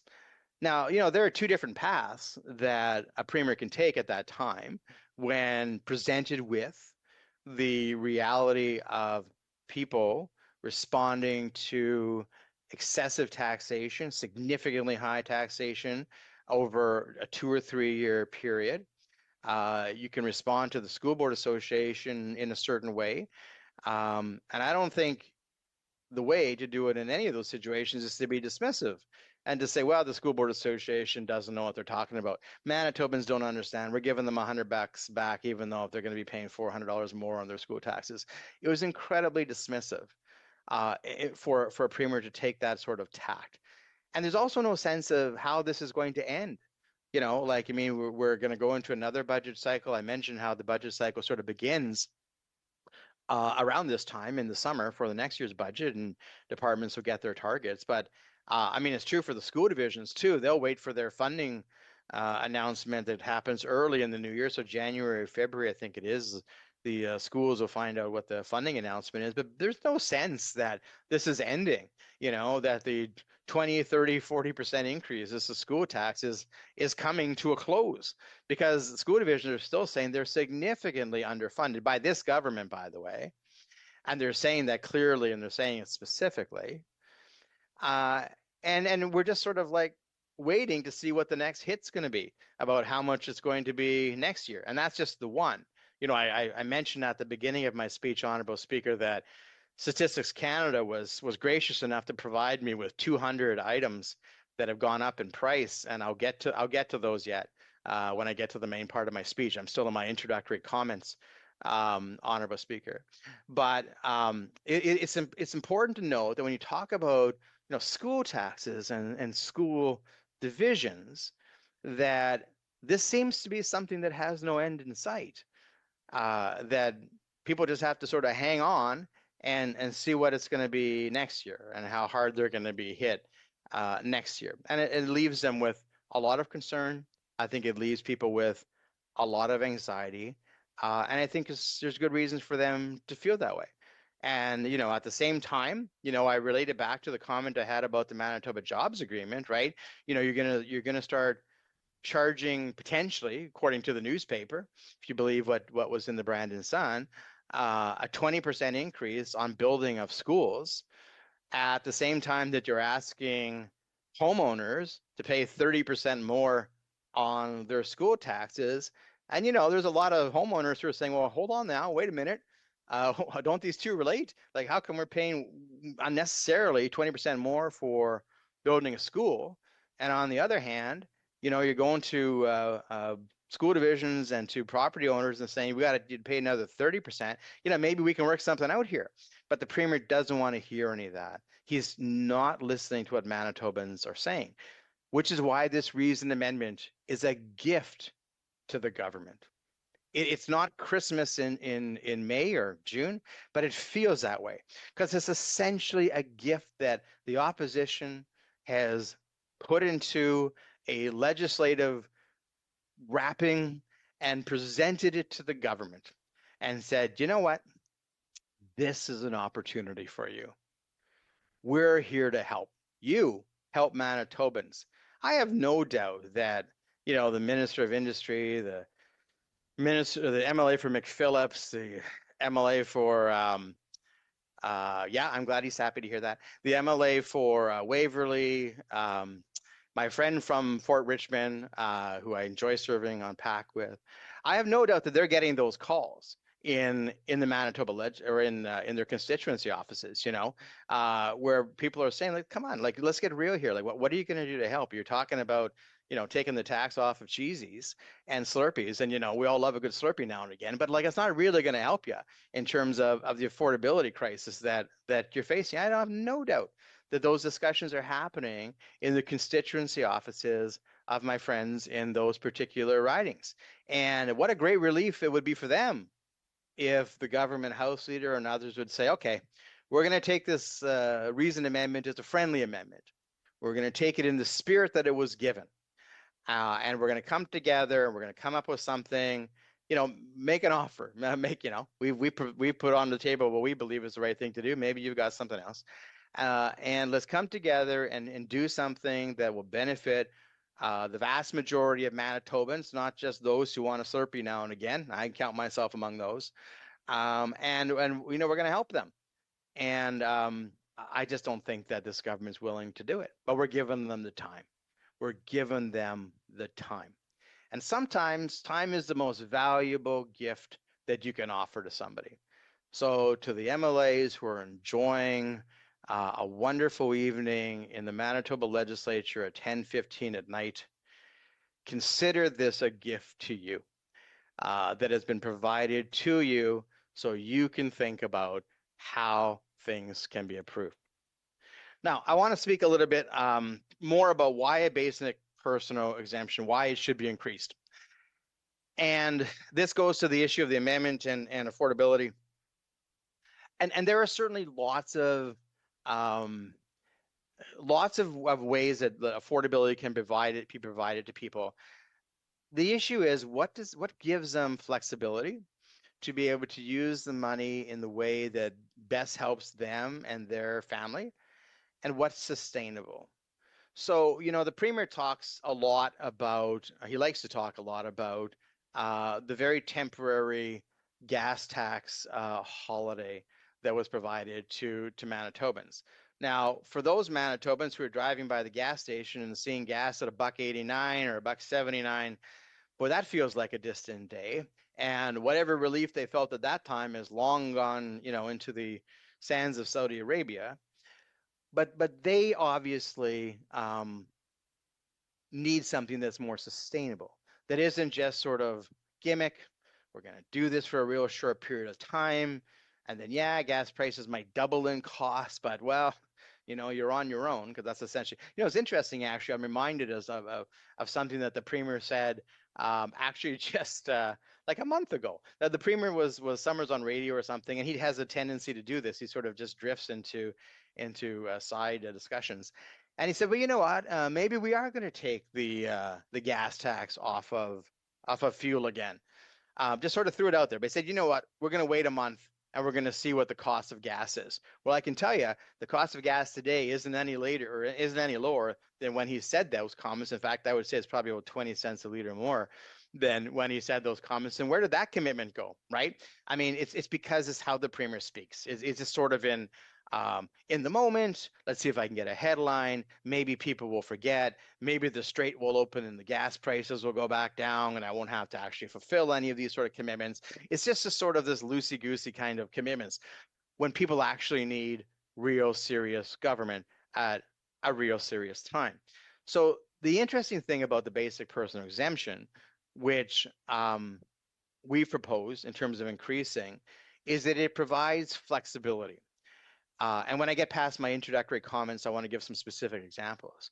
But the basic personal exemption provides flexibility for families to be able to use the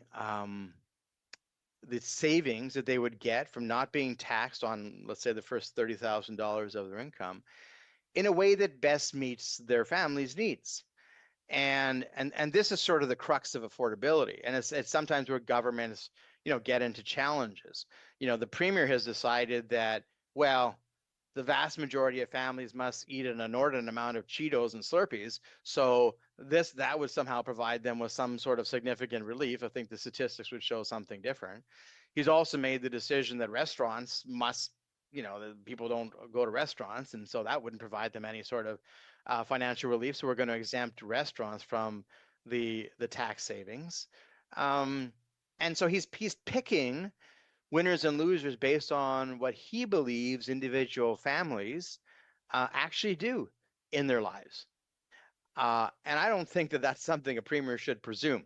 I would say that the variety and the uniqueness of families in Manitoba is as many as families that there are in Manitoba. Every family prioritizes things in a different way. Every family decides how it is that they're going to structure their family finances in a different way. So affordability, as this reasoned amendment speaks to, is actually then defined differently for every family. It's not a homogeneous one size fits all solution. And that's the brilliance of raising the basic personal exemption threshold, is because it says to families, all right, we know you're suffering. We know financially families are suffering. That's the common denominator across all the families in Manitoba, I think, essentially, or mostly. We know that that's the common denominator, but we don't know the individual solutions to try to improve this because each family is different. They're not the same.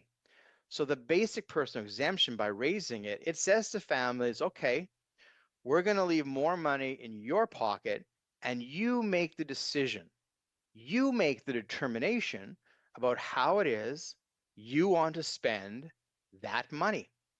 So if you're a family that has young children who are in sports programs, as many families do, and that's what you value, and you're struggling to be able to pay the fees for those sports programs, well, raising the basic personal exemption says to those families, we hear you. We understand that this is a challenge, and we're going to leave more money in your pocket, and you can decide what to do with that. And in your family's case, the sports programs are a priority, so that money can then be used for the sports programs. You might have another family who says, you know what we actually value, what's most important to us, is the ability to go on a family vacation.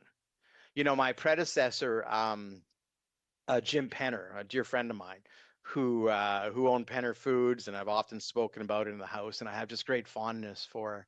You know, I think he was sometimes frustrated in life because those who knew him in his later years, after Penner Foods became quite successful, they knew him as a very wealthy individual, a very generous individual, by the way, as well, Honorable Speaker. But they knew him as a very wealthy individual. And the reality was that there was many times during Jim's life where the business wasn't doing that well, or they were struggling. He would often say that in the early 1980s, when interest rates were, 20 or 30%, that the only reason that the banks didn't foreclose on the store and the mall was because they wouldn't have known what to do with the rural mall. It would have just been a loser. So they figured, let's just let them run it and hopefully they can sort of get out of this. And of course they did. But Jim would often say that in those times when they were struggling financially, what was important to him was that the family and him and his wife Bev were able to get away on a vacation, sometimes with the family, sometimes just him and Bev. Those are the things that they valued because they worked so hard in the business that rare opportunity to be able to get away from it was what they valued. So I can imagine that there are families out there today, Honorable Speaker, who maybe not in the exact situation. They're not trying to, well, maybe some of them are trying to run a business, but not all of them would be. And they're sitting there and they're going, what we value most is we just want to sort of take a week and go to a yurt and get to go camping and get away, or we just want to be able to travel to one of the provincial parks, or there's something in Manitoba or maybe somewhere else in Canada that we just want to see, but we can't do it. We can't afford it. Gas prices are too high. Camping might be too expensive. Hotel costs may be too high, and we're just not able to do it. And so how is it then that we individually help those folks? Well, I mean, would the government try to come up with a program that, was a vacation tax deduction program? Well, probably not. Like, that doesn't seem like maybe the best way to run finances. Or, would they come up with a particular program, to allow, families to rent vacation properties? Well, maybe that wouldn't be the best way. But if you raise the basic personal exemption, you give those families, just like you did the families who were concerned about the sports programs, you put more money in their pockets and you say to them, you decide. It won't be the government that's going to decide what's going to be important to your family, what's going to give you relief and give you the affordability measures that you want. You leave it in the hands of individual Manitobans. And ultimately, that's what we as an opposition have proposed to the government, to say, I said it before, but the constituents who are phoning into the offices of Waverly and to Fort Richmond and to McPhillips, I can imagine that those calls are varied. They're not the same. People have different priorities. What they're struggling with, they're all struggling probably financially, but they're struggling in different ways. What matters to them isn't exactly the same. And maybe it's frustrating for those MLAs, from Waverly and Fort Richmond and from McPhillips to answer those questions.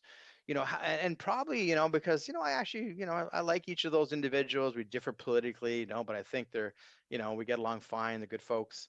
I suspect that they go home, right? And they go, man, I wish we could help these people. I wish that there was something we could do that actually helped all of these people. I don't want to just pick one family or the other that's struggling. Well, here's that gift I was talking about. Here's that legislative gift wrapped up as a reasoned amendment that's been presented to the government that they just need to open and accept. Because by raising the basic personal exemption, the family who just wants to go on that holiday, the family who just wants to be able to keep their kids in the sports programs that matter to them, they're all helped. They all benefit by increasing the basic personal exemption. And it's a government, of course, that at this point doesn't seem to want to listen to those suggestions. They don't even want to speak to their own budget bill for whatever reason. They don't want to defend it. They seem to want to, it's a little bit of a, let's just put our head in the sand and maybe this whole problem will go away and people will forget. I don't think it's gonna be that easy. I think people, when we finally get out of the legislature at some point, they're going to be confronting people at the fairs and those community events in the great areas of Manitoba that we have. And, I think the constituents are going to be saying, you know what, we don't understand everything that was happening. We don't listen to every piece of the legislature, because why would they, right? They're busy with their families or doing the things that are important in their households, but they probably heard some stuff, right? They heard that there was this debate about affordability and, they were told that they weren't going to have to pay 2 cents on a Slurpee anymore.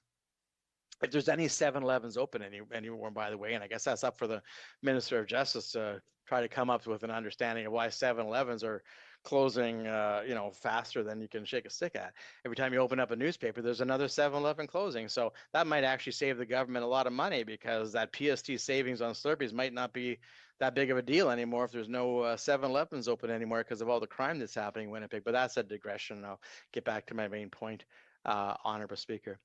For those MLAs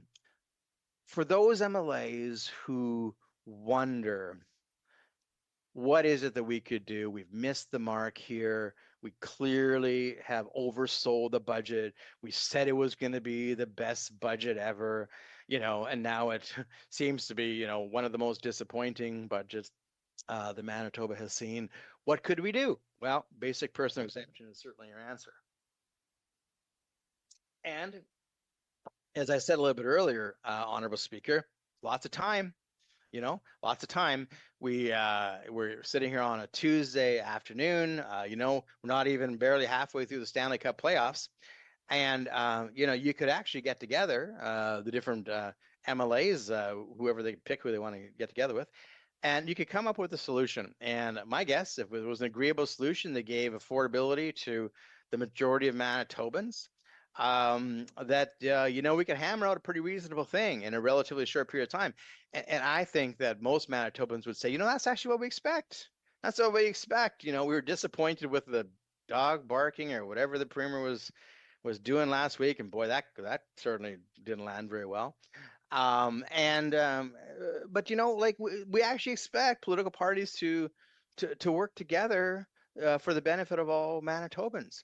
And I'm sure, I really believe in the ingenuity, the ability for legislators to come together when it matters most and come up with a solution that benefits the majority of Manitobans.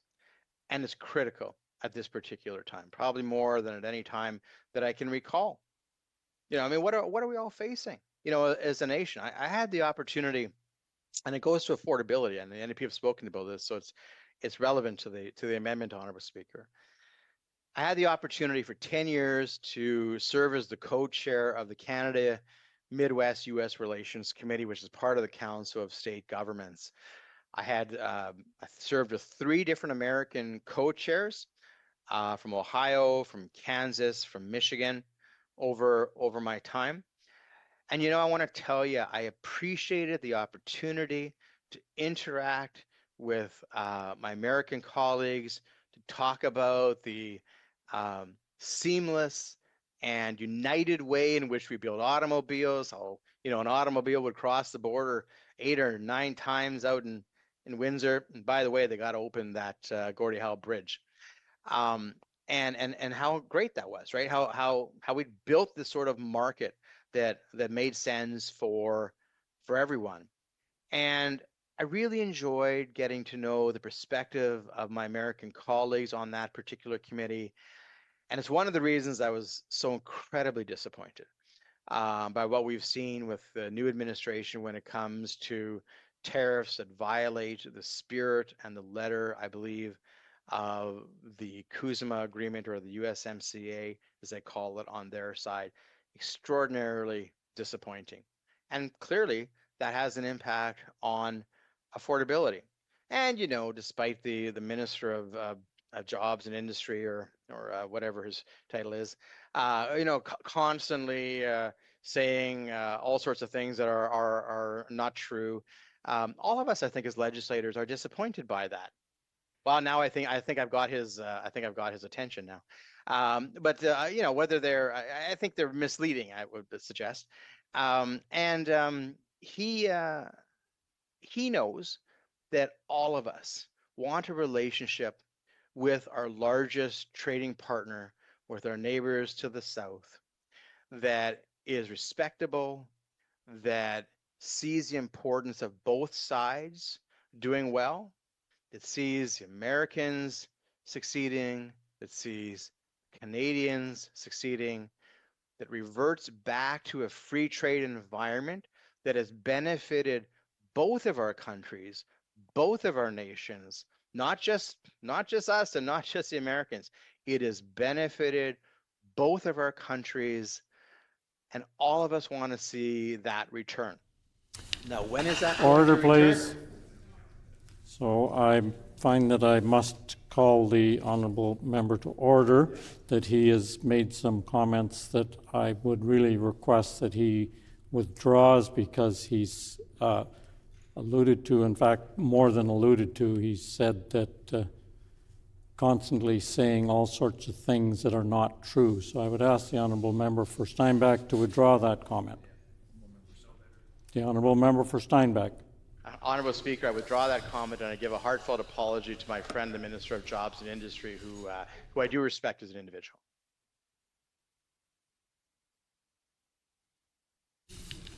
Order, please. I would ask the honourable member for Steinbach that if he's going to refer to members, he uses their proper ministerial title. The honourable member for Steinbach. I will again apologize to the member. I think he knows of whom I'm speaking, and I do apologize. My point was specifically that every member in the Assembly, I believe, knows that the tariffs that have come forward from the U.S. administration are not in keeping with the free trade agreement, not in keeping with the spirit of the relationship that we've long held between Canada and America. And I actually don't believe it's reflective of most Americans. I think it's a distinction between what's happening with the administration and what most Americans feel. Because in my interaction with Americans, some of whom I served with on the U.S.-Canada Relations Committee, I continue to hear the great respect that exists between our two nations. And I do truly believe that both countries, the people of those countries, want to get back to a relationship that is as it was, similar before the disruptions.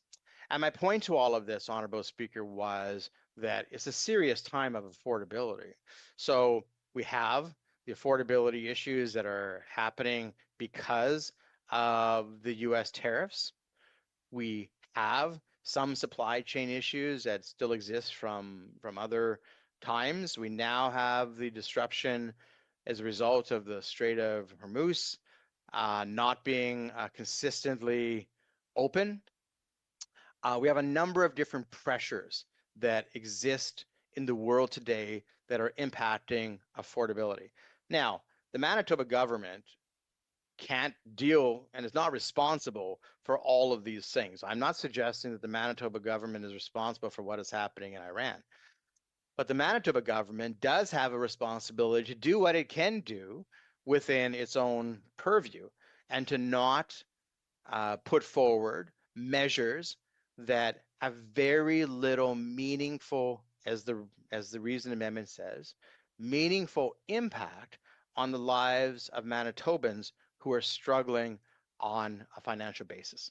They have a responsibility to bring forward meaningful tax relief. They said they were going to do it, and they didn't do it.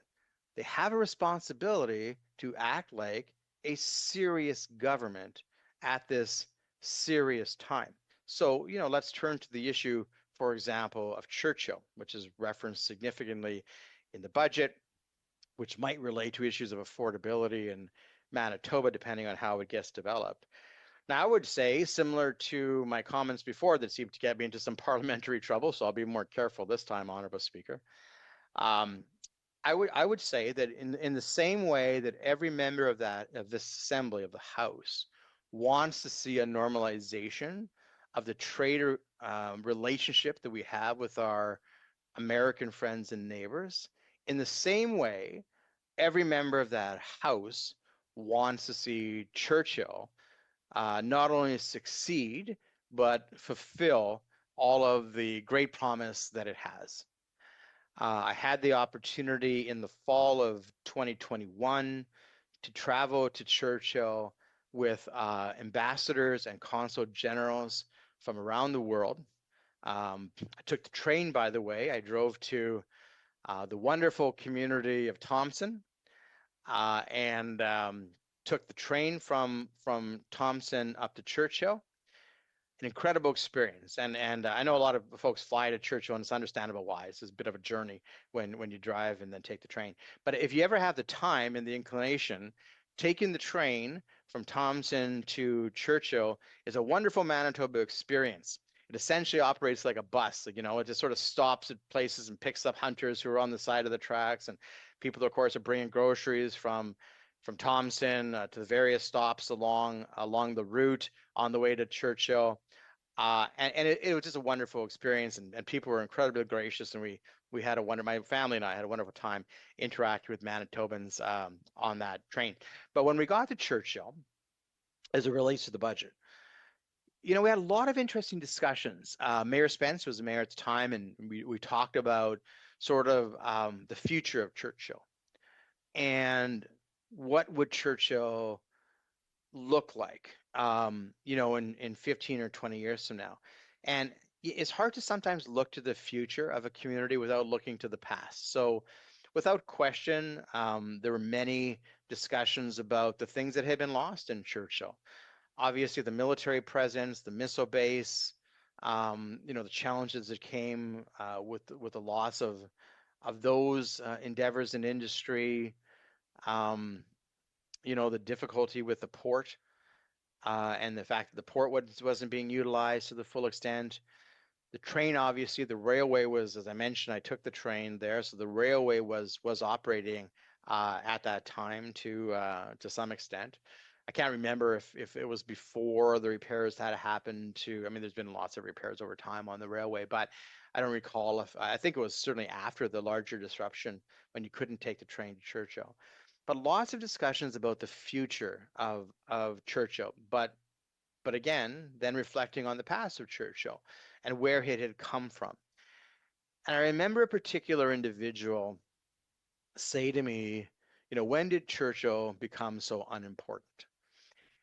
I mean, and he reflected on when there were so many people and the port was bustling, and you had the different enterprises, military and otherwise, who were there. And he says it feels like we've become unimportant. So every member of the legislature, Honorable Speaker, I believe, wants Churchill to succeed. But it has to succeed in a real way. So the Premier in the budget, in BITSA and in other places, has talked about Churchill and what his dreams are for Churchill. And I don't criticize the Premier for talking about dreams of Churchill. I think it's actually part of the role of a leader of a government, of any government, to have dreams for their province and for the communities that exist within the province. Those are good things. But it has to be backed up with something real, or it goes back to what I was saying about the budget to begin with. Just like when the Premier said this was going to be the greatest budget in the history of budgets in Manitoba, got Manitobans all worked up and excited, and then the budget comes down and they're going, like, did we miss something? Or like, is the Slurpee thing, is that what was supposed to get everybody wound up? And there was a great big disappointment. So now he sort of shifted his attention to Churchill, and talking about LNG to Churchill. Must be lots of interesting conversations in the NDP party about that one. But talking about pipelines to Churchill, talking about the expansion of the port, whether obviously you'd need the railway to be upgraded. You might even have an all-weather road. I mean, I've heard discussions about that. Talking about icebreakers that would have to be in Hudson Bay. Not just military icebreakers, those are pretty expensive icebreakers. I'm sure there are things other than military icebreakers that could be used if you're going to try to keep the port open for a longer period of time. But all of this seems to come with not much substance. It's a lot of optimism, and I'm not being critical for being optimistic of anybody. But at the end of the day, after several months, one would expect that the Premier would be able to, hold up something that seemed concrete in terms of the direction that it was going with Churchill. Because remember that the federal government has now stood up this major projects office, I think it's based out of Calgary, and has identified like a whole host of major projects that they're looking to move forward with. And Churchill always kind of gets like notionally mentioned. Like it's sort of there, but it's not like in the committed list. It's kind of like, well, we're going to study this, but it's not like, okay, we're going to do this, right? And the Premier puts forward these things and ties it to, the future prosperity of Manitoba and the affordability for Manitobans, as this reasoned amendment speaks to, and says like this is something that is ultimately is going to happen. And he talks about maybe building a pipeline in 2 years, 2 to 2.5 years. Like, I mean, I think they built a pipeline in Alaska. I think it took like 7 to 10 years. We'll see what happens with the proposed one from Alberta to British Columbia. But it doesn't seem like the Premier can actually have a real informed discussion about timelines, realities of fiscal commitments, when those commitments are going to come, when certain things are actually going to start looking like more than just optimism and dreams. And my hope is for the people of Churchill, and having gotten, to know many of them over the years, they deserve that. It's a wonderful community. Order, please. If I could get the honourable member to perhaps draw his comments back to the bill we're here discussing, as much as I'd like to hear about his adventures in Churchill. That's not what we're here to talk about. The honourable member for Steinbach. Yeah, of course, Honourable Speaker. I'll gladly share my adventures to Churchill with you in another more appropriate time.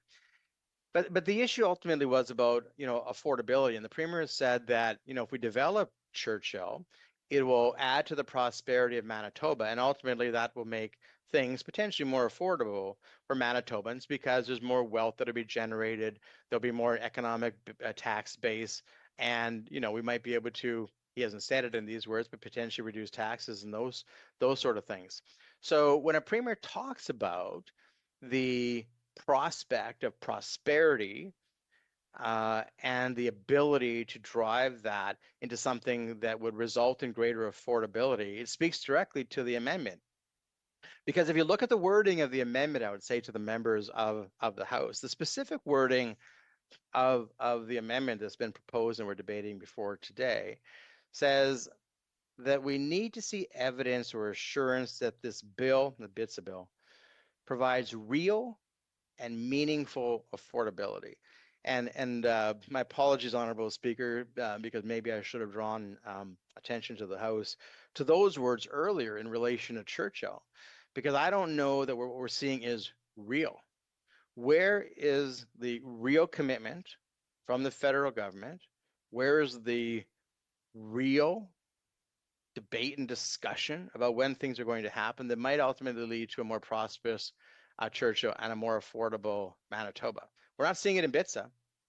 You know, it's not sort of coming clear in the BITSA bill. We're not really seeing it in any other way. And so we're left to sort of wonder how real any of this is. But anyway, I will move on from my adventures in Churchill and we'll take you up on your offer, Honorable Speaker, to regale you with those stories at another time. But for today, back on the issue of the on the reasoned amendment, I want to refer to the wording specifically of the reasoned amendment. And it reads that this House declines to give second reading to Bill number 53, the Budget Implementation Tax Statutes Amendment Act, which we are referring in the House essentially as BITSA, because the House has not received satisfactory evidence or assurance that this bill provides real or meaningful affordable measures that Manitobans desperately need. So let's parse this out a little bit, Honorable Speaker, because it's important sometimes to look at the individual words that exist. And this, by the way, I'm now sort of entering the main part of my comments. I'm done my introductory comments on the speech. This speaks to the reality of the amendment and what it actually means. So the words within the amendment, satisfactory evidence. So let's stop there. What is evidence? What could pass in the Legislative Assembly as evidence that the government is bringing forward affordability measures? Well, I would submit to you, Honorable Speaker, that one thing that would be evidence, as the amendment refers to, in the Assembly would be the public. You know, we have the ability in other bills for the public to come to the legislature and speak to bills. We know why, and I've already discussed why BITSA, you know, isn't one of those things, but it certainly could be, and there certainly was movement towards those sort of things. But that would certainly provide evidence, as the amendment asks for. The amendment asks for evidence, not in a judicial way, not in a court-instructed way, but in a way that legislators, MLAs, the staff, the public could look and go, okay, I can grab hold of that. That feels like something that looks like evidence.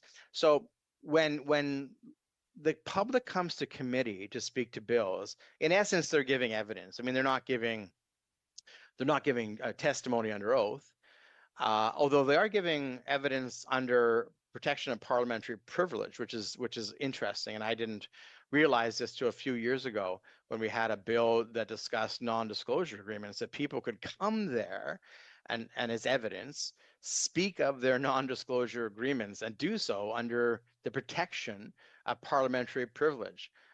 In my, at that point, 20 years as a legislator, I had no idea that that protection was provided to those who were giving evidence at committee.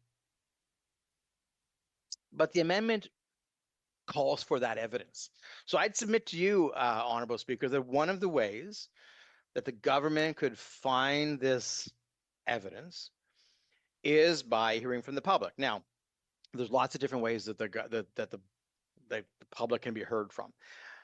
I admitted or acknowledged one, right, where when you could come to committees, in person in the legislature, virtually, at a bill presentation, and people could give that evidence and say, this is what me and my family are dealing with. These are the struggles that we're having. This is why the BITSA bill does, or why the BITSA bill doesn't actually address any of those issues. And I think that evidence, as the reasoned amendment calls for, would be helpful for the government. Now, it doesn't have to be in a committee of the legislature that is the same as when you call a bill to committee. There are other special committees of the legislature that we've had. You know, I refer actually to the traveling committee on newspaper subsidies, which was, you know, something of a farce, I'd say, considering there was, you know, committee hearings where nobody came, and then there was committee hearings where evidence was taken and then nobody was actually followed up on it, didn't, you know, and then people of the committee actually didn't get a chance to give their own comments, and the government issued a unilateral report. But nonetheless, I mean, that sort of a committee does exist, right, where evidence can be provided by the public. So when the reasoned amendment calls for, in its wording, the provision of evidence, that is one way in which the government could secure that evidence by a committee of the legislature, similar to the other bills that go before the legislature, or something like an all-party or a traveling committee. Now, I've not spoken to my House leader on this issue, and that usually gets me into no ends of trouble when I do that. But I mean, you know, it might be that the government or, you know, the opposition might say, all right, like if we're gonna hoist this bill for lack of evidence, let's then take this on the road. Let's have a bit of a committee, right? An all-party committee. We'll go into different communities. We'll ask about affordability. We'll see what people are really struggling with. We'll find out, like, if, you know, removing the tax off the point or the 2% of groceries that it already doesn't, or that it already applies to, or just applies to, is helpful. You know, that would be evidence. You could actually have, you know, meaningful discussions with Manitobans, and as the amendment calls for, that would be one way to secure evidence. But it's not the only way. So I've given two examples and two suggestions for the government. One is that they could seek the evidence that the amendment calls for by a legislative committee via the same way we have committees with other bills, or they could do so in something like a special committee. You know, put this bill aside, have a special committee that goes into different areas and learns from Manitobans. A very, very reasonable way to gather that sort of evidence. I would also submit, Honorable Speaker, that when we're looking at the reasonable amendment and its call for real evidence, evidence could be provided by MLAs who themselves have been hearing from constituents. The aforementioned member for Waverly and Fort Richmond, and McPhillips, who I know are listening to every word intently, MLA for St. Vital. I mean, they would probably be able to, if they spoke to this particular bill, they could rise and they could say, okay, you know, this is what I'm hearing from constituents. Now, you know, they'd want to give a true accounting of that, as I know they would, because they're honorable members, because their constituents would be listening, right? And their constituents would be going, all right, like what are our MLAs saying about what is actually happening on the bits of bill? But that would be one way that evidence could be garnered. You know, another way evidence can be found is the reasoned amendment calls for, is through consultations. Now, you know, the government went through some exercise on the pre-budget consultation, probably using an American firm, because I think they use Engaged MB, but that's a whole different debate. And, you know, they would have asked for evidence or suggestions, comments from the public on what they hope to see in a budget bill. And, you know, I've seen with this government, sometimes those pre-budget consultation meetings are, you know, they're pretty vacuous and pretty vague in terms of the questions, and they kind of lead to certain conclusions. But my guess is, if a real engagement was undertaken and you offered people real suggestions and you tried to garner the evidence of how do you go about getting actual tax relief, affordability measures as the reason amendment calls for? My guess is if you ask Manitobans in a survey and said, all right, do you want to have, a couple of pennies saved on a Slurpee? Would you like to keep $3,000 in your pocket so that you could determine what's best for you and your family? As two suggestions, well, that would be real evidence, right? That would be actual evidence that the government could then rely on. And that's exactly what the resolution is calling for. It's saying that they're looking for satisfactory evidence.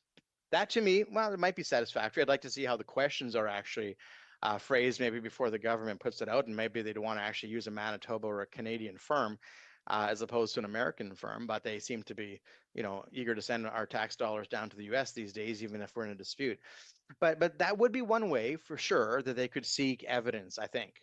There are other ways, of course, that one could seek evidence. One can do surveys. It's not unusual for the government to do public opinion surveys about how people would view tax relief in a real way, and how they would feel about, a certain kind of tax relief versus another kind of tax relief. That would be important evidence for someone to be able to rely upon, as the reason amendment calls for and as the reason amendment suggests that we should have. But I mean, the amendment is brought forward, Honorable Speaker, because that evidence just doesn't exist. I mean, you can talk to the members of the government side, those who will speak to you, and you can say, I mean, speak to me, not speak to you, Honorable Speaker, and you could say, hey, where did you come up with this? Like, were you consulted on removing the PSC from Slurpees, and that this would be like the big thing that would provide affordability to Manitobans? Is that, something that you had a consultation with? Did you provide that evidence to the government? Because MLAs themselves can provide evidence to the government. And so, I mean, those questions are real. But I mean, I don't know. I mean, I've not had government members come to me and tell me if they were consulted on this, or if this was all a surprise to them and they showed up on the house. They were told to put on a flower or a boutonniere or something, and they sat down and they were surprised, as the rest of Manitobans, that the supposed greatest budget in Manitoba history kind of fell flat. And I'm not sure. I'm not sure if they had any sort of knowledge or foreknowledge of this either. But that is something that I think Manitobans themselves could see as real evidence for affordability. I want to look at some of the other words in the reasoned amendment. So the reasoned amendment says the Budget Implementation Tax Statute Amendment Act 2026 should be declined because this House has not received satisfactory evidence, which I just spoke to, Honorable Speaker, or assurance that this bill provides real and meaningful affordable tax measures. So I want to talk about the word assurance. And it's an interesting word when it comes to the amendment, because the assurance is almost akin to trust. When you provide somebody an assurance, you're essentially saying to them, we want you to trust us. Can you trust us that this is something that is valuable or important? And I think that assurance, that trust, has been broken with Manitobans. And you hear it in a lot of different ways, and you see it in a lot of different ways. Some of it you see on social media commentary. Sometimes you see it in letters to the editor, those who still write letters to the editor. Some come by the way of communications to MLA offices and those sort of things. There's a lot of different ways that people can express whether they have trust, whether they have the assurance of something happening or not happening. But we are looking for, in this reasoned amendment, an assurance that there's going to be real and meaningful tax relief. We've not been provided that assurance by the opposition, and it's not been for a lack of trying, Honorable Speaker. There have been questions that have been put in question period, excellent questions by members of the opposition, not responded to in an appropriate way by the government, questions in committee, which I hesitate to say were responded to by dog barking noises. questions that have come in other ways to the government, seeking that assurance that what is going to come is going to provide real and meaningful relief. And that's why the amendment is worded in this particular way. It wasn't worded haphazardly. The amendment was specifically written in a thoughtful way that would try to encourage the government to come back to a reasonable position. So when the amendment speaks to the need for the government to provide an assurance, it's actually less of an assurance to us as opposition. I mean, we represent our constituents. We have a role as an opposition to hold the government accountable. All of those things are important. I don't think anybody wants to dismiss that. But the assurance is really to Manitobans that they're going to feel that tax relief. Now, the Premier has tried in his own way, usually like not that successfully, to assure Manitobans that this is going to have some sort of real impact, the bits of bill and some of the tax reductions on Slurpees for Manitobans. That's what he's tried to do. He's come out and said, you know, that 2 cents I'm going to save you on that Slurpee is really going to help you and your family. And I think that he felt that that would be enough to convince Manitobans, you know, that most Manitobans would go, okay, well, you know, it's better than nothing. The challenge is that this is not a time where better than nothing works. Because as the Premier himself has said, as the government House Leader has said, as many other commentators have said, this is a time of economic affordability crisis. Now, that word I've used, but I'm not the only one to use it. The government is using the word affordability crisis. They're the ones saying, and it's true, that Manitobans are facing an affordability crisis. So you go back to the resolution that we put forward, and we're seeking an assurance that there'll be something that deals with that crisis. Well, what is that, Honorable Speaker? All we've been told is that cheesies are going to be a cent or two cheaper, and that if there's any 7-Eleven still open, you can get a Slurpee for a penny or two less. That's the assurances we've been given. And that's why, you know, the member for Red River North who brought forward this reason amendment specifically used the word assurance, because he wanted the government to come forward to Manitobans, yeah, to us as opposition too, but more so to Manitobans, and basically say, we understand you, we hear you, and we got your back. We know you're going through challenges. We know you and your family are hurting more than you have for a long time financially. The costs seem to keep going up. That you open that school tax bill and it's a 20% increase from what it was the year before. That you head to the grocery store and you can't believe it when you pick up the groceries. You're looking at that price and you go, there must be a misprint. You know, you head to the counter and you say, I think somebody got something wrong here. But it's not. That's the actual price. We're looking for an assurance that the government understands that. But what's been the response? You know, we got a brick wall from the Premier who holds up his hand and said, this is it. This is all I'm going to do. I'm going to reduce the price of Cheetos, and you know, you can get a Slurpee for a couple cents cheaper, but that's all I got for you. I'm not doing anything else.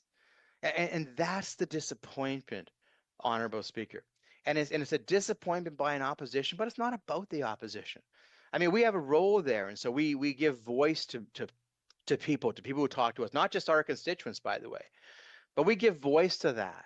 But the assurance that this reason amendment speaks to, and that ultimately we are seeking on behalf of Manitobans, is the assurance that real relief is going to come, that there's going to be something meaningful, that they can trust the government to do this. And so again, I go back to comments I've said earlier.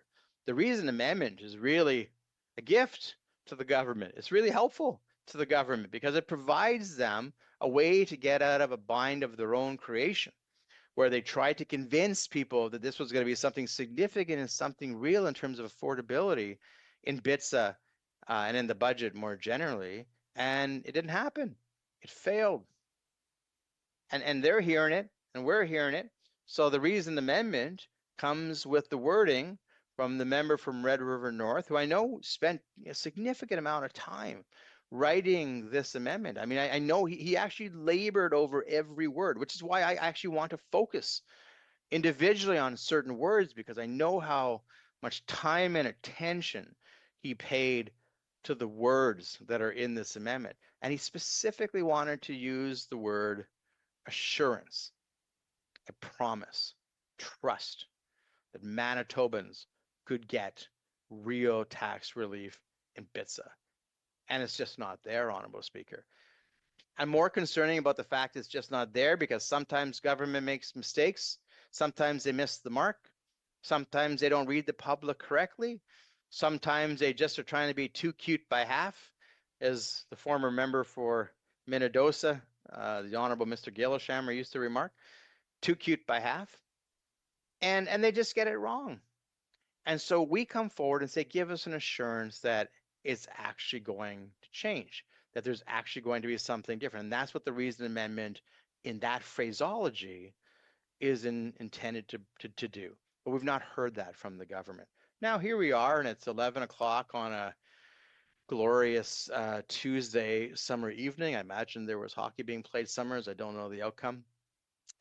But it's an opportunity, right? And it's an opportunity for the government to now give that assurance that the member for Red River North was seeking when he put that wording in the amendment. The assurance that they're going to really do something that's going to be significant, that they're really going to do something that's going to be important when it comes to affordability, that it's not just going to be, you know, the sort of pennies here, pennies there, while you're paying $100 or hundreds of dollars more for your school taxes, while everything else is going up around you, while you can't go into the grocery store without sort of seeking retail therapy. You know, there's going to be actually something that's meaningful. That's the assurance. That's the assurance that we're looking for. And it's not too late. It's not too late. There's time. You know, I've seen in this legislature things move. I've seen things move slowly, but I've seen things move real fast when there's a reason for it. And I can't think of many other times when there's been more of a reason than tonight, as the reasoned amendment says, for fast action. For fast action. And you know, maybe I'll be surprised, Honorable Speaker. Maybe somewheres in the bowels of the legislature, there's a group of NDP ministers who are gathered, you know, around a table somewhere, and they're saying, yeah, you know what? I've listened to the opposition and we've heard from our constituents, and yeah, I think we got it wrong. I think we missed the mark. And this assurance that the members of the opposition put into the reasoned amendments, it speaks to us. It speaks to us as a government that we need to provide people that real feeling, that real understanding that there's going to be something that's going to be meaningful for people in a means of tax relief, in a means of affordability. And I've seen it happen in the legislature. You know, I mean, it wouldn't be something that would be embarrassing for the government, or shouldn't be. It wouldn't be something that would require them to apologize, wouldn't be something that would require them to put out some sort of mea culpa. You know, I don't think we would sort of use it that way. I mean, we just want to see what's best for Manitobans. You know, if somewhere's in the depths of the legislature this evening, there are those ministers and others who are sitting around and who are saying, you know, we got to do something. I looked at that amendment. I looked what the member for Red River North put forward, and he's right. We got to give people that assurance. It wouldn't be a bad thing. It wouldn't hurt the government. I'd argue it would help the government in the long run, Honorable Speaker, as I continue to give free advice to the NDP caucus late into the night. I will start the charge at some point. But let me go back to the amendment and some of the specific wording that exists within the amendment.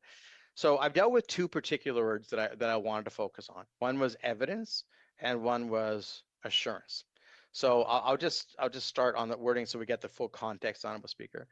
The House declines to give second reading to Bill number 53, the Budget Implementation and Tax Statutes Amendment Act 2026, because this House has not received satisfactory evidence.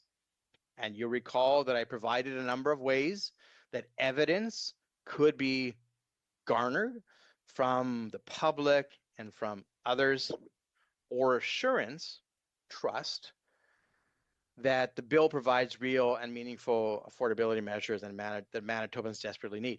So let me talk about the word real.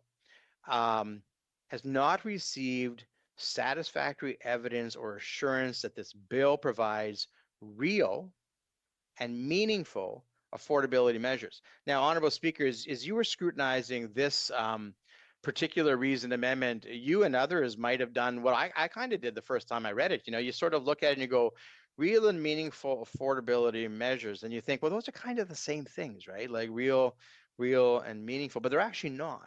They're actually something different. And so I want to spend just a little bit of time before I get to some of the main comments that I wanted to make on my speech, on those two words, real and meaningful.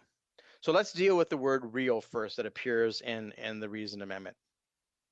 What is real? So it's different than meaningful, because I mean, what is meaningful is individual to families, right? What would be meaningful to my family, you know, might feel different for another family, even in time. Like I mentioned, when my family and I lived in government housing, what was meaningful to us then would have felt different than what's meaningful to us, you know, some 50 years later, right? It's a different sort of standard based on where you are in your life.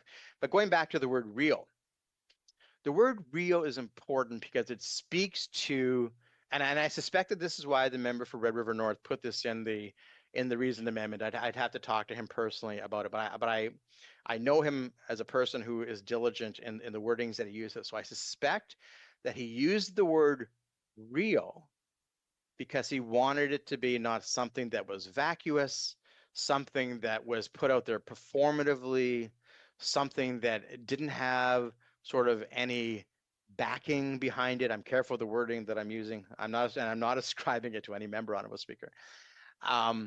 He wanted, you know, it to be real, that people could look at this and go, this isn't just spin. This isn't just political jargon that a government is putting out to try to get a good headline, to try to get 10 or 15 minutes on the news, but that is actually something that's going to happen.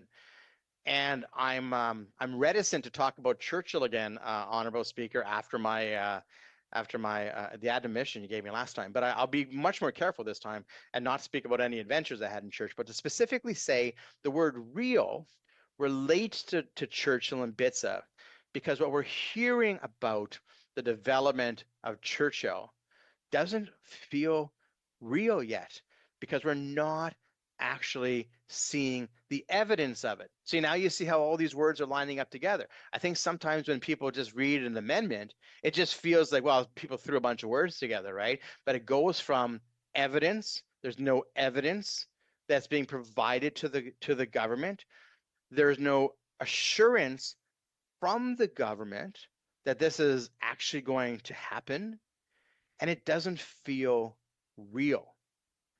And that is ultimately what I think people lose trust in governments, because they listen to something and they go, you know what? I don't think that's real. I'm not even sure if the folks that are saying it actually believe what they're saying. It sounds like talking points. It sounds like something to get, you know, a headline.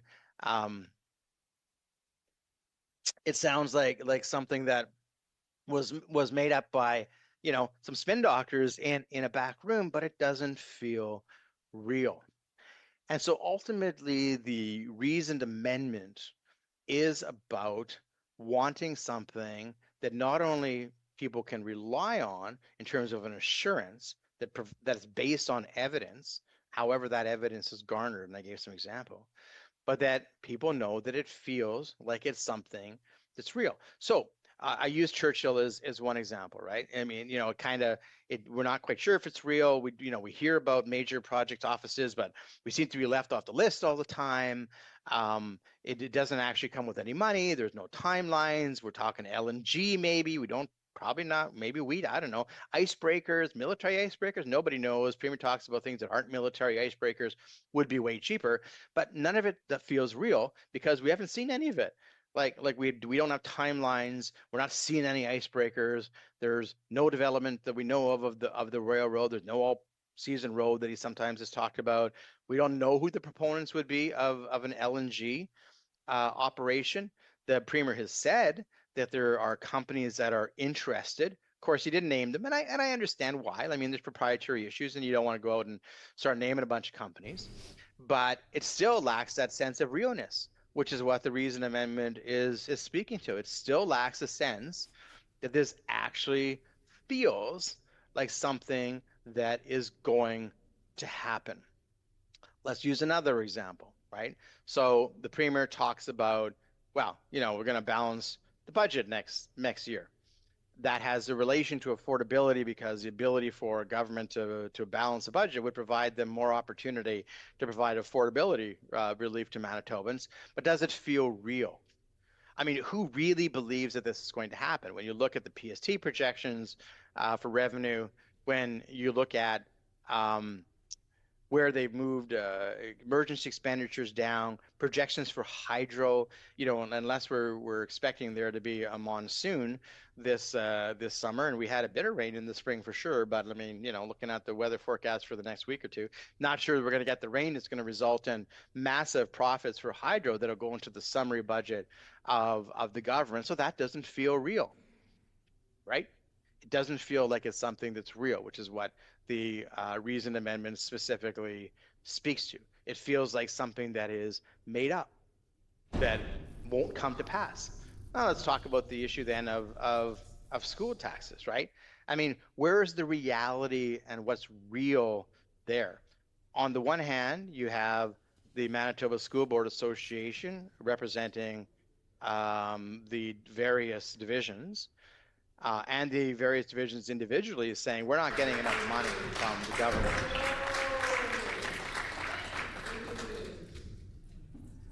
For some reason, I'm hearing thunderous applause in my ear, and I'm suspecting that that's not for me. But I'll continue on.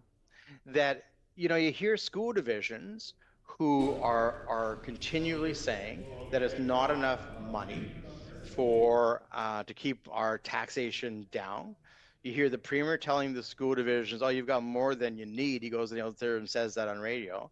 You've got the city of Winnipeg distancing itself and saying, hey, we got nothing to do with this. Like, you know, this is all the province's problem. Then you got the premier who stands up and says, no, it's not the province's problem. It's all the school division's problem. And people are left wondering, well, what is real, right? Like what is the reality of something that they can actually rely upon? And that speaks to the heart of the reasoned amendment. Now, I've now dealt with 3 specific words, and I want to deal with a couple of others. Dealt with the issue of evidence. The reasoned amendment talked about the need for satisfactory evidence that has not been received.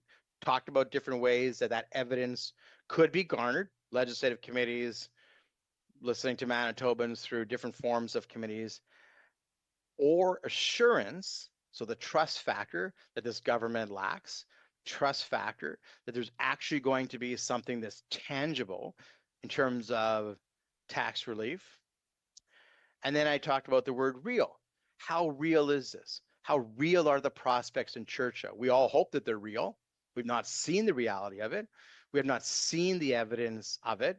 We hope that there's real, but hope's not a plan, right?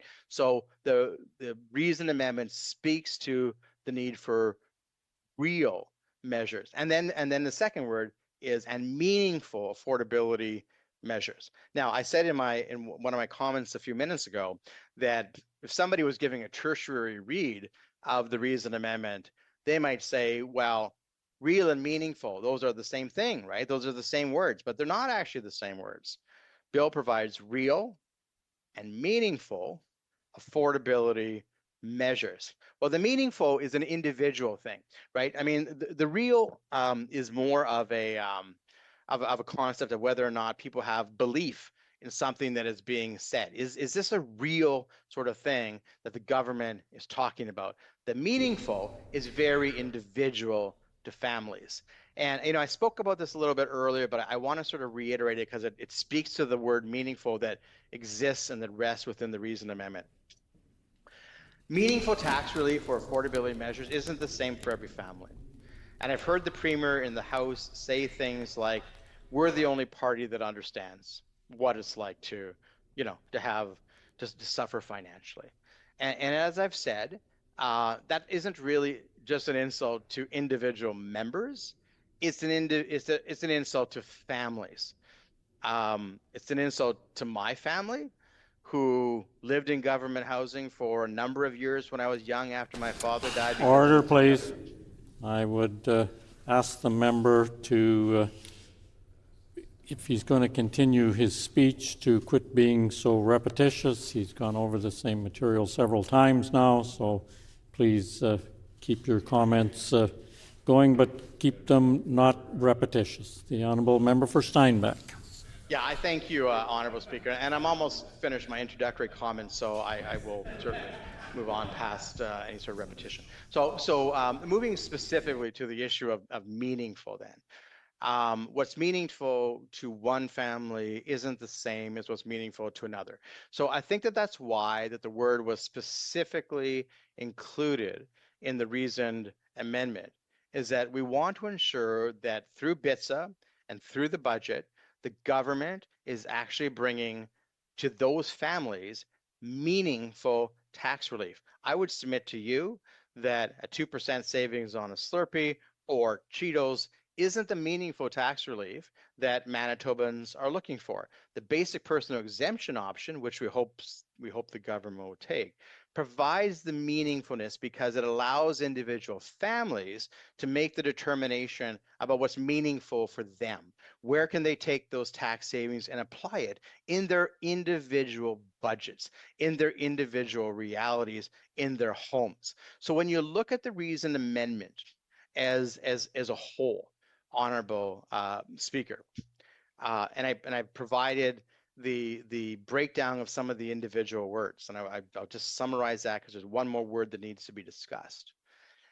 Because the Budget Implementation Act should not receive second reading, because this House has not received satisfactory evidence or assurance, talk about those two words as being something different and distinct, that this bill provides real and meaningful affordability measures that Manitobans, and here's the word I want to discuss, desperately need. Now, again, I think that the member for Red River North, because he spent so much time crafting this reasoned amendment, really labored over each individual word. And I think the reason that he used the word desperately is because it's a reflection of the reality in Manitoba. And it's not used lightly. I don't think that any of us as legislators, as MLAs, elected officials, cabinet ministers, I'm sure this will be true of the Premier too, want Manitobans to be in a desperate situation. So it's not a word that was used casually. It's not a word that was used flippantly. It's not a word that was used without thought or an understanding. Honourable Speaker, the word was used with intention, the word was used specifically, and the word was used to try to impart to the legislature through the amendment about the desperation that Manitobans feel. And again, it's not a word that should be used casually. I don't think it was put into the reasoned amendment in a casual way. It was put in there to express to the government the true feelings that Manitobans have. So let's look at that word that exists or that forms part of the reasoned amendment, speaking to the reasoned amendment, Honourable Speaker, and why was it placed in there in the way that it was? Because I think that Manitobans are feeling that desperation in different ways.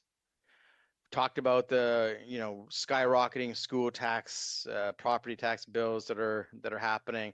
Talked about the things that they're seeing in the grocery stores on things that they're already not paying PSC on, which is almost everything. Talked about the decisions that they made. But I think desperation also comes from a sense that they don't know when this is going to end. So there's two different issues. They don't know when it's going to end, and they don't know who is actually going to be involved in helping them. I'll talk about the second because it relates to desperation in a second. But the issue of not knowing when a crisis, and the Premier has used the word crisis when it comes to affordability, is going to end, speaks to desperation. It speaks to the issue of feeling a sense of desperation. And that desperation can manifest itself in a lot of ways. I mean, we shouldn't lose track of the fact that there can be mental health repercussions to what many folks are experiencing these days in Manitoba and frankly more broadly across Canada, right? As they lose sort of economic security, it's natural for people to wonder what the long-term repercussions are going to be for their family, what the long-term repercussions are going to be for the kids or grandkids, and how long that's going to exist. So the word desperately, was included intentionally by the member for Red River North because he wanted to express that sense of helplessness that people feel at a time of rising costs without having an understanding of when that's going to change, when it's going to stop. How is it that we're going to get back to a place where, you know, there's a predictable sense of what pricing is going to be? Because remember, when we talk about inflation, I'm going to get into my comments shortly, Honorable Speaker, as it directly relates to affordability. But when we talk about inflation, we're talking about a year-over-year increase. So, you know, sometimes the Premier says, well, you know, this went up 2.5%, but it went up 2.5% on the back of something that went up 4% the year before, on the back of something that went up 4% the year before. And so cumulatively, you're talking about a significant increase in cost. And then the question becomes, and this is the question I think that many Manitobans are asking, I certainly hear it from Manitobans, is, well, when is it going to go back? Like, are we going to see a time when prices revert back to what they were 2 or 3 years ago before inflation really started to take hold under the NDP government? And the answer seems to be no. And that is what's causing a part of that desperation that the word is reflected in the reasoned amendment. Desperation is a reflection of the fact that people don't have a sense of when this is actually going to end. So, I mean, you're left as a family member to sort of make decisions, right? Maybe you're planning on retiring, near and dear to my heart these days, but there are others, right, who would have been at that time where they're thinking, you know, maybe I'm going to step away from my job, or maybe I'm going to go a half time, or maybe I'm going to switch jobs, right, which brings its own sort of risk evaluation as well. But now they're surrounded by inflation. They're surrounded by an affordability crisis. They're looking at a bits of bill that doesn't really move the needle on any of those things. And they feel desperate because what is it that they're going to do now? Now, are they going to postpone the decision to retire? Are they going to postpone the decision to go half-time? Are they going to postpone the decision potentially to shift to another job? Those are real life consequences. Those are real life decisions. And ultimately, those are things that cause people to feel desperate, which is why the word is placed within the reasoned amendment. Let's go one step further, Honorable Speaker. I've said that there's different reasons that can lead people to a place of feeling desperate, of feeling desperation. Another one is that they feel that those who have influence, or I don't use the word power, but, you know, have influence over ways to improve their life through affordability or whatever, aren't doing all that they can to support them. Now, I mean, I've said this before. I don't think that it's within the power of the Manitoba government to resolve every issue around affordability. Not all of them are the making of the Manitoba government, but some of them clearly are. But there is a sense that people want the government to engage in a way to alleviate the desperate feeling that they're feeling when it comes to inflation. They don't know when it's going to end. They don't know when this cycle is going to change or if it's going to change. They might not understand all the factors that are driving it, but they do understand that the government, a provincial government, has some ability, some power, if it has the will, to actually move the needle in a significant and meaningful, going back to the word before, Honorable Speaker, a meaningful way. And they look for the government to be able to do that. And the desperation grows because they looked at the BITSA bill. Premier came out and said it's going to be the best budget in the history of Manitoba. It fell incredibly flat from that. People felt let down by the fact that they were told there was going to be something that it wasn't. And ultimately, they feel desperate because they don't feel that the government has their back on these really, really critical key issues. And I think that that's a big part of the reason why desperation grows. And that's a big part of the reason why people ultimately are turning away from this particular BITSA budget. So let's look. So I wanted to spend some time before getting into some of the main comments around inflation that I had. I wanted to spend some time setting the framework of why we crafted the reasoned amendment the way that it was done. Largely crafted by the member for Red River North. I'm not going to try to put words in his mouth in terms of every rationale or reason that he had, but I wanted to break it down because I think sometimes people read these things, it feels like sort of a legislative tool to achieve another outcome or another means, but it's not that. It's there for a very, very specific reason, and it is there to drive home a specific point. So the words are very intentional. They're not there arbitrarily. They're not there as word fillers. In fact, I'm sure that there are words that were included in the reasoned amendment that ultimately were taken out. But they're there very, very specifically and for the reasons that I've had the ability to outline. So I want us, to talk a bit about what are the things that could happen within a bill, and what are the things that people, might have expected in the BITSA bill that might have caused this BITSA bill to this reasoned amendment not to be necessary. So I was doing a little bit of research. It's on a public document. Honorable Speaker, was issued by CIBC, and they were issuing some advice to Canadians, generally to Manitobans specifically, on how to deal with an affordability crisis. Words, of course, used by the Premier. He defined it as an affordability crisis. Here we exist in this affordability crisis.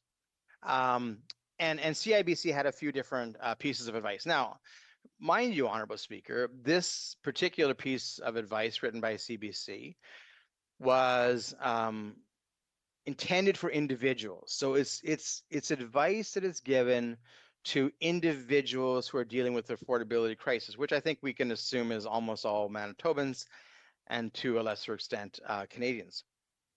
So they gave sort of 4 or 5 practical tips. One of the tips was to tackle debt as fast as possible.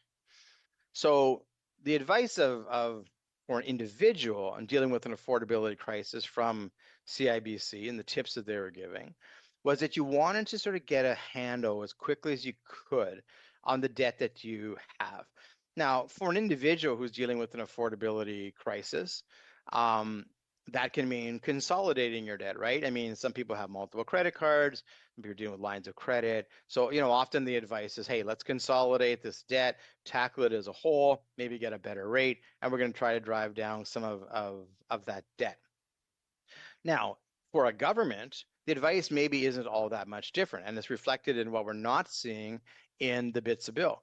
So my friend from Springfield Reshot said, feels like a while ago, in his comments before mine, that one of the ways that a government can deal with an affordability crisis is to ensure that it has a handle on its own debt. And I'm not going to repeat the concerns that I had about how the government got to its deficit projection or how the got to its current debt level. But it is instructive that we don't have within BITSA, that we don't have, I think, something that's a real plan to deal with the debt that Manitoba has acquired. And that's not just on the core government. I mean, that's part of it, right? That you have a core government debt that's in the tens of billions of dollars. But then on the other side, you've got the Manitoba Hydro debt in the tens of billions of dollars. And one could argue that those two debts are almost equal, that they could almost equate from each other, and that there's a concern on both sides of that. I'm sure that when the Minister of Finance is meeting with the bond rating agencies in New York and in Toronto, they spend as much time talking about hydro as they do talking about the core government and its debt. And then for good reason, right? Because ultimately it's one taxpayer who is responsible for paying that debt, whether it is on Manitoba Hydro or whether it is on the core operations of government. Now, we've gone back and forth way too often, I suppose, in this legislature and how we treat hydro and the Crown corporations. Are they part of the summary system? Are they reported individually and they don't form part of the summary budget? And I'm not going to go through the history of how we got there or why that is, but it certainly exists as a real issue. And I think part of the issue that we have today is that the government doesn't have a long-term plan on how it's going to deal with both the debt that exists at Manitoba Hydro, Honorable Deputy Speaker, and the debt that exists within the core of government. Now, Minister of Finance can talk about, the release about, lowest projected deficit, which isn't real. The lowest projected deficit, which is a false number, to GDP. It doesn't deal with the debt at all. The debt sort of exists as something entirely separate, and the debt continues to increase because the NDP government, this one and Greg Selinger before, have never actually met their financial targets. In fact, there are 8 consecutive NDP governments that have missed their projections, 5 under the last NDP, Greg Selinger government, and 3 under this current iteration, who've continued to miss their debt projections. But so the issue that CIBC was wrestling with for individuals is, you got to get your debt down. So in BITSA, order please. Order please. May I request the member to please bring his remarks relevant to the reasoned amendment, please. Member for Steinbeck. Yeah, of course, Honorable Deputy Speaker. So the reason amendment speaks to an affordability crisis. And how do you deal with an affordability crisis?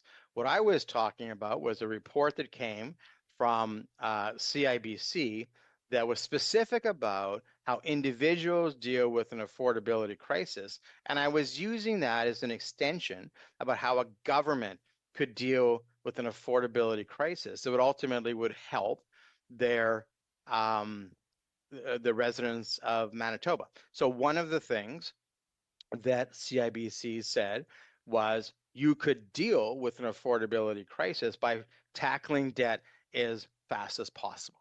That's incredibly important for a government. And my comments, and I'm sorry if I wasn't clear enough, Honorable Deputy Speaker, my comments were specific to the fact that within BITSA, which this reasoned amendment amends, is not direct to debt reduction within the BITSA bill. So that was where the relevance is, and I'll try to be clear in the future. The other thing that CIBC was talking about when they talked about affordability, when it came to issues around how people sort of get through an affordability crisis, they actually termed it as, learn to love coupons, I think is how the article, the public article, spoke about it. From a government perspective, though, and within BITSA, what we don't see is how the government is properly shopping, how it's properly procuring. We know that they love sending money down to the United States for all sorts of contracts, but they're not talking specifically about how it is that they're going to get the costs under control through proper procurement and smart shopping. We used to use that term a lot in the Manitoba Legislature, Honorable Deputy Speaker.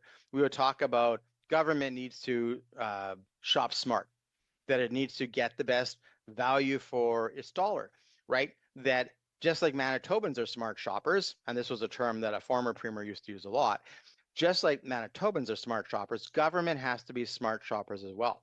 Because when you're dealing with an affordability crisis, as the Reason Amendment speaks to, one of the ways that government can help that is by ensuring that their own procurement, that their own spending is as efficient and lean as possible. And we look in BITSA and we see none of that. There's no sort of discussions about where that is or where it could potentially be improved.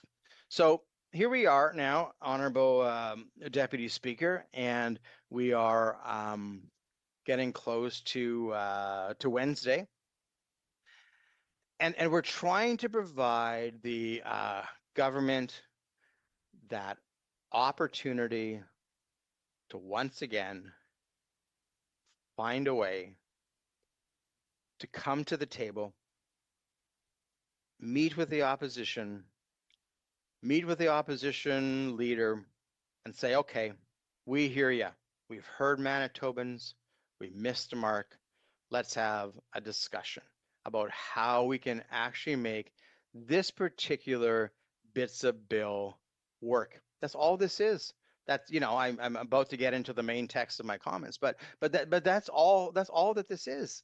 You know, I mean, it's nothing more than that. As I sort of wrap up my introductory comments, it's nothing more than about trying to assure that the government recognizes that it's an opposition that's willing. Well, I wouldn't say more than just willing, like it's eager. I don't know if I've ever seen an opposition so eager to try to work with a government to try to do something good for Manitobans, right, and bring some affordability measures to the province of Manitoba. And I give credit to our team, to the leader of the opposition, to the great members of the PC caucus, who really set aside partisanship and said, you know, let's do what's good for Manitobans, right? You know, led by the leader of the official opposition, led by the finance critic, outstanding MLA from Midland, you know, led by many others in our caucus to try to say, let's work together on this. But I started some of my comments and I wanted to, I guess it was a bit of a winding road to get there, Honorable Speaker, but I started some of my comments because I said that I'd had some connection earlier today with Statistics Canada. And this is, you know, this is specific to the Reason Amendment, which is all about affordability and the cost crisis that the Manitobans are dealing with.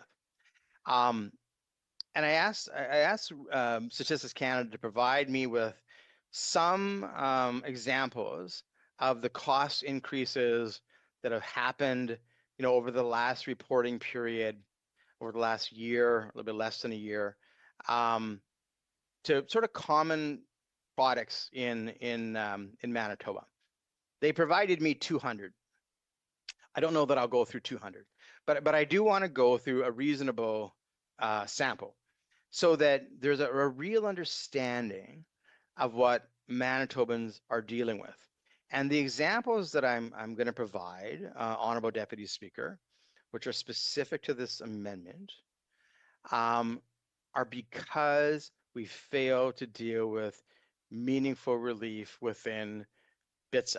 And you have to understand what Manitobans are dealing with on a day-to-day basis to truly feel that the government is or isn't meeting their needs. There's been way too much discussion and way too much talk about rotisserie chickens and that kind of stuff without a real meaningful deep dive into what the actual cost increases are that Manitobans are facing that they may not even know about. And I'll conclude on my comments on this particular section of my presentation on the things that Manitobans are readily aware of, right? Like the things that are obvious in terms of prices going up.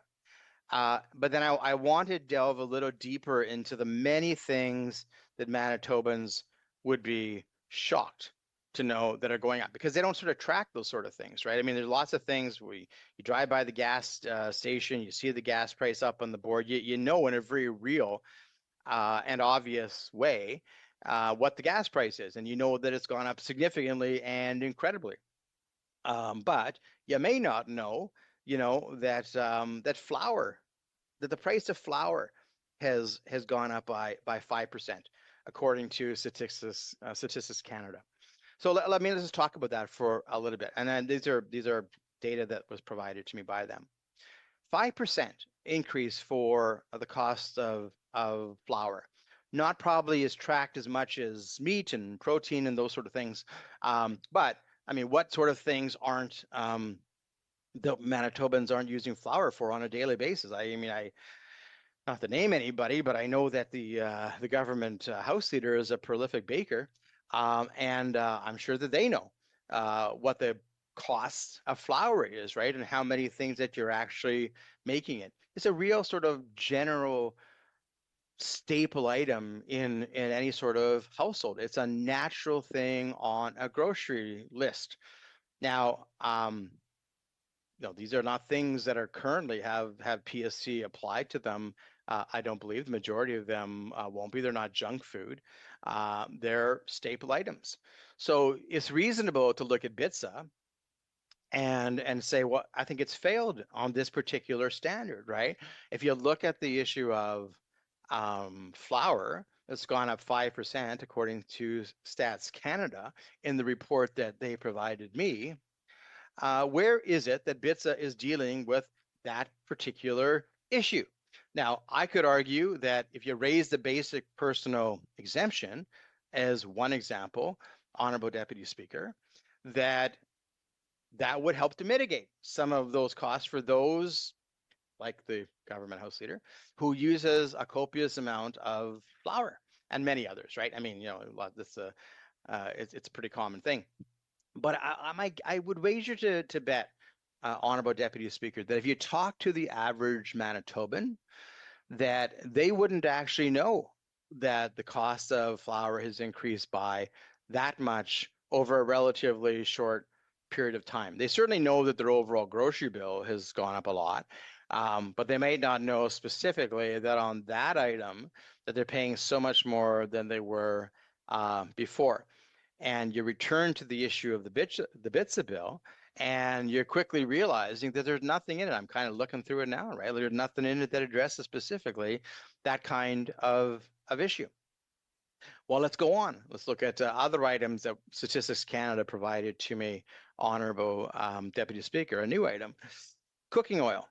According to Stats Can and the information that they provided to me a little bit earlier today, cooking oil has also gone up 5% in the last year. So now you combine that with cooking oil, flour, each has gone up 5%, and you're left to no wonder, right? That families are finding that when they're making things at home, and it's an interesting point that I want to make, because there are many families, I think, who would say, okay, in a time of an affordability crisis, Honorable Deputy Speaker, one of the ways that we could save money is to sort of make things on our own, right? To not just to deal with processed food, which is what the finance minister and others want to take the PST off of, but we could probably make things our own. So you look at cooking oil and look at flour, and yet these costs have increased significantly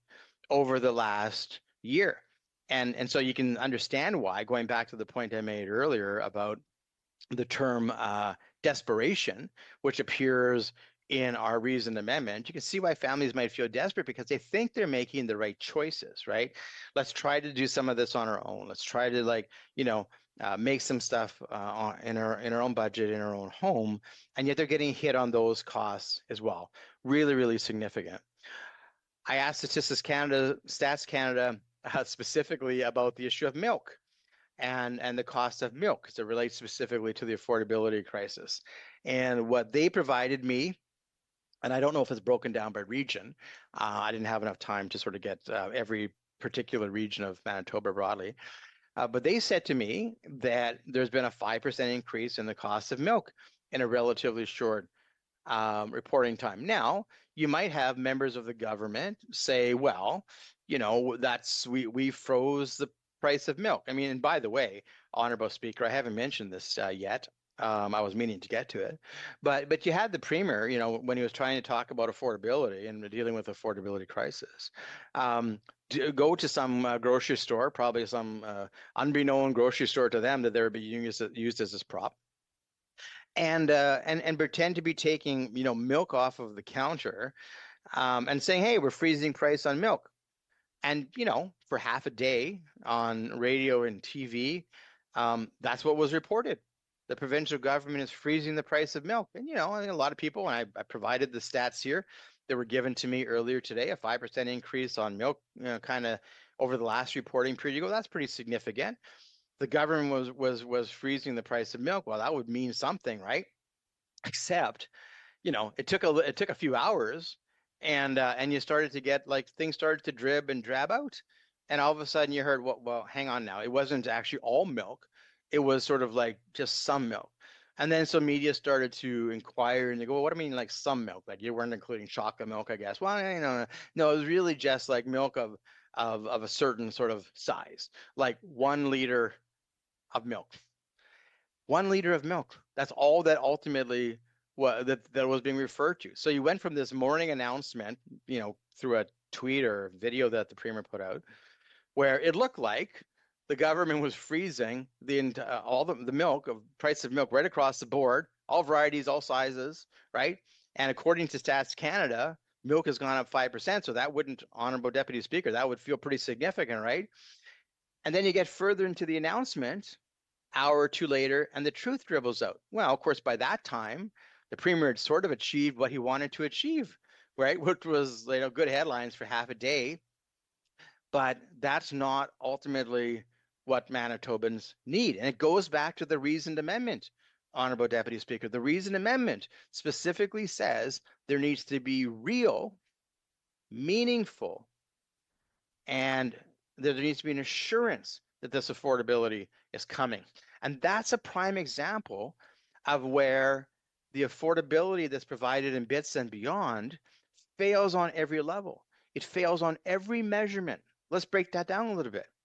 So you say to people, we're going to freeze the price of a 1 liter of milk, which very few families buy, right? Like, I mean, if you've got a family with a couple of kids, or like, you know, you're buying volume, right? You're not buying 1 liter.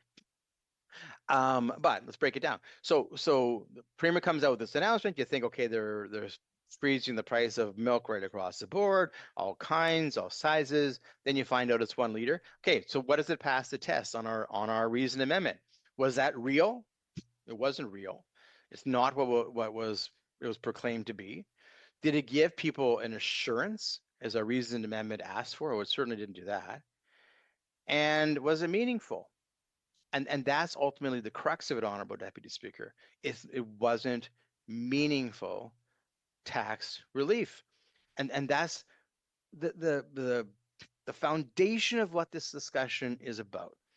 In a crisis time, where is that meaningful tax relief? All right, let's go on. Again, I'm not going to read everything Stats Can gave me, but another one that they sent me was rice. They said that rice has increased. You can see a pattern here, Honorable Speaker, 5%.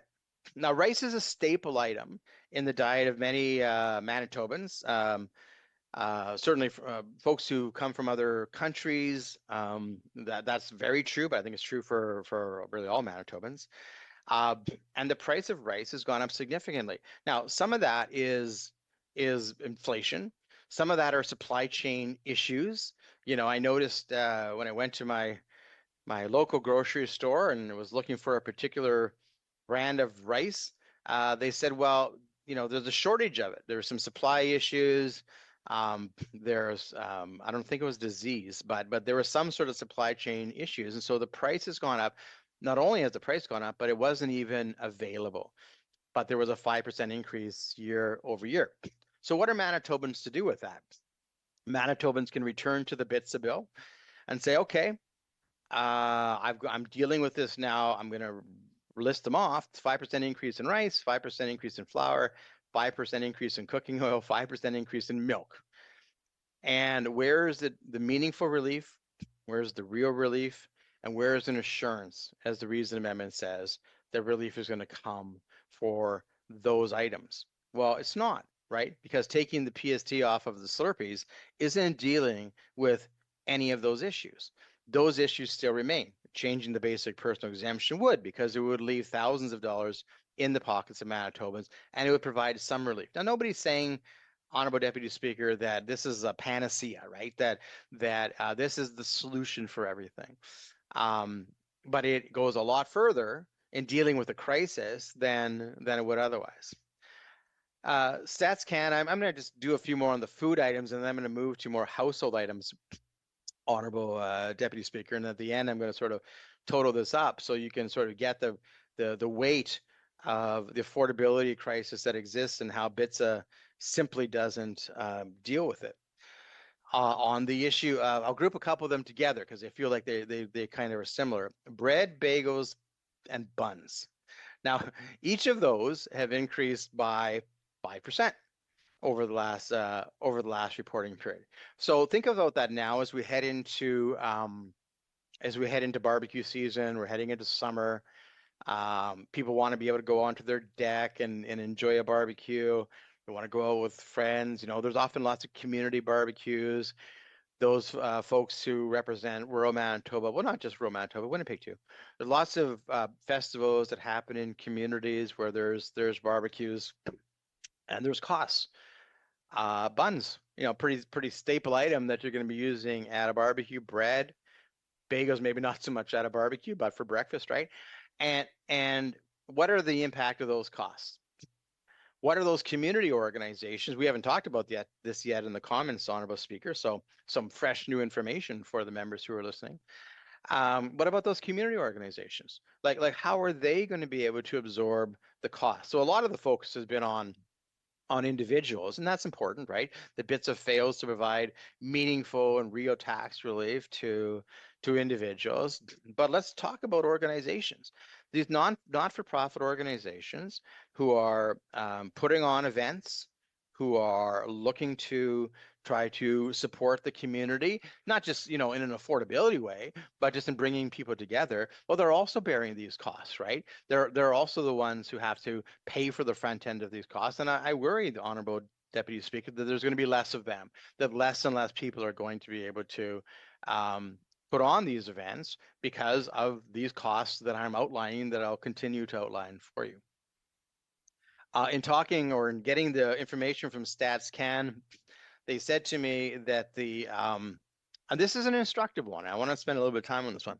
That in the last reporting period, the increase of fresh fruit was 4.4%, and this is like a few months, right? And this adds on to the increase of last year and the increase the year before, right? So these are compounding increases when we're talking about inflation. But a 4.4% increase of fresh fruits and a 4.4% increase on berries. Now, why I want to spend a little bit of time talking about affordability on this particular issue, Honorable Deputy Speaker, is that the government has made a conscious choice in their BITSA bill. They made a conscious choice in BITSA that they're going to not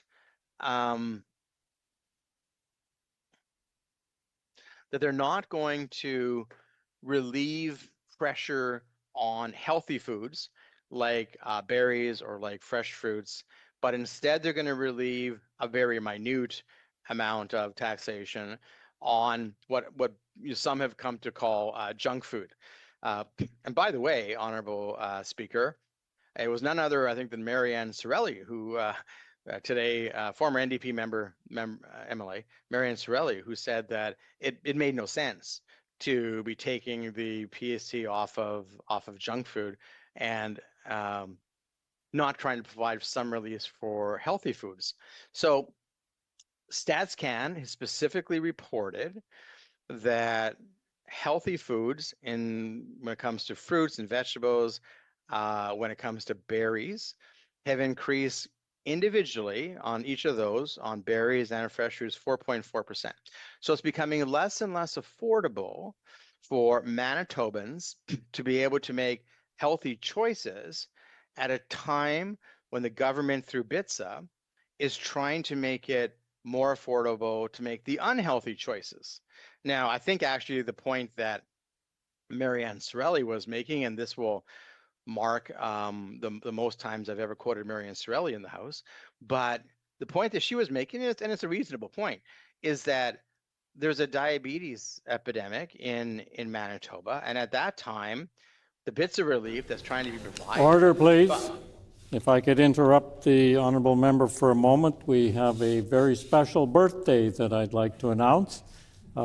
The Honourable Assistant Deputy Speaker, the Honourable Member for Burrows, it's his birthday, and unfortunately it's ending in like 3 minutes, so I want to take the opportunity to wish him a very happy birthday. The Honourable Member for Steinbach. Thank you, Honourable Speaker. The Honourable Minister of Health, Seniors and Long-Term Care. Honourable Speaker, on a point of order? Yes, on a point of order. Very on important. A point of order, the Honourable. Thank you very much, Honourable Speaker. Very important point of order. Just following up on your acknowledgement of our colleague, the MLA for Burrows, I do think it's an opportunity for us in the chamber to bring our voices together and just wish him a happy birthday the right way. So happy birthday to you. Happy birthday to you.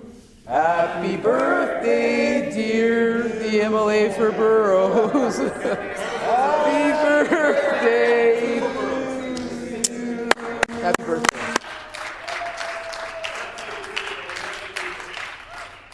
While I appreciate the sentiment, singing is not allowed. And it's also not a point of order. The Honourable Member for Burrows. On the same point of order, on the same point of order.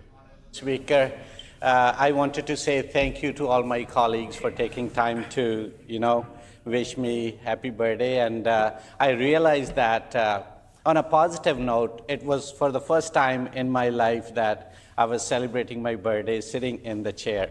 So I'm happy about it. Thank you. And again, on the same point of order, the Honourable Member for Agassiz on the same point of order. Thank you, Honourable Speaker. So I just, on that same point of order from the PC caucus here, I just want to wish the member from Burrows a very happy birthday, and we're still under the wire here. So happy birthday.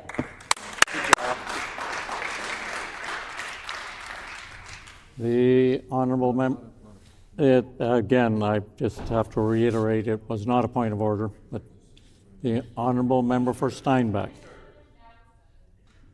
Well, thank you, Honourable Speaker. I was wondering what rule transgression I might have done since I was listing off such great detail, but I'm actually very thankful that you made that very good interruption. I want to add my congratulations and happy birthday and wish many more. I was actually looking during that time whether I could find the price increases for birthday cakes from Stats Canada, but they actually didn't send me that one. So I can't even parlay into that. But I want to go back to the issue of before the interjection, the important interjection. I was talking about how Stats Canada had provided to me data that fresh fruit and berries had each individually increased by 4.4%. Over the last sort of reporting period. So it'll be over a few months. And it's important to just reiterate that is on top of previous increases, right? So it's a compounding inflation rate. If they would have increased, I don't have the stats in front of me, but if they increased like 3% last year on top of 3% the year before, you can see sort of the effect of that. And the government, the NDP, have made a very specific decision to alleviate the taxation from what some would call unhealthy food. Certainly, Marianne Sorelli in her post today called it unhealthy food, and to not provide that same relief to healthy foods like berries and like fruits and vegetables. And that's a conscious choice that was made in the BITSA bill. And ultimately, it's one of the reasons why the reason amendment was brought forward, because there's not meaningful relief on issues like healthy foods. Some of the other, and I'm going to move off grocery items relatively soon, Honorable Speaker, but some of the other items that StatsCan provided for me, and I think that these are the ones that are the most significant, I suppose. They said that meat in the last reporting period overall has increased by 5.8%, and that pasta had increased by 5%. Butter had increased by 5%, and cheese had increased by 5%. Now, these are all individual, right? And the reason that's important is when you go back to the reasoned amendment, we talked about meaningful relief to deal with desperation. And I think that what happens sometimes, and I think it's unfortunate because it doesn't serve the debate well, is that we get a little hung up on the things that are obvious and the things that we can easily track. So, and not that that's not important, Honorable Speaker. I mean, the price of gas, everybody sees it. It's $1.82 or whatever it was today. We all see it, and we all see it when we fill up our pumps. So you can't miss it, and nobody's saying that that's not important. This is very important. Price of groceries, we know that some in particular are increasing dramatically because they spike, right, in terms of costs. But there's all these other day-to-day grocery items, the ones that I just listed off: butter, 5%, flour, 5%, cheese, 5%, milk was 5%, cooking, 5%. These all form part of a normal basket of items that an average Manitoban purchases when they go to a grocery store. And each Manitoban is being impacted by these costs, but I don't think they entirely know why or what. They understand that their grocery dollar isn't going as far as it used to, but I don't think that they know individually why that is. So that's why I thought it was important to reach out to Stats Canada to try to get them to provide me with these sort of details so I could provide them to the record, to try to convince the government that BITSA needs to provide relief for these very significant issues that people are buying each and every day. I'm just going to finish off on the groceries, Honorable Speaker, before I move on to other items. But okay, so this is one I think everybody will know, but coffee has increased 30.8%. Now, I'm not going to get into a big debate about whether or not coffee is an item of necessity. I would think that for most North Americans, they might feel strongly that it is. And there are lots of reasons why coffee has increased, right? There's been disease that's happened. There's a litany of issues that aren't all related to government, and there aren't all related to supply chains, and they may not alleviate themselves, but it's still a reality, right? I mean, I think that for the average Manitoban, and I'm not talking about $7 lattes. I'm talking about like going to a grocery store and buying coffee, up 30%. I mean, I think most Manitobans would look at that and go, well, it's sort of part of my daily routine. It's a little bit part of my daily staple. And this is really impacting me from a cost of living issue. And I think we need to talk about that as well. Just to round out on the issues of groceries before we move on to another item, StatsCan said to me that tortillas are up 5%. Confectionery items are up 7.1%. Fresh or frozen beef is up 17.7%.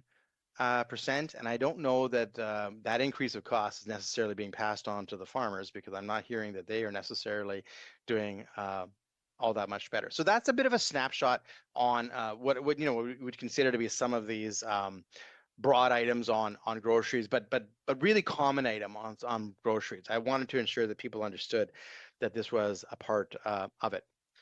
Now, I want to move on to a different topic, or a different related topic, and that's the issue of restaurants. And I haven't had the opportunity to speak to this. The issue of restaurants has become a pretty significant issue in this debate about whether or not BITSA goes far enough or really provides tax relief to Manitobans. And it's not one that doesn't have some degree of controversy, and I understand that. But I think that the Restaurant Association has made a pretty compelling case that if you're going to remove the PST off of items like prepared foods at grocery stores, junk food, the now famous rotisserie chickens, whose sales have probably increased 30% since the budget. If you're going to remove the PST from those items, then why wouldn't you be removing the PST from the prepared foods that restaurants provide?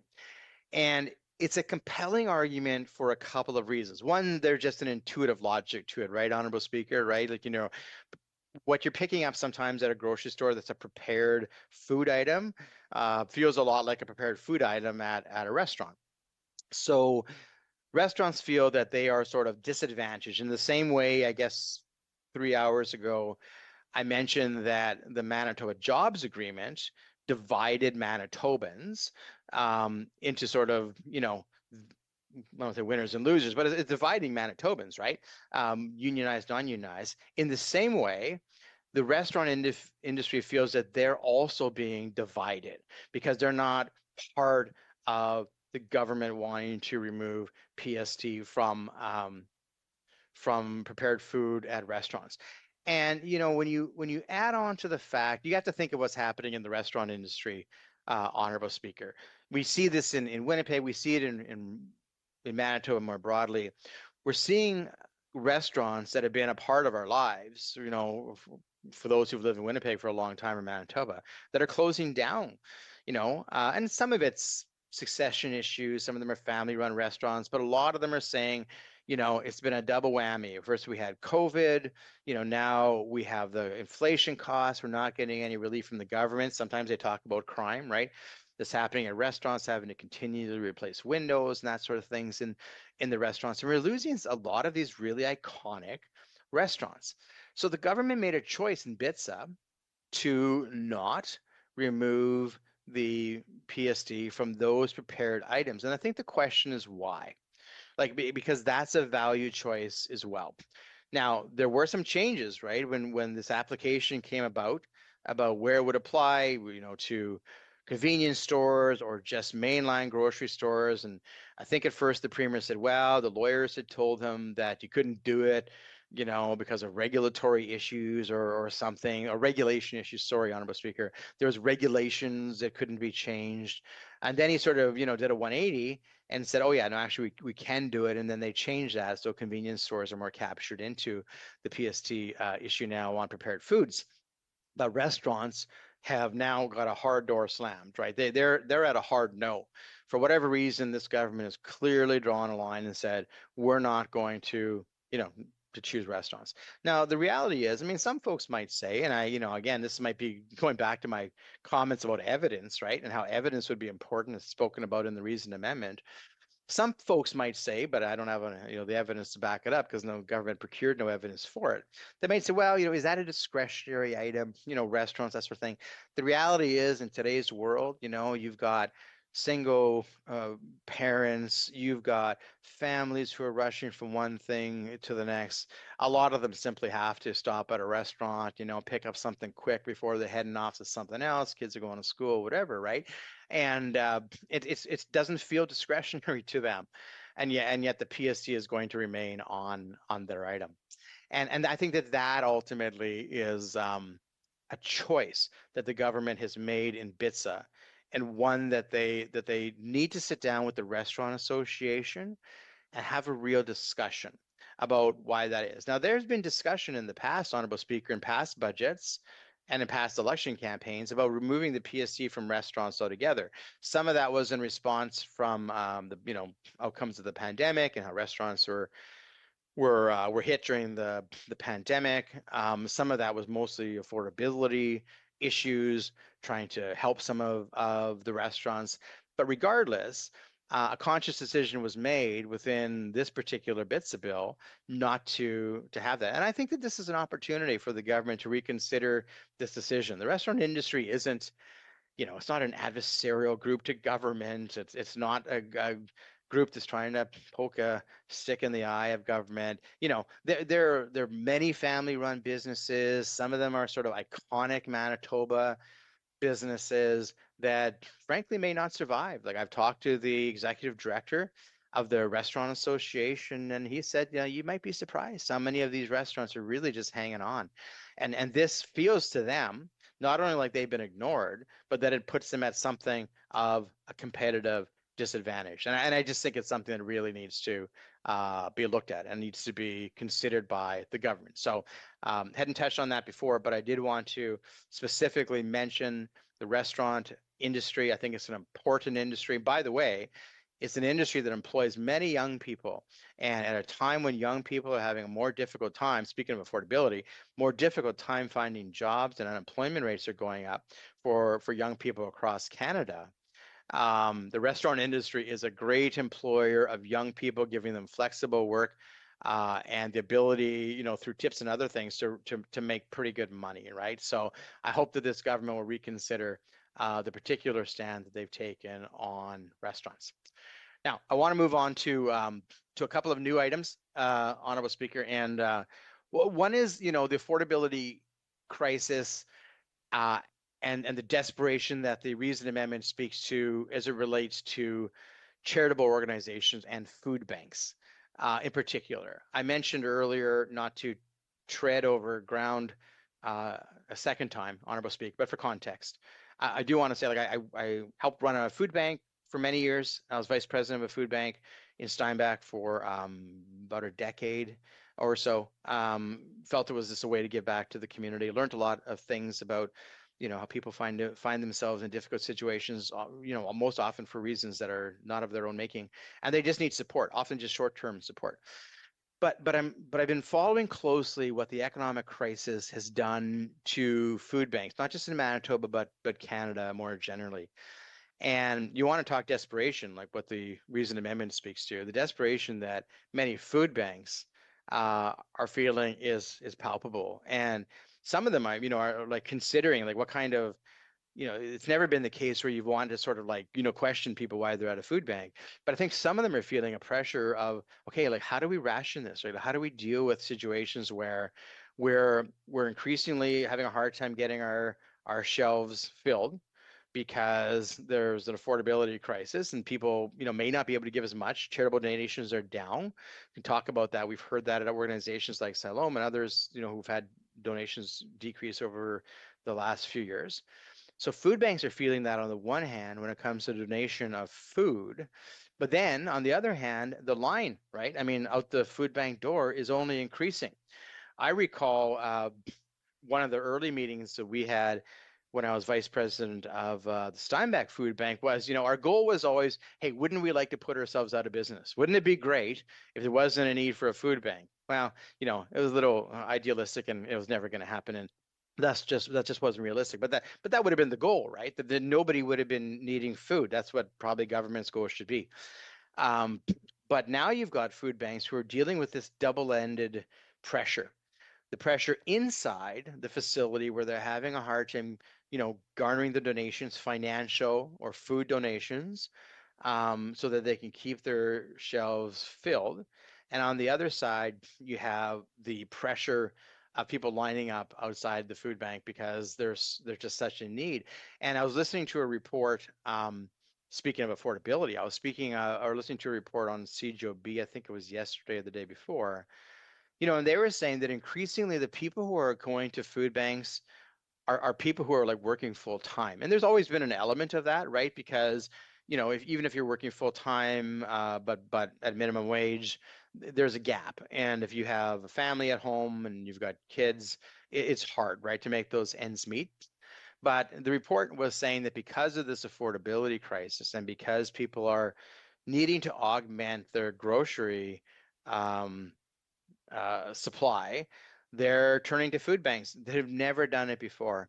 So you are getting actually food banks now who are kind of inquiring with people why they're there, not to like say that they can't be there, but they're trying to get a sense of how deep is this crisis.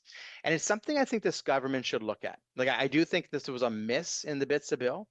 What is it that specifically is supporting and helping some of these nonprofits?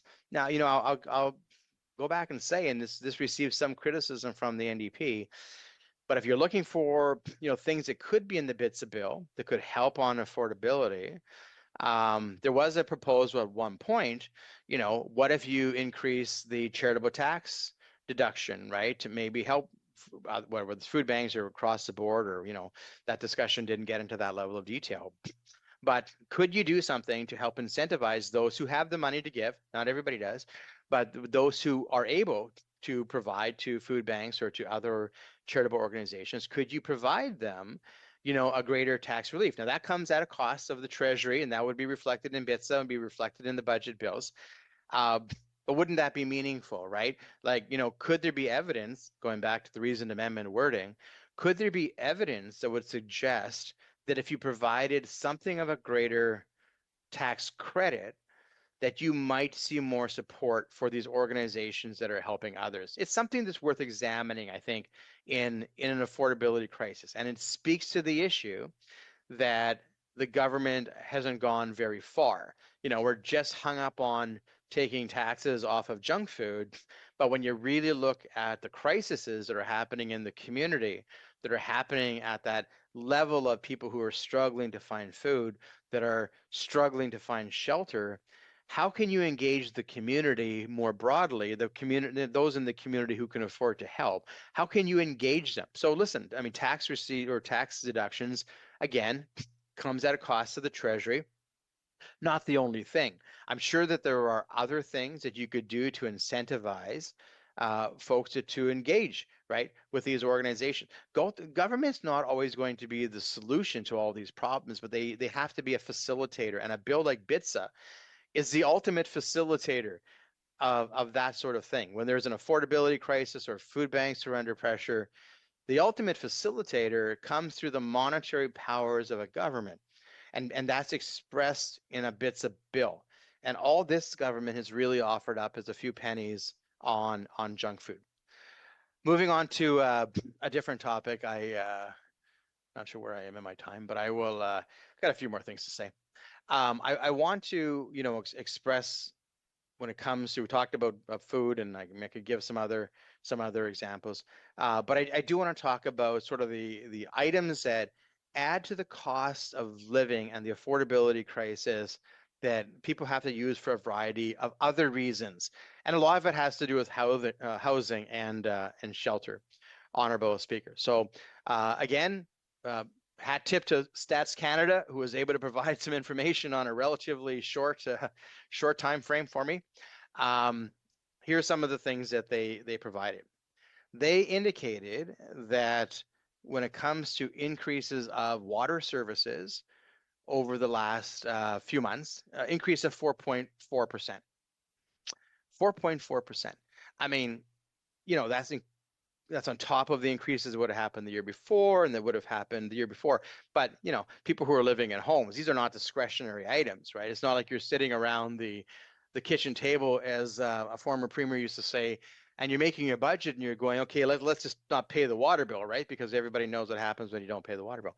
So there's a significant, increase of costs there that people are seeing this adding to the crisis, not addressed right in BITSA. But if you increase the basic personal exemption, it would give people that opportunity. Things like routine things, 4% on the increased cost of lumber.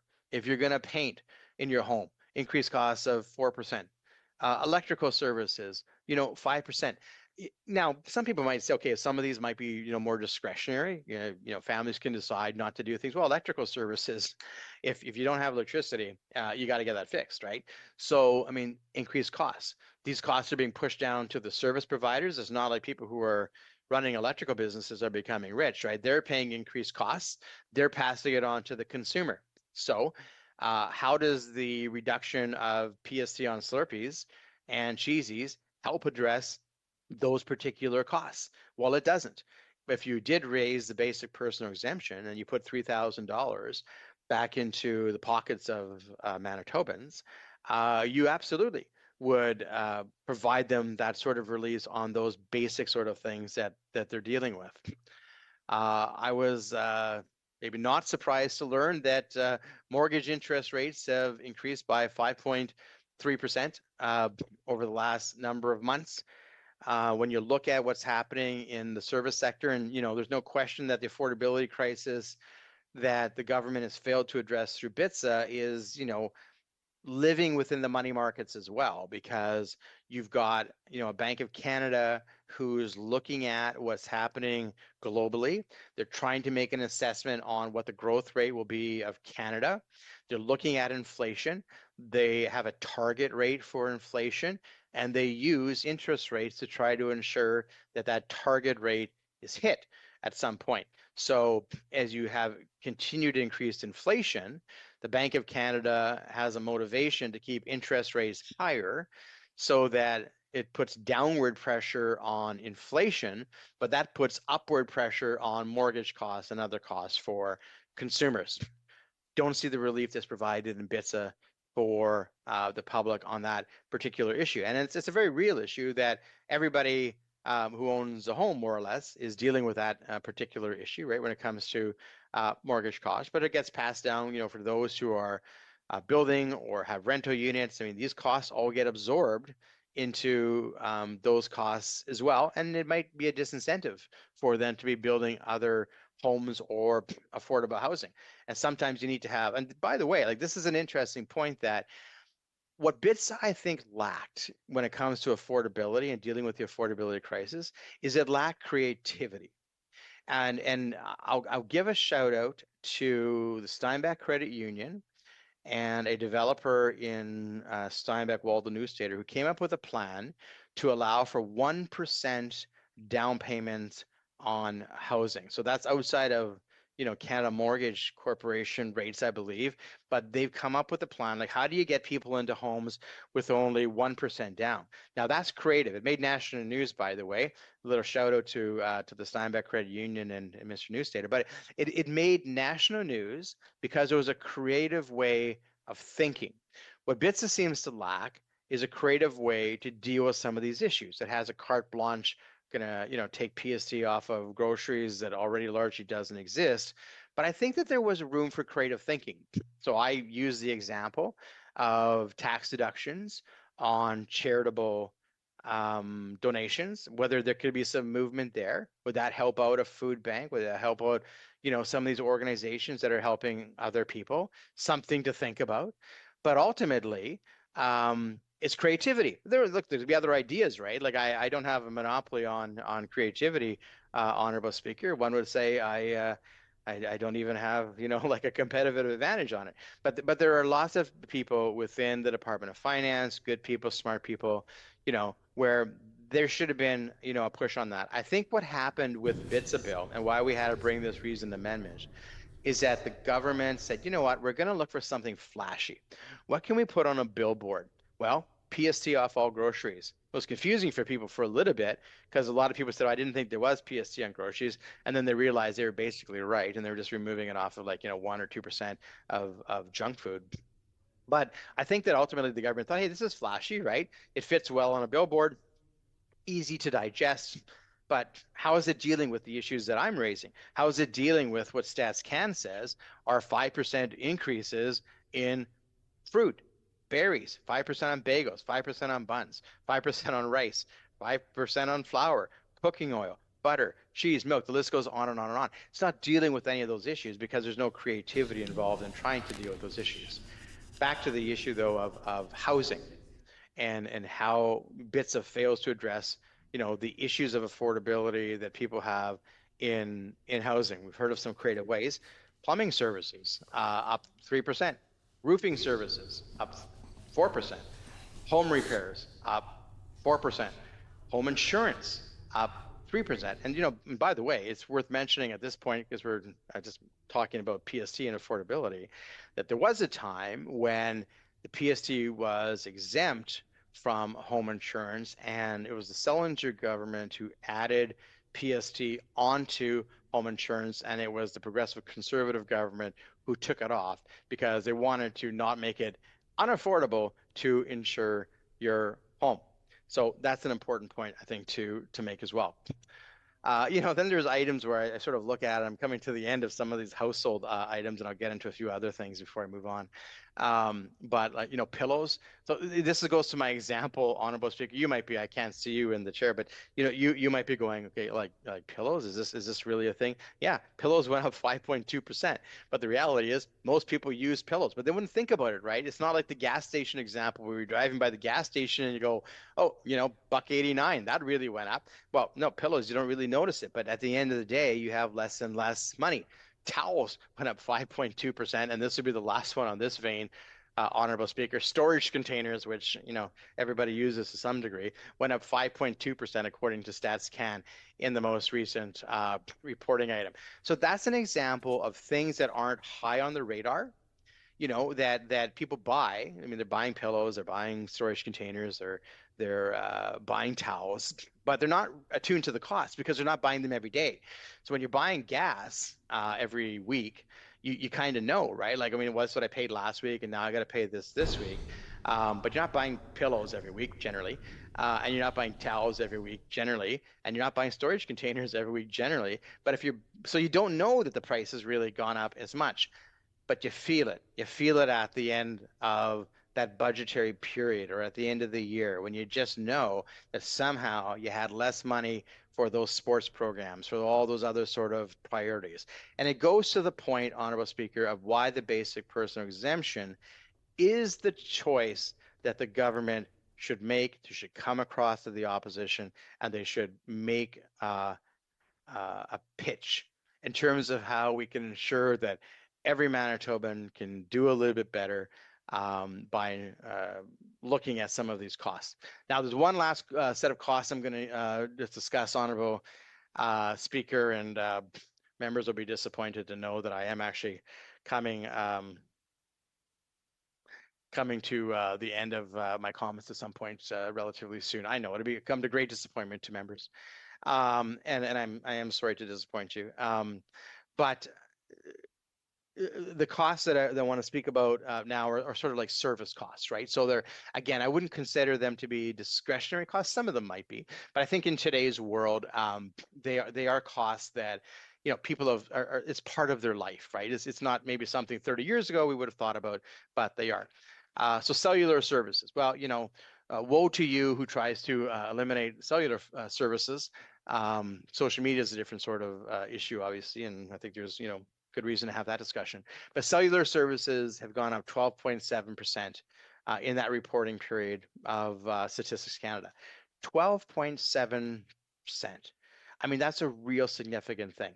And what are the options, right? I mean, people use their cellular services for their work. People use their cellular services to connect with their kids. People are using cellular services for everything, right? To stay connected to the world. Now, I can argue, and others can argue, that maybe we're a little too connected and we should disconnect in some ways, and I get that.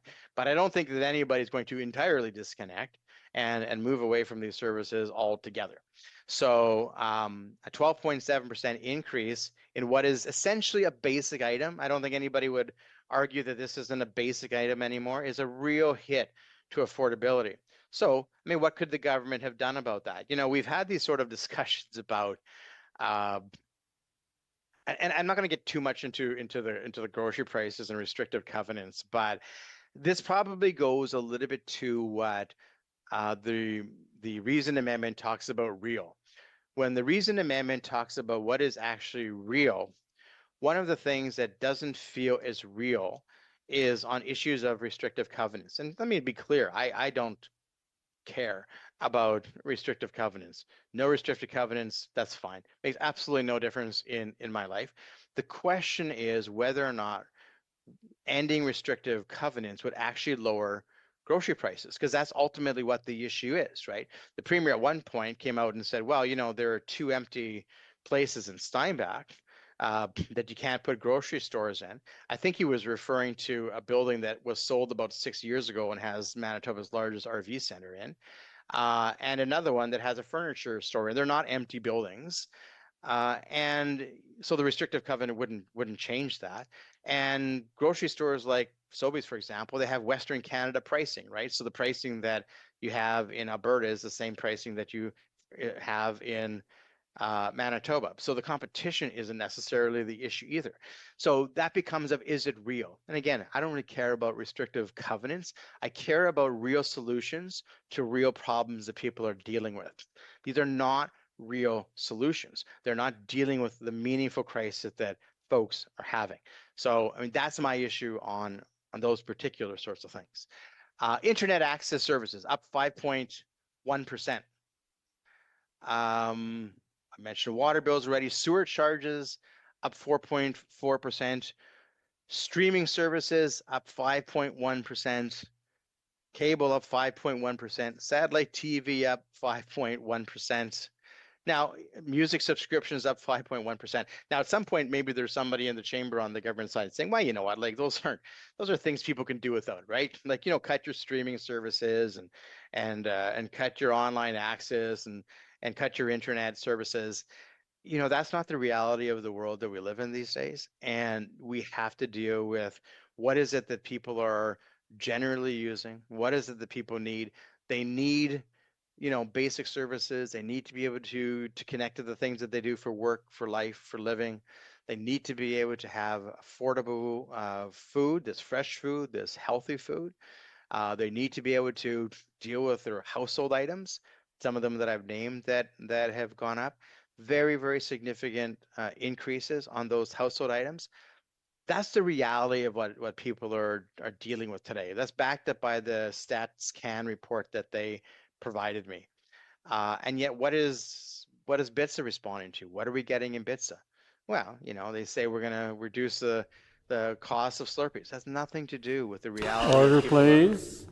The honourable member is getting quite repetitious again.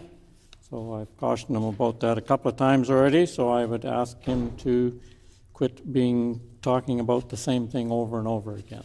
The honourable member for Steinbach. Sure. I'll move on to other items that Stats Canada provided me. Thank you for your direction, Honourable Speaker. So they also provided me saying that mobile data plans have increased by 12.7%. They indicated that device protection plans have increased by 5.1%. Smart home monitoring has increased by 5.1%, which of course that relates to safety and issues of safety within our community. And, you know, people want to ensure that they're protecting their homes. Monitoring programs is only one way to do that, but a significant increase. So, you know, you look at BITSA, and we've heard from the government in the past where they've said in their budgetary documents that they were providing security cameras is one example. And that they were going to subsidize security cameras within the budget bill. Well, what we've heard mostly from those who are accessing these security cameras or other sort of like devices is that it's not a way to prevent crime. At best, it's something that can be used to try to track somebody down after a crime has been committed. Well, you know, I'm not saying that that has no value, Honorable Speaker, but it doesn't seem like that's necessarily the best way to deal with a crime crisis and an affordability crisis, because the two are obviously linked. So I'll move on to other new items, Honorable Speaker. Computer accessories, Stats Can reports are up 5.2%. Printer ink is up 5.2% as well. So where does this all end up? Where does it all lead to, Honorable Speaker? I'll provide some concluding comments over the next few minutes. Ultimately, when you look at the reasoned amendment, it did a number of different things. It, one, provided an opportunity for government, to take another look. Take another look at whether or not this is the right way to deal with an affordability crisis. It gives them time to reconsider. It gives them time to connect with their constituents. The reasoned amendment is very specific in what we are asking for. We're asking for assurances about affordability. We're asking for evidence for those affordability measures. We're asking to ensure that they're real and to deal with something that is clearly a crisis. It's been identified by everybody as a crisis. Those are the asks when it comes to the reasoned amendment.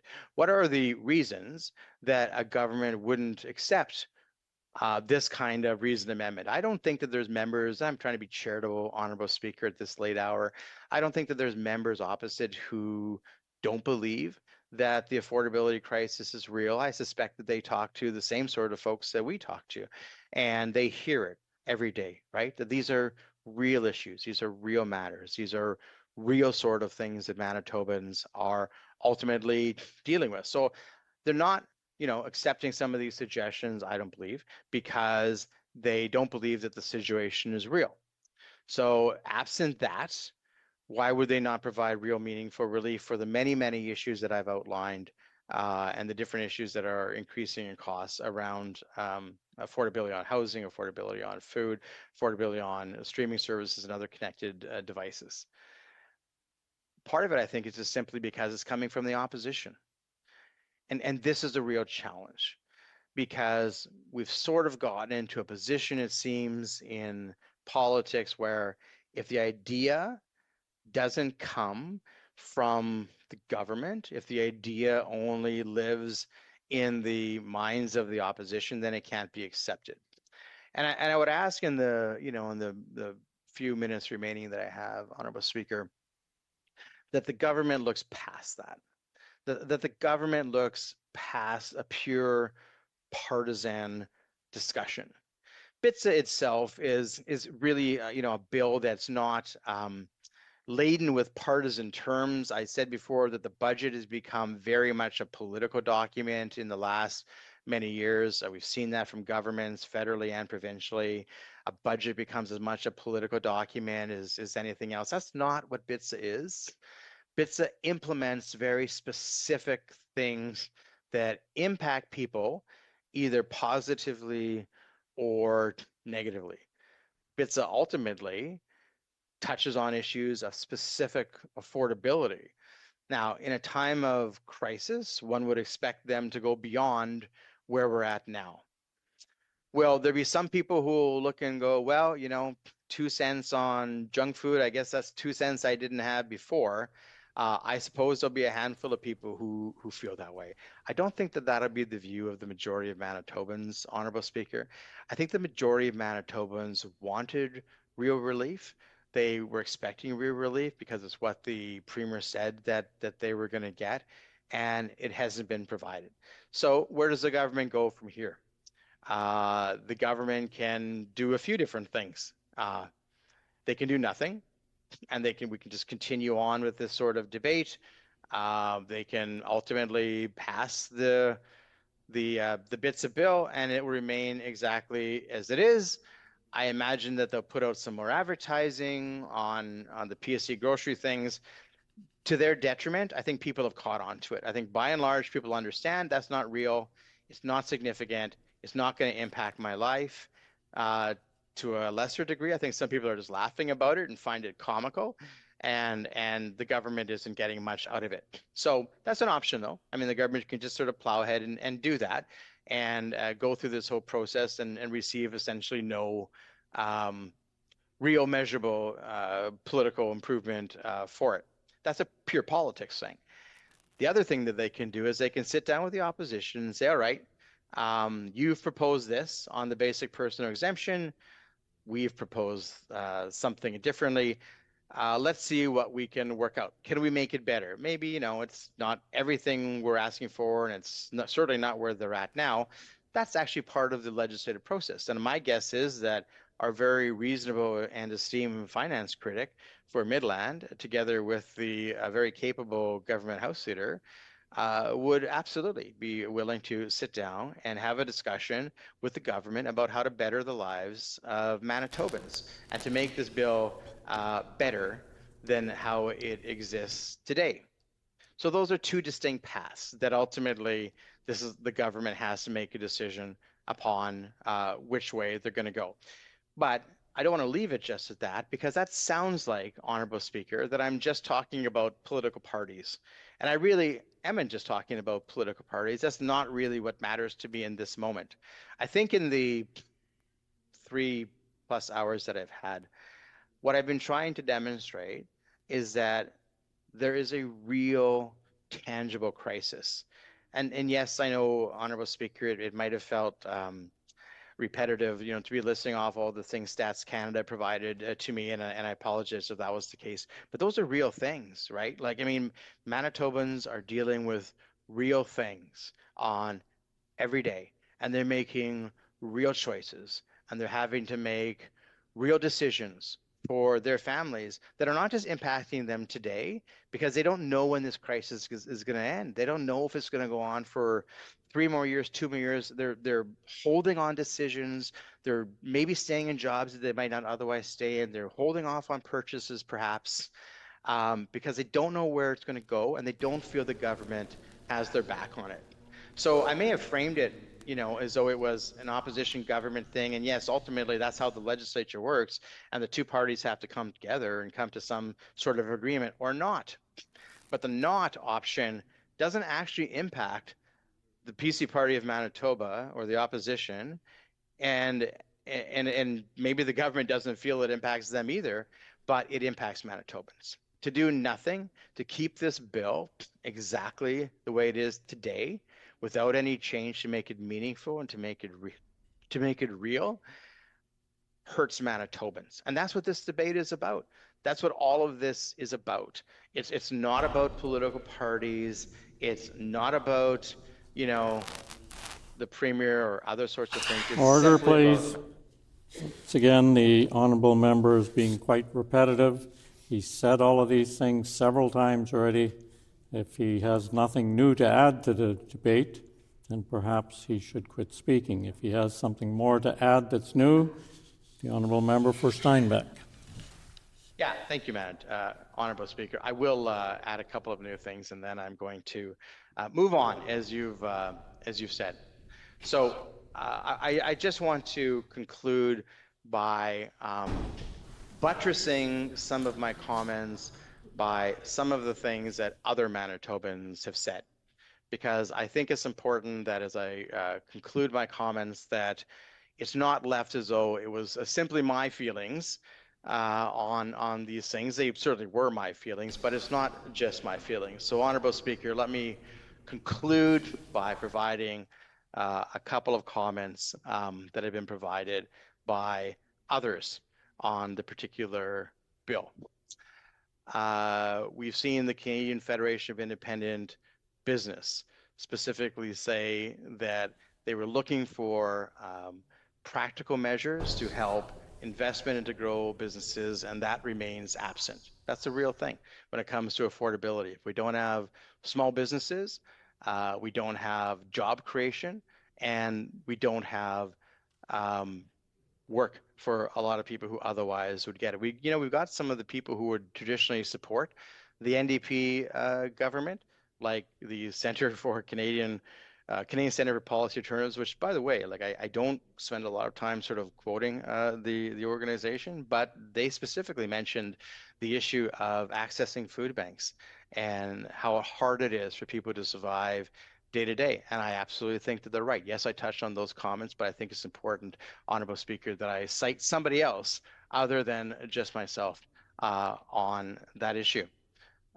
We've heard from some of the union leaders, actually, who talked about the issue of healthcare in BITSA and how it's difficult to ensure that we're going to get the sort of healthcare support that we need to, as an example, open the Portage Hospital, which has been mothballed by the NDP government.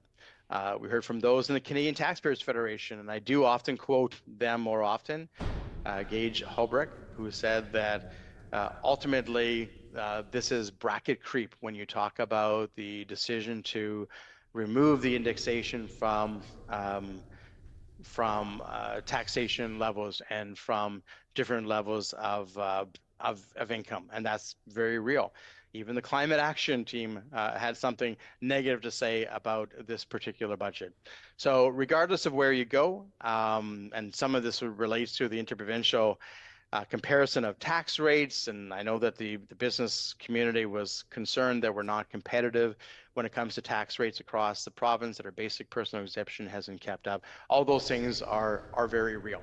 So I wanted to conclude my comments on that, Honourable Speaker, to say that yes, I have raised my own concerns about BITSA. I think, in a, I hope, nonpartisan way, try to show that the government could find a solution to some of these things, but that ultimately these aren't just my comments, Honourable Speaker. There's people who one might consider to be traditional allies of the opposition. There would be people who would be considered to be traditional allies of the government, and they're all saying the same thing, that it fell short of the affordability needs of Manitobans. They might have different reasons, and they might look at it in different ways in terms of how BITSA fell short.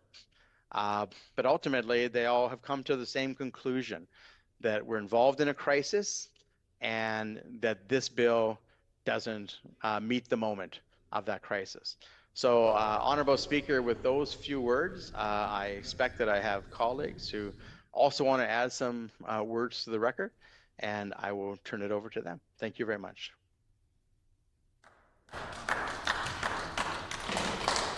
The honourable member for Roblin. Thank you, Honourable Speaker. And I want to just, if you'll indulge me for just a moment, just thank my colleague, the member for Steinbach, for his wise words. I think that all of us in this chamber who took the time to listen to his remarks over the last several hours will have learned a lot about the affordability crisis facing Manitobans and the rationale for the reasoned amendment that one of our colleagues, the member for Red River North, has put forward today. And I certainly, the member for Steinbach has been a mentor to myself and to others in this chamber who are newly elected. I have known him for many, many years, having been a former staffer in this building, and he has always provided a good example for us to follow, and I just want to thank him for that. That being said, I have no idea how to follow that remarkable performance, but I'm going to do my best. And today, of course, I'm here to speak to the reasoned amendment put forward by the member for Red River North, my colleague. And the amendment that he's proposed reads that this House declines to give second reading to Bill number 53, the Budget Implementation and Tax Statutes Amendment Act 2026, because this House has not received satisfactory evidence or assurance that this bill provides real and meaningful affordability measures that Manitobans desperately need. And that really is the issue here. The NDP government continues to insist that this budget contains affordability measures, but Manitobans are not convinced. We know that there is an affordability crisis in this province. When I'm speaking with my constituents, when I'm knocking on doors, when I'm greeting them as they enter my constituency office, when I'm responding to their emails or giving them a call back, the number one issue that I'm hearing, and I would venture to guess most of us in this chamber are hearing from constituents right now, is about affordability. And, you know, my colleague, the member for Steinbach, did a remarkable job of illustrating the many ways that affordability has been impacted in Manitoba. And I just want to touch on a few of those. Broadly speaking, we know that Manitoba leads the country in inflation. And the reason for that in Manitoba right now is largely due to property taxes and food inflation.